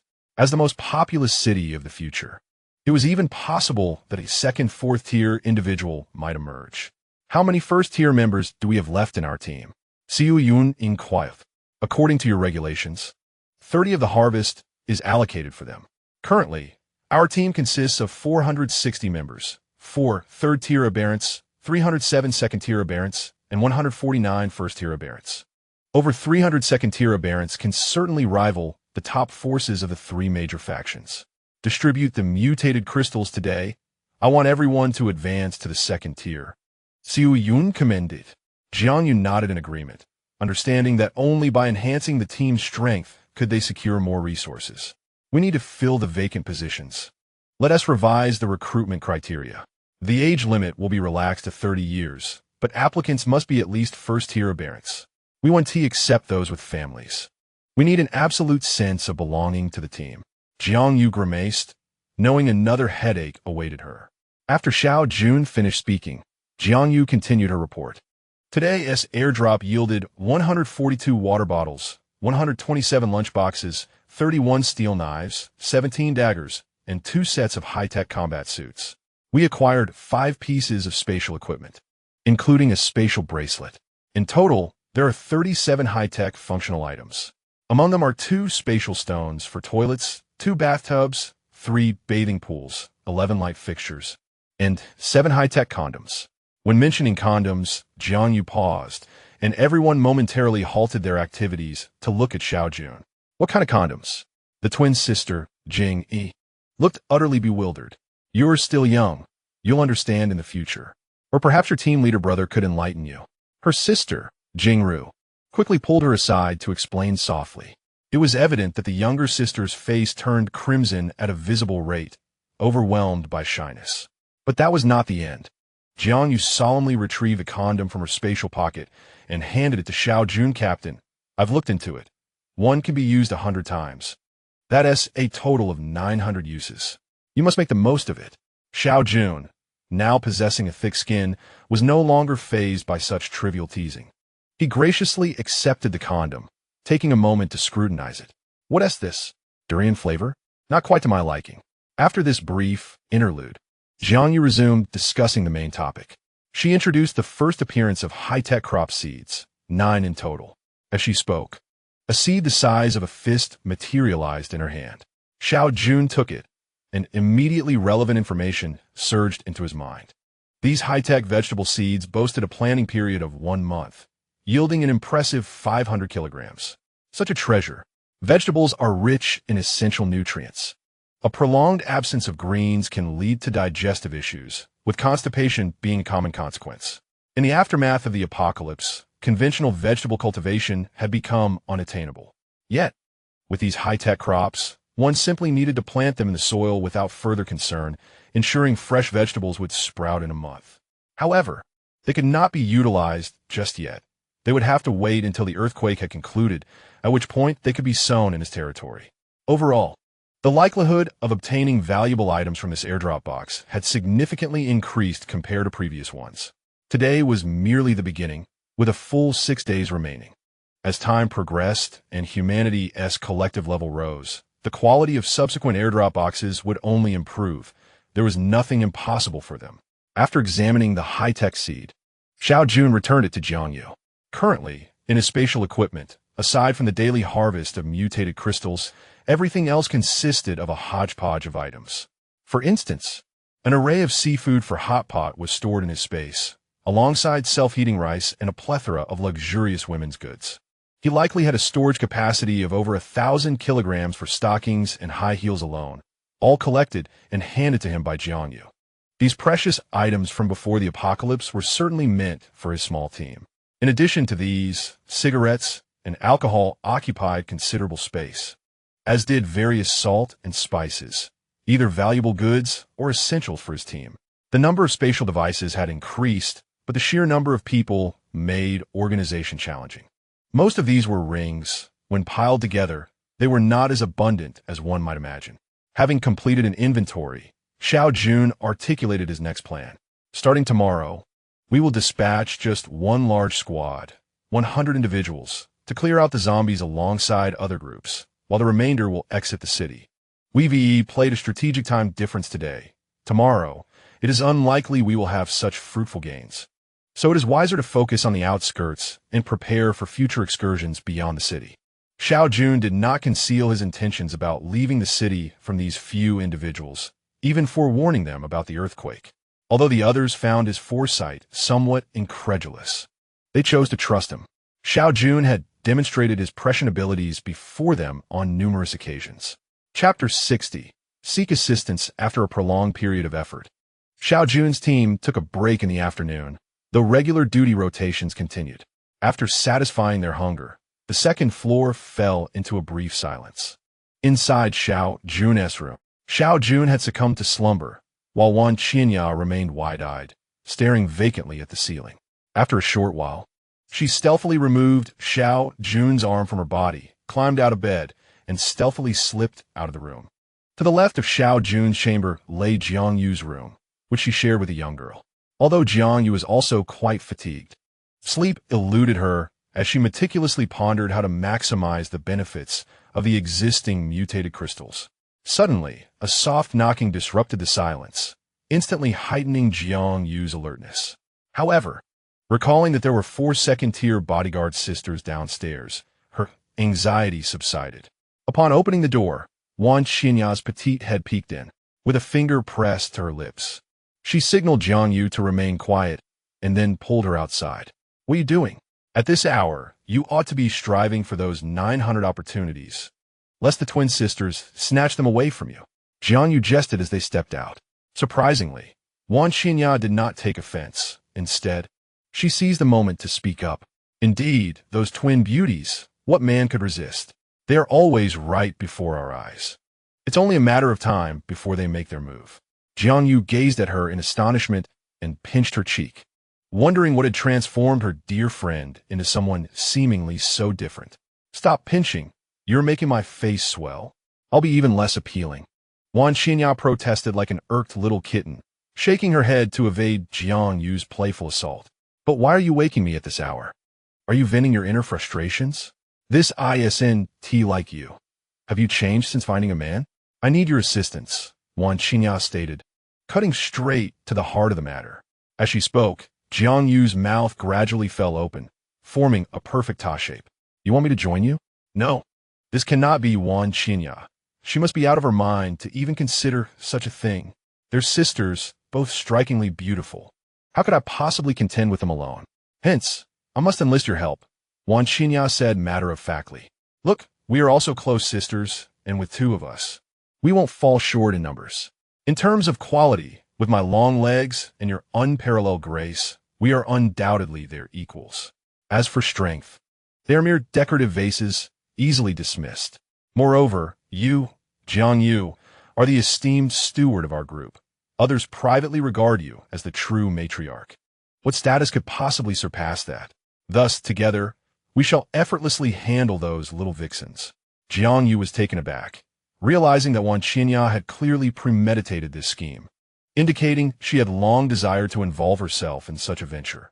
Otherwise, how could she articulate her thoughts so coherently?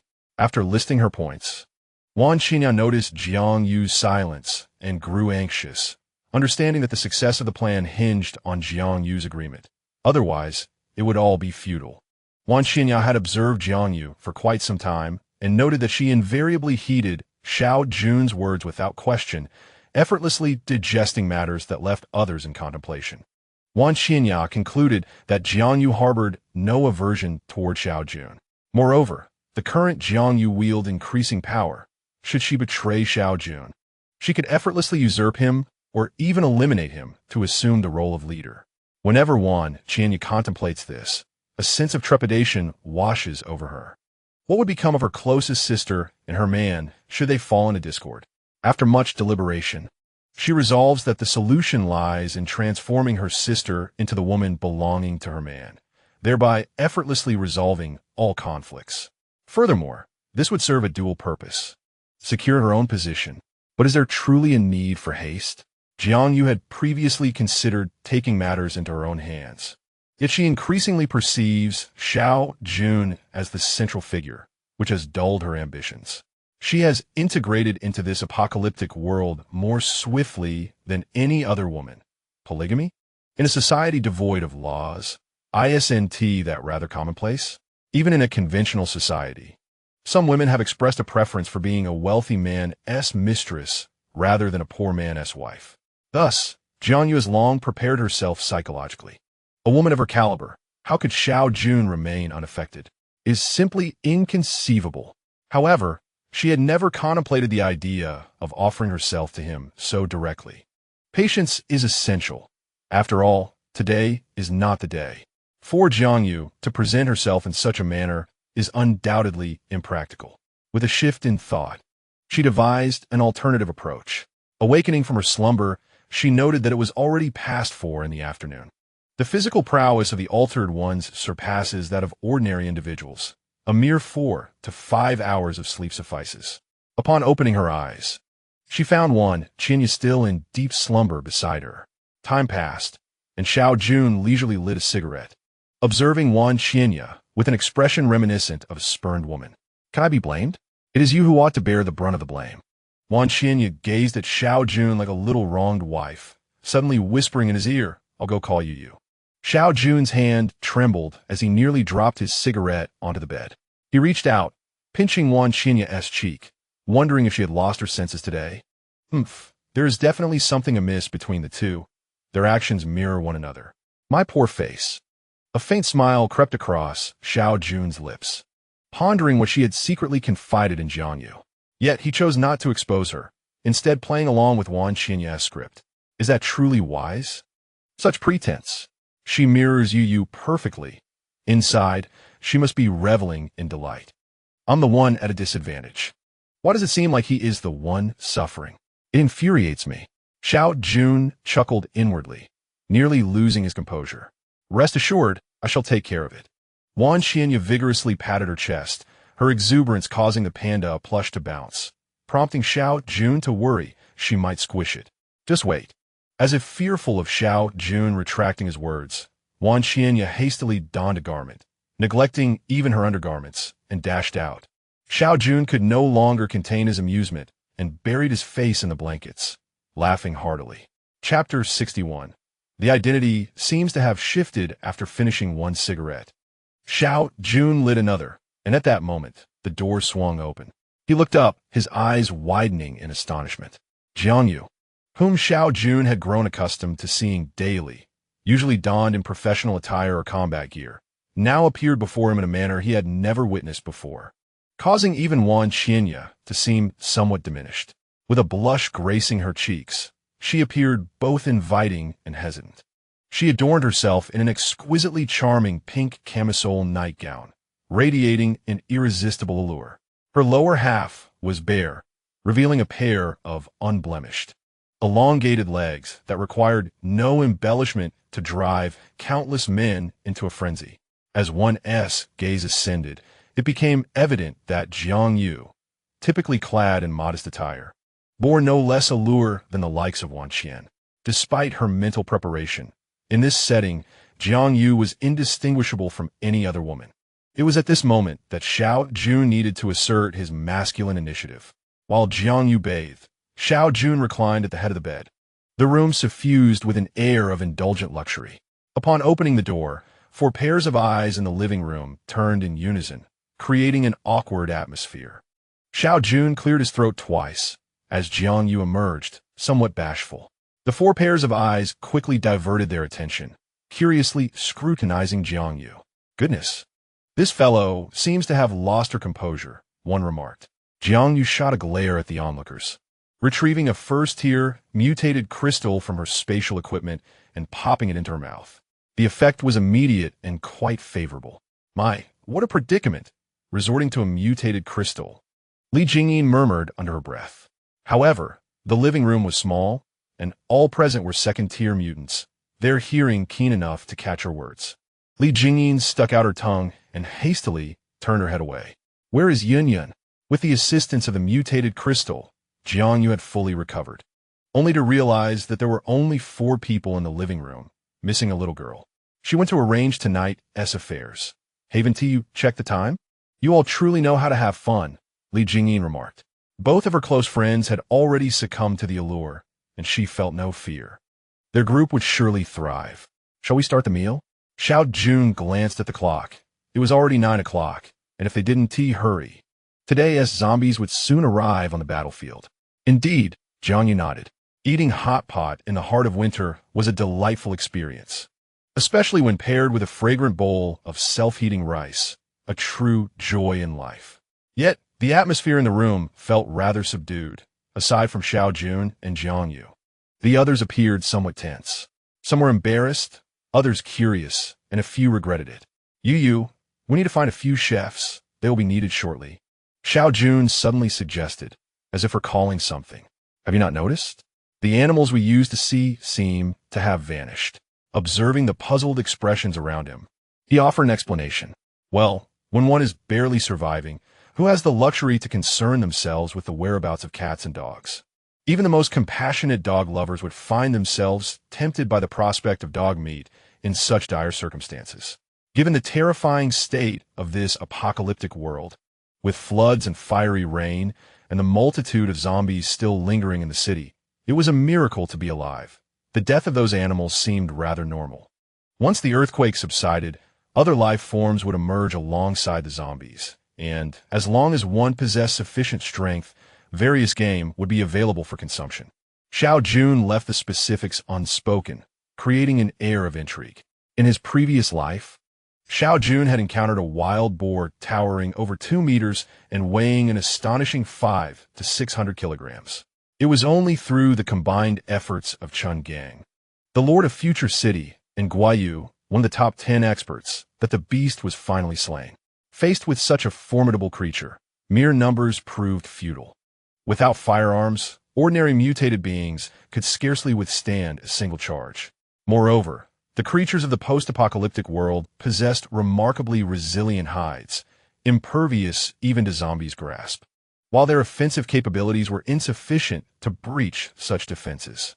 Yet, the thought of that succulent meat made Xiao Jun's mouth water, prompting him to hastily fill his plate with several servings of food. 500 individuals seemed rather inadequate. Expansion was imperative. While not on par with Future City, it was essential to at least match the other 2 factions. Both combatants and logistical support were necessary. 500 would not suffice. Jiang Yu had encountered several promising candidates, but due to the limited slots, she had regrettably turned them down. With such abundant resources now, even an additional 500 would leave Jiang Yu brimming with confidence in her ability to sustain herself.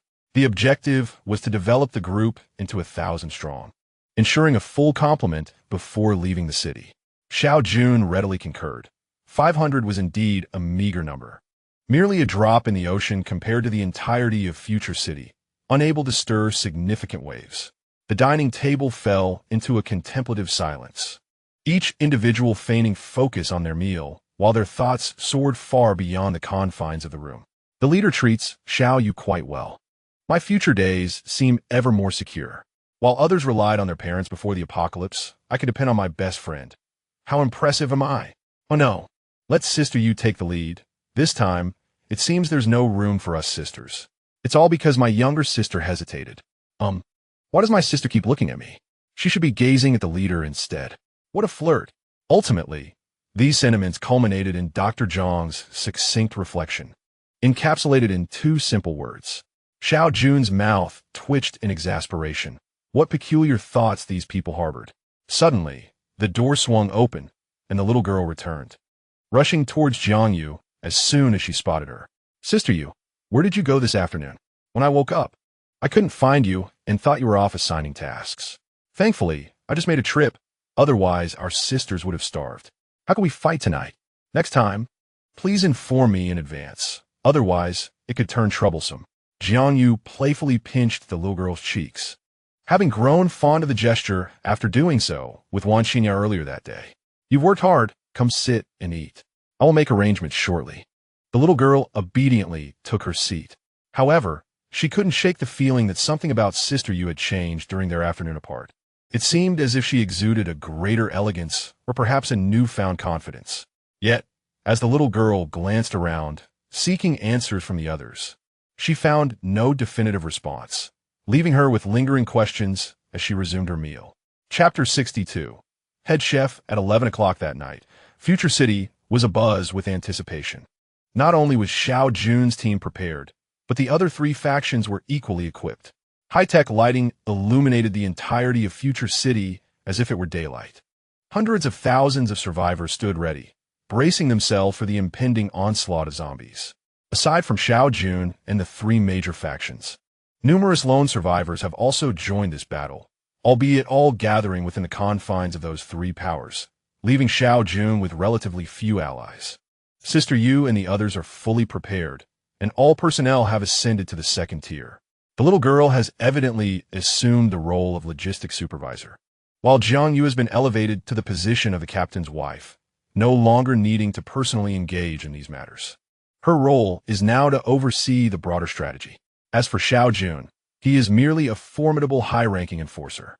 At precisely midnight, a colossal rift appeared in the sky. Although this is not the first time witnessing such a phenomenon, it never fails to provoke deeper thoughts in Xiao Jun. What is the origin of this rift? What lies beyond it? Could it be another realm? Yet, all these questions remain unanswered. In the previous life, in Future City, the Lord Qinggang had already become a seventh-tier anomalous being. He could hardly fathom the rift in the sky, let alone contend with the eighth-tier zombies. The rain of zombies began to fall, and war erupted once again, with more ample preparations and the enhanced abilities of a large number of team members. Tonight's battle proved to be even more manageable than the last. The second-tier zombies that emerged could be easily dealt with by the team members themselves, even without Xiao Jun and Wan Xinya intervening.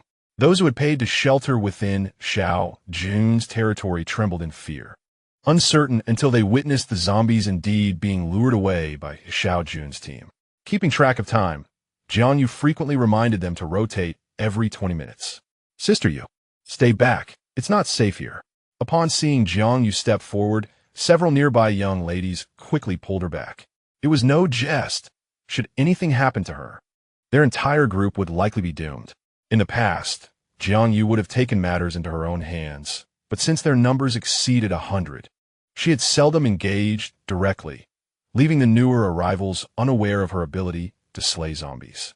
Jiang Yu offered no explanation. If she could avoid combat, she would.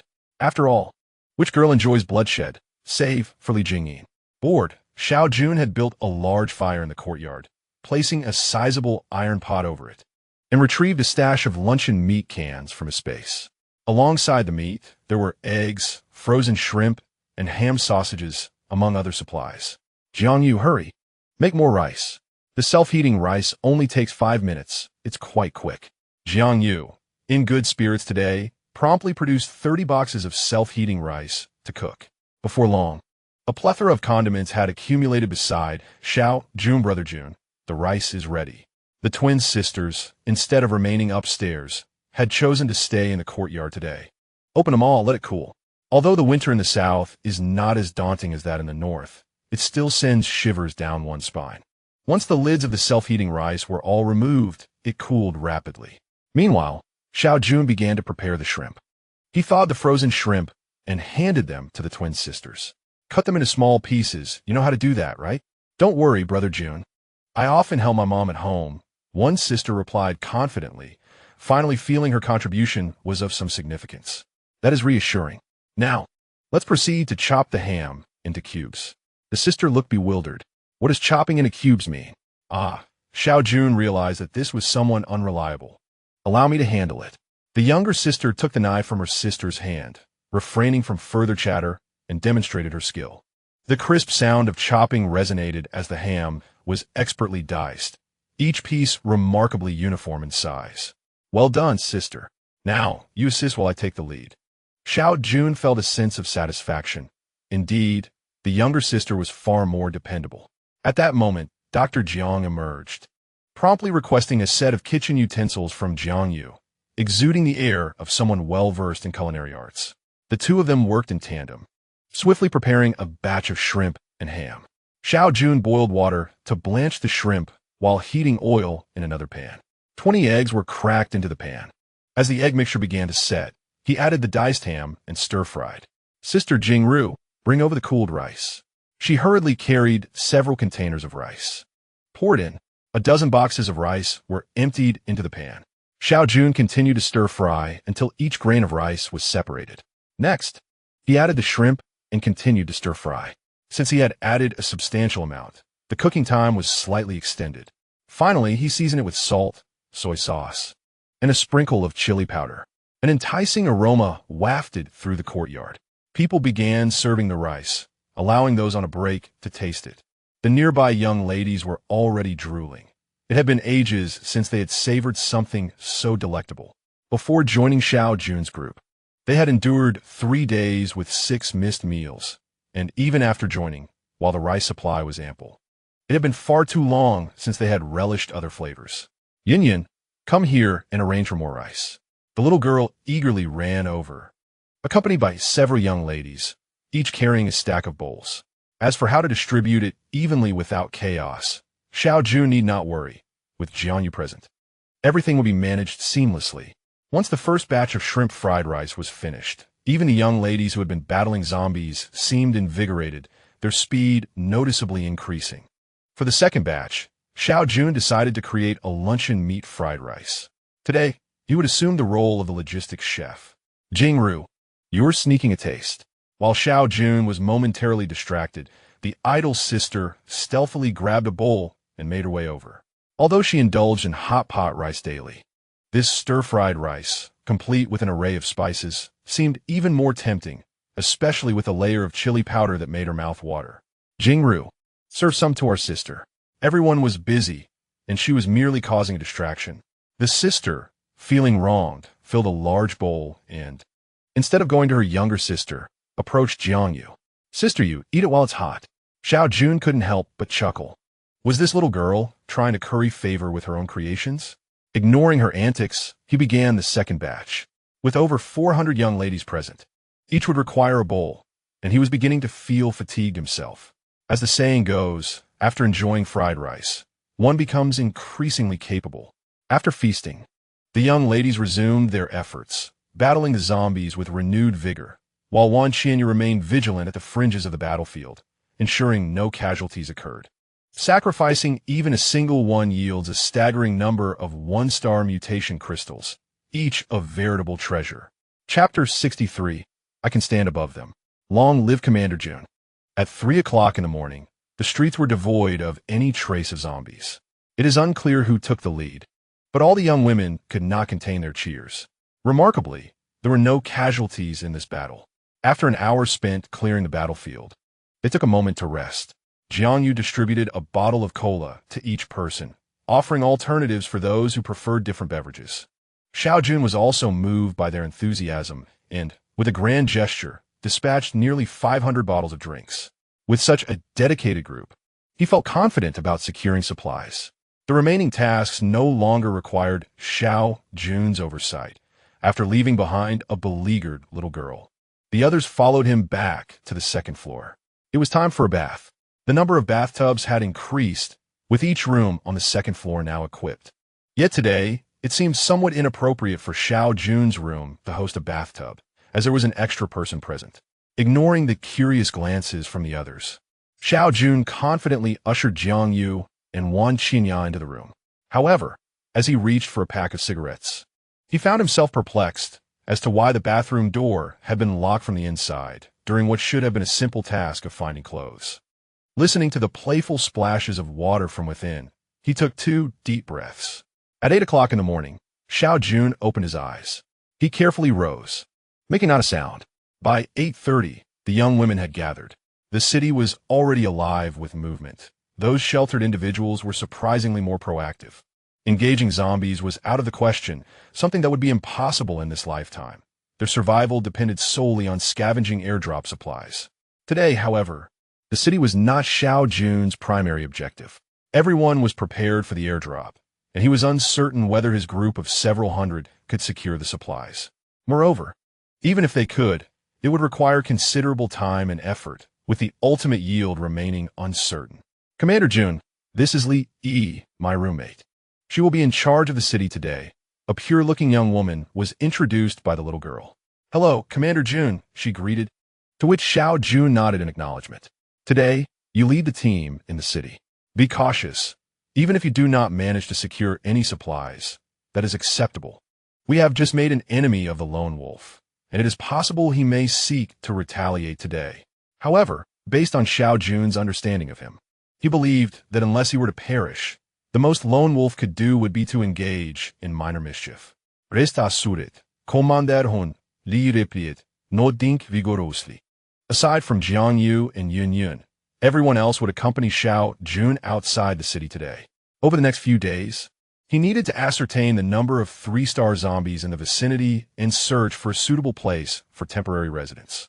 While there were currently no 3-star zombies within the city, Xiao Jun was certain they existed outside, and not just one.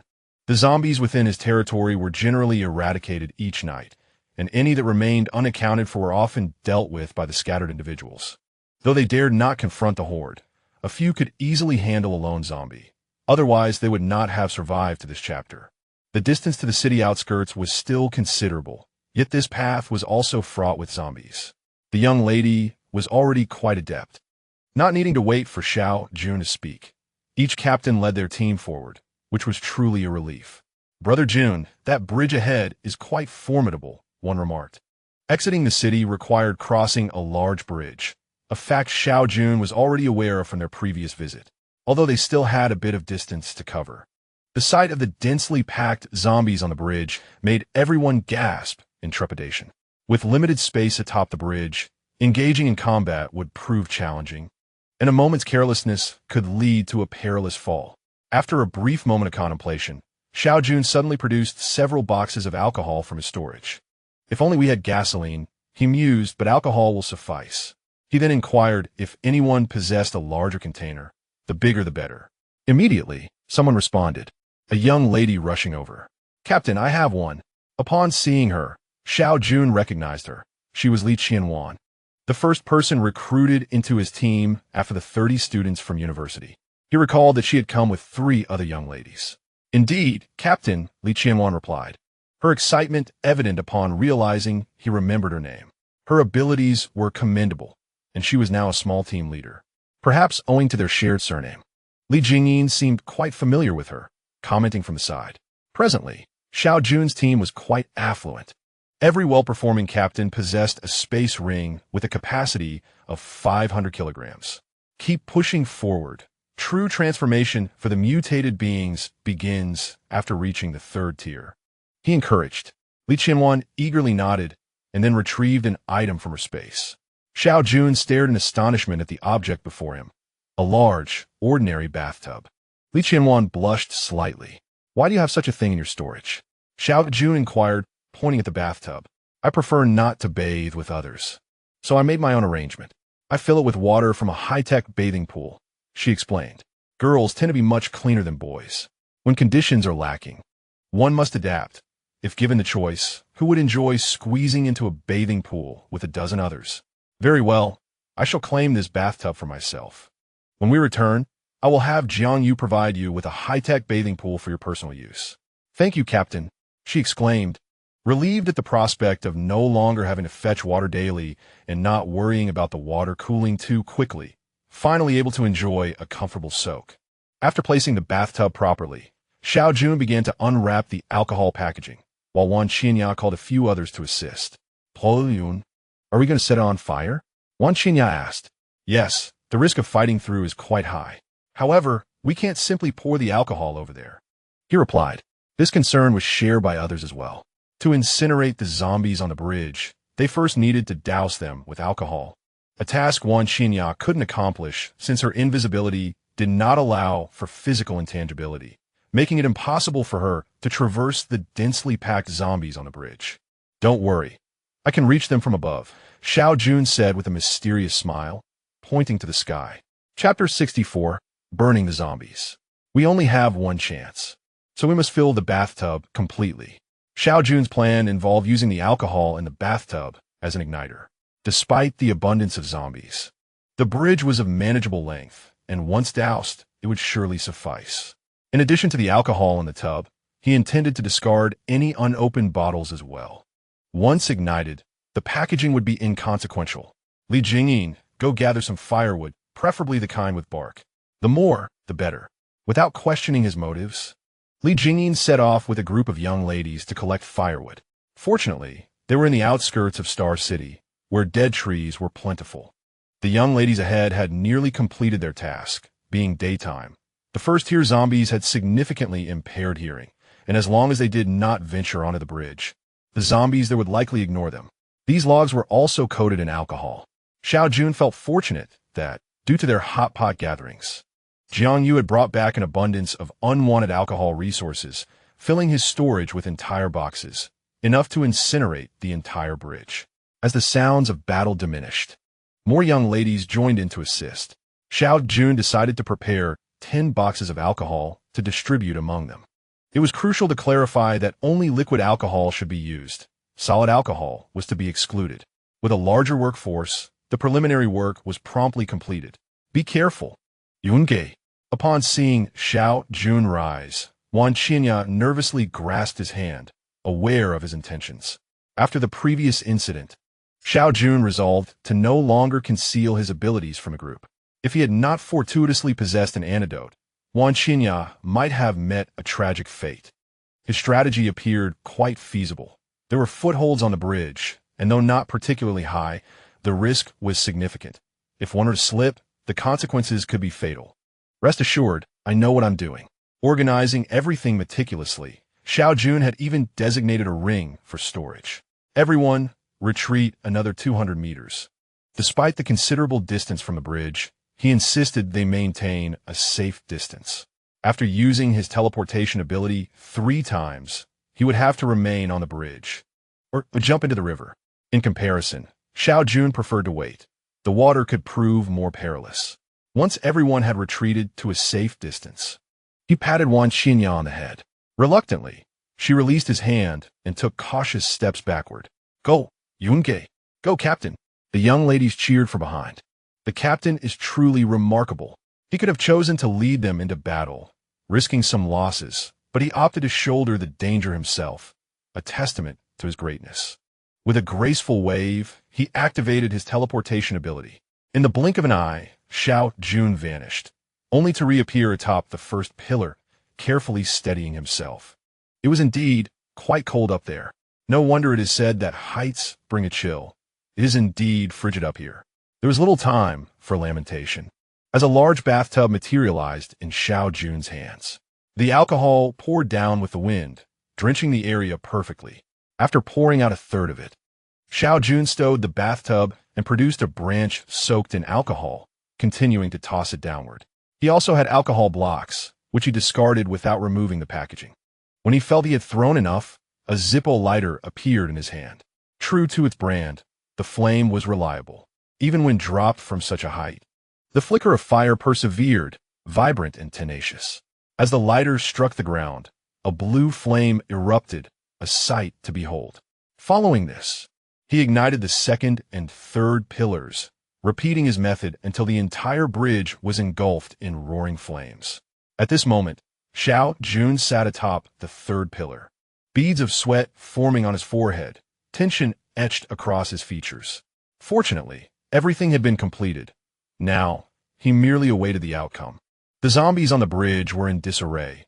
Although devoid of pain, they instinctively feared the inferno. Yet, surrounded by flames, their limited intelligence left them disoriented and unsure of where to flee. Particularly those trapped in the middle had no escape, resigned to awaiting their fiery fate. A scant few zombies managed to escape the bridge in their panic, but Xiao Jun paid them no mind. Wan Xinya and the others were waiting and couldn't possibly get away. After several minutes, the air was thick with the scent of roasting flesh. Should one sprinkle some cumin, the aroma would be quite tempting. However, had one seen the source of this alluring scent, even someone as seasoned as Xiao Jun, who had endured the apocalypse for 6 years, would find it difficult to accept. Though they were zombies, they bore a striking resemblance to humans, and reconciling that was a challenge. In the distance, Wan Xinya and her companions anxiously gazed at the bridge, ablaze with flames. The discomfort of the zombies was of no concern to her. Her sole focus was the small figure within, fearful of any misfortune befalling Xiao Jun. Many were aware of Xiao Jun's ability to teleport, but only a select few on the second floor knew it was limited to 3 uses.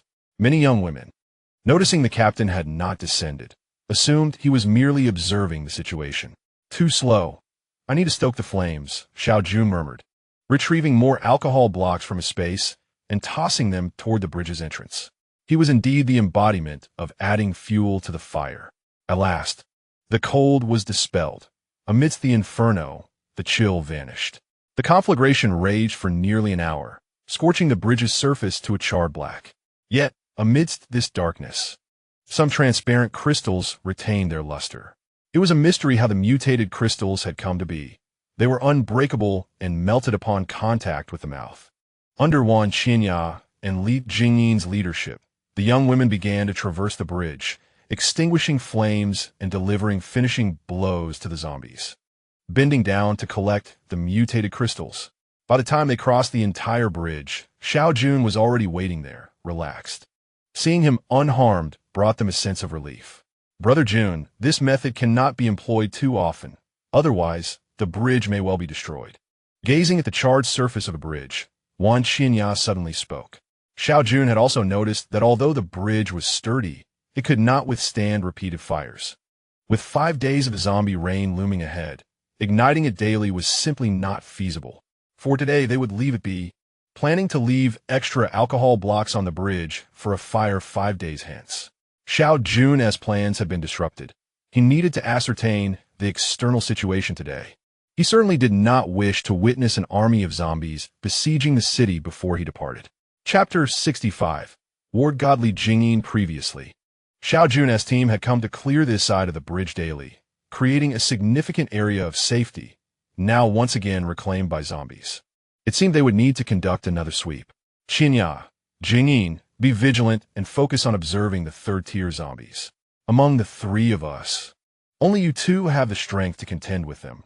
The others, even in groups, would undoubtedly suffer casualties, which is something Xiao Jun wishes to avoid. The battle commenced, and upon descending the bridge, they first needed to clear a stronghold. Otherwise, they would be besieged from all sides by zombies, inevitably leading to a breach. Li Jingyin activated her extraordinary abilities and led the charge. When her powers were unleashed, even third-tier zombies could not breach her defenses. She stood unafraid. Just a bit longer, and we shall all ascend to the 3rd tier. Only by reaching this level could one truly comprehend their limits. It would be best to have several more shields like Li Jingyin, with Li Jingyin's formidable defenses holding for 10 minutes. The sisters successfully carved out a space to establish a stronghold. Several squad leaders stepped forward, each possessing spatial rings. One by one, they retrieved spiked wooden stakes from their rings, and a dozen sisters swiftly took them to set them up. Quite impressive. Xiao Jun remarks, surprised by their ingenuity since he had not ventured outside the city for some time. What sister you has devised, we simply follow suit. It was indeed Jiangyu who was reliable. Xiao Jun mused, not only in bed but also in strategy. The wooden stakes did not completely thwart the zombies' assault, but they significantly alleviated the pressure on the sisters surrounding them, allowing a reduction in their defensive numbers. This would enable them to rotate their combat duties effectively. Brother Jun, there are many second-tier zombies. Wan Xinya stood beside Xiao Jun, an assassin by nature. Unlike Li Jingyin, a mindless warrior, she certainly would not rush to the front. That's normal. As long as the third-tier zombies are not excessive, we shall manage. This wave of zombie rain is primarily intended for the second-tier zombies. Without them, how can we expect to level up? However, what was meant to arrive did come. A singular zombie, concealed within the horde, bore claws that testified to its uniqueness, and a fleeting clarity flickered in its eyes, unnoticed by the others. In an instant, it reverted to the vacant demeanor typical of its kind, charging forward alongside the rest of the horde.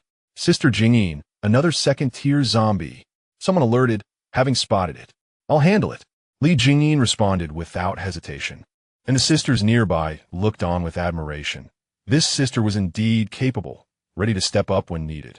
With a swift motion, Li Jingyin dispatched 2 first-tier zombies and now confronted a second-tier one. Yet she remained utterly composed. Having faced countless second-tier zombies, they posed little challenge to her. Li Jingyin raised her arms high, bringing her steel blade down with tremendous force.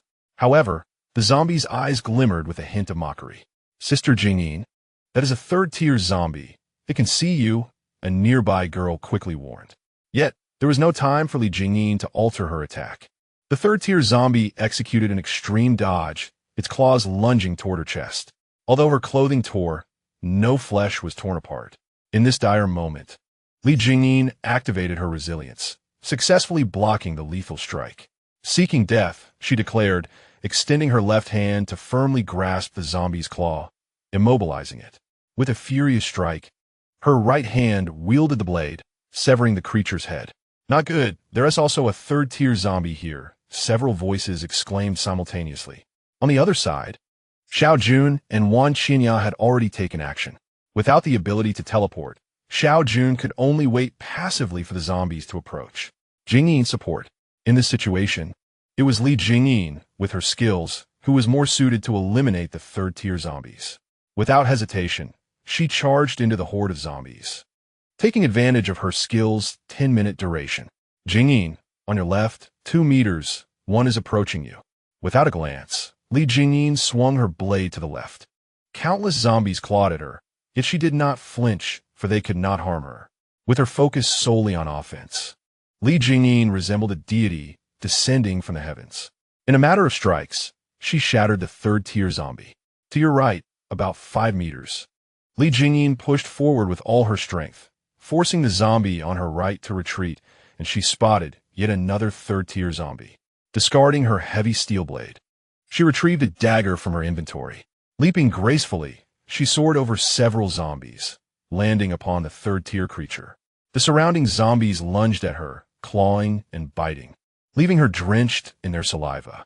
With deft precision, her dagger pierced through the zombie's skull as she exerted force with her limbs to overturn the creatures atop her. Meanwhile, Wan Qinya utilized her long legs to swiftly advance to the front, her body twisting in an uncanny manner, perfectly evading the third-tier zombie's attack. Her dagger found its mark in the zombie's throat, delivering a fatal blow. In a one-on-one confrontation, the third-tier zombies were no match for them. Xiao Jun, not to be outdone, wielded his steel blade with great force, cleaving through first, second, and third-tier zombies alike, enhanced by a mutated serum that tripled his abilities. Xiao Jun's strength and speed surpassed that of the third-tier zombies. Jingyin returned. The 10 minutes were fleeting. If Li Jingyin did not return in time, she would undoubtedly succumb to the zombie infection. Li Jingyin exerted herself to dash back, having only covered a scant 10 meters. However, the sheer number of zombies surrounding her, coupled with the exhaustion from her recent exertions, rendered her somewhat overwhelmed. Break through and rescue Sister Jingyin.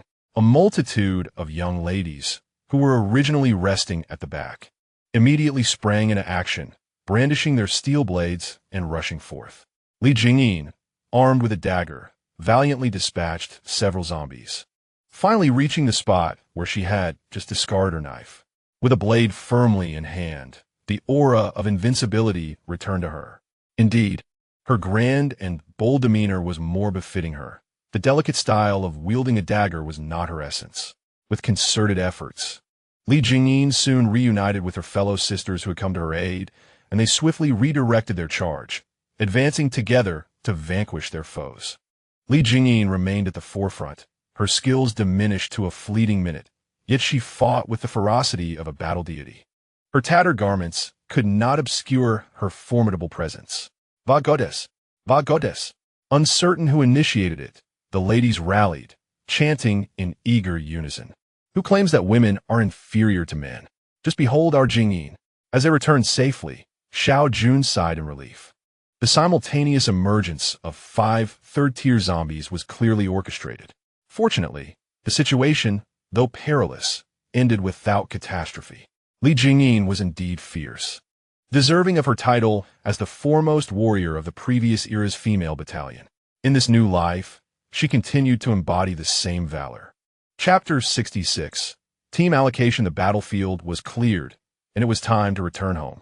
By 4 in the afternoon, their stronghold had advanced several kilometers. They had eradicated all zombies along the way, including those near the airdrop crates. Since the appearance of the 5 third-tier zombies, none had surfaced again, leaving one to wonder if they had been deterred or if the vicinity had been depleted. If dismantled, the alcohol would evaporate within 5 days, leaving only whole packages. On the bridge, Xiao Jun was devising a method to ensure he wouldn't have to endure the cold winds before facing the flames again. He gathered dry, kindling, and sought flammable materials. Since the alcohol couldn't be poured out, he would have to rely on alcohol blocks. He planned to lay a layer on the bridge surface, cover it with dry wood, and intersperse it with scrap paper to ignite the fire. He would need to inform Jiangyu that they were out of alcohol blocks, which would complicate their hot pot arrangements. Wan Qingyao looked on, exasperated. Was the alcohol block truly the issue? The streets outside were overflowing with people giving them away. And a mere shout for a trade of mutated crystals for alcohol blocks would see a throng of offers. Not to mention, one could easily exchange a few for an entire case, with eager participants lining up to comply. Good day, military brother. The 4 bodyguard ladies on the first floor dutifully stood guard. However, this cannot continue. There are only 2 twin sisters, which is insufficient for our needs. It seems we must recruit a few more. Today, over 200 individuals were enlisted. So many? Are they all first-tier anomalous beings? And are they all solitary? As Xiao Jun had just taken his seat, he stood up again. He had thought his expectations were modest, yet over 200 arrived in a single day. A female academy from a neighboring city, situated in the suburbs, lies several dozen kilometers from the urban center and less than 100 kilometers from Star City, which is why they chose to come to the provincial capital. However, it was reported that they originally set out with over 3,000 individuals, and now fewer than 200 remain.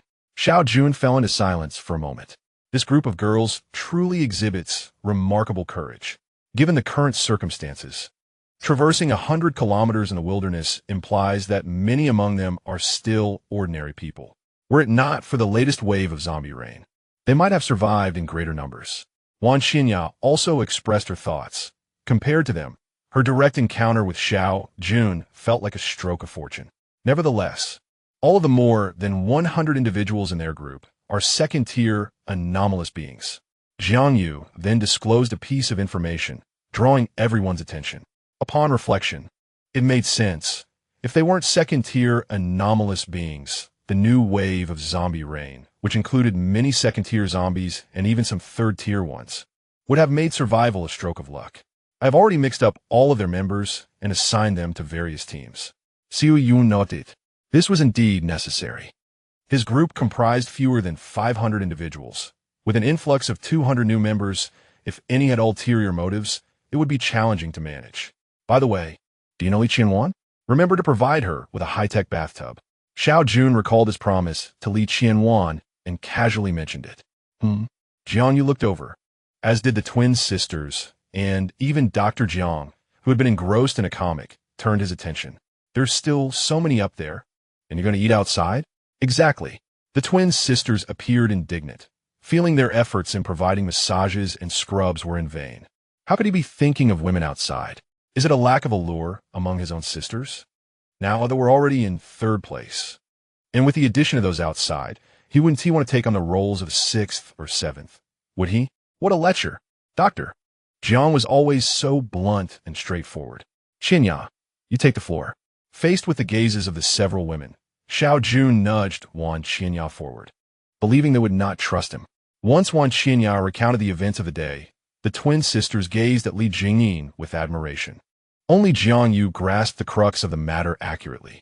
Does this mean we cannot venture outside the city starting tomorrow? Xiao Jun noted. Outside the city is, in fact, their most significant source of airdrop box rewards, and he was confident that other factions were undoubtedly attempting the same. However, for the next few days, the focus should remain on the city. Beginning tomorrow, they would strive to seize the airdrop boxes within the city. If they couldn't compete within the city, they could move out to other districts. This is merely one district. There are several more to explore. Star City is not just the size of one future city.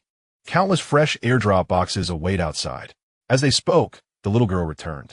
Upon returning, she glared at Xiao Jun with a sulky expression.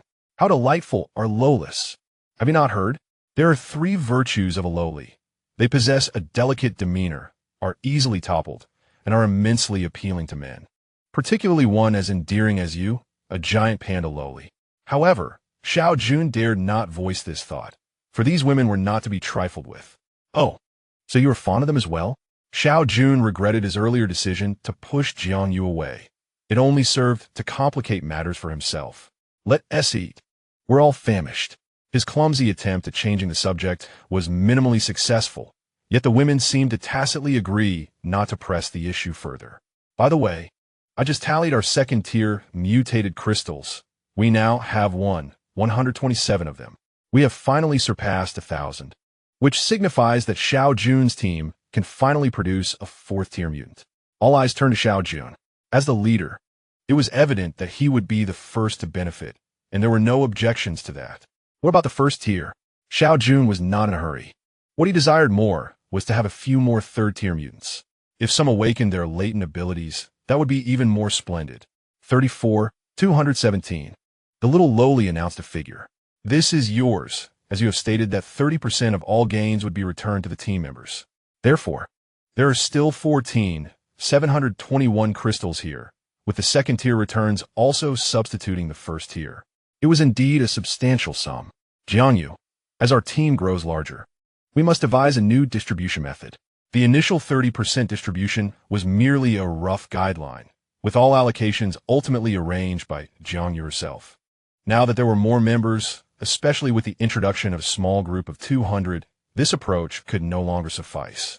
Tomorrow, please prepare a new compensation table. Include provisions for all aspects of life, food, drink, and rest, allocating resources based on rank, and calculating everything in terms of mutated crystals at slightly below market prices. Much like in Future City, upon joining, they should receive a salary, which may include not only mutated crystals, but also essential supplies. Aim to ensure that their total expenses equate to 30% of their income. This is not exploitation on Xiao Jun's part. 30% is already quite generous. Despite Future City acquiring more resources, they have far more mouths to feed, and Chungang would never be able to allocate 30% for returns. Then, select a few trustworthy individuals. Let's start with 20 and allow them to upgrade, deducting the cost of the mutated crystal from their future salaries. Having outlined a general plan, it would fall upon Jiang Yu and the little lowly to bear the remainder of the burden. Chapter 67. General Jing for the twin sisters. Their happiest moments each day revolved around mealtime. In the dead of winter, a hot pot was simply irresistible, especially with such a lavish array of ingredients.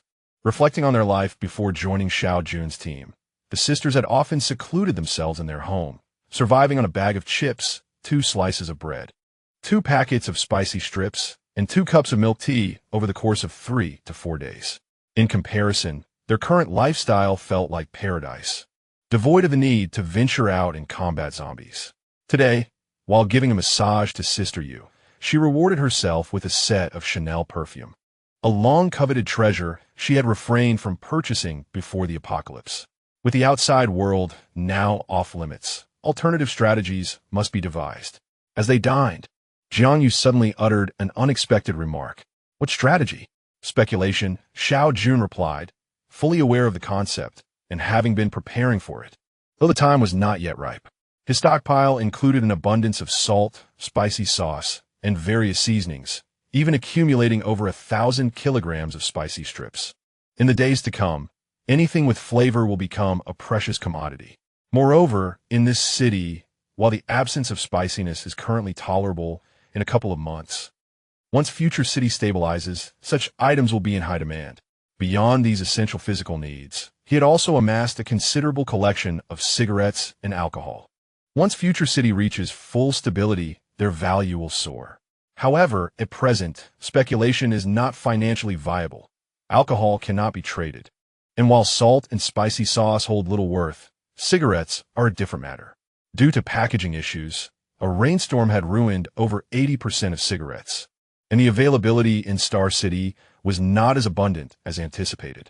Only large shopping malls and supermarkets might have a few left in storage. Currently, space equipment is scarce, and few would waste it on stocking cigarettes, as most is reserved for water and food. Thus, cigarettes are a viable option for speculation. Xiao Jun lit his cigarettes, lightly drumming his fingers on the table, hesitating to respond. Brother Jun, our team has exhausted a whole box of women's cigarettes in the past week, especially with the increase in battles these last few days. Many members have secretly approached me for cigarettes, even suggesting they could delay their upgrades. It's worth noting that Xiao Jun's team is composed of women, who smoke significantly less than men, both in quantity and frequency. Furthermore, within Xiao Jun's team, they need not worry about basic necessities, yet the pressure on the young women remains immense. While the rest in future city. While alcohol may offer a more immediate release of tension, who dares to drink casually? That would be akin to courting death. In such circumstances, cigarettes have become the sole avenue for alleviating stress. Even Xiao Jun found himself smoking more frequently. After a prolonged contemplation, Xiao Jun finally nodded. All right. To venture outside the city, we must possess sufficient strength, and the quickest route to that strength is through trading cigarettes. We have about a week's time. A week is ample. Jiang Yu responded confidently, turning her gaze to the twin sisters. Right? Sister Jing Ru looked bewildered. Sister Yu, that's unfeasible. Although I studied this in university, I'm only in my second year and haven't graduated yet. I truly am not capable. Jiang Yu rolled her eyes, dismissively shoving her hand at her. Can you move aside? I'm asking my sister, not you. Jing Ru obediently stepped aside, relieved it wasn't her. Sister Yu, I will try my best. Jing Yi hesitated for a moment, but eventually nodded. Jiang Yu smiled with satisfaction. Before the apocalypse, the two of them came from a business-oriented family. Jing Yi had always been intelligent, and after entering university, her father began to involve her in the company's affairs. After explaining her idea of trading in cigarettes to Xiao Jun, he looked at Jing Yi in surprise, realizing that this young girl had a knack for business, though he wondered about the seriousness of her intentions. He then turned his gaze to Jing Ru, sighed, and shook his head. Despite being siblings from the same parents, how could there be such a stark contrast between them? Jing Yi, I will provide you with 30,000 mutated crystals to facilitate your operations. Is that sufficient? Determined, Xiao Jun was firm in his decision. It's more than enough, she replied. 30,000 mutated crystals represented over half of the first-tier mutated crystal resources of the entire team. Jing Yi had not anticipated that the team leader would allocate such substantial startup capital, which now placed the pressure squarely on her shoulders. However, with ample capital, trading would undoubtedly become much simpler. She was confident that with this investment, she could elevate the price of cigarettes within 3 days. Tonight, devise a plan, Xiao Jun instructed. This task must be executed efficiently. Time waits for no one. In no more than 10 to 15 days, I need to assemble at least 10 resilient individuals with extraordinary abilities before we venture out of the city. The pace of this post-apocalyptic world was relentless. Even Xiao Jun, as a reborn individual, felt time slipping away. Ling Yi nodded earnestly. The trust bestowed upon her by the team leader compelled her to deliver results and prove her worth. Unlike her sister, whose mind often wandered into chaotic thoughts, she understood the necessity of achieving tangible accomplishments before entertaining distractions, much like Sister Yu. Meanwhile, Jing Ru, the twin sister, was savoring freshly cooked lamb while engrossed in the commotion, unaware that the team leader had suddenly called upon her. She hastily stuffed a large piece of lamb into her mouth, puffing her cheeks as she blew on the hot food. Hot, hot, hot! Li Jingyin, sitting nearby, hurriedly handed her a cup of cola, which she gulped down to quell the heat, looking at Xiao Jun with wide, innocent eyes. Xiao Jun, with a wry smile, waited for her to finish chewing before saying, "You and your sister will go together. Follow her lead, and do not cause any disturbances. Additionally, arrange for a few new sisters to protect you both, those who are unfamiliar, to avoid drawing suspicion to our cigarette trade." Among Xiao Jun's team, these two sisters had made the fewest public appearances, and their involvement in this endeavor would likely raise no immediate doubts about their association. Once they began making profits, it wouldn't matter if others knew of their operations. All right, Yunke, hast du Schuld. I will keep a close watch on my sister and ensure she completes the task promptly. The entire table exchanged glances, bemused by her demeanor. They questioned how she could possibly fulfill the role of an elder sister. However, they chose not to dampen her enthusiasm, recognizing that she needed something to occupy her. If Jing Yi couldn't manage her sister, they might as well resign themselves to the notion of the two of them being mere decorative figures. Cool me. Let's raise a toast to General Jing. As the discussions concluded, Li Jingyin lifted her drink in celebration. To General Jing. Chapter 68. Fourth tier at 7:30. In a dimly lit room, Xiao Jun sat cross-legged at the head of his bed, surrounded by 1,000 second-tier mutated crystals that cast a soft green hue throughout the space. This cursed thing could at least change color, he muttered, observing how the light illuminated his entire form in shades of green. This was the first time he had experienced the transition from the third to the fourth tier across 2 lifetimes, and caution was paramount. The others on the second floor were acutely aware of the significance of the moment, sitting anxiously in the living room, more tense than during their own upgrades. Xiao Jun took a deep breath and began to consume the mutated crystals. Each crystal that melted upon his tongue infused his body with a gentle warmth. However, due to his enhanced constitution, the effects of the second-tier crystals were becoming insufficient. Yet, as the saying goes, quantity can compensate for a lack of quality. Before long, 500 second-tier mutated crystals had vanished. Xiao Jun felt the warmth within him intensifying, but it was still inadequate. He pressed on, consuming 700 crystals. A tingling sensation coursed through his body, reminiscent of his previous upgrades. Upon reaching 800 crystals, a new sensation emerged, an unfamiliar, slight ache in his head, something he had never encountered during past upgrades. At 900 crystals, the headache intensified, accompanied by a dull pain throughout his body, though these sensations paled in comparison to the throbbing in his head. Suddenly, understanding dawned upon him. This feeling mirrored the moment he first awakened his supernatural abilities. Upon finishing the 1,000th crystal, Xiao Jun could not suppress a roar of anguish. Drawing from his prior experience, he managed to remain conscious this time, albeit with great difficulty. Damn it, is this the side effect of not being born with innate powers? He ruminated bitterly, while he recalled how Wan Qinya and her companions awakened their abilities with ease, merely a glow appearing above their heads. He felt as though he was enduring a trial of torment. Is Brother Jun all right? His sister, Jing Yi, inquired with concern. In the living room, everyone had heard Xiao Jun's agonized cry. He will be fine, Jiang Yu replied, lifting her gaze momentarily, casting a glance in his direction before returning to her captivating high-tech comic book. These comics were engrossing, filled with thousands of chapters, the perfect distraction. Yet she pondered the meaning of the up. Did it imply she needed to uncover a down to continue? What if there's also a middle? That thought sent her into a spiral of worry, wondering if she could even trade for it if she couldn't find it. Meanwhile, Xiao Jun had reached the final stage of his transformation. The 1,000-second tier mutated crystals had unleashed a surge of power within him, as if shackles had been broken. His mind became exceptionally clear, and the pain gradually subsided.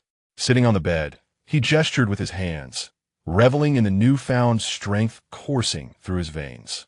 In this moment, he felt capable of overpowering 3 versions of his former self with a single punch, should he encounter a third-tier zombie.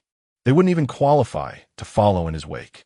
With renewed focus, he prepared to explore his supernatural abilities, when suddenly, a phrase echoed in his mind. Supernatural ability upgrade successful.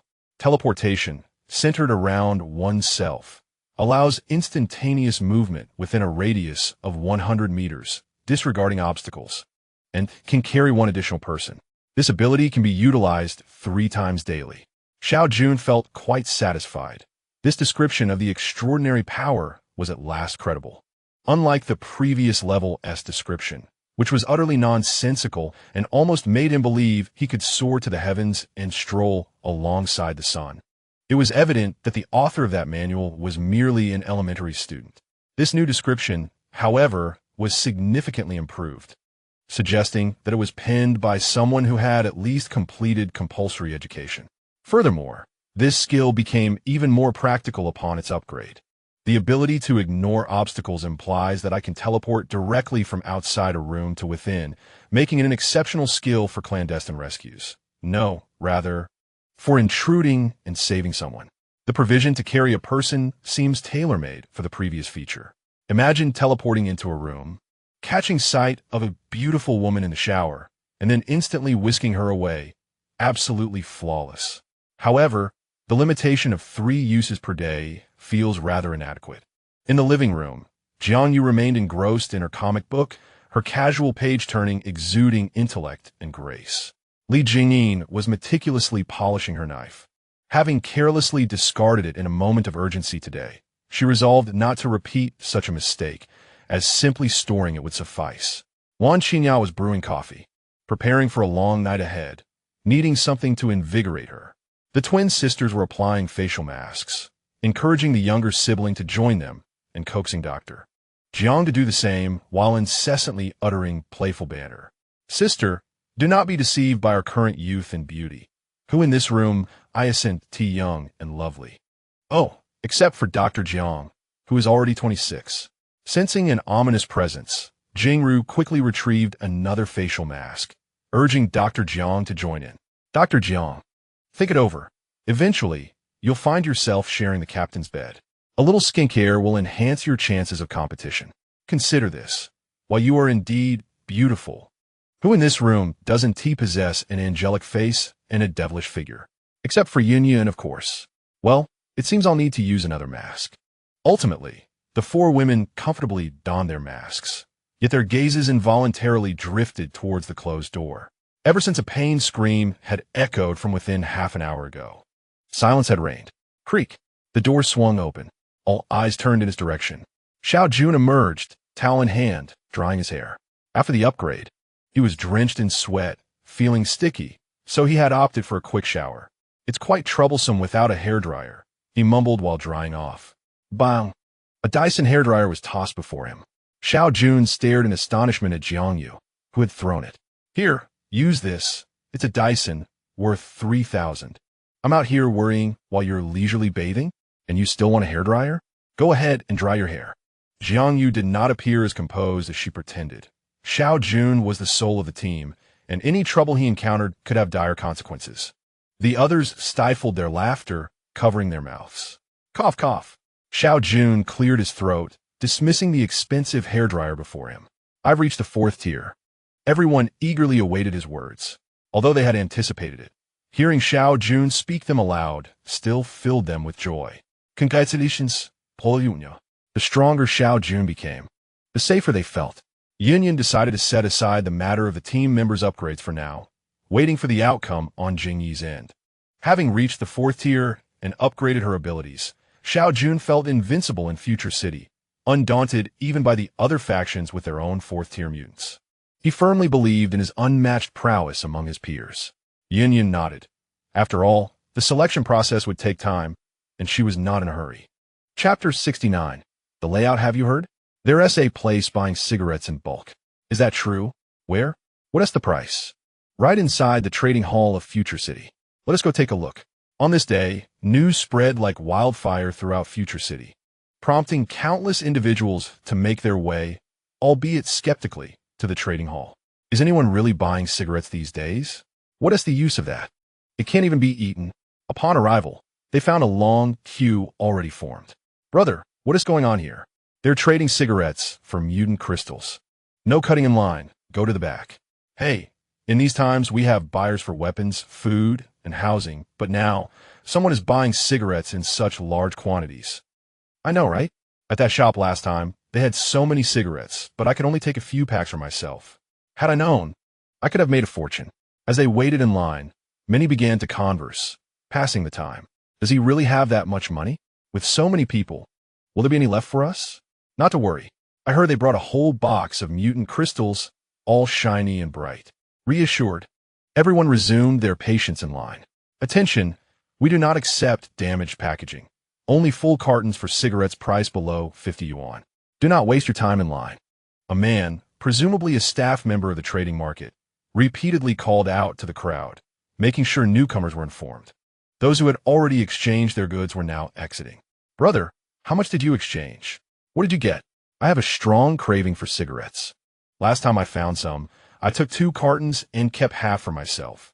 The rest I traded for a hefty 15 mutant crystals. The brother beamed with joy. Fortunately, he had chosen the expensive ones. The fellow in front of him had opted for Furong Wong, which only yielded 1 mutant crystal per carton, a significant loss for him. The excitement continued into the afternoon, with long lines still forming at the entrance. We're closing up.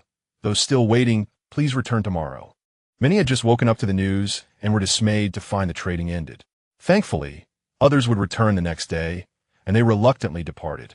In the western part of the city, within the territory of Future City, a total of 720 cartons of various cigarettes had been collected that day, yielding 420 mutant crystals in return. Inside a villa, Jing was meticulously calculating, while her sister sat idly beside her. The villa was rented from the Future City, and for the next few days, they would not return to their own group, instead residing in the house as business people. Sister, isn't this going overboard? Spending over 10,000 in a single day is excessive. That amount of mutated crystals could elevate 11 second-tier ladies to the 3rd tier, and yet it was squandered in exchange for a pile of worthless cigarettes. It won't be like this tomorrow. The outside of Future City is swarming with zombies, including many second-tier and even some 3rd-tier ones.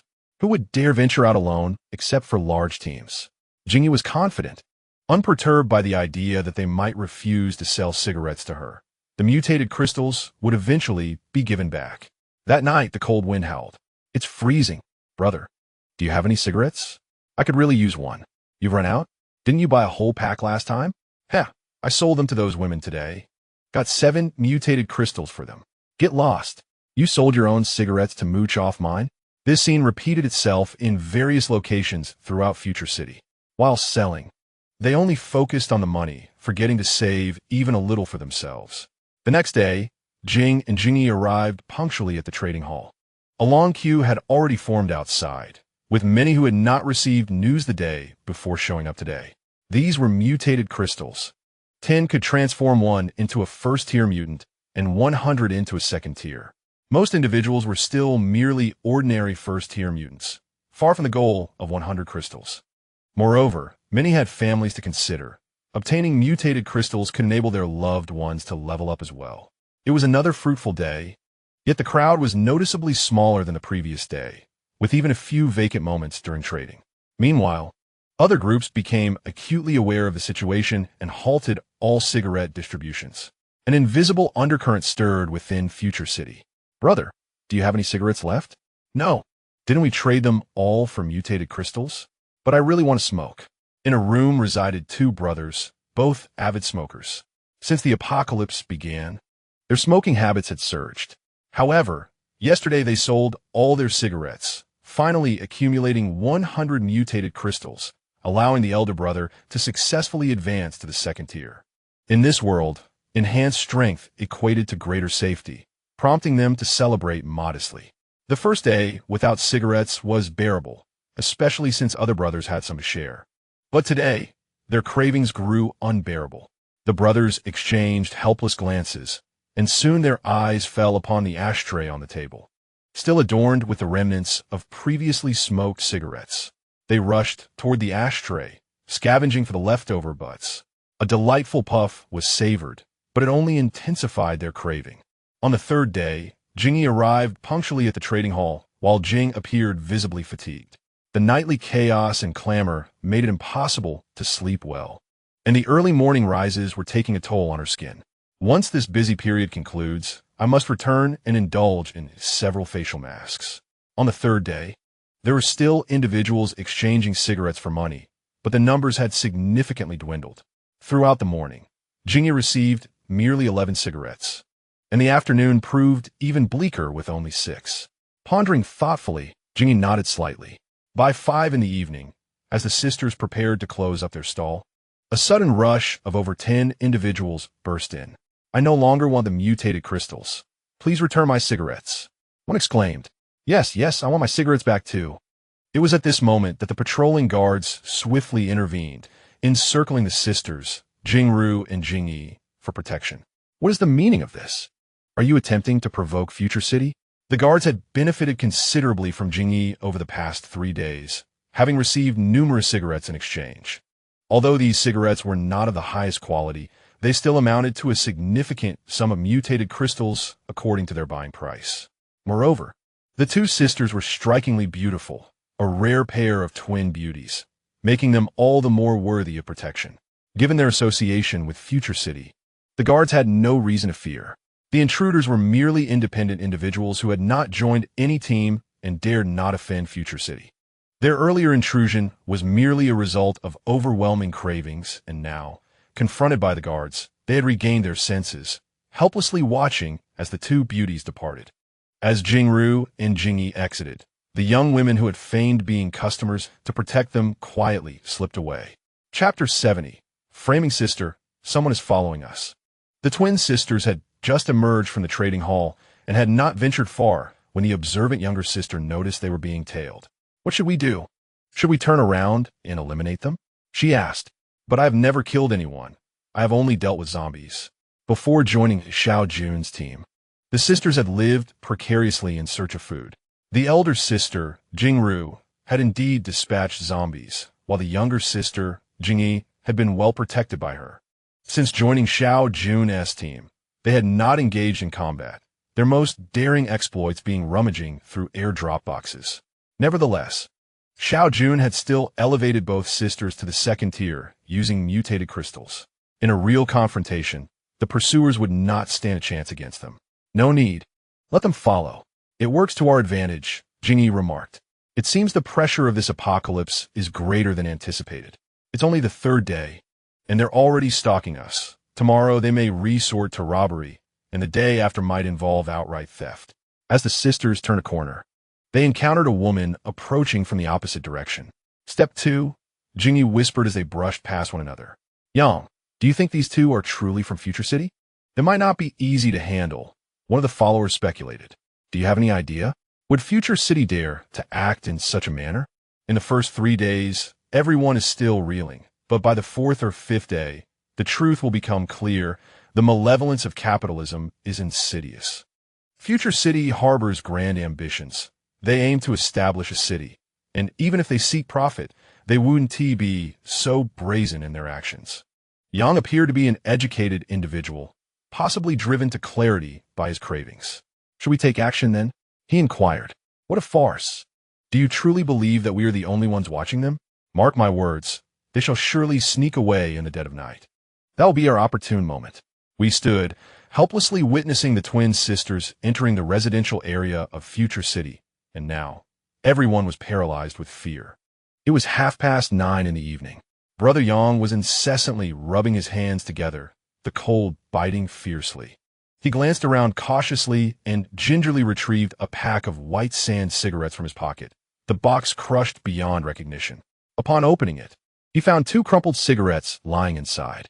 It was a blessing that those 2 women did not indulge in such low-grade smokes. Otherwise, nothing would have remained. Shielding himself from the biting wind with his coat, the crisp sound of the lighter igniting resonated loudly in the stillness of the night. Several younger associates looked over, their faces filled with envy.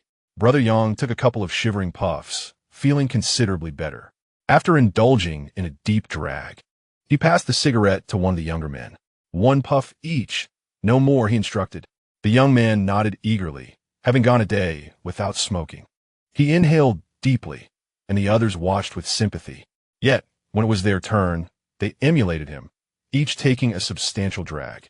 By the time the last one had his turn, the flame was nearly scorching the filter, yet he showed no sign of reluctance, determined to smoke until there was nothing left. Brother Young. In the distance, a man hurriedly approached. The villa indeed has a back entrance. I saw those two women sneak out. Have you been smoking behind my back? Slap. Brother Yang struck him on the head. Aren't you going to lead the way? Get those two women. What use is a cigarette if we don't catch them? Exactly. And those twins with their figures and looks, hee. A group of 7 or 8 men swiftly followed the guide, racing towards the small path behind the villa. They were not alone. Several others suddenly emerged from various corners, drawn by the allure of wealth, with the craving for cigarettes acting as a catalyst. Brother Yang, they are over there. After running for about 10 minutes, they finally caught sight of the two women. Perhaps aware of being pursued, the sisters ran exceptionally fast. Damn it, these two must be mutants, possibly even second tier. They're so swift. Yet, despite knowing they were fast, the pursuers remained relentless, refusing to give up the chase. Sis, where do we run? I'm so tired. Stay close. I told you, aside from eating and sleeping, you've gained weight since the apocalypse. Nonsense. I'm not gained weight. I'm simply lazy. As if struck by her sister's words, the older sister suddenly accelerated, pulling ahead by several meters. Hurry up. Is it because you've gained weight that you can't keep up? Sis, you're going the wrong way. It's to the left. The younger sister looked exasperated. Her sister seemed to be confused. Finally, she picked up the pace, only to overshoot the mark, nearly exclaiming some classic phrase. Seize, ooey. If they catch up, we're doomed, and I want to save you. Keep running. I refuse to believe those two can evade us for long. There exists but a single path, along which a throng of 50 to 60 pursuers has converged, their presence formidable. However, at this hour, the majority of individuals are at rest, for a fierce battle awaits at midnight. The direction they are sprinting towards has already strayed far from the stronghold of Future City, rendering them unconcerned about encountering others. The chase has persisted for half an hour. Although the two sisters are second-tier aberrants, they lack extensive training, and this duration has pushed them to their limits. Sister, I can see my weight. Could you kindly inform me how much longer we must run? I'm utterly exhausted. Up ahead, take a left. Upon hearing her sister's command, the elder swiftly complied. After navigating 2 more turns, a stronghold materialized before them. Before Jingru could ascertain its identity, a figure emerged from the right and enveloped her in an embrace. Just as she was about to resist, a familiar voice whispered in her ear, "Do not struggle." In the blink of an eye, both Jingru and the man vanished, while Jingyi, seemingly foreseeing this, exhibited no signs of panic. A moment later, the man reappeared, this time holding Jingyi. Where is everyone? How can they simply vanish? They must have entered. Observing the numerous onlookers, their courage swelled, and they began to clamor, preparing to charge in. What are you doing? Causing a ruckus in my lone wolf guild? A booming voice echoed as several men brandishing steel blades emerged to block their path. We are searching for those two women. Yes, we are looking for them. The scene descended into chaos. Searching? It seems you are courting death. The leader, uninterested in further dialogue, signaled his subordinates to prepare for combat. The odds of victory were slim. Setting aside their levels, they were outnumbered by blades. Recognizing the imminent threat, the crowd hastily dispersed. Lone Wolf Guild, is it? Tomorrow, we shall disseminate the news. Those two women are undoubtedly affiliated with them. 100 meters away, separated by several buildings, 3 individuals tread carefully. Military brother, your skills are quite formidable, covering such distance in an instant. Silence. Do not alert anyone. Let's return to our territory. Chapter 71. Fermentation. Another fierce battle has concluded, leaving some rejoicing while others lamenting. Why the long faces? We have survived another day. 2 men sat casually upon the ground, their backs resting against the corpses of their companions, those bitten by zombies, and those they themselves had slain.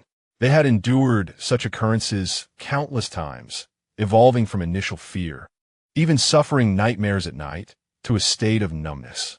Having been bitten by a zombie, one might as well consider it a form of absolution. Do you have any cigarettes? Only 2 left. Each man lit a cigarette, inhaling deeply, the smoke filling their lungs, momentarily lifting their spirits. Nearby, dozens of green-eyed gazes fixated upon them, precisely on the cigarettes in their hands. Some even synchronized their breaths with the rhythm of smoking. We have run out of cigarettes. How shall we sleep tonight? The following morning, the entrance to the trading market was teeming with people. The boss who trades in cigarettes has not arrived today. Do not crowd here. Were you a few days ago? Staff members have already come forward to facilitate the situation. I'm not here to sell cigarettes. Rather, I wish to reclaim my own. Indeed, I share the same sentiment. I wish to buy them back. Do you know when they will arrive? Presently. In the entire future city, they possess the most cigarettes. The staff member gazed at them in disbelief. Is there something wrong with this group? Just days ago, they were eagerly selling cigarettes, fearing that others might lack funds, and now they appear to be purchasing them? What is so appealing about these cigarettes? Step aside. Do not cause a commotion. Do you not regard Future City with any respect? The captain of the guard emerged, a cigarette dangling from his lips. His mood was far from pleasant today. Not only were there no lovely companions to admire, but also no cigarettes to be offered. And now these individuals had come to disturb the peace. Do they truly believe themselves to be significant? They lack the audacity to oppose Future City. Observing the flickering light from the captain's cigarette, their hearts sank further. They could neither fight nor dare to steal, especially since the main parties had yet to arrive. What was the purpose of causing a ruckus? Reluctantly, the crowd began to disperse, though a few stubborn souls remained, their eyes fixed on the exit, awaiting the appearance of the two sisters. At 10 o'clock in the morning, news spread rapidly through Future City. Alas, did you hear? Last night, those two women fled, supposedly heading toward the Lone Wolf Brigade. Is that true? Were they not said to be from Future City? Rumors were swiftly proliferating. Reliable information from a friend's relative indicated that he had intercepted the two women last night and had witnessed them entering the territory of the Lone Wolf Brigade. Your account is incomplete. My cousin's uncle's son also participated in that blockade, and they later clashed with the Lone Wolf Brigade. The two women walked in right before their eyes. The storm intensified. With little to occupy their time during the day and unable to compete with the larger factions for airdrop boxes, they dared not leave Future City for the time being. At 3 in the afternoon, at the entrance to the Lone Wolf Brigade's territory, hundreds stood in confrontation, with more and more joining the fray. Hey, lowered a bit more to the left, just there, perfect. On the sofa, Xiao Jun lounged comfortably, occupying the longest seat, while his sister Jingru sat directly on his lap, giving him a back massage. His younger sister squatted nearby, massaging Xiao Jun's legs. Dr. Jiang sat at a distance in another corner, helplessly observing the trio. All done. Where's my chocolate? The sister sprang off Xiao Jun's lap and extended her hand, demanding chocolate. It's only been a few minutes. Look at your sister. She has been massaging for so long without asking for anything. Learn from her. Just as Xiao Jun began to enjoy the moment, this girl decided to stop. I don't care. I want chocolate. I want Snickers. Without Snickers, I lack energy. All right. Xiao Jun retrieved a box of Dove chocolates from his space, followed by a box of Snickers. His sister beamed with joy, promptly feeding a piece to her younger sister and then offering some to Dr. Jiang beside them. Observing this, Xiao Jun produced 2 more boxes. Dr. Jiang, given the frigid weather, I must trouble you. In recent days, due to nighttime battles and daytime efforts to seize supply crates, many young ladies in the team have succumbed to colds. It would be impractical for each individual to rely on mutated crystals for remedies, especially considering the team now comprises nearly 1,000 members. Such a resource would be exorbitant. Thus, minor ailments must be addressed through medicinal treatment. It is not a burden, as the medications are procured by them, and my role merely involves a cursory glance and the provision of prescriptions, a responsibility I can certainly manage. Having spent considerable time on the second floor, Jiang Wei feels quite conflicted.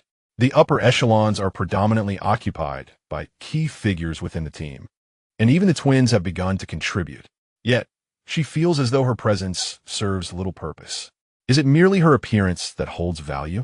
There is no one on this floor who could be deemed inferior in looks, and many are significantly younger than her. In these past 2 days, Jiang Wei has genuinely begun to recognize her significance. Even in the case of a mere cold, she attends to each individual personally. Engaging in tasks has provided her with a sense of fulfillment. Jing Yi, what will be your next course of action? The conversation shifted, and Xiao Jun addressed the most pressing matter at hand. Even without venturing outside, they are well aware of the storm brewing beyond. For a smoker in this apocalyptic setting, no one can offer assistance. Only tobacco serves as a mental refuge. Yet now, that solace is absent. The large team undoubtedly has reserves, but they are not philanthropists. Many are merely observing, hoping to profit from the situation.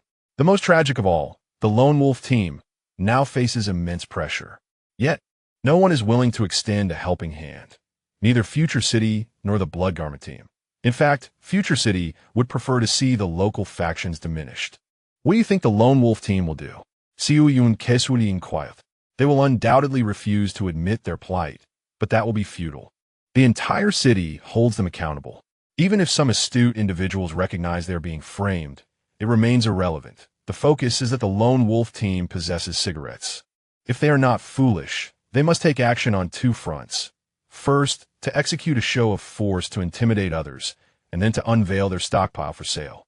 Jing Yi had contemplated this numerous times, and upon being questioned by Xiao Jun, he immediately responded. However, once they begin selling cigarettes, it would effectively confirm their involvement in the matter. If they price them too high, even if they suppress dissent through force, their ability to expand in Future City will be severely hindered in the future. If they sell too cheaply, how many can they sell? After this incident, with uncertainty surrounding when the zombie rain will cease, individuals will surely purchase more to stockpile at home. With thousands in the lone wolf team, even if they smoke themselves, how much can they spare for sale? Additionally, others will surely seize this opportunity to profit from the situation. Regardless of the circumstances, the lone wolf team has undoubtedly landed themselves in a precarious predicament. Xiao Jun xiaoked. Jing Yi had certainly not disappointed him. In fact, he had exceeded expectations. He understood the nature of the lone wolf. A person prone to indecision, this incident would undoubtedly lead to significant losses. Meanwhile, he would simply await the net to be drawn. Chapter 72, Disquiet. On the 6th day of the second round of zombie rain, it marked the 4th day of a smoke-free Future City. The lone wolf team is utterly unscrupulous. They collect 1 mutated crystal for a cigarette and sell it to us for 2 mutated crystals. Indeed, it has been stated that there are no more low-grade cigarettes available, and the high-grade ones are limited in supply each day. With so many of us, that meager quantity is utterly insufficient. It is blatantly a mockery of our plight. Let us refrain from excessive lamentations. What can be done? We can only hope that this zombie phenomenon will come to an early cessation. Once the reign of the undead abates, we can venture forth to scavenge for supplies reminiscent of the pre-apocalyptic world, including cigarettes. I refuse to believe that within the confines of Future City, only the lone wolf faction possesses cigarettes. Surely, the other factions must have some as well. A disgruntled individual exclaimed. Future City has also commenced the sale of cigarettes. A sudden exclamation from the crowd ignited a surge of frustration among those who had been unable to procure any. The Bloodcloak faction is selling cigarettes as well. Both factions seized this lucrative opportunity, unveiling their reserves, while the Northern Palace faction remained conspicuously silent. However, it is understandable. A group of young women likely has limited stock. Let us not purchase from the Lone Wolf faction, for they deliberately drained our supplies only to sell them back at exorbitant prices. Such treachery. Indeed, let us seek out the offerings of the other two factions. A group departed from the territory of the Lone Wolf faction, dispersing towards alternative directions. The cigarettes in Future City sold out at an astonishing pace, as did those from the Bloodcloak faction. Halfway through their journey, disheartening news soon spread. How could it have sold out so swiftly? Everyone was bewildered. It had scarcely been a moment since the stocks were replenished. Both sides were purchasing in droves. Soon, the explanation emerged. It was not solely the 3 major factions. Several smaller factions had also joined the fray. There are those who, even in the face of apocalypse, cannot forsake their mercantile instincts. Now, all are crammed within Future City, hesitant to wander freely. With such a limited supply of cigarettes, how many individuals indulge in smoking daily? This is a consumable good. What do mutated crystals amount to? With the incessant onslaught of zombies, one could hardly exhaust them, let alone fear the absence of mutated crystals. If we wait another week, the price of cigarettes could escalate several-fold. In the courtyard of the Xiao Jun villa on the first floor, beside the twin sister Jing Yi, a young lady reported the news of the day. So many are restless. We could commence our net tomorrow. Jing Yi felt a wave of relief. She had accomplished a significant portion of her task, and thus far, everything had proceeded flawlessly. Xiao Jun gazed up at the sky. On the sixth day, barring unforeseen circumstances, the rain of zombies that fell this morning should mark the conclusion of this cycle. Yet, a sense of unease began to creep into his mind. He sensed that matters were not as straightforward as they appeared. Tomorrow, the price of cigarettes is bound to rise again, and we shall follow suit in our sales. But remember this, all must adhere to a purchasing limit. This stipulation had not been in the original plan. Xiao Jun's objective was to amass sufficient funds to enable the young ladies to upgrade, thereby better equipping them to confront the external pressures of the city. However, his inner turmoil prompted a last-minute alteration. Within the team, Xiao Jun's words were law. Jing Yi did not question, merely noting that the plan would require slight modification. At dawn, the anticipated rain of zombies arrived. The young ladies had become exceedingly adept. No matter how ferocious the undead, they faced them with composure. For it was simply a matter of dispatching them. As the personnel expanded, Jiang Yu reorganized the divisions, splitting nearly 1,000 individuals into 2 teams, alternating between morning and evening shifts. In the evenings, Jiang Yu led the team, while Wan Xinya and Li Jingyin took charge during the day. Coincidentally, with Xiao Jun overseeing the evening and Wan Xinya managing the day alongside Jiang Yu, they sought to maximize his capabilities. However, after just 2 days, both women began to feel overwhelmed. The repercussions of provoking Xiao Jun were indeed severe, leading them to suspect he was secretly resorting to medication. Over the course of 4 days, the team welcomed 9 new third-tier mutants, predominantly holding leadership positions, which was quite uncommon for regular members in terms of salary. That evening, the little girl revised the payroll, stipulating that aside from basic necessities like food and lodging, other expenses would need to be covered by the ladies with their salaries. Some of the ladies, particularly fond of spicy snacks, insisted on exchanging their entire salary for them upon receipt, disregarding any notions of leveling up. The presence of 9 third-tier mutants was not what thrilled Xiao Jun. Rather, it was the fact that among them were 2 resilient women with exceptional abilities, significantly enhancing the team's strength. That night, Wan Xinya also leveled up. Xiao Jun observed here, realizing that the second-tier mutation crystals were sufficient for the 2 of them to advance. The remaining slot would naturally await Jiang Yu's return for her elevation. Wan Xinya's advancement was notably uneventful, lacking any significant discomfort, perhaps just a slight unease in her body. There was no agonizing headache, merely a feeling of pressure that dissipated swiftly. This stirred a sense of unfairness within Xiao Jun, yet he recognized there was nothing to be done. Post-upgrade, Wan Xinya exhibited a remarkable increase in strength, evidenced by the prolonged movement of their bed during the latter part of the night. Additionally, her abilities saw enhancement. Her shadowy prowess allowed her to enter a state of concealment, tripling her speed, with the ability to reuse this skill within 5 minutes after an attack. Other aspects remained unchanged, save for the newfound capacity for repeated utilization. Even after a throat-slicing maneuver, she could still vanish and escape. This enhancement was undeniably formidable, befitting one of the top 10 masters of her past life, the King of Assassins. Xiao Jun found himself eagerly anticipating the changes in Jiang Yu's abilities. In the early hours of the morning, Jiang Yu, weary from her exertions, returned to the second floor just as the bombardment had ceased. Wan Xinya, equally fatigued, succumbed to slumber. Before Jiang Yu could rest, she was compelled to engage in battle once more. "How are you?" Jiang Yu inhaled deeply, gazing at the expectant Xiao Jun. "I simply wish to sleep." "Come on, sleep then. What I'm asking is about your level and abilities. What are you thinking?" Xiao Jun playfully tapped her on the head. "I don't know." Jiang Yu pouted, feigning indignation. "Don't know? I can hear your thoughts." Xiao Jun playfully tapped her again. Armor-piercing blade, which ignores all defenses for 10 minutes while doubling speed. Jiang Yu had previously tested this skill. It was not her body that was invulnerable, but rather the weapon in her hand. Now, with an additional speed enhancement, who could withstand her direct assault?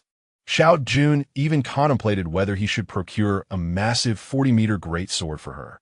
Envisioning a scenario where Jiangyu could activate her skill and sweep through adversaries with her eyes closed. Regrettably, the current technology is limited, and one must also consider Jiangyu's strength. If she cannot lift it, it would be quite awkward. Jiangyu has finally succumbed to a deep slumber, utterly exhausted. Even an upgrade cannot restore her vitality. Xiao Jun ventured alone into the living room, a flicker of flame igniting the cigarette in his hand. Tomorrow marks the commencement of the net's closure. By then, he shall uncover the source of this damned unease. Chapter 73. Closing the net after 2 sleepless nights. Today I will slay the zombies and remain here to wait. I must purchase a pack of cigarettes, regardless of the cost. Likewise, nothing has flavor anymore. My suffering can only be alleviated by a cigarette. A group of individuals observed the last speaker, a pretentious fool. Had they not been so fatigued from battling zombies, they would have long since silenced him. The first rays of dawn pierced through the clouds, illuminating the ravaged city.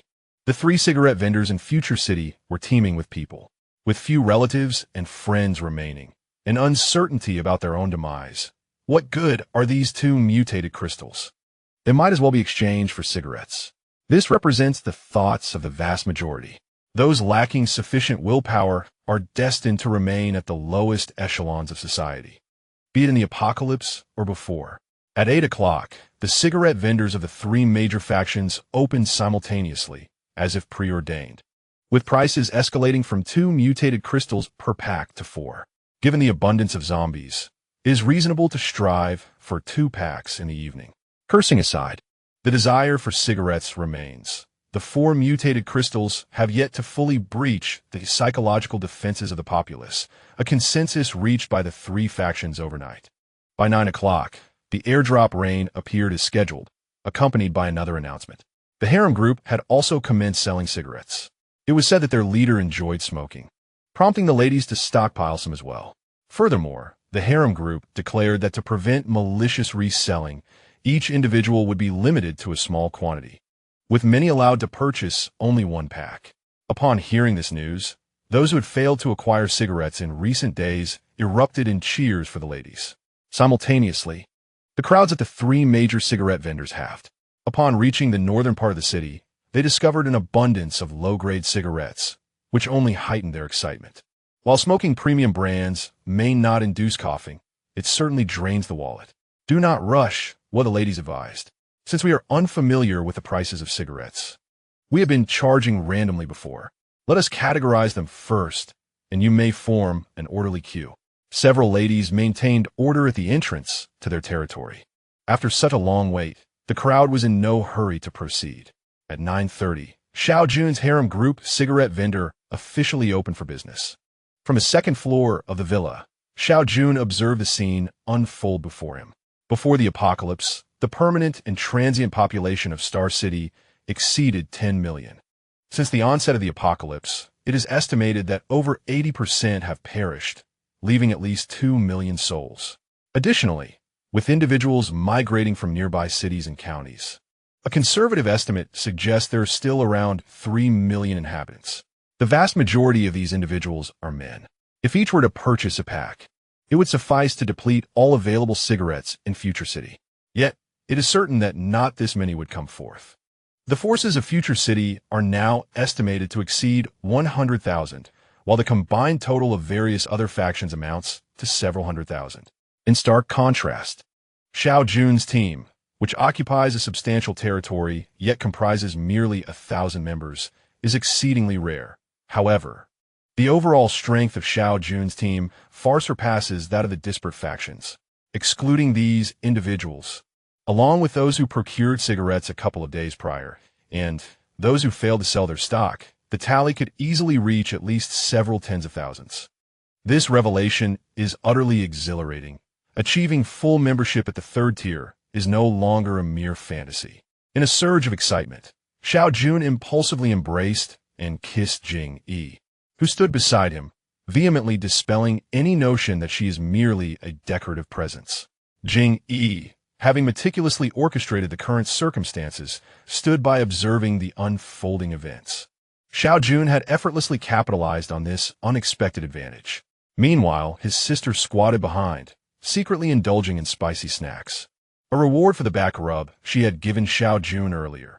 Her eyes glistened with emotion at the sight. "Oh no! I hope this doesn't mean my sister will be elevated while I am diminished," she mused. Xiao Jun, bemused, glanced at his sister, while his younger sister gazed at him in astonishment.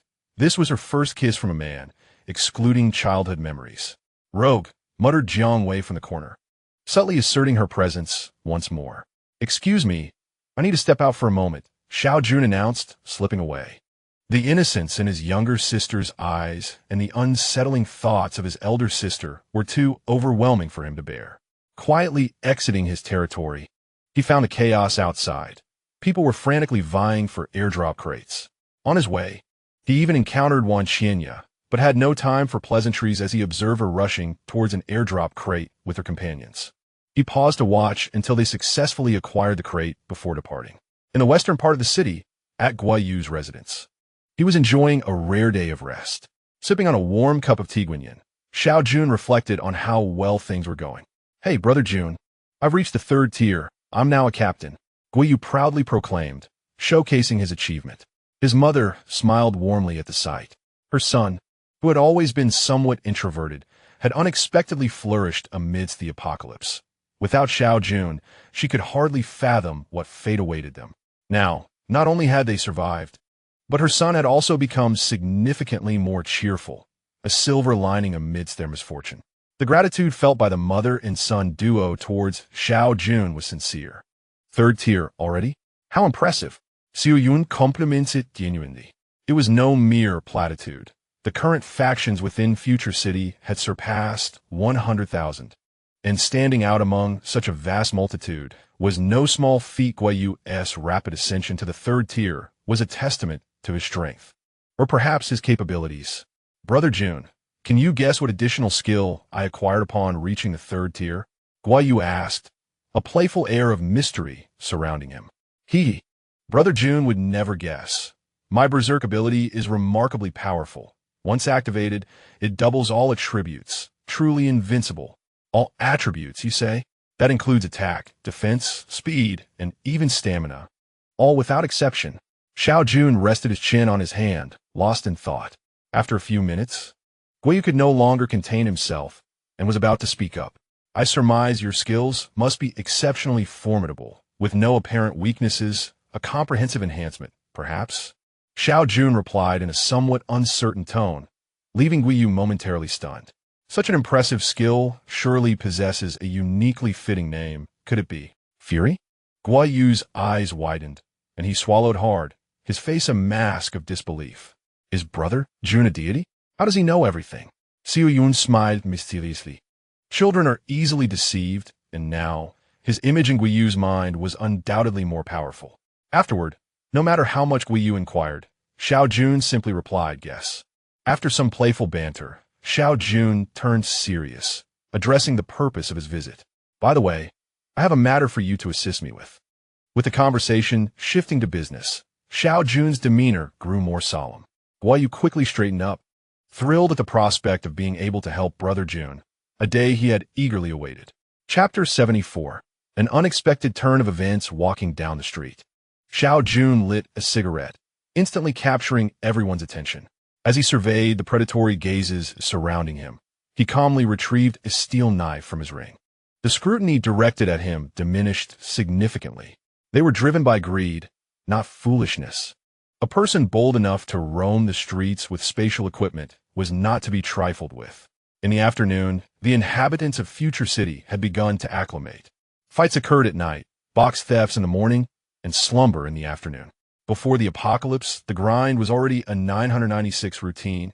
It was ironic that post-apocalypse, not only was it still a 996 existence, but their schedules had also been turned upside down. No wonder a certain bigwig once remarked that 996 was a blessing. The line outside Xiao Jun's territory remained, though it was considerably shorter than in the morning. Paul Yun, team leader, greeted the young women as Xiao Jun returned. Upon reaching the 2nd floor, he noticed the atmosphere was somewhat heavy. Jing, he had a tense expression, seemingly deep in thought, while the others sat silently nearby.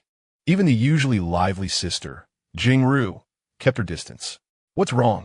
You seem downcast," Xiao Jun remarked as he plopped down beside Jing Yi and took a sip of her hot tea.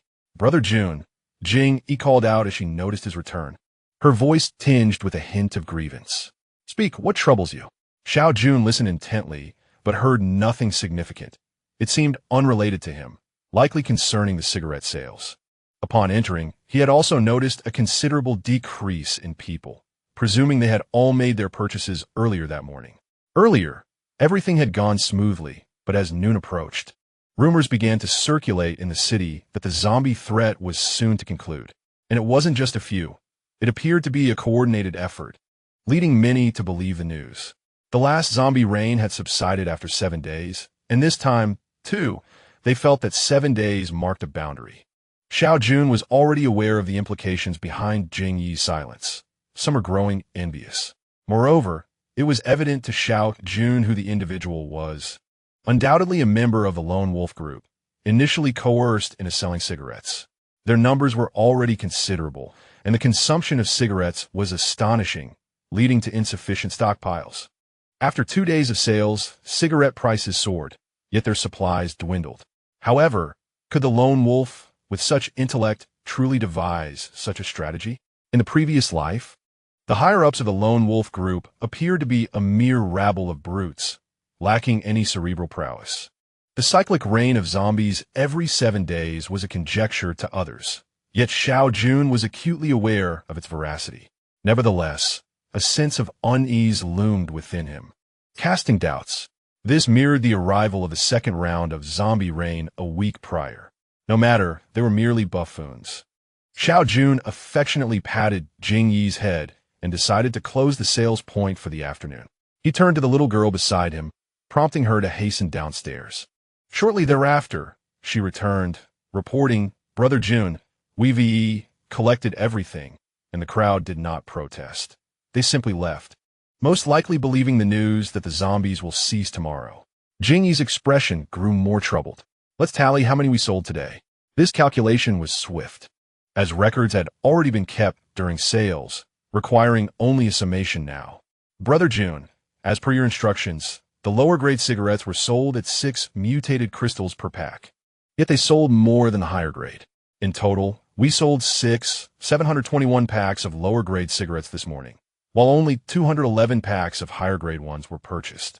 The total earnings amounted to 766 mutated crystals. Those opting for the higher-grade cigarettes were likely those without even 6 mutated crystals to spare, resorting to purchasing in smaller quantities. The initial capital of 30,000 had not only been recouped, but had also yielded a profit exceeding 10,000 mutated crystals. Yet, this figure left no one satisfied. Not to mention their own inventory, even the cigarettes retrieved in the past 3 days had not sold half. "Rest assured, if the zombie rain ceases tomorrow, I will seek out Chungang and Bai Yi. I believe they will not abandon such a lucrative opportunity. Even if the rain stops, without a major group leading the way, those individuals would be courting death. Do you think the streets are still teeming with first-tier zombies? By day, they become frail, dying elders. Now, second-tier zombies have become the norm, and numerous third-tier zombies lurk about. Relying on these scattered individuals is tantamount to sending them to their doom. As long as the 3 groups remain inactive, the cigarette business will thrive. By the way, utilize these mutated crystals to upgrade them. Ensure that each squad boasts at least 3 third-tier aberrants." At 11 o'clock that evening, Xiao Jun once again took command, even relocating the battlefield back to the villa. The unease in his heart rendered him somewhat anxious. It shouldn't be this way. Even with an extended zombie reign, his strength should not elicit such trepidation. What was he failing to comprehend? As the clock inched closer to midnight, his agitation intensified. "Brother Jun, I have completed the tally. Among the newly upgraded 40 young ladies, 3 possess resilient abilities, and 2 have fire-based powers." The little girl's words brought a measure of comfort to Xiao Jun. The flame ability may not be particularly formidable in one-on-one encounters, yet it undoubtedly serves as an invaluable asset in group battles, especially against the intellectually challenged zombies, yielding exceptional results. As the clock struck midnight, based on experiences from a previous life, it was anticipated that there would be no further zombie rain today. Meanwhile, in various parts of Future City, everyone gazed skyward with eager anticipation. In the Eastern District, Chun Qingli pondered, if there is zombie rain tonight, will our efforts during the day be rendered futile? The lone wolf looked up at the sky, accompanied by another individual. If Xiao Jun possessed a sufficient memory, he might recognize the person beside him. However, during their last encounter, he failed to identify the so-called second-in-command. After all, this was merely a minor character, and he had only cast a fleeting glance, making it difficult to remember.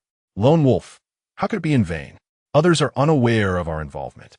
The blame will fall on us, and it serves to irritate them as well. Moreover, if it truly ceases, other factions will undoubtedly suffer considerable adverse effects. In the Southern District, a figure clad in white stood alone atop a rooftop, lost in thought, while below, members of the Blood Garment group gathered. In the Western District, Chun Gang sat indoors, facing a middle-aged man with whom he was engaged in a game of chess. Are you aware that the anticipated zombie rain is about to dissipate? Shen Gong inquired. The little wolf seems to have learned to think, which is quite remarkable. However, regardless of the truth, strength remains the ultimate determinant. As long as we do not leave the city, who can seize the smoke? The man gestured towards the window, prompting Chun Gang to turn and behold the familiar fissure reappearing. Chapter 75. The source of unease. Brother Jun, there are numerous second-tier zombies, and even some third-tier ones. Quickly, summon all those on break. We must act swiftly. Xiao Jun had already risen, his gaze fixed intently on the sky. This was no mere extension of the zombie rain. It was evidently the third occurrence of zombie rain immediately following the second. Hurry, remain calm, and prepare for battle. Xiao Jun took command, directing the ladies with meticulous precision. The first zombie finally descended, followed by a torrential downpour of the undead. Xiao Jun and Wan Xinya took the initiative to eliminate the third-tier zombies that landed in the courtyard. The ladies, who were meant to rest, were rapidly summoned to action. From the outset, when Xiao Jun decided to shift the battlefield back to tonight, an air of unease permeated the group, prompting everyone to remain alert and ready in their tents. At the first sign of upheaval, they could instantly engage in combat. Jiangyu, you take command. Entrusting the leadership to Jiangyu, Xiao Jun brandished his blade and charged into the fray. Li Jingyin, you lead two resilient ladies to hold the front line. Li Jingyin, eagerly anticipating the order, promptly moved to the forefront. Li Yi, you and another resilient lady will oversee the flanks. Li Qianwan, you two should refrain from joining the battle for now. Await my instructions. Li Qianwan was one of the flame wielders. Your ability to withstand tonight's onslaught is crucial. Do not run off, understood? Li Qianwan nodded resolutely and positioned herself beside Jiangyu. Stay composed. The captains of each team are responsible for fending off the third-tier zombies. The horde of zombies has launched its assault. After a week of relentless combat, the young ladies have become remarkably skilled, proceeding with unwavering composure, executing their actions in strict accordance with Jiangyu's directives. Kill. Li Jingyin has engaged the zombies head-on. With her formidable prowess, second-tier zombies are no match for her. Her valor invigorates the morale of her companions, who cheer her on. To the left, a third tier, Jiangyu commands with calm authority. Two young ladies promptly step forward from the crowd, bravely confronting the third-tier zombie. To the right front, two third-tier zombies. Instantly, 4 more young ladies emerge, all of whom have ascended to third-tier status. Wan Xinya has joined the fray. Even third-tier zombies cannot evade her lethal strikes, significantly alleviating the pressure on her comrades below. Meanwhile, Xiao Jun, having cleared the zombies from the courtyard, has made his way to the rooftop terrace, his keen gaze scanning the surroundings. Third-tier zombies may pose a challenge for the young ladies, but fourth-tier zombies are truly lethal. Even now, Xiao Jun's inner unease lingers. As if a pair of eyes in the darkness is fixated upon him, he knows it must be the fourth-tier zombie. If third-tier zombies possess a primal instinct akin to that of animals, the fourth-tier zombies are the most cunning of the animal kingdom. They are not only more vigilant, but also exhibit greater patience, Without sufficient assurance, they will not engage humans recklessly. They lie in wait like venomous snakes in the shadows, striking without warning. The battle for Future City has reached a fevered pitch. Even teams of such caliber as Xiao Jun's have suffered losses, while other factions are experiencing far graver fates. The Lone Wolf Corps has seen casualties exceeding 1,000, yet the endless tide of zombies shows no sign of abating.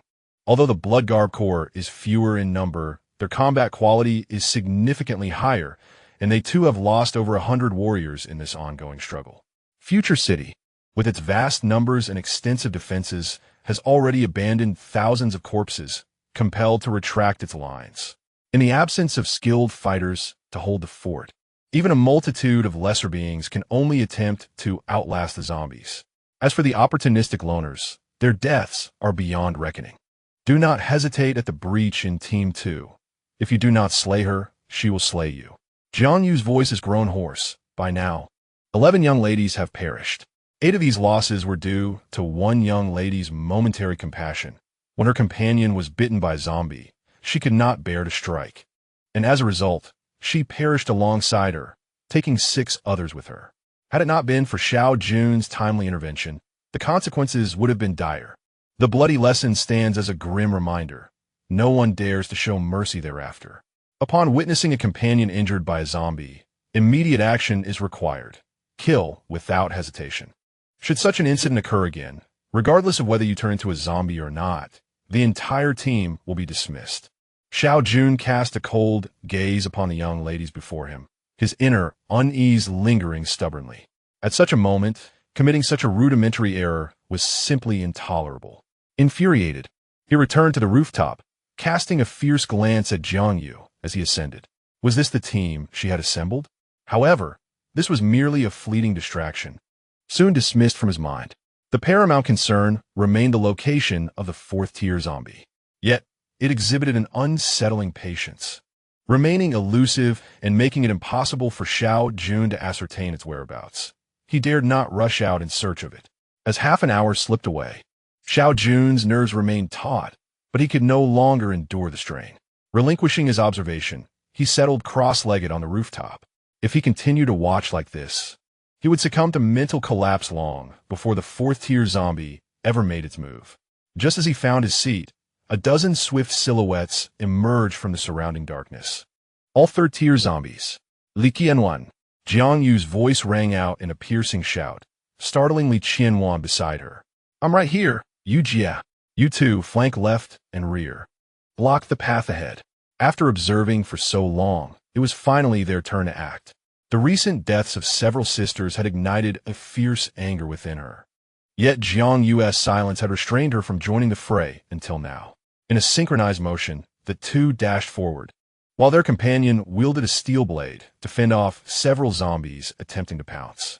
Together, they extended their hands, unleashing a torrent of searing flames that erupted from their palms, forming a 1-meter-long fire serpent. With their hands spread wide, 4 fire serpents illuminated the area ahead in a vivid crimson hue. Li Jingyin, step in front of them. Alternate your skills. With the protection of a human shield, the 2 flame-wielding young ladies unleashed their powers with greater fervor. 1st-tier zombies perished upon contact, and 2nd-tier zombies faltered quickly. Even 3rd-tier zombies hesitated to charge into the inferno. Be careful!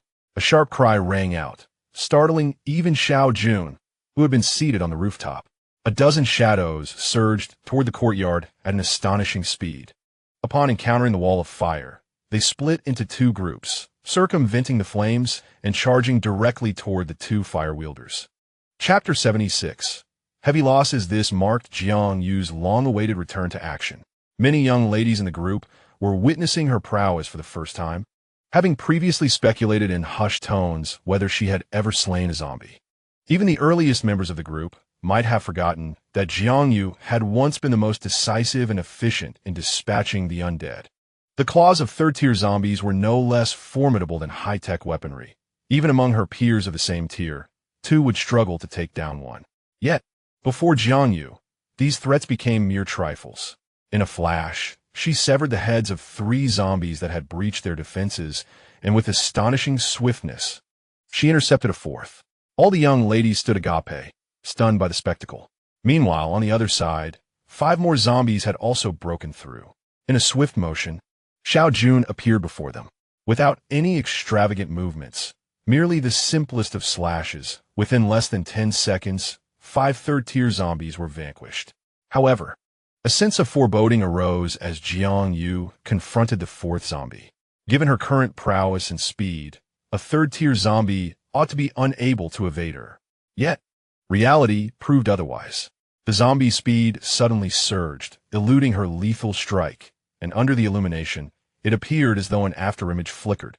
Caught off guard, Jiang Yu received a powerful blow to her right arm, sending her sprawling across the ground. This was a 4th-tier zombie. After incapacitating Jiang Yu, it did not pursue her, but began to slaughter the nearby women. Even when some attempted to resist, they were utterly outmatched in speed, even if they managed to block. Their strength was on an entirely different level. In an instant, several young women were dispatched. At a critical moment, Xiao Jun activated his teleportation for the 2nd time. The 4th-tier zombie instinctively sensed something amiss and attempted to evade. Too late. Xiao Jun's voice resonated from behind it. With a furious strike, the 4th-tier zombie fell lifeless. Those who dared to expose themselves beyond the safety of the horde would meet their demise. Meanwhile, Jiang Yu lay on the ground, with no one daring to approach her. Logically, one would expect immediate execution of a zombie-infected individual to prevent further threat. Yet, this was Jiang Yu, who would dare to lay a hand on her. Fortunately, they refrained from acting rashly. Jiang Yu was clad in high-tech combat attire, rendering the zombie's attack on her arm ineffective. With the fall of the 4th-tier zombie, Xiao Jun felt a weight lift from his heart as he exhaled in relief and approached Jiang Yu. She had succumbed to unconsciousness. He crouched down, lifting her gently, glancing at the ongoing battle outside before ascending to the 2nd floor. Jiang Wei awaited him at the entrance. It's not a grave issue, merely a fractured arm and a severe impact, leading to her fainting, Jiang Wei concluded after a brief examination. I'll stabilize her arm. Relieved to know Jiang Yu was not in serious danger, Xiao Jun felt a sense of calm wash over him. Downstairs, the onslaught of zombies had reached its conclusion. Thanks to the formidable output of 2 flame-wielding women, the efficiency of zombie eradication had significantly improved. The remaining 3rd-tier zombies that had breached their defenses were also exterminated by the women. With the situation stabilized, the little girl was left to tidy up, while Wan Xinya and Li Jingyin hurried to the 2nd floor, finding solace in the knowledge that Jiang Yu was safe. Beyond Xiao Jun's vicinity, the other 3 locations were strewn with corpses, particularly in Future City. Although they had many skilled fighters, their substantial population led to an overwhelming number of zombies. 2 4th-tier zombies remained hidden until the last moment, nearly causing the collapse of Future City as frontline. Ultimately, Chen Gang single-handedly incinerated the 2 4th-tier zombies with 2 fiery dragons, each 2 meters long. In the blood-clothed brigade, a 4th-tier zombie also emerged. Yet, before it could enact any plans, it was swiftly dispatched by a white-clad figure, leaving it unaware of how it had been discovered. The most tragic fate, however, befell the Lone Wolf Brigade. The Lone Wolf indeed possesses the power of a 4th-tier entity, yet he finds himself evenly matched with that 4th-tier zombie. Moreover, there are a dozen 3rd-tier zombies lurking nearby, were it not for the earnings from selling cigarettes over the past few days, which allowed him to bolster the strength of his subordinates. He would not have been able to eliminate that single 4th-tier zombie at the cost of 7 of his 3rd-tier followers. As for the over 10,000 subordinates under his command, at least half have suffered casualties, not to mention the scattered individuals who have allied with him. With the conclusion of this battle, the Lone Wolf Corps not only relinquished the profits earned in the previous days, but also significantly weakened their overall strength. It remains uncertain whether the Lone Wolf Corps will still exist after this round of 7 days concludes. At 5 in the morning, Xiao Jun had yet to find slumber. The sudden onset of the 3rd wave of zombie rain caught him somewhat off guard. If this were to persist for 7 consecutive days, how many members of his team would remain? Their strength must be elevated expeditiously. Without sufficient high-tier mutated crystals, Xiao Jun could not enhance his own capabilities. Thus, he must focus on boosting the overall strength of his team. Lost in thought, a small girl approached with weary steps. Brother Jun, are you still awake? Upon seeing Xiao Jun smoking in the living room, Yun quickly inquired, what were the results? Xiao Jun did not respond to her question, but posed another instead. How many mutated crystals did you collect? 6,321 first-tier crystals, 1,147 second-tier crystals, and 6 third-tier crystals. The little girl promptly reported. Despite some losses, the bounty was still substantial. We already have enough second-tier mutated crystals to elevate 2 individuals, right? Yes, indeed. We had 943 before. Xiao Jun nodded, relieved to know that they could now have 2 additional 4th-tier mutants. The incident where Jiangyu was flung away was not due to a deficiency in strength compared to that 4th-tier zombie. She was merely deceived. Zombies above the 4th tier are not only formidable in power, but their intelligence is also a significant concern. Under the cover of darkness and amidst the horde of zombies, they can strike unexpectedly at any moment. Yun, you may sleep in my room, he suggested after a moment's contemplation, noticing the little girl still standing by. What? Sister Yu is injured, and Brother Jun is resorting to desperate measures? That is not it. No. What desperate measures? I, too, am a beautiful lady, she retorted. No. Brother Jun is merely suggesting you sleep with me. Yun. What are you thinking? The little girl became flustered. A large hand reached out to her head, resulting in a crisp sound as he playfully tapped her. Yu is injured and is resting in the room you previously shared with her. You should sleep with Qianya, Xiao Jun said, casting a disapproving glance at her. This girl, though not tall, certainly had a vivid imagination. Okay, thank you, Brother Jun. And what about you? Go to sleep. You have been awake all night. I have matters to attend to shortly. Once the little girl entered her room, Xiao Jun approached Jiangyu's bedside and quietly gazed at her as she slumbered. Chapter 77. Capable? Where's Brother Jun? I don't know. I haven't seen him since I got up. In a room filled with young ladies, inquiries were made to no avail, even directed towards the 4 guards on the first floor, yet no one knew when Xiao Jun had departed. In his absence, everything remained unchanged, and today, everyone decided to venture out. Jiangyu emerged from her chamber, after a night of rest, and having consumed a mutated crystal upon awakening, she appeared significantly rejuvenated, albeit with her right hand still somewhat cumbersome. Lacking Xiao Jun's directives, she felt a tinge of uncertainty, ultimately resolving to proceed together with everyone, as their collective strength would provide a fighting chance in the face of unforeseen circumstances. Stepping out of the villa, the young ladies awaited them downstairs. Upon seeing Jiangyu and her entourage emerge, a flicker of apprehension flashed in some of their eyes, though it quickly dissipated. Was the cigarette vending point open today? Jiangyu pondered as she glanced towards the entrance. At the edge of their territory, several young ladies had not gathered but were preparing to open the shop. Indeed, they claimed it was an early morning announcement from Brother Jun. The little lowly was uncertain herself, yet she believed no one would dare deceive her regarding this matter. Moreover, the cigarettes in their possession were undoubtedly genuine, as only Brother Jun could procure such a quantity within their group. Very well. You shall oversee this area while we head out, she instructed, for the little lowly was not a combatant.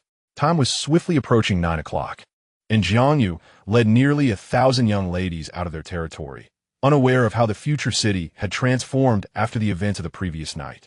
Low-grade cigarettes. 2 mutated crystals. Have the prices dropped? One inquired. I would like 2 packs, please. I'm afraid it's 2 mutated crystals per pack.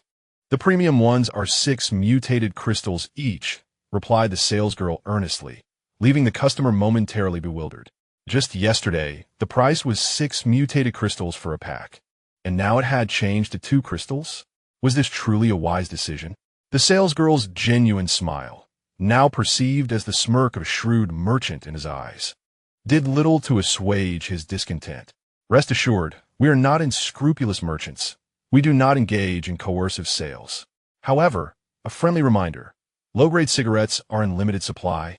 She added, damn it, he muttered under his breath, but ultimately procured 2 mutated crystals to purchase a pack of Furong Wong. The salesgirl beamed, seemingly oblivious to his earlier words, as she exchanged money for goods with enthusiasm. We look forward to your next visit, as her sweet voice echoed behind him. The man departed begrudgingly. Those in line overheard their exchange, prompting some to leave immediately. So expensive, will smoking grant longevity? Yet, only a few steps later, they encountered others rushing from different vending points. Upon inquiry, it became apparent that cigarette prices had surged throughout the city today. Damn, smoking certainly won to ensure longevity. But not smoking doesn't guarantee survival either. In the wake of the previous night's battle, the survivors found themselves steeped in despair, contemplating that tomorrow might be their last, leading them to seek immediate gratification. I want to buy cigarettes, me too. Soon, the crowd swelled, with more individuals converging. Damn it, I don't even know when I might meet my end. Clutching these few mutated crystals serves little purpose, better to indulge. This sentiment was shared by many in the throng.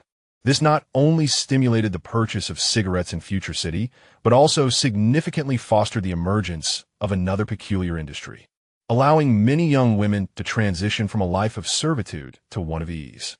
In the afternoon, the cigarette sales point of the Lone Wolf Gang had long been sold out, while the other 3 major sales locations remained teeming with people. The seemingly endless queue only heightened the impatience of those at the back. Having heard rumors yesterday, they refrained from buying the cheaper cigarettes, enduring another day of deprivation. If they could not find cigarettes today, they would lose their mental solace. Over there, a new shop is selling cigarettes. Let's hurry, someone shouted, drawing the attention of the crowd. At the intersection of Changjiang Avenue, if one arrived late, they might miss out. The same person shouted again. Those at the end of the line, skeptical about their chances, began to rush towards the indicated spot. It appeared to be the leader of the Gale Gang, along with the leader of the Tiger Leopard Gang. These were also teams within Future City, albeit much smaller, consisting of only a couple of hundred members, incomparable to the larger factions. Upon approaching, they were surprised to find that cigarettes were indeed being sold at prices identical to those at the other 3 major sales points. Immediately, this news spread like wildfire throughout Future City, giving rise to a 4th long queue. In the west of Future City, at the Lord's Mansion, Chun Gang, sipping tea, suddenly inquired, "What do you think of that Xiao Jun? He possesses strength, charisma, and cunning. Above all, he is ruthlessly ambitious." "Why do you say that?" Chun Gang probed further. "In a normal situation, how many cigarettes do you think a women's gang would have? They would certainly stock up early in the day. I heard that a pair of sisters had been aggressively acquiring cigarettes a few days ago. It's likely they are affiliated with him. 1 mutated crystal for a pack of cigarettes, selling 20 packs for 1 mutated crystal. Those unscrupulous merchants from before the apocalypse could not match his ruthlessness. What else more? He dares to gamble.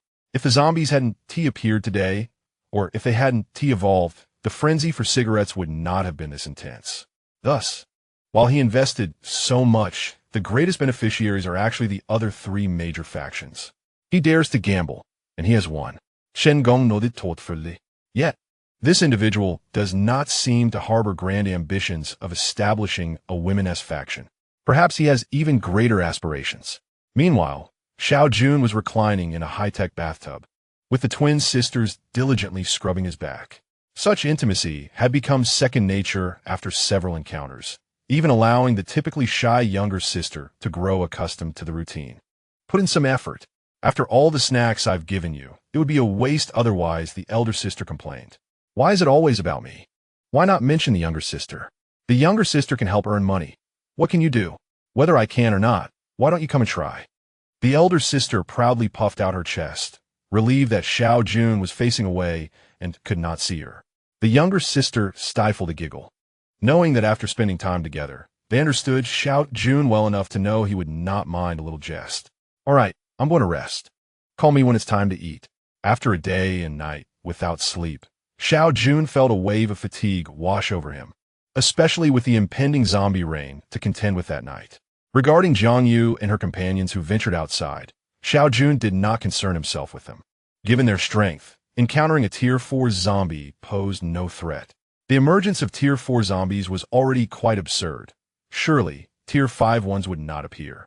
Xiao Jun muttered to himself, contemplating the dire circumstances. If that were the case, it would leave little hope for survival.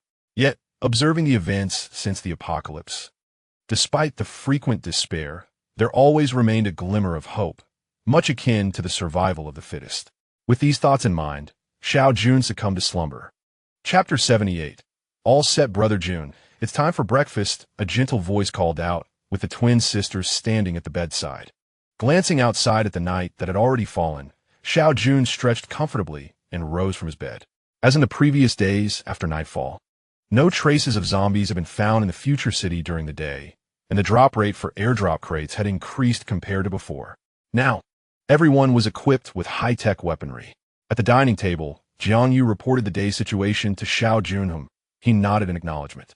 A fully equipped troop of 1,000, all at least Tier 2 aberrants, was unmatched in the current future city. Yin, how are the sales of cigarettes today? After savoring a bite of creamy tofu and swallowing a generous mouthful of rice, he felt quite satisfied. Brother Jun, today we sold a total of 441 low-grade cigarettes and 14 high-grade ones. However, our stock of low-grade cigarettes is running low. Yin recalled that yesterday's count should have exceeded 6,000. How had today's figures been so drastically cut? Yet, all cigarettes from yesterday had been allocated to Brother Jun, and today he had given 500 to the ladies at the selling point. Was he reserving the rest for himself? Starting tomorrow, we will cease selling low-grade cigarettes and only offer high-grade ones. Buyers may choose as they wish. Each pack of low-grade cigarettes contained 2 mutant crystals, and today alone, nearly 70,000 mutant crystals have been sold. 1,000 mutant crystals could elevate a lady from Tier 2 to Tier 3, meaning 70,000 would yield 70 Tier 3 aberrants. Truly formidable. Jiang Yu went to select 100 ladies for upgrades. Xiao Jun then retrieved 30,000 mutant crystals from his space and handed them to the little girl. Is this enough? Yes, it's sufficient. I still have over 10,000 here. She quickly stowed them away, somewhat puzzled by how Brother Jun possessed such a surplus of mutant crystals. The over 10,000 she had were deducted from the daily income of zombies, intended for the lady's wages. Remember, anyone who uses them must write an IOU, which will be deducted from their future wages. The little girl nodded, unsure of the purpose of IOUs in a lawless society, but content to follow Brother Jun's instructions. By the way, call Li Qianwan up when you go down. For Xiao Jun, Tier 2 mutant crystals had lost their value. Upgrading from Tier 4 to Tier 5 required Tier 3 mutant crystals. However, the number of Tier 3 zombies remained exceedingly scarce, leaving Xiao Jun with no means to upgrade, even if he desired to. Starting tomorrow, let's launch our trading market. In addition to selling cigarettes, we will also offer surplus weapons. Furthermore, low-tier mutation crystals can be exchanged for high-tier ones. I will inform you of the pricing shortly. Xiao Jun's prolonged absence during the day is not merely for the sake of cigarettes. No matter how many are sold, they are merely low-tier mutation crystals, which hold little value for Xiao Jun and the other 2 major factions. The situation in Future City is somewhat better, as there are many individuals below him, and numerous first-tier mutants who require vast quantities of mutation crystals. However, for Xiao Jun's team, which consists of fewer than 1,000 members, the first-tier mutation crystals may soon be rendered obsolete, serving only as currency and medical supplies. With most arrangements nearly complete, the atmosphere has finally lightened. The twin sister hastily extended her chopsticks. Having endured considerable restraint, she had not dared to take any food amidst the earlier tension. The younger sister, Jing Yi, shot a disdainful glance at her sister, finding her behavior quite embarrassing. Dinner was consumed rapidly, as a new wave of zombies loomed over them like a great mountain. The only way to enhance their chances of survival was to diligently improve their strength. Li Jingyin, go upgrade. 1,000 second-tier mutation crystals were produced. Li Jingyin glanced around, then pointed at herself, seemingly in disbelief. Presently, there were 5 resilient young women in the team. It remained uncertain how many more would emerge. The second-tier mutation crystals in the team were sufficient for 2 individuals to ascend to the 4th tier. Li Jingyin had assumed this would pertain to the 2 flame-wielding young women, not realizing she had a slot as well. What are you dawdling for? Hurry up! Xiao Jun urged again. Li Jingyin then abruptly came to her senses and hurriedly clutched a large bundle of mutation crystals and retreated to her room. Shortly thereafter, Li Qianwan also approached, marking her first visit to the leader's quarters. The women residing in the same small building as the leader could only feel envy. Many young women in the team were secretly competing to see who would be the next fortunate one to ascend to the second floor, with some even discreetly placing bets. Li Qianwan had seen the betting list, her name prominently featured, and thus she discreetly handed money to her former roommate to assist in purchasing for her. Now that she had stepped onto the second floor, did this not signify her victory? With various thoughts swirling in her mind, Li Qianwan finally awaited Xiao Jun and the others. Is this their dinner? 3 large question marks hovered in her mind as her mouth involuntarily began to salivate. Her playful little tongue discreetly licked her lips. Spicy hot pot. Who could resist such temptation? Care to eat? Xiao Jun diang yu. The housekeeper reluctantly retrieved a set of bowls and chopsticks from the space and tossed them onto the table. Today, they dine together. Tomorrow, who knows? They might even sleep together. Eat quickly and then upgrade. This group of women seemed perpetually lost in their thoughts, and Xiao Jun had no desire to engage further. Did he truly appear to be such a person in haste? Once the zombie threat subsides, he would show them what true urgency entailed.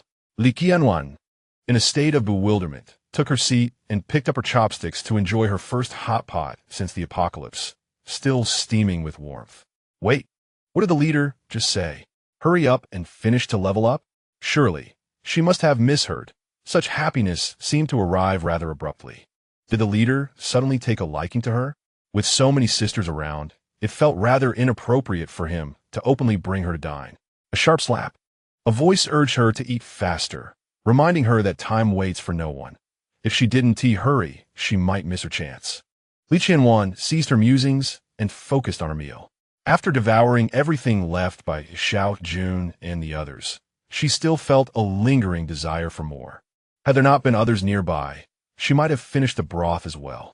This room contains 1,000 second-tier mutated crystals. Hurry up. Li Qianwan was thrust into the room, where the bed was piled high with glistening green mutated crystals. The door shut behind her, suggesting she wouldn't be allowed to leave until she leveled up. With no other choice, she resigned herself to follow the plan. Everything was proceeding according to Xiao Jun's strategy, and she could only hope for a relatively easy evening. Chapter 79. The Cunning Fourth-Tier Zombie at Midnight. Most of the surviving men in Future City emerged from their homes, dispersing near various large factions to prepare for the impending zombie onslaught. This was a consensus reached among the factions for the day: either provide manpower or face a doubled protection fee, collected daily. If they couldn't ensure their own safety, how could they protect others? No one would escape unscathed. For those providing manpower, territories had been allocated, with any zombies killed within their designated area considered spoils of war. Not only would they not compete for these resources, but they would also be responsible for safeguarding each other's interests. The carrot-and-stick approach was effective in coaxing these fearful individuals out of their homes. Xiao Jun's territory was no different. The battlefront for the ladies returned to the courtyard of Xiao Jun's villa, while the remaining thousands crowded around the area where the ladies had previously fought. The chaos was beyond Xiao Jun's concern. As long as they were present, once the clock struck 12, they would have to fight with all their might. Xiao Jun sat atop the rooftop terrace, prepared to make his move during the initial wave of the assault. Beyond that, unless chaos erupted, he would not intervene. Everything needed to be handled independently. Expending such effort could not be for the sake of a group of inept individuals. The anticipated zombie rain began, heightening everyone's anxiety. You to the left, I to the right. Xiao Jun leapt down from the terrace, landing gracefully in the courtyard, 2 steel blades already in hand. A series of hoarse wails erupted as the newly landed zombies caught a whiff of nearby delicacies, only to have their heads severed before they could feast. What are you shouting for? You're the loudest, so let us start with you, he declared. Xiao Jun unleashed his full power, moving like a blur. The zombies that had just landed were swiftly dispatched before they even grasped the situation. Meanwhile, Wan Qinya's graceful form seemed more like a dance than a battle against zombies. Yet, her speed was not to be underestimated. By the time Xiao Jun finished his onslaught, only one zombie remained on her side. All was concluded. Xiao Jun returned once more to the rooftop, leaving his steel knife unholstered, and selected a vantage point with an excellent view. Below, the horde of zombies had already engaged in combat with the young ladies. 70 new third-tier young ladies had joined the fray, among whom were 5 particularly resilient individuals with special abilities, significantly alleviating the pressure compared to the previous night and greatly enhancing their margin for error. Gazing into the distance, the battlefield of the other survivors was a grim sight to behold. Lacking unified command and coordination, they suffered a devastating blow right from the onset, nearly causing their defenses to collapse. Fortunately, the subsequent reinforcements managed to withstand the pressure and gradually became familiar with the combat strategies, leading to a slow stabilization. Among these individuals were not all novices. There were some second-tier fighters among them, and as long as they did not encounter multiple third-tier zombies, maintaining their position should not pose a problem. Disregarding the situation over there, Xiao Jun felt no sorrow for their potential demise. The loss of companions did not equate to the loss of himself. Today, Li Jingyin was not at the forefront. Instead, she stood centrally in the yard alongside Jiangyu. Jiangyu's hands were still somewhat incapacitated, making it perilous should a high-tier zombie breach their defenses. As a fourth-tier fighter, Li Jingyin was eager to test her mettle against a fourth-tier zombie, curious to see who would prevail in strength. This opportunity soon presented itself. Perhaps due to the steadier performance of the young ladies that day, a fourth-tier zombie grew impatient and resolved to create some chaos personally. In the dark recesses of the distance, nearly 20 zombies stealthily merged into the ranks of the horde, instinctively advancing forward like any ordinary zombie. They drew nearer, closer still. Oblivious to the impending danger, the young ladies continued to bravely confront the zombies before them. Li Qianwan was the first to notice and promptly issue a warning. 2 flame-wielding young ladies stepped forward, while the others made way, allowing 4 resilient young ladies to come forth and act as their shield. Bang! For fire serpents erupted from the hands of the 2 young ladies. In comparison, Li Qianwan's fire serpents were notably longer and thicker, stretching 2 meters, which afforded her a greater safety margin for casting. Yet this was merely the beginning, as a dozen zombies from the horde suddenly surged forth, covering the short distance in a leap. Qianja! Jiangyu shouted again, having sensed something amiss. A fourth-tier zombie lurked among them. Wan Qianya vanished from the courtyard, activating her skills, something Jiangyu had previously instructed her to do. Li Jingyin tensed, her focus unwavering on the shadows. For she was not only Jiangyu's final line of defense, but also the only one, apart from Wan Qianya, capable of contending with a fourth-tier zombie. Li Qianwan, lacking experience in confronting high-tier zombies alone, felt a wave of panic wash over her as she faced a sudden onslaught from several high-tier zombies, instinctively raising her hand slightly. Li, another name, escaped Jiangyu's lips. Xiao Jun vaguely remembered her, a little girl-esque roommate, who had previously led a team to search for airdrop boxes. This time, she was not alone. 30 young ladies stepped forward together.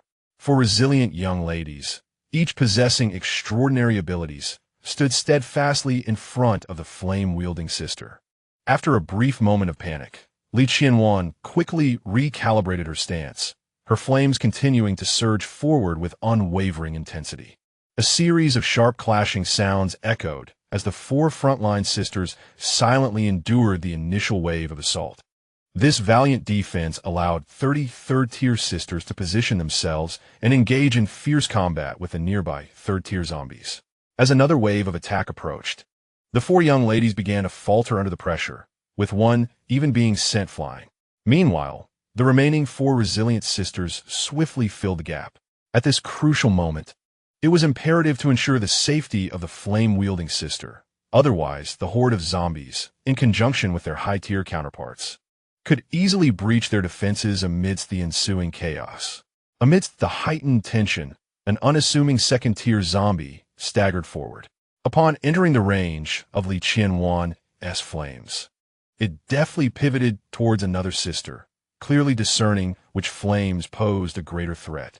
A mere meter was inconsequential for a fourth-tier zombie, which could effortlessly leap forward.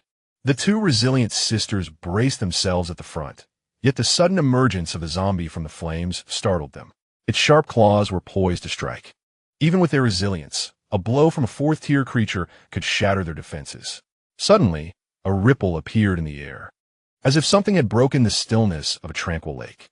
The exquisite visage of Wan Qinya emerged, her dagger wielded with precision and grace. Chapter 80. A Rebellion in the Making?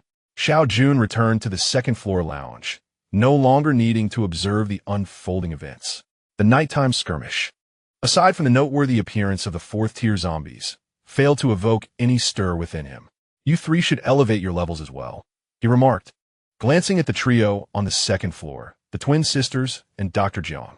From his spatial pocket, he retrieved 3,000 mutated crystals. The elder sister seized them eagerly, allocating 1,000 for her younger sibling. Dr. Jiang hesitated momentarily before ultimately accepting the offering. After all, reputation pales in comparison to survival. Currently, they were comfortably sheltered on the second floor, but should circumstances change, they would have no choice but to charge into battle. The transformation from second to third tier was brief, and soon the three were seated in a row on the sofa in the lounge, commencing their upgrades. Xiao Jun held a bottle of nutritional drink, his gaze occasionally drifting to the combat outside. The elder sister completed her upgrade first, ordinary and unremarkable. The younger sister followed closely, proving that their twin nature did not confer any special talents. However, Jiang Wei was still in the midst of her transformation, suggesting the emergence of an extraordinary ability. A flicker of anticipation crossed Xiao Jun's mind. It would be intriguing if she manifested resilience, fighting zombies while clad in a white lab coat. After approximately 10 seconds, a brilliant azure glow flashed above Jiang Wei's head before fading away. It was the first time the sisters witnessed the birth of an ability. Their eyes filled with curiosity, yet tinged with disappointment, as it was not their own power that had manifested. When Jiang Wei opened her eyes, she was met with the curious gazes of several individuals, causing her fair face to flush with embarrassment. Why should she feel shy? What extraordinary ability had she awakened? Was it impressive? Jingru, growing impatient, urged her to speak rather than merely donning a bashful expression. It seemed she had acquired a water-based ability, which appeared rather unremarkable. She could utilize it thrice daily, purifying up to 500 kilograms of water each time. Are you essentially a mobile water purifier? A resounding slap echoed as Jingru's head was struck. Brother Jun, why did you hit me? Jingru lamented, gingerly rubbing her forehead. Please show some respect. It's not a mobile water purifier, it's Sister Jiang. Xiao Jun gazed at Jiang Wei with gleaming eyes, recognizing this as a remarkable skill in the post-apocalyptic world. While high-tech water bottles were quite prevalent, they eventually ran out. Despite the frequent airdrops currently, it was likely that as humanity's levels increased, such occurrences would become scarce. Perhaps not happening for a year or two. Could one really boil river water for drinking? In his previous life, there were those who attempted it, only to succumb to the zombie plague. At this juncture, the significance of a mutant possessing water abilities would become evident. With a capacity of 500 kilograms, that amounted to 3,000 pounds per day. The average human requires approximately 1,500 to 2,000 milliliters of water daily, equating to about 3 pounds, sufficient for 1,000 individuals in the entire team. This figure only accounts for drinking water. There are other domestic water needs as well, which would also amount to a considerable quantity. If the day ever arrived, a water-based mutant could barely sustain Xiao Jun's entire team. Don't waste your abilities. Utilize them all to store water. You will be responsible for water storage, he instructed Jingru. We can't just eat and sleep every day. We must contribute. Today, Xiao Jun had the rare fortune of a restful night's sleep, having not overexerted himself the previous night, leaving him feeling remarkably rejuvenated. The pressing question for Xiao Jun now was how to ascend swiftly to level 5. The anxiety that had lingered in his heart had subtly dissipated yesterday. Yet he couldn't shake the feeling that it was not as straightforward as it seemed. Damn it, could there truly be a level 5 zombie? He quickly shook his head, admonishing himself not to frighten his own psyche. He had encountered a level 5 zombie in his past life, one that had decimated a team of 32, leaving only 3 survivors. Most likely, It was because the opposing side deemed there was ample food available. A level 5 zombie resembled humans closely in appearance. Even its distinctive claws had transformed back into fingers, albeit retaining their hardness. Its intelligence had significantly enhanced, reaching that of a normal child. Essentially, apart from its inability to speak and somewhat stiff movements, a level 5 zombie could be considered almost human. Perhaps the ultimate evolution of zombies leads them back to humanity? Xiao Jun halted his unsettling thoughts, deeming such speculation too terrifying. Within the territory, many team members had already risen. Upon spotting Xiao Jun, they greeted him enthusiastically, to which he responded in kind. Just as he was about to leave the territory, two sneaky young women in the corner caught his attention. One was among the initial 30, now regarded as a minor leader within the team. Xiao Jun, driven by curiosity, altered his course and walked toward that direction. His thoughts lingered. Sister Yu is so formidable. It is unexpected. Her voice was soft, and Xiao Jun could barely catch her fragmented words. Before he could approach, two young ladies had already noticed him. Brother Jun, Captain. They greeted with a start, their demeanor suddenly lively. Xiao Jun neither nodded nor spoke. He merely regarded them with calm scrutiny. 10 seconds passed, then 20. Xiao Jun remained silent, and they dared not depart.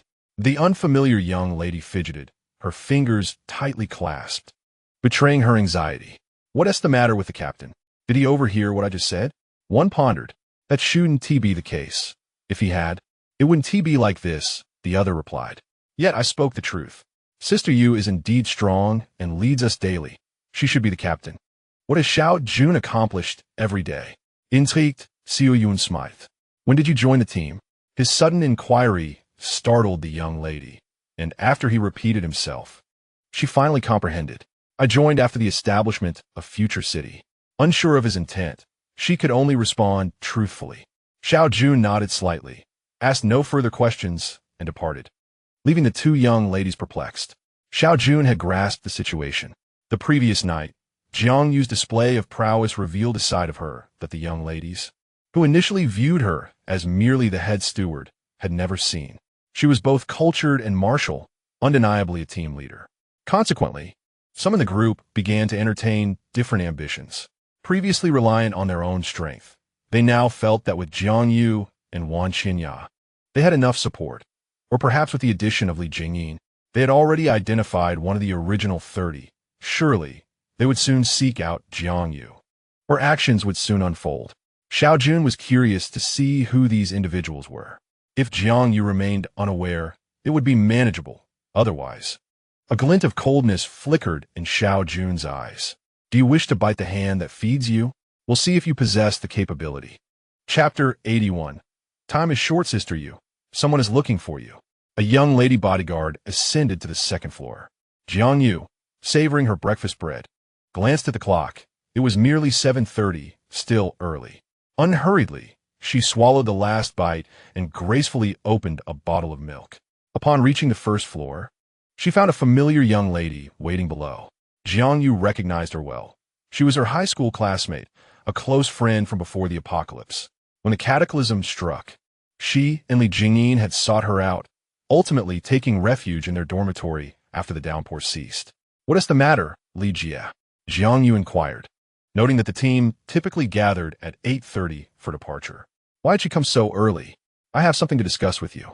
Shall we take a walk? After a moment's hesitation, Jiang Yu consented. After all, this was her dear friend from before the end times. Brother Jun, they have been waiting for you since early this morning. After brewing a pot of hot tea, Guiyu retrieved a pack of low-grade cigarettes, offering one to Xiao Jun while preparing to ignite his own with a lighter. What child smokes? One might ask, yet Xiao Jun made no attempt to dissuade him.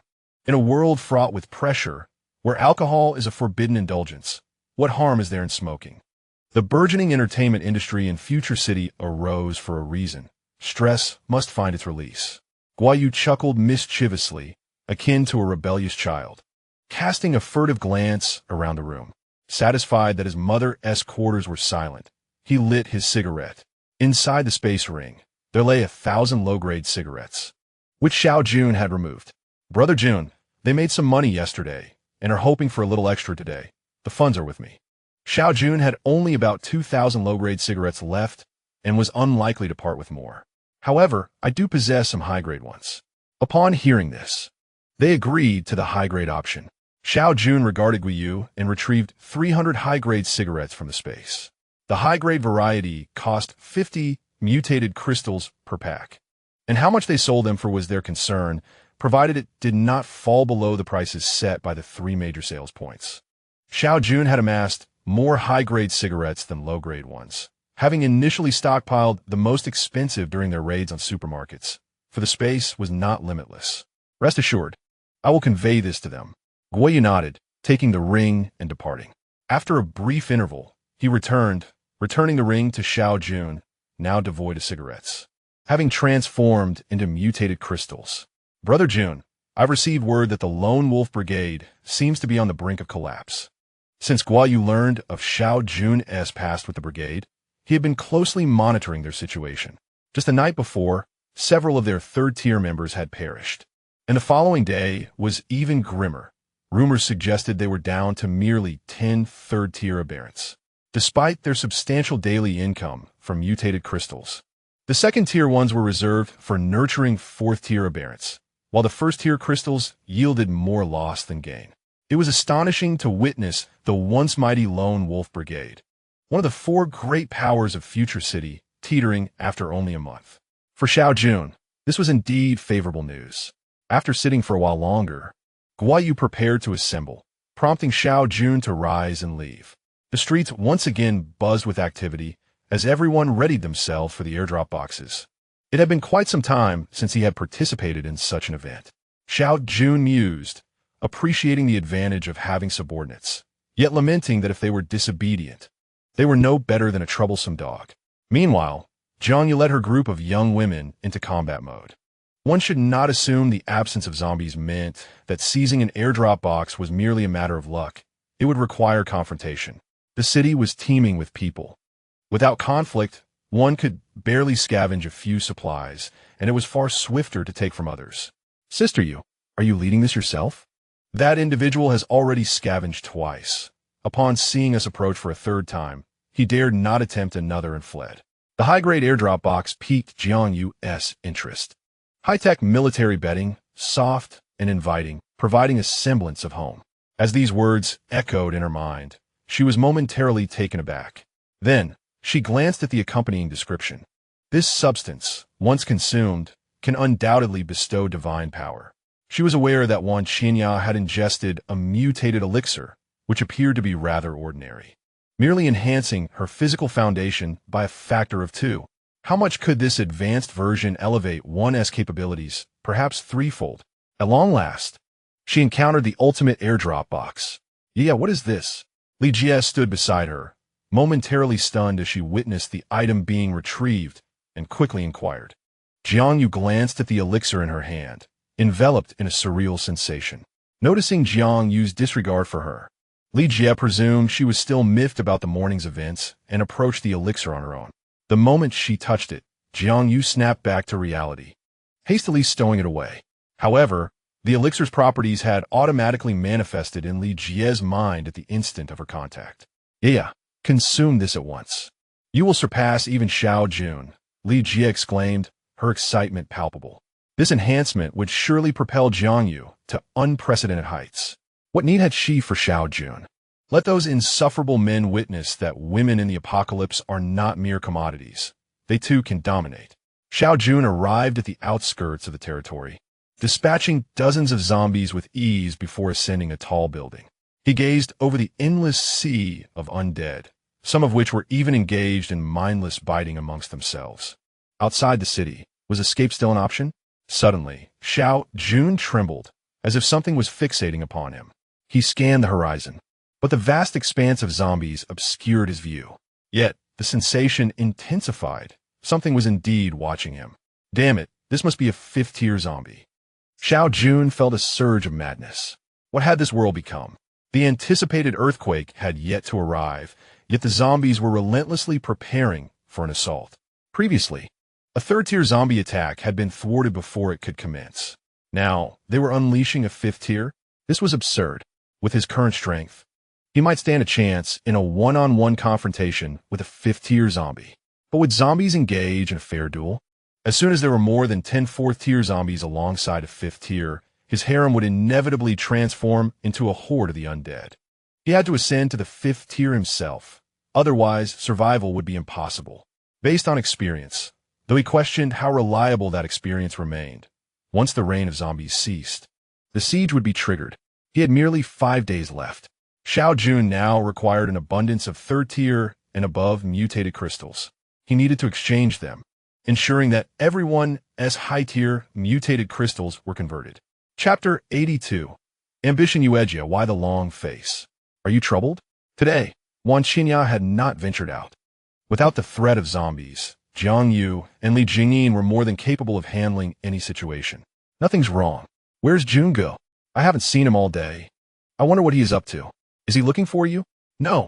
Wan Qinya gave Jiang Yu a puzzled glance, sensing a subtle shift in her demeanor. But soon her attention was diverted back to the comic book in her hands. By the way, where's Jingyin? It was a casual question, yet Jiang Yu's body involuntarily shivered. Fortunately, Wan Qinya was completely engrossed in her comic book, oblivious to this small detail. She had a matter to attend to and would return shortly. Wan Qinya, without a hint of suspicion, simply acknowledged it with a hum and resumed her reading. After sitting in the living room for a while, Li Jingyin had yet to return, but Xiao Jun was the first to arrive home. You all can have dinner without me. I'm feeling rather fatigued and will rest for a bit, he said, his face etched with exhaustion, faint traces of blood still visible on him. Had he gone to slay zombies earlier? Before she could voice her curiosity, Xiao Jun had already retreated to his room, clearly needing rest. Jiang Yu wished to say something, but seeing Xiao Jun disappear into his room, she hesitated, ultimately letting out a sigh. I'll go for a walk. Once Jiang Yu left, Wan Qinya closed the comic book. She had not turned a page in for over 10 minutes, a flicker of disappointment crossing her face. Jiang Yu hurriedly made her way towards the direction where the young ladies usually resided. Hello, Sister Yu. Upon seeing Jiang Yu approach, many of the young ladies who had just prepared to grab a bite and take a break stood up. Have you seen Li Jingyin? Jiang Yu inquired. Yes. She left with Li Jie, one of the young ladies replied. Just the two of them? Jiang Yu pressed further. It seems to be just the two. I didn't see anyone else. Receiving a confirmation, Jiang Yu felt a growing urgency. She had explicitly instructed Li Jingyin to keep an eye on Li Jie. Why had they ventured out?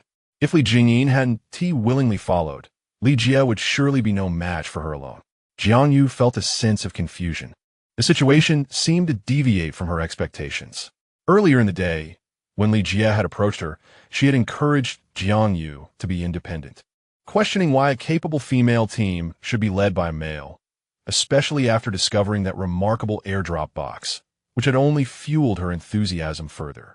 Li Jie was a close friend, known to Jiang Yu since before the apocalypse, and their bond was as strong as that with Wan Qinya and Li Jingyin. Caught in a whirlwind of emotions, Jiang Yu had refrained from confronting Li Jie directly, opting instead to discreetly assign Li Jingyin to watch over her upon her return, to prevent any clandestine actions. Yet now, an unexpected turn of events had transpired, with Li Jingyin having left alongside Li Jie, following the direction indicated by the young lady. It appeared that Li Jie's group was on patrol today. After walking for a while, however, she saw no sign of anyone. Continuing forward would lead her beyond the confines of their territory. Moreover, not a single one of the young ladies who should have been patrolling the area was in sight today. It was exceedingly strange. A sense of unease began to settle in Jiang Yu's heart. Suddenly, a loud crashing sound erupted. Instinctively, Jiang Yu sprinted towards the source of the noise. Jiang Yu, I knew you would come, a voice called out, causing Jiang Yu to tremble at the sight before her. Li Jingyin, one of the few resilient abilities users in the team and the sole fourth tier, had already expended her skill time earlier that morning. Now, several bloody marks mar her body, particularly on her leg, where a dagger has pierced through her entire right limb, binding her tightly to the chair with ropes. Her relentless struggles only served to tighten the bindings further. The recent sound of a collision was the result of her sudden attempt to resist, which only exacerbated the flow of blood from her right leg. Li Jie, what do you intend to do? Jiang Yu demanded angrily. Hand over the mutated serum you obtained today, or I would very much like to see if a fourth-tier mutant would bleed to death. Li Jie brandished a steel knife, contemplating where to strike. Li Jie, since joining the group, everyone has treated you like a sister. Why betray us? Betrayal? Huh. Li Yellowhead. Jiangyu. Why follow a man so devotedly? This is the apocalypse. Might makes right. What is betrayal, after all? There's a chance to grow stronger. The opportunity to become a queen, and yet you willingly choose to remain beneath someone else? If that is the case, then allow me to take the reins. With that mutated serum, combined with my resilience as a mutant, I could achieve unparalleled defense and enhanced speed. Not just a mere team leader, but I could even attempt to become the lord of the future city. Gazing at the familiar face before her, Jiangyu found herself unable to recognize Li Jie. Listening to her frenzied words and observing the dozen or so young women at her side, it was evident that they had all been swayed by her. Jiangyu held a serum in her hand, the advanced mutated serum she had procured from the exceptional airdrop earlier that day. A flicker of heat ignited in Li Jie's eyes. If she could acquire that serum and bind Jiangyu as well, she was eager to see how Xiao Jun would react. Moreover, she had a backup plan. Just as the serum appeared, it vanished, replaced by a steel knife in Jiangyu's grasp. Jingyin, I will avenge you.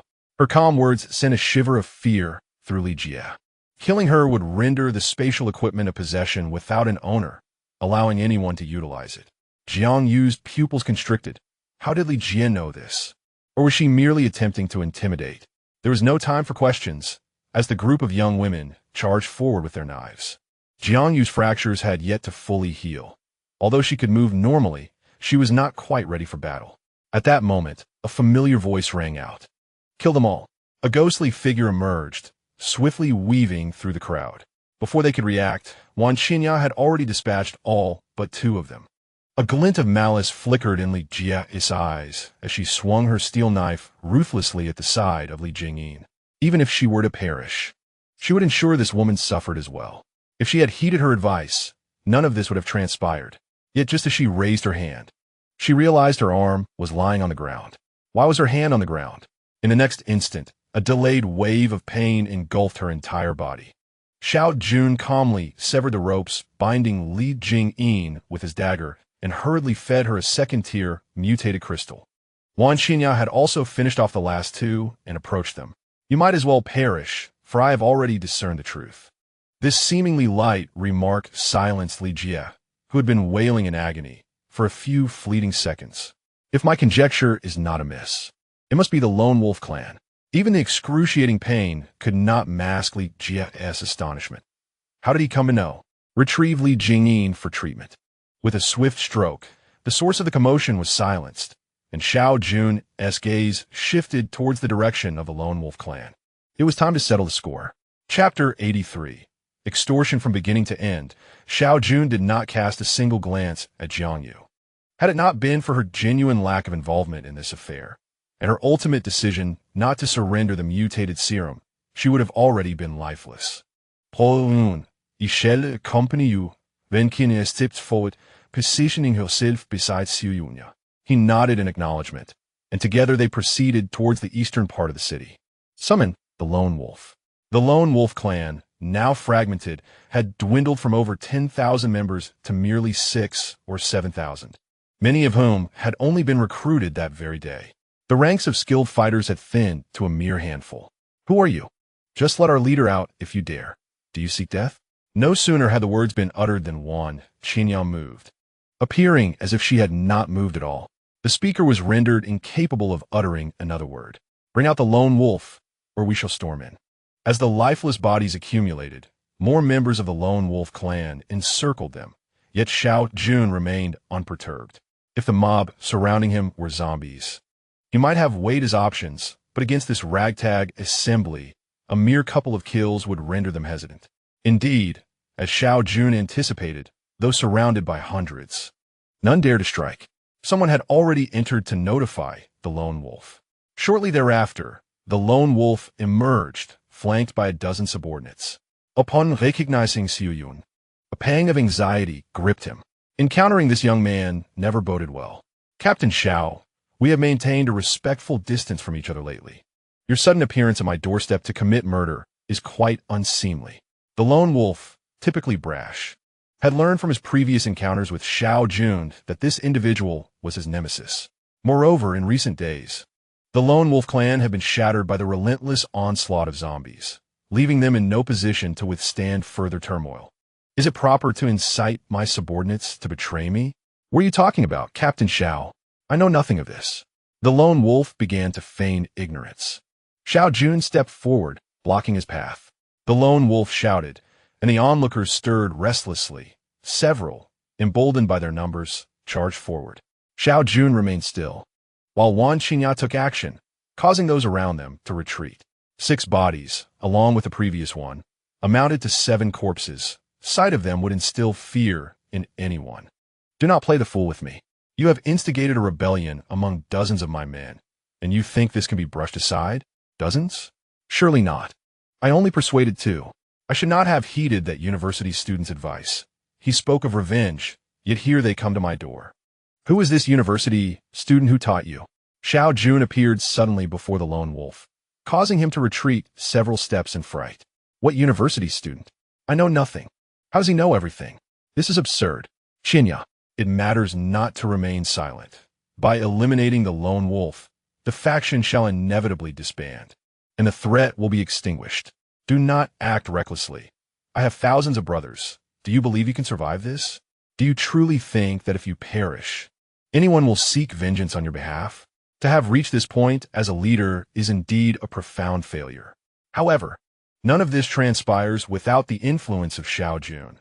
Were it not for his repeated humiliations, the lone wolf's authority would not have diminished so significantly, and at least a few more would have emerged to trouble Xiao Jun. Casting a glance around, the lone wolf noticed several individuals taking hesitant steps back. The path to survival is straightforward. 500 third-tier mutated crystals. Do you think these mutated crystals are simply lying around for the taking? Inquire with Future City and see if they possess 500. The lone wolf's expression shifted. So many lives lost, so many resources squandered, and he had barely gathered 100 third-tier mutated crystals. And now, you demand 500? Once a life is lost, nothing remains. Do not claim that the incident within my faction was not your doing. We are all aware. Without evidence, I will not trouble you. 500 is unattainable. Even if you were to kill me, such an amount would not materialize. Perhaps we could settle for 4-tier crystals instead. 10, no more than that. 300. Then you might as well end my life. 200, that is the minimum. Any less, and I shall take your life. Brother, I truly do not have that. Do you possess 200? 50. If you cannot produce it, prepare to meet your end. Thus, the negotiations came to an abrupt halt.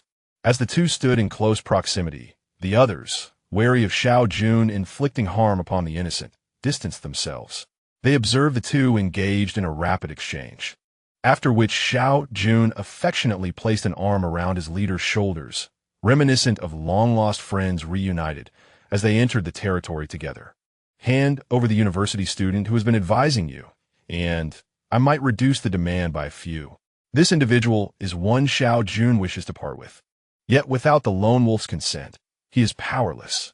The priority remains the mutated crystals. Xiao Jun, my faction possesses but one scholar. To slay him would sever my path forward. Thus, the price must be adjusted. Depart, and if you dare approach me again, guard your own head. Xiao Jun holds it. For entering further would lead him deeper into the lone wolf's domain. While he felt no fear, it was unnecessary to court danger.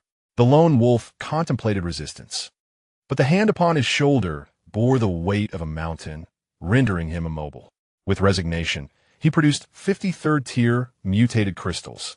Consider this your good fortune. Next time, matters will not be resolved with mere mutated crystals. With that, Xiao Jun turned to leave. Xiao Jun, it is all a misunderstanding. Do visit for tea next time. The lone wolf called out loudly, wishing to convey to all that he had been extorted of 53rd-tier mutated crystals. This would tarnish the leader's reputation, rendering his position untenable, akin to a death sentence. As the lone wolf bid farewell, he waved amicably, as if departing from friends' dining table, leaving the onlookers in stunned silence. Let us return home. With the departure of this harbinger of death, The lone wolf exhaled a sigh of relief. Yet, this situation is untenable. A leader of such stature cannot allow himself to be so humiliated. Moreover, the nocturnal zombies pose a significant dilemma. Upon returning to the second floor, aside from Li Jingyin and Dr. Jiang, the other 4 women were present, yet the atmosphere was notably somber. Everyone was already aware of the situation regarding Li Jingyin's injuries. Even the little girl had wreaked havoc in the sisters' dormitory, and in recent days, anyone who had been even slightly close to Li Jie was subjected to intense interrogation.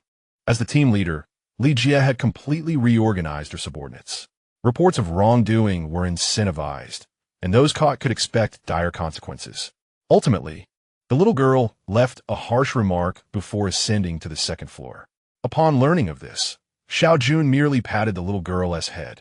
It seemed her allies had likely vanished, and if they had existed, Li Jie would have taken them with her. Her targets were Li Jingyin, Jiang Yu, and Xiao Jun, rank 4 opponents, none of whom she would underestimate. Noticing Xiao Jun's return, Jiang Yu quietly removed all her spatial equipment. As the team's steward, she possessed more than half of the team's wealth. Brother Jun, no one spoke, but eventually, Wan Xinya called out. Jiang Yu's actions had not escaped her notice. It was merely due to her long-standing friendship with Li Jie before the apocalypse that she felt compassion, leading to this outcome. Pack your things and ensure there is no recurrence. Chapter 84. The Alliance this evening. The Lone Wolf team was unlikely to endure. Contemplating the 53rd tier mutated crystals in his possession, Xiao Jun found himself reminiscing about the Lone Wolf. In truth, he was quite a decent person, akin to a timely benefactor.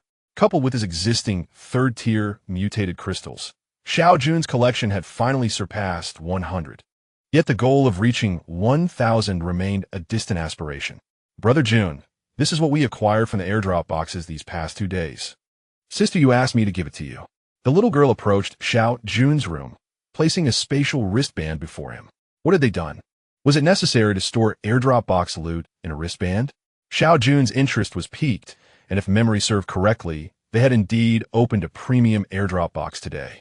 Upon touching the wristband, its contents immediately materialized in Xiao Jun's mind. Advanced mutagenic elixir. He mused, as expected, but regrettably, I can no longer consume it. Gomba suits. 10 sets, how many is that? This must have been merely the spoils from the past few days. The quality of the 3rd wave of airdrop boxes had evidently improved. Antidote pills, capable of neutralizing the toxins from 5th tier zombies. Gazing at this item, Xiao Jun fell into contemplation.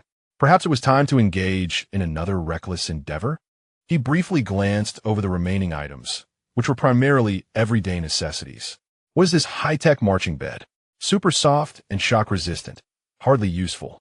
And this climbing rope. Was it not merely an ordinary rope, albeit longer and more securely tied? It was just perfect to accompany the marching bed above. As for the combat suits, he certainly had no need for so many. He would let the little girl distribute them later, deducting the cost from her wages. The advanced mutagenic elixir, however, posed a quandary. Had it not been for the current predicament, it would have undoubtedly been for Jiang Yu's use. Yet now, it seemed that she remained the only viable recipient. Her extraordinary ability is indeed a formidable weapon. As long as her speed is sufficiently swift, she can effortlessly eliminate 5th tier zombies with a mere touch. However, her team remains critically understaffed, with over 900 members who are utterly incapable of fending off the relentless assault of hordes of zombies. Nonetheless, there is no need for haste. Since the onset of the apocalypse, the number of female survivors has been drastically outnumbered by their male counterparts, and even fewer women dare to confront zombies head-on, making their presence exceedingly rare. In this regard, men undeniably hold both psychological and physiological advantages. As night fell, Xiao Jun emerged from his room. He first glanced into Li Jingyin's room next door. She had awakened, yet her pallor from excessive blood loss was still quite alarming. Brother Jun, I'm fine. Please don't blame Yaya, she said. It was quite endearing that her first words were a plea for the well-being of Jiang Yu. Xiao Jun could not help but smirk inwardly while maintaining a composed exterior. Is there any trouble with the zombies tonight without Li Jingyin? Jiang Yu had been vigilantly guarding Li Jingyin's room, remaining silent until Xiao Jun initiated conversation. "No," she replied, her voice hoarse, likely from crying. "Very well. Take this mutated serum," he instructed, leaving the room without awaiting her reaction.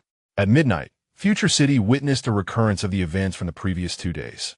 The female fighters, each harboring pent-up frustration, engaged in combat with exceptional ferocity.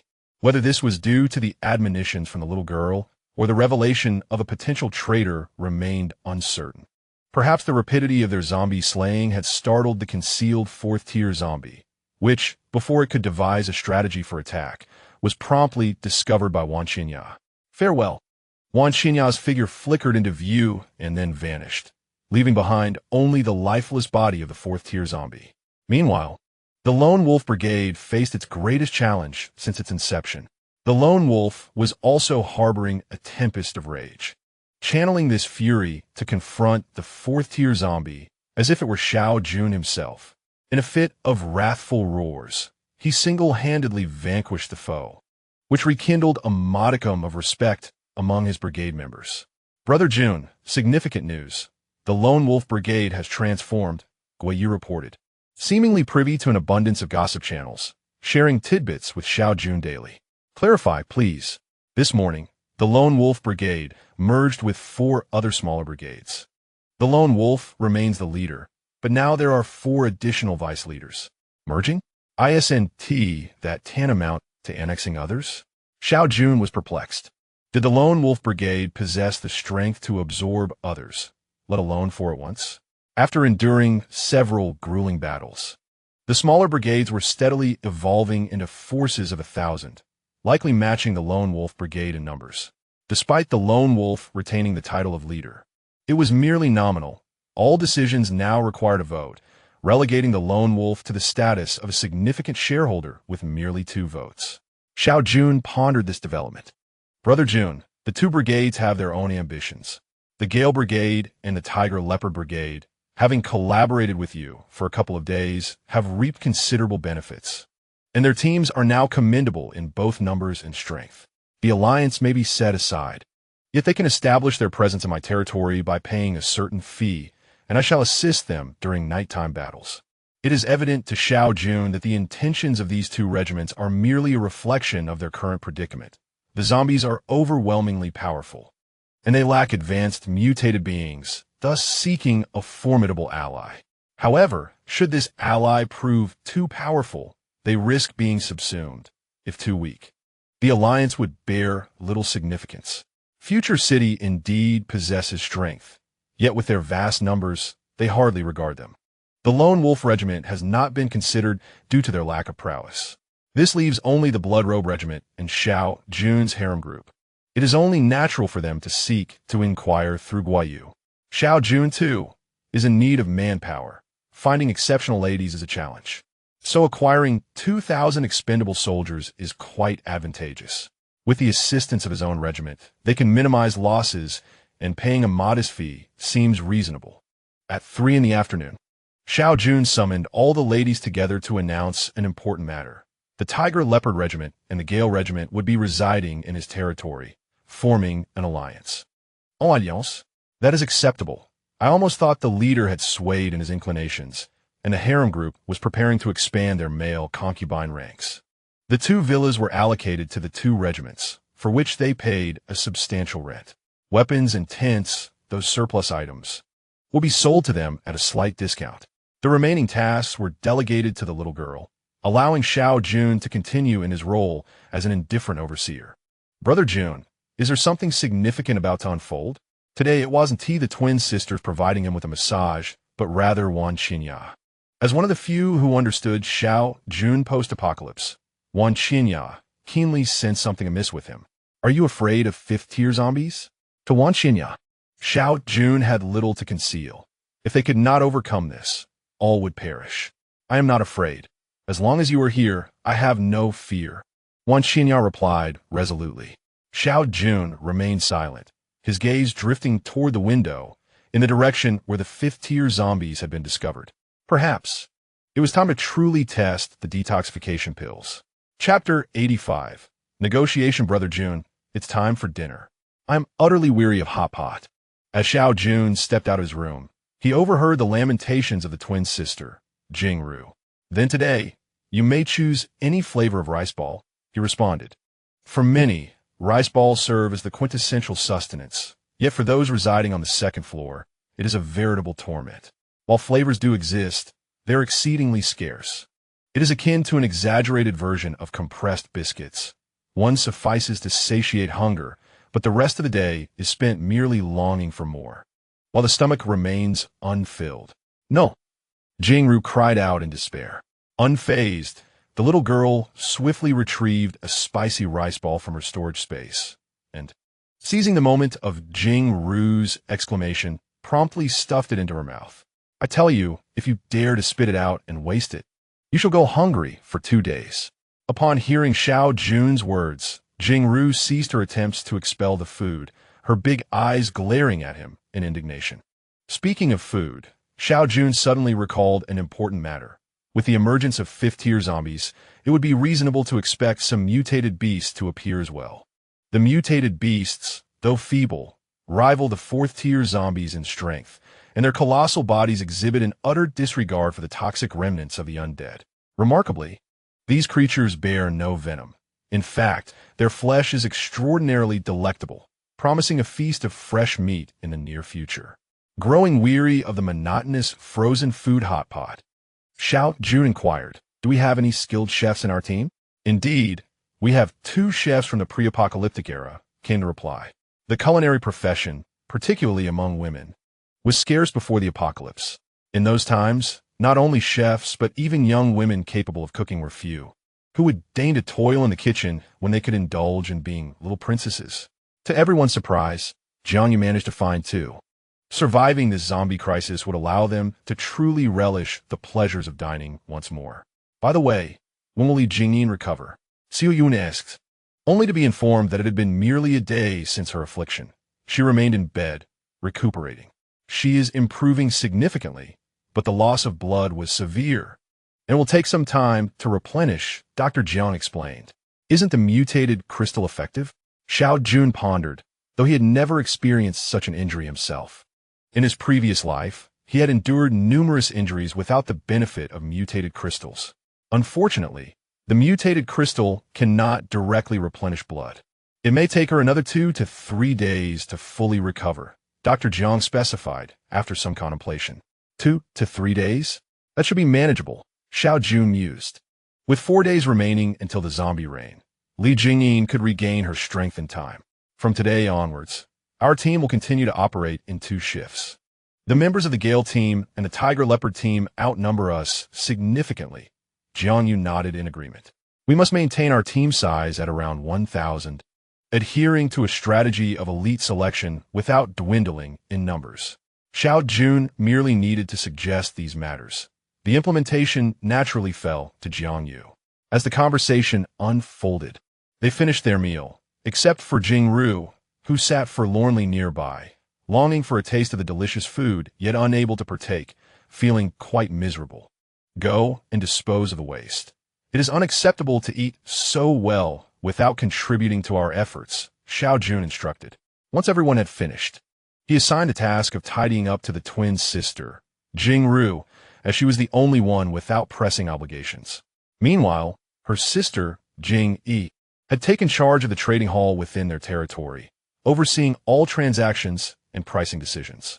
Jingru found herself the sole idle one on the second floor.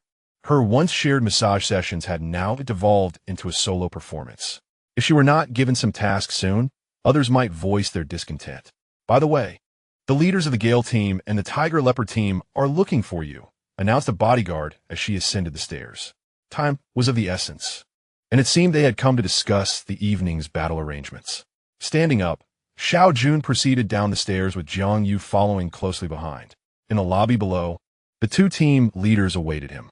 The first time Xiao Jun laid eyes on them, he was taken aback, nearly laughing out loud at their contrasting appearances.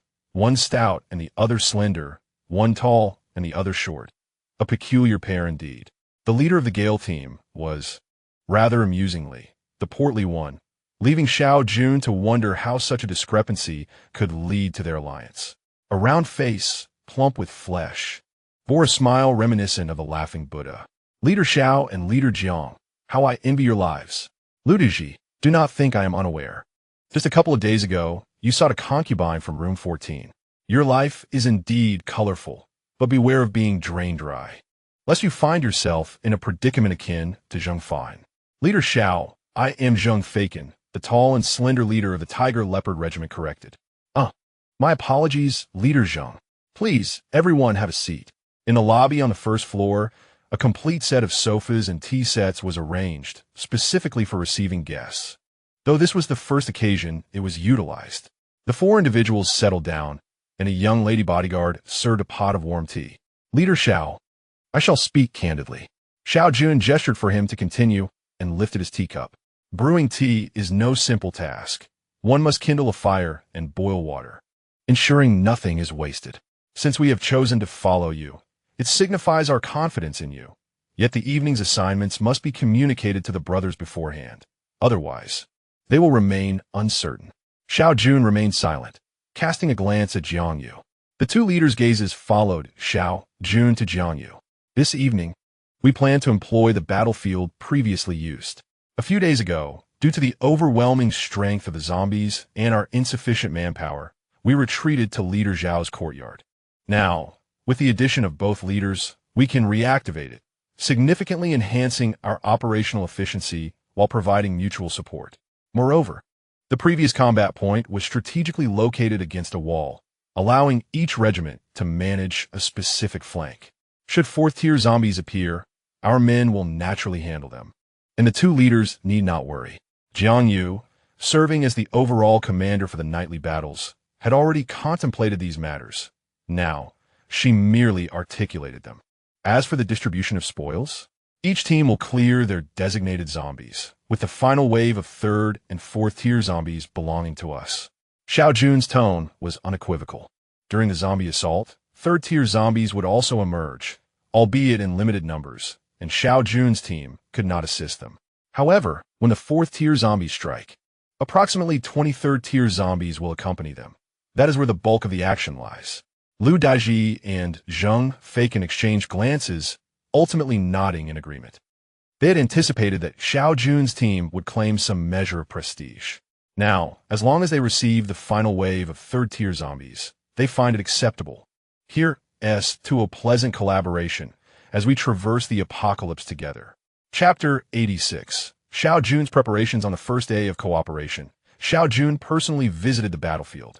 The two regiments appeared invigorated, almost as if they had been injected with adrenaline. If one were to disregard the casualty count and focus solely on appearances, Xiao Jun might have believed that the two regiments were comprised predominantly of third-tier individuals. Yet, many within those regiments were still first-tier mutants. Perhaps this is the power of hormones. Although Xiao Jun's team deployed only half of their female members that night, the presence of two large groups absorbing the enemy's ire diminished the pressure significantly. As for the ambush by the fourth-tier zombies, the leader is seated here, though we are no longer treated to his delicious fried rice. Nonetheless, it is inconceivable that a mere fourth-tier zombie could overpower us. Speaking of which, the leader's fried rice is indeed delectable. There's an old adage that says, once you savor fried rice, you become increasingly capable. My father, born in the 2000s, certainly did not deceive me. That night, the ladies fought valiantly against the zombies, driven by the desire to indulge in more of the leader's signature dish.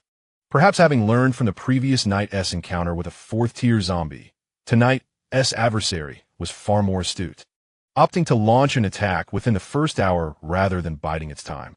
This was the first time both the Gale and Tiger Leopard teams witnessed such a spectacular scene directed at them.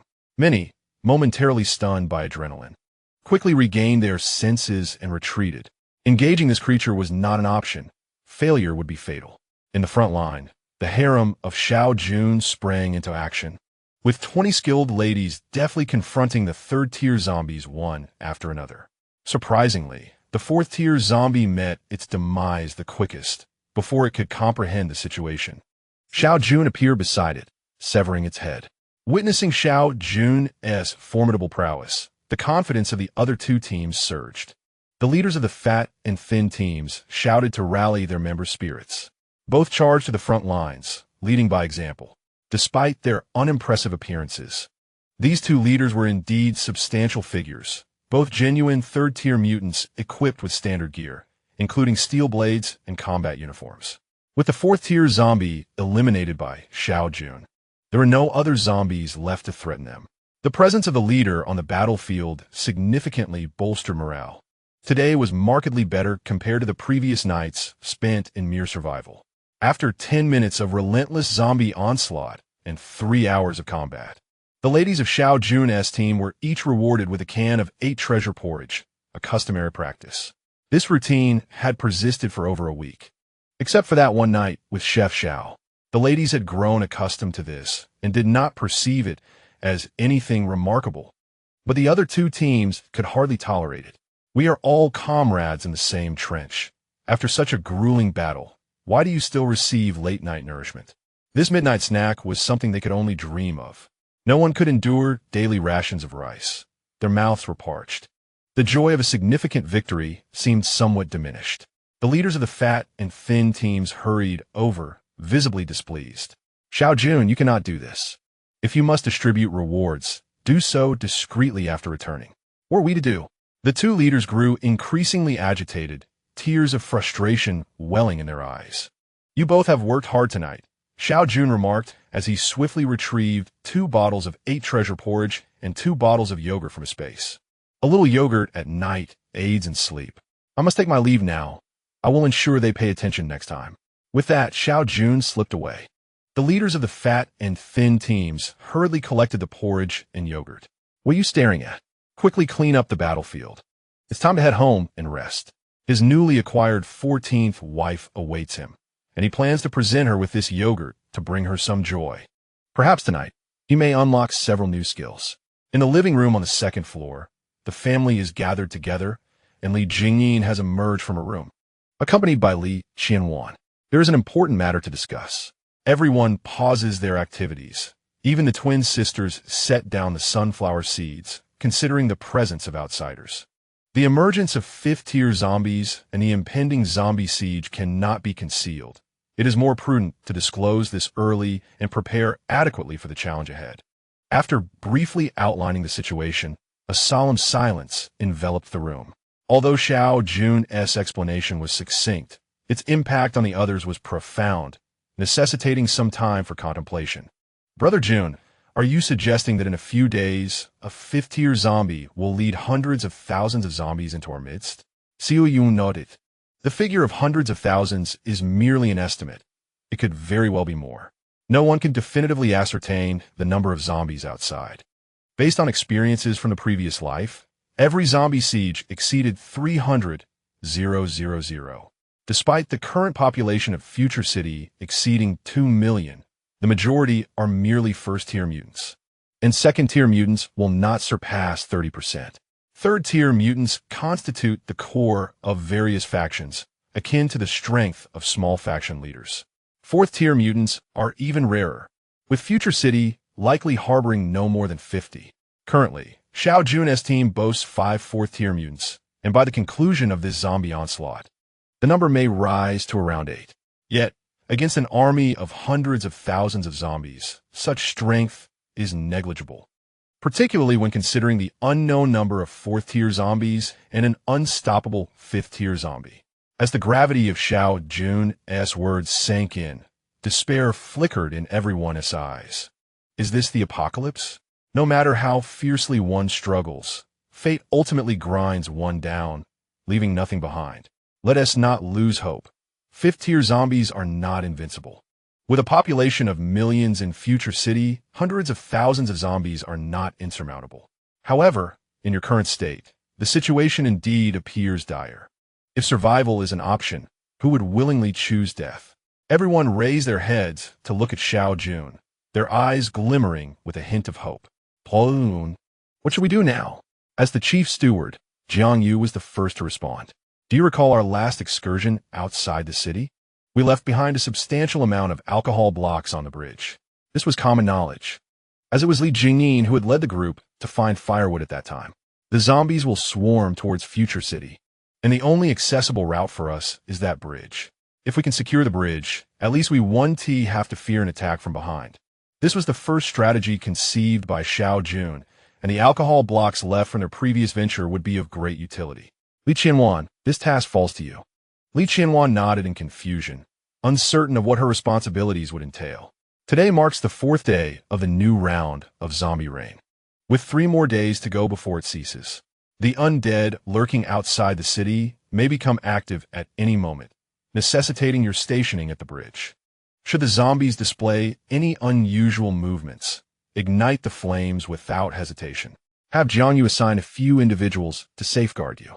The 5th-tier zombies may approach from any direction, yet they will not be the first to charge. Once the fire blazes, any number of zombies that come forth will surely meet their demise. Jiangyu, how many alcohol blocks do we still possess? He had previously instructed Jiangyu to gather more, yet given the limited time that has passed, he was uncertain of the exact quantity. There are not many alcohol blocks, but I have managed to acquire something far more formidable. A gas canister abruptly appeared in the living room, and Jiangyu smiled with pride. Wow, this is far superior to the alcohol blocks. We should assign a few people to protect Li Qianwan and simultaneously toss all of these onto the bridge. How many are there? 34. Jiangyu revealed a figure. So many? Xiao Jun had expected perhaps 10, but was astonished to discover such a number. If we toss them all, the explosion's force might very well collapse the bridge. He recalled having seen news reports of firecrackers bringing down bridges in the past. All right, let us wait for the zombies to make their move before we act. Lest we risk being attacked from behind if the bridge remains intact. All eyes turned towards Li Qianwan. Swallowing hard, she nodded. As a fire ability user, it was most fitting for her to handle this. After all, one could hardly expect someone to fumble with a lighter while the zombies commence their siege. Starting tomorrow, we shall clear the zombies at the bridge during the day, ensuring that Li Qianwan is ready to engage as soon as the zombie reign concludes. Jiangyu nodded, deeming the arrangement feasible, and vowed to commence preparations the following day. Brother Jun, should we notify the others? The zombie siege poses a threat to all survivors, not just their team. Disseminating the information would be prudent to allow everyone to brace themselves. I will inform Chen Gang of this, but we will refrain from revealing it to others for now to prevent chaos. If everyone realizes that they have less than a week to live, Future City would undoubtedly descend into utter disorder. We might not even need to wait for the zombie siege. The impending zombie reign could annihilate a significant portion of Future City tomorrow. Understood. Several individuals nodded in agreement. Xingyi, how many 3rd-tier mutated crystals have you managed to obtain? The trading hall has always been under Jing Yi's management, and she has handled the exchange of mutated crystals single-handedly. 3rd-tier mutated crystals are exceedingly scarce. Despite our generous exchange rate, we have only acquired 7. It appears that before the zombie siege, it will be impossible to ascend to 5th tier through 3rd-tier mutated crystals. However, we have successfully exchanged a substantial number of 2nd-tier crystals. With a couple more days, we could elevate to a 4th tier. The responsibility for upgrading 2nd tier to 3rd-tier crystals lies with Jiangyu and the little girl.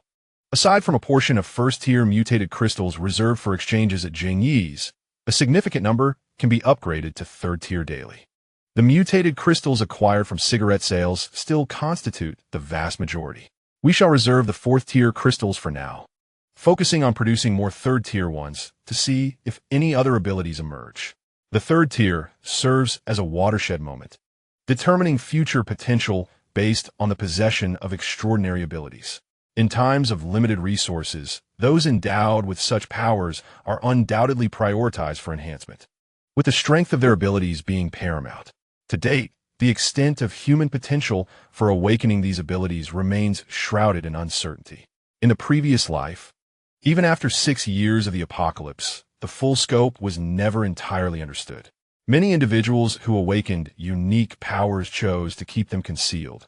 For instance, Wan Xinyan and Jiangyu, aside from Xiao Jun and a select few familiar faces, remain enigmatic to others regarding the specifics of their abilities. Only the more conspicuous powers, such as fire manipulation or resilience, are easily identifiable upon use, and these are quite prevalent with the majority of people awakening such abilities. As the dawn approached, the weight of this significant revelation left everyone restless and devoid of sleep. Xiao Jun had only outlined a general direction. The finer details would require the deft handling of Jiang Yu and her companions. "What shall we have for breakfast?" Xiao Jun inquired suddenly. "Let's have noodles. I'll have them prepare it now." On the first floor, aside from the 4 bodyguards, 2 chefs had also settled in, with the boiler already set up, yet lacking the materials to fully showcase their skills. Nonetheless, breakfast could still be arranged: noodles, rice noodles, and even the possibility of making buns or dumplings, as they had an abundance of ingredients. Reflecting on it now, Xiao Jun's preparations prior to the apocalypse were solely aimed at sustaining the initial 31 young women. With people, he could secure more resources. Unlike many teams that banded together only after the establishment of Future City, he had struggled alone in the early days of the apocalypse, unable to support even himself, let alone a large group. Furthermore, the emergence of airdrop crates had lulled many into a false sense of security, leading them to mistakenly believe that pre-apocalypse supplies were not as critical as they truly were. This misconception allowed Xiao Jun to capitalize, gathering resources extensively for an entire week, which ultimately led to the comfortable life they now enjoyed. After breakfast, Xiao Jun departed the territory alone, heading once again to Guayu's residence. He held absolute trust in Guayu, always hearing nothing but respect for himself from within. "Brother Jun, I am at your service," Guayu replied. After Xiao Jun briefed him on the situation, "Annie should stay with me for now. When the zombies attack the city, you must bring your people to my territory immediately." Guayu, now a 3rd-tier mutant, was left with 1,000 2nd-tier mutated crystals by Xiao Jun to elevate him to the 4th tier. His berserk ability was rare and extraordinarily powerful, and reaching the 4th tier would provide substantial support. He had already risen to the rank of captain in Future City, commanding several hundred individuals, and when the time came, he could lead them directly to his territory, which offered a glimmer of hope. Given the current scarcity of personnel, such measures were necessary. Future City, with its vast resources, could afford to lose a few hundred people. It would merely be regarded as the first wave experiencing a higher-than-usual casualty rate. "Take care of yourself. I will seek out Chungang." After repeatedly cautioning Guiyu to conceal his upgrades, lest Chungang inquire about the origins of his mutated crystal, the atmosphere in the guest hall of the Future City Lord's residence was tense. Upon hearing that Xiao Jun was visiting, Chungang was taken aback. The last time Xiao Jun came, he profited handsomely from the cigarette trade. This time, he wondered what good fortune might be in store. Once Xiao Jun entered, the two engaged in conversation for over an hour. After Xiao Jun departed, Chun Gang's countenance darkened considerably as he paced alone in the vast reception area, his unease palpable. Moments later, he seemed to arrive at a decision. "Quickly, summon Mr. Zhuge. I have urgent matters to discuss with him." Chapter 87. You cannot leave me to struggle alone. Ah, Commander Xiao, what a pleasure to see you again. No wonder I felt a surge of excitement upon leaving. It must be due to our encounter. The lone wolf wore an expression of discomfort, yet it swiftly transformed into a beaming smile. Such a character would surely shine as an actor. Why must I encounter this harbinger of misfortune again? Each meeting brings ill tidings. Originally, Xiao Jun had intended to leave directly, but upon hearing these words, he turned back. "Commander Lone Wolf, it has been too long." The lone wolf felt a pang of distress. Had this relentless figure not just been about to depart? Yet, he forced a smile. "Commander Xiao, you must be busy. We shall have ample opportunities to meet." As Xiao Jun approached step by step, the lone wolf's discomfort grew, akin to an unpalatable meal he could not voice. The previous incident had become common knowledge within their ranks, revealing that their leader was closely bonded with Commander Xiao as steadfast brothers. Thus no one dared to obstruct him. Xiao Jun reached the lone wolf and affectionately placed a hand on his shoulder. "Where are you up to? I have plenty of time. What are you planning, brother? At this hour, what could one be doing outside?" It was a rhetorical question. The answer was obviously to seize an airdrop crate. The lone wolf internally scoffed at the thought, suspecting the young man harbored ill intentions. "Nothing much. Just taking advantage of the fine weather to stroll with the brothers and witness the splendor of Future City." Xiao Jun nearly burst into laughter. This lad had quite the talent for fabricating absurdities. I hear the Lone Wolf Brigade has grown significantly, nearly rivaling Future City itself. Perhaps I shall need to rely on you in the future. Since he enjoyed the pretense, Xiao Jun was willing to indulge him. After all, he had no qualms about wasting time. Moreover, it was likely that Jiang Yu and her team were currently scavenging airdrop crates, effectively reducing a potential adversary. Very well. I shall certainly look out for you, but I have pressing matters to attend to. Shall we reconvene another day? The lone wolf could no longer contain himself. The airdrop crates had already landed, and every minute wasted was a loss of resources. The Lone Wolf Brigade had swelled in numbers, requiring ample resources for sustenance. How about we celebrate with a couple of drinks now? It could serve as an early toast for the Lone Wolf Brigade. Enough of this, Xiao Jun. What on earth are you planning? Frustration boiled over. If he continued this line of conversation, the entire day would be squandered. I have no particular intention. I merely wish to convey a piece of information that pertains to the future of your Lone Wolf faction. Just as the Lone Wolf was about to retaliate, Xiao Jun discreetly exerted pressure, rendering him immobile. This information was recently sold to Mayor Chun Gang of Future City for a substantial sum of 50 third-tier mutated crystals. However, as brothers, I am prepared to offer you 30 of those crystals. What do you think? The Lone Wolf, though tempted to unleash a torrent of curses, suppressed his ire, mindful of the weight upon his shoulders. Trust me, acquiring this information will undoubtedly benefit you. Even Mayor Chun Gang purchased it at the cost of 50 crystals. Wouldn't you agree? The Lone Wolf hesitated. Xiao Jun had indeed arrived from the direction of Future City, and given the early hour, it seemed unlikely that he would venture there without significant reason. Could it be that he was not deceiving him after all? Should he part with 30 third-tier mutated crystals or not? If he chose not to, it appeared that Xiao Jun would persist in his obstruction. The Lone Wolf found himself in a quandary, his indecisive nature laid bare. Let us do this. I shall impart the information to you first. I am not afraid of your potential dishonesty. Should you choose to disregard my words without compensation, you are well aware of the consequences. The impending zombie siege is a grave matter, and unity among all human forces is imperative. Although the Lone Wolf harbors some animosity towards me, now is not the time for grievances. Moreover, by tonight, at the latest, Mayor Chun will disseminate this information to several prominent factions, and the Lone Wolf faction is certainly among them. Thus, it would be prudent to extract some funds from him now, even if it is at his expense. Without regard for the Lone Wolf's consent, Xiao Jun divulged every detail concerning the 5th-tier zombie siege. Initially reluctant, the Lone Wolf's expression shifted as he began to listen intently. Well, did I deceive you? Tell me, is this not worth 30 third-tier mutated crystals? The Lone Wolf remained lost in contemplation of Xiao Jun's revelation, his silence lingering. Xiao Jun did not press him. After all, the information had been imparted, and compensation would ultimately be rendered. After a prolonged pause, the Lone Wolf suddenly produced 30 third-tier mutated crystals, sincerity etched on his face. If this is indeed true, the information is certainly worth the price. However, could you perhaps find another to fleece? I have been thoroughly drained. With that, the Lone Wolf departed with his companions, and Xiao Jun did not attempt to stop him. The weather was indeed splendid, and he had managed to acquire 30 mutated crystals without effort, alleviating much of his previously heavy heart. Later that afternoon, an urgent announcement echoed through the major factions of Future City. A horde of zombies would besiege the city in 3 days. This news spread like wildfire, swiftly reaching every corner of Future City. Concurrently, elite teams mobilized to maintain order within the city. Xiao Jun, however, did not receive this news as he was napping. Nonetheless, Jiang Yu represented him in this critical undertaking. This situation transcended personal matters. It concerned the very survival of humanity in Future City. Only through the unification of all available forces could they hope to overcome this dire challenge. Is everything in the faction all right?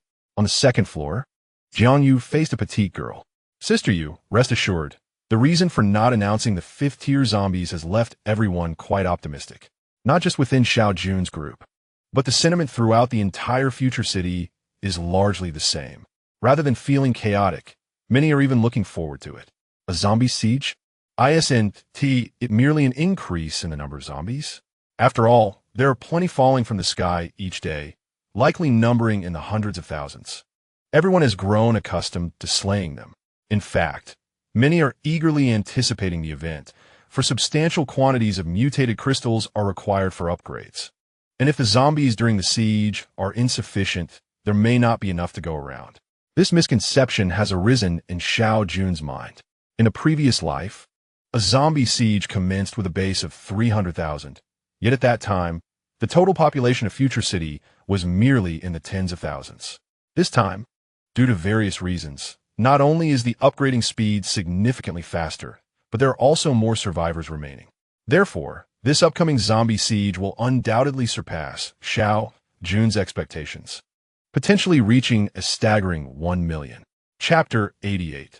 The allure of cooking at 7 in the evening. Jiang Yu was busily tallying today's harvest with the little lowly, while Jing Yi diligently calculated the recent trading market conditions. Dr. Jiang was conducting a checkup on Li Jingyin to assess her recovery. Jingru was engrossed in a comic book. "I'm so hungry." The captain said he wanted to test the practicality of that military cot. "How much longer must we wait?" "I'm starving." Jingru closed her comic book. Although it was captivating, it certainly did not satiate her hunger. Yesterday, she had come up empty-handed and had been forced to eat a rice ball, leaving her taste buds unfulfilled for the entire day. With Jingru's exclamation, the others began to feel a twinge of hunger as well.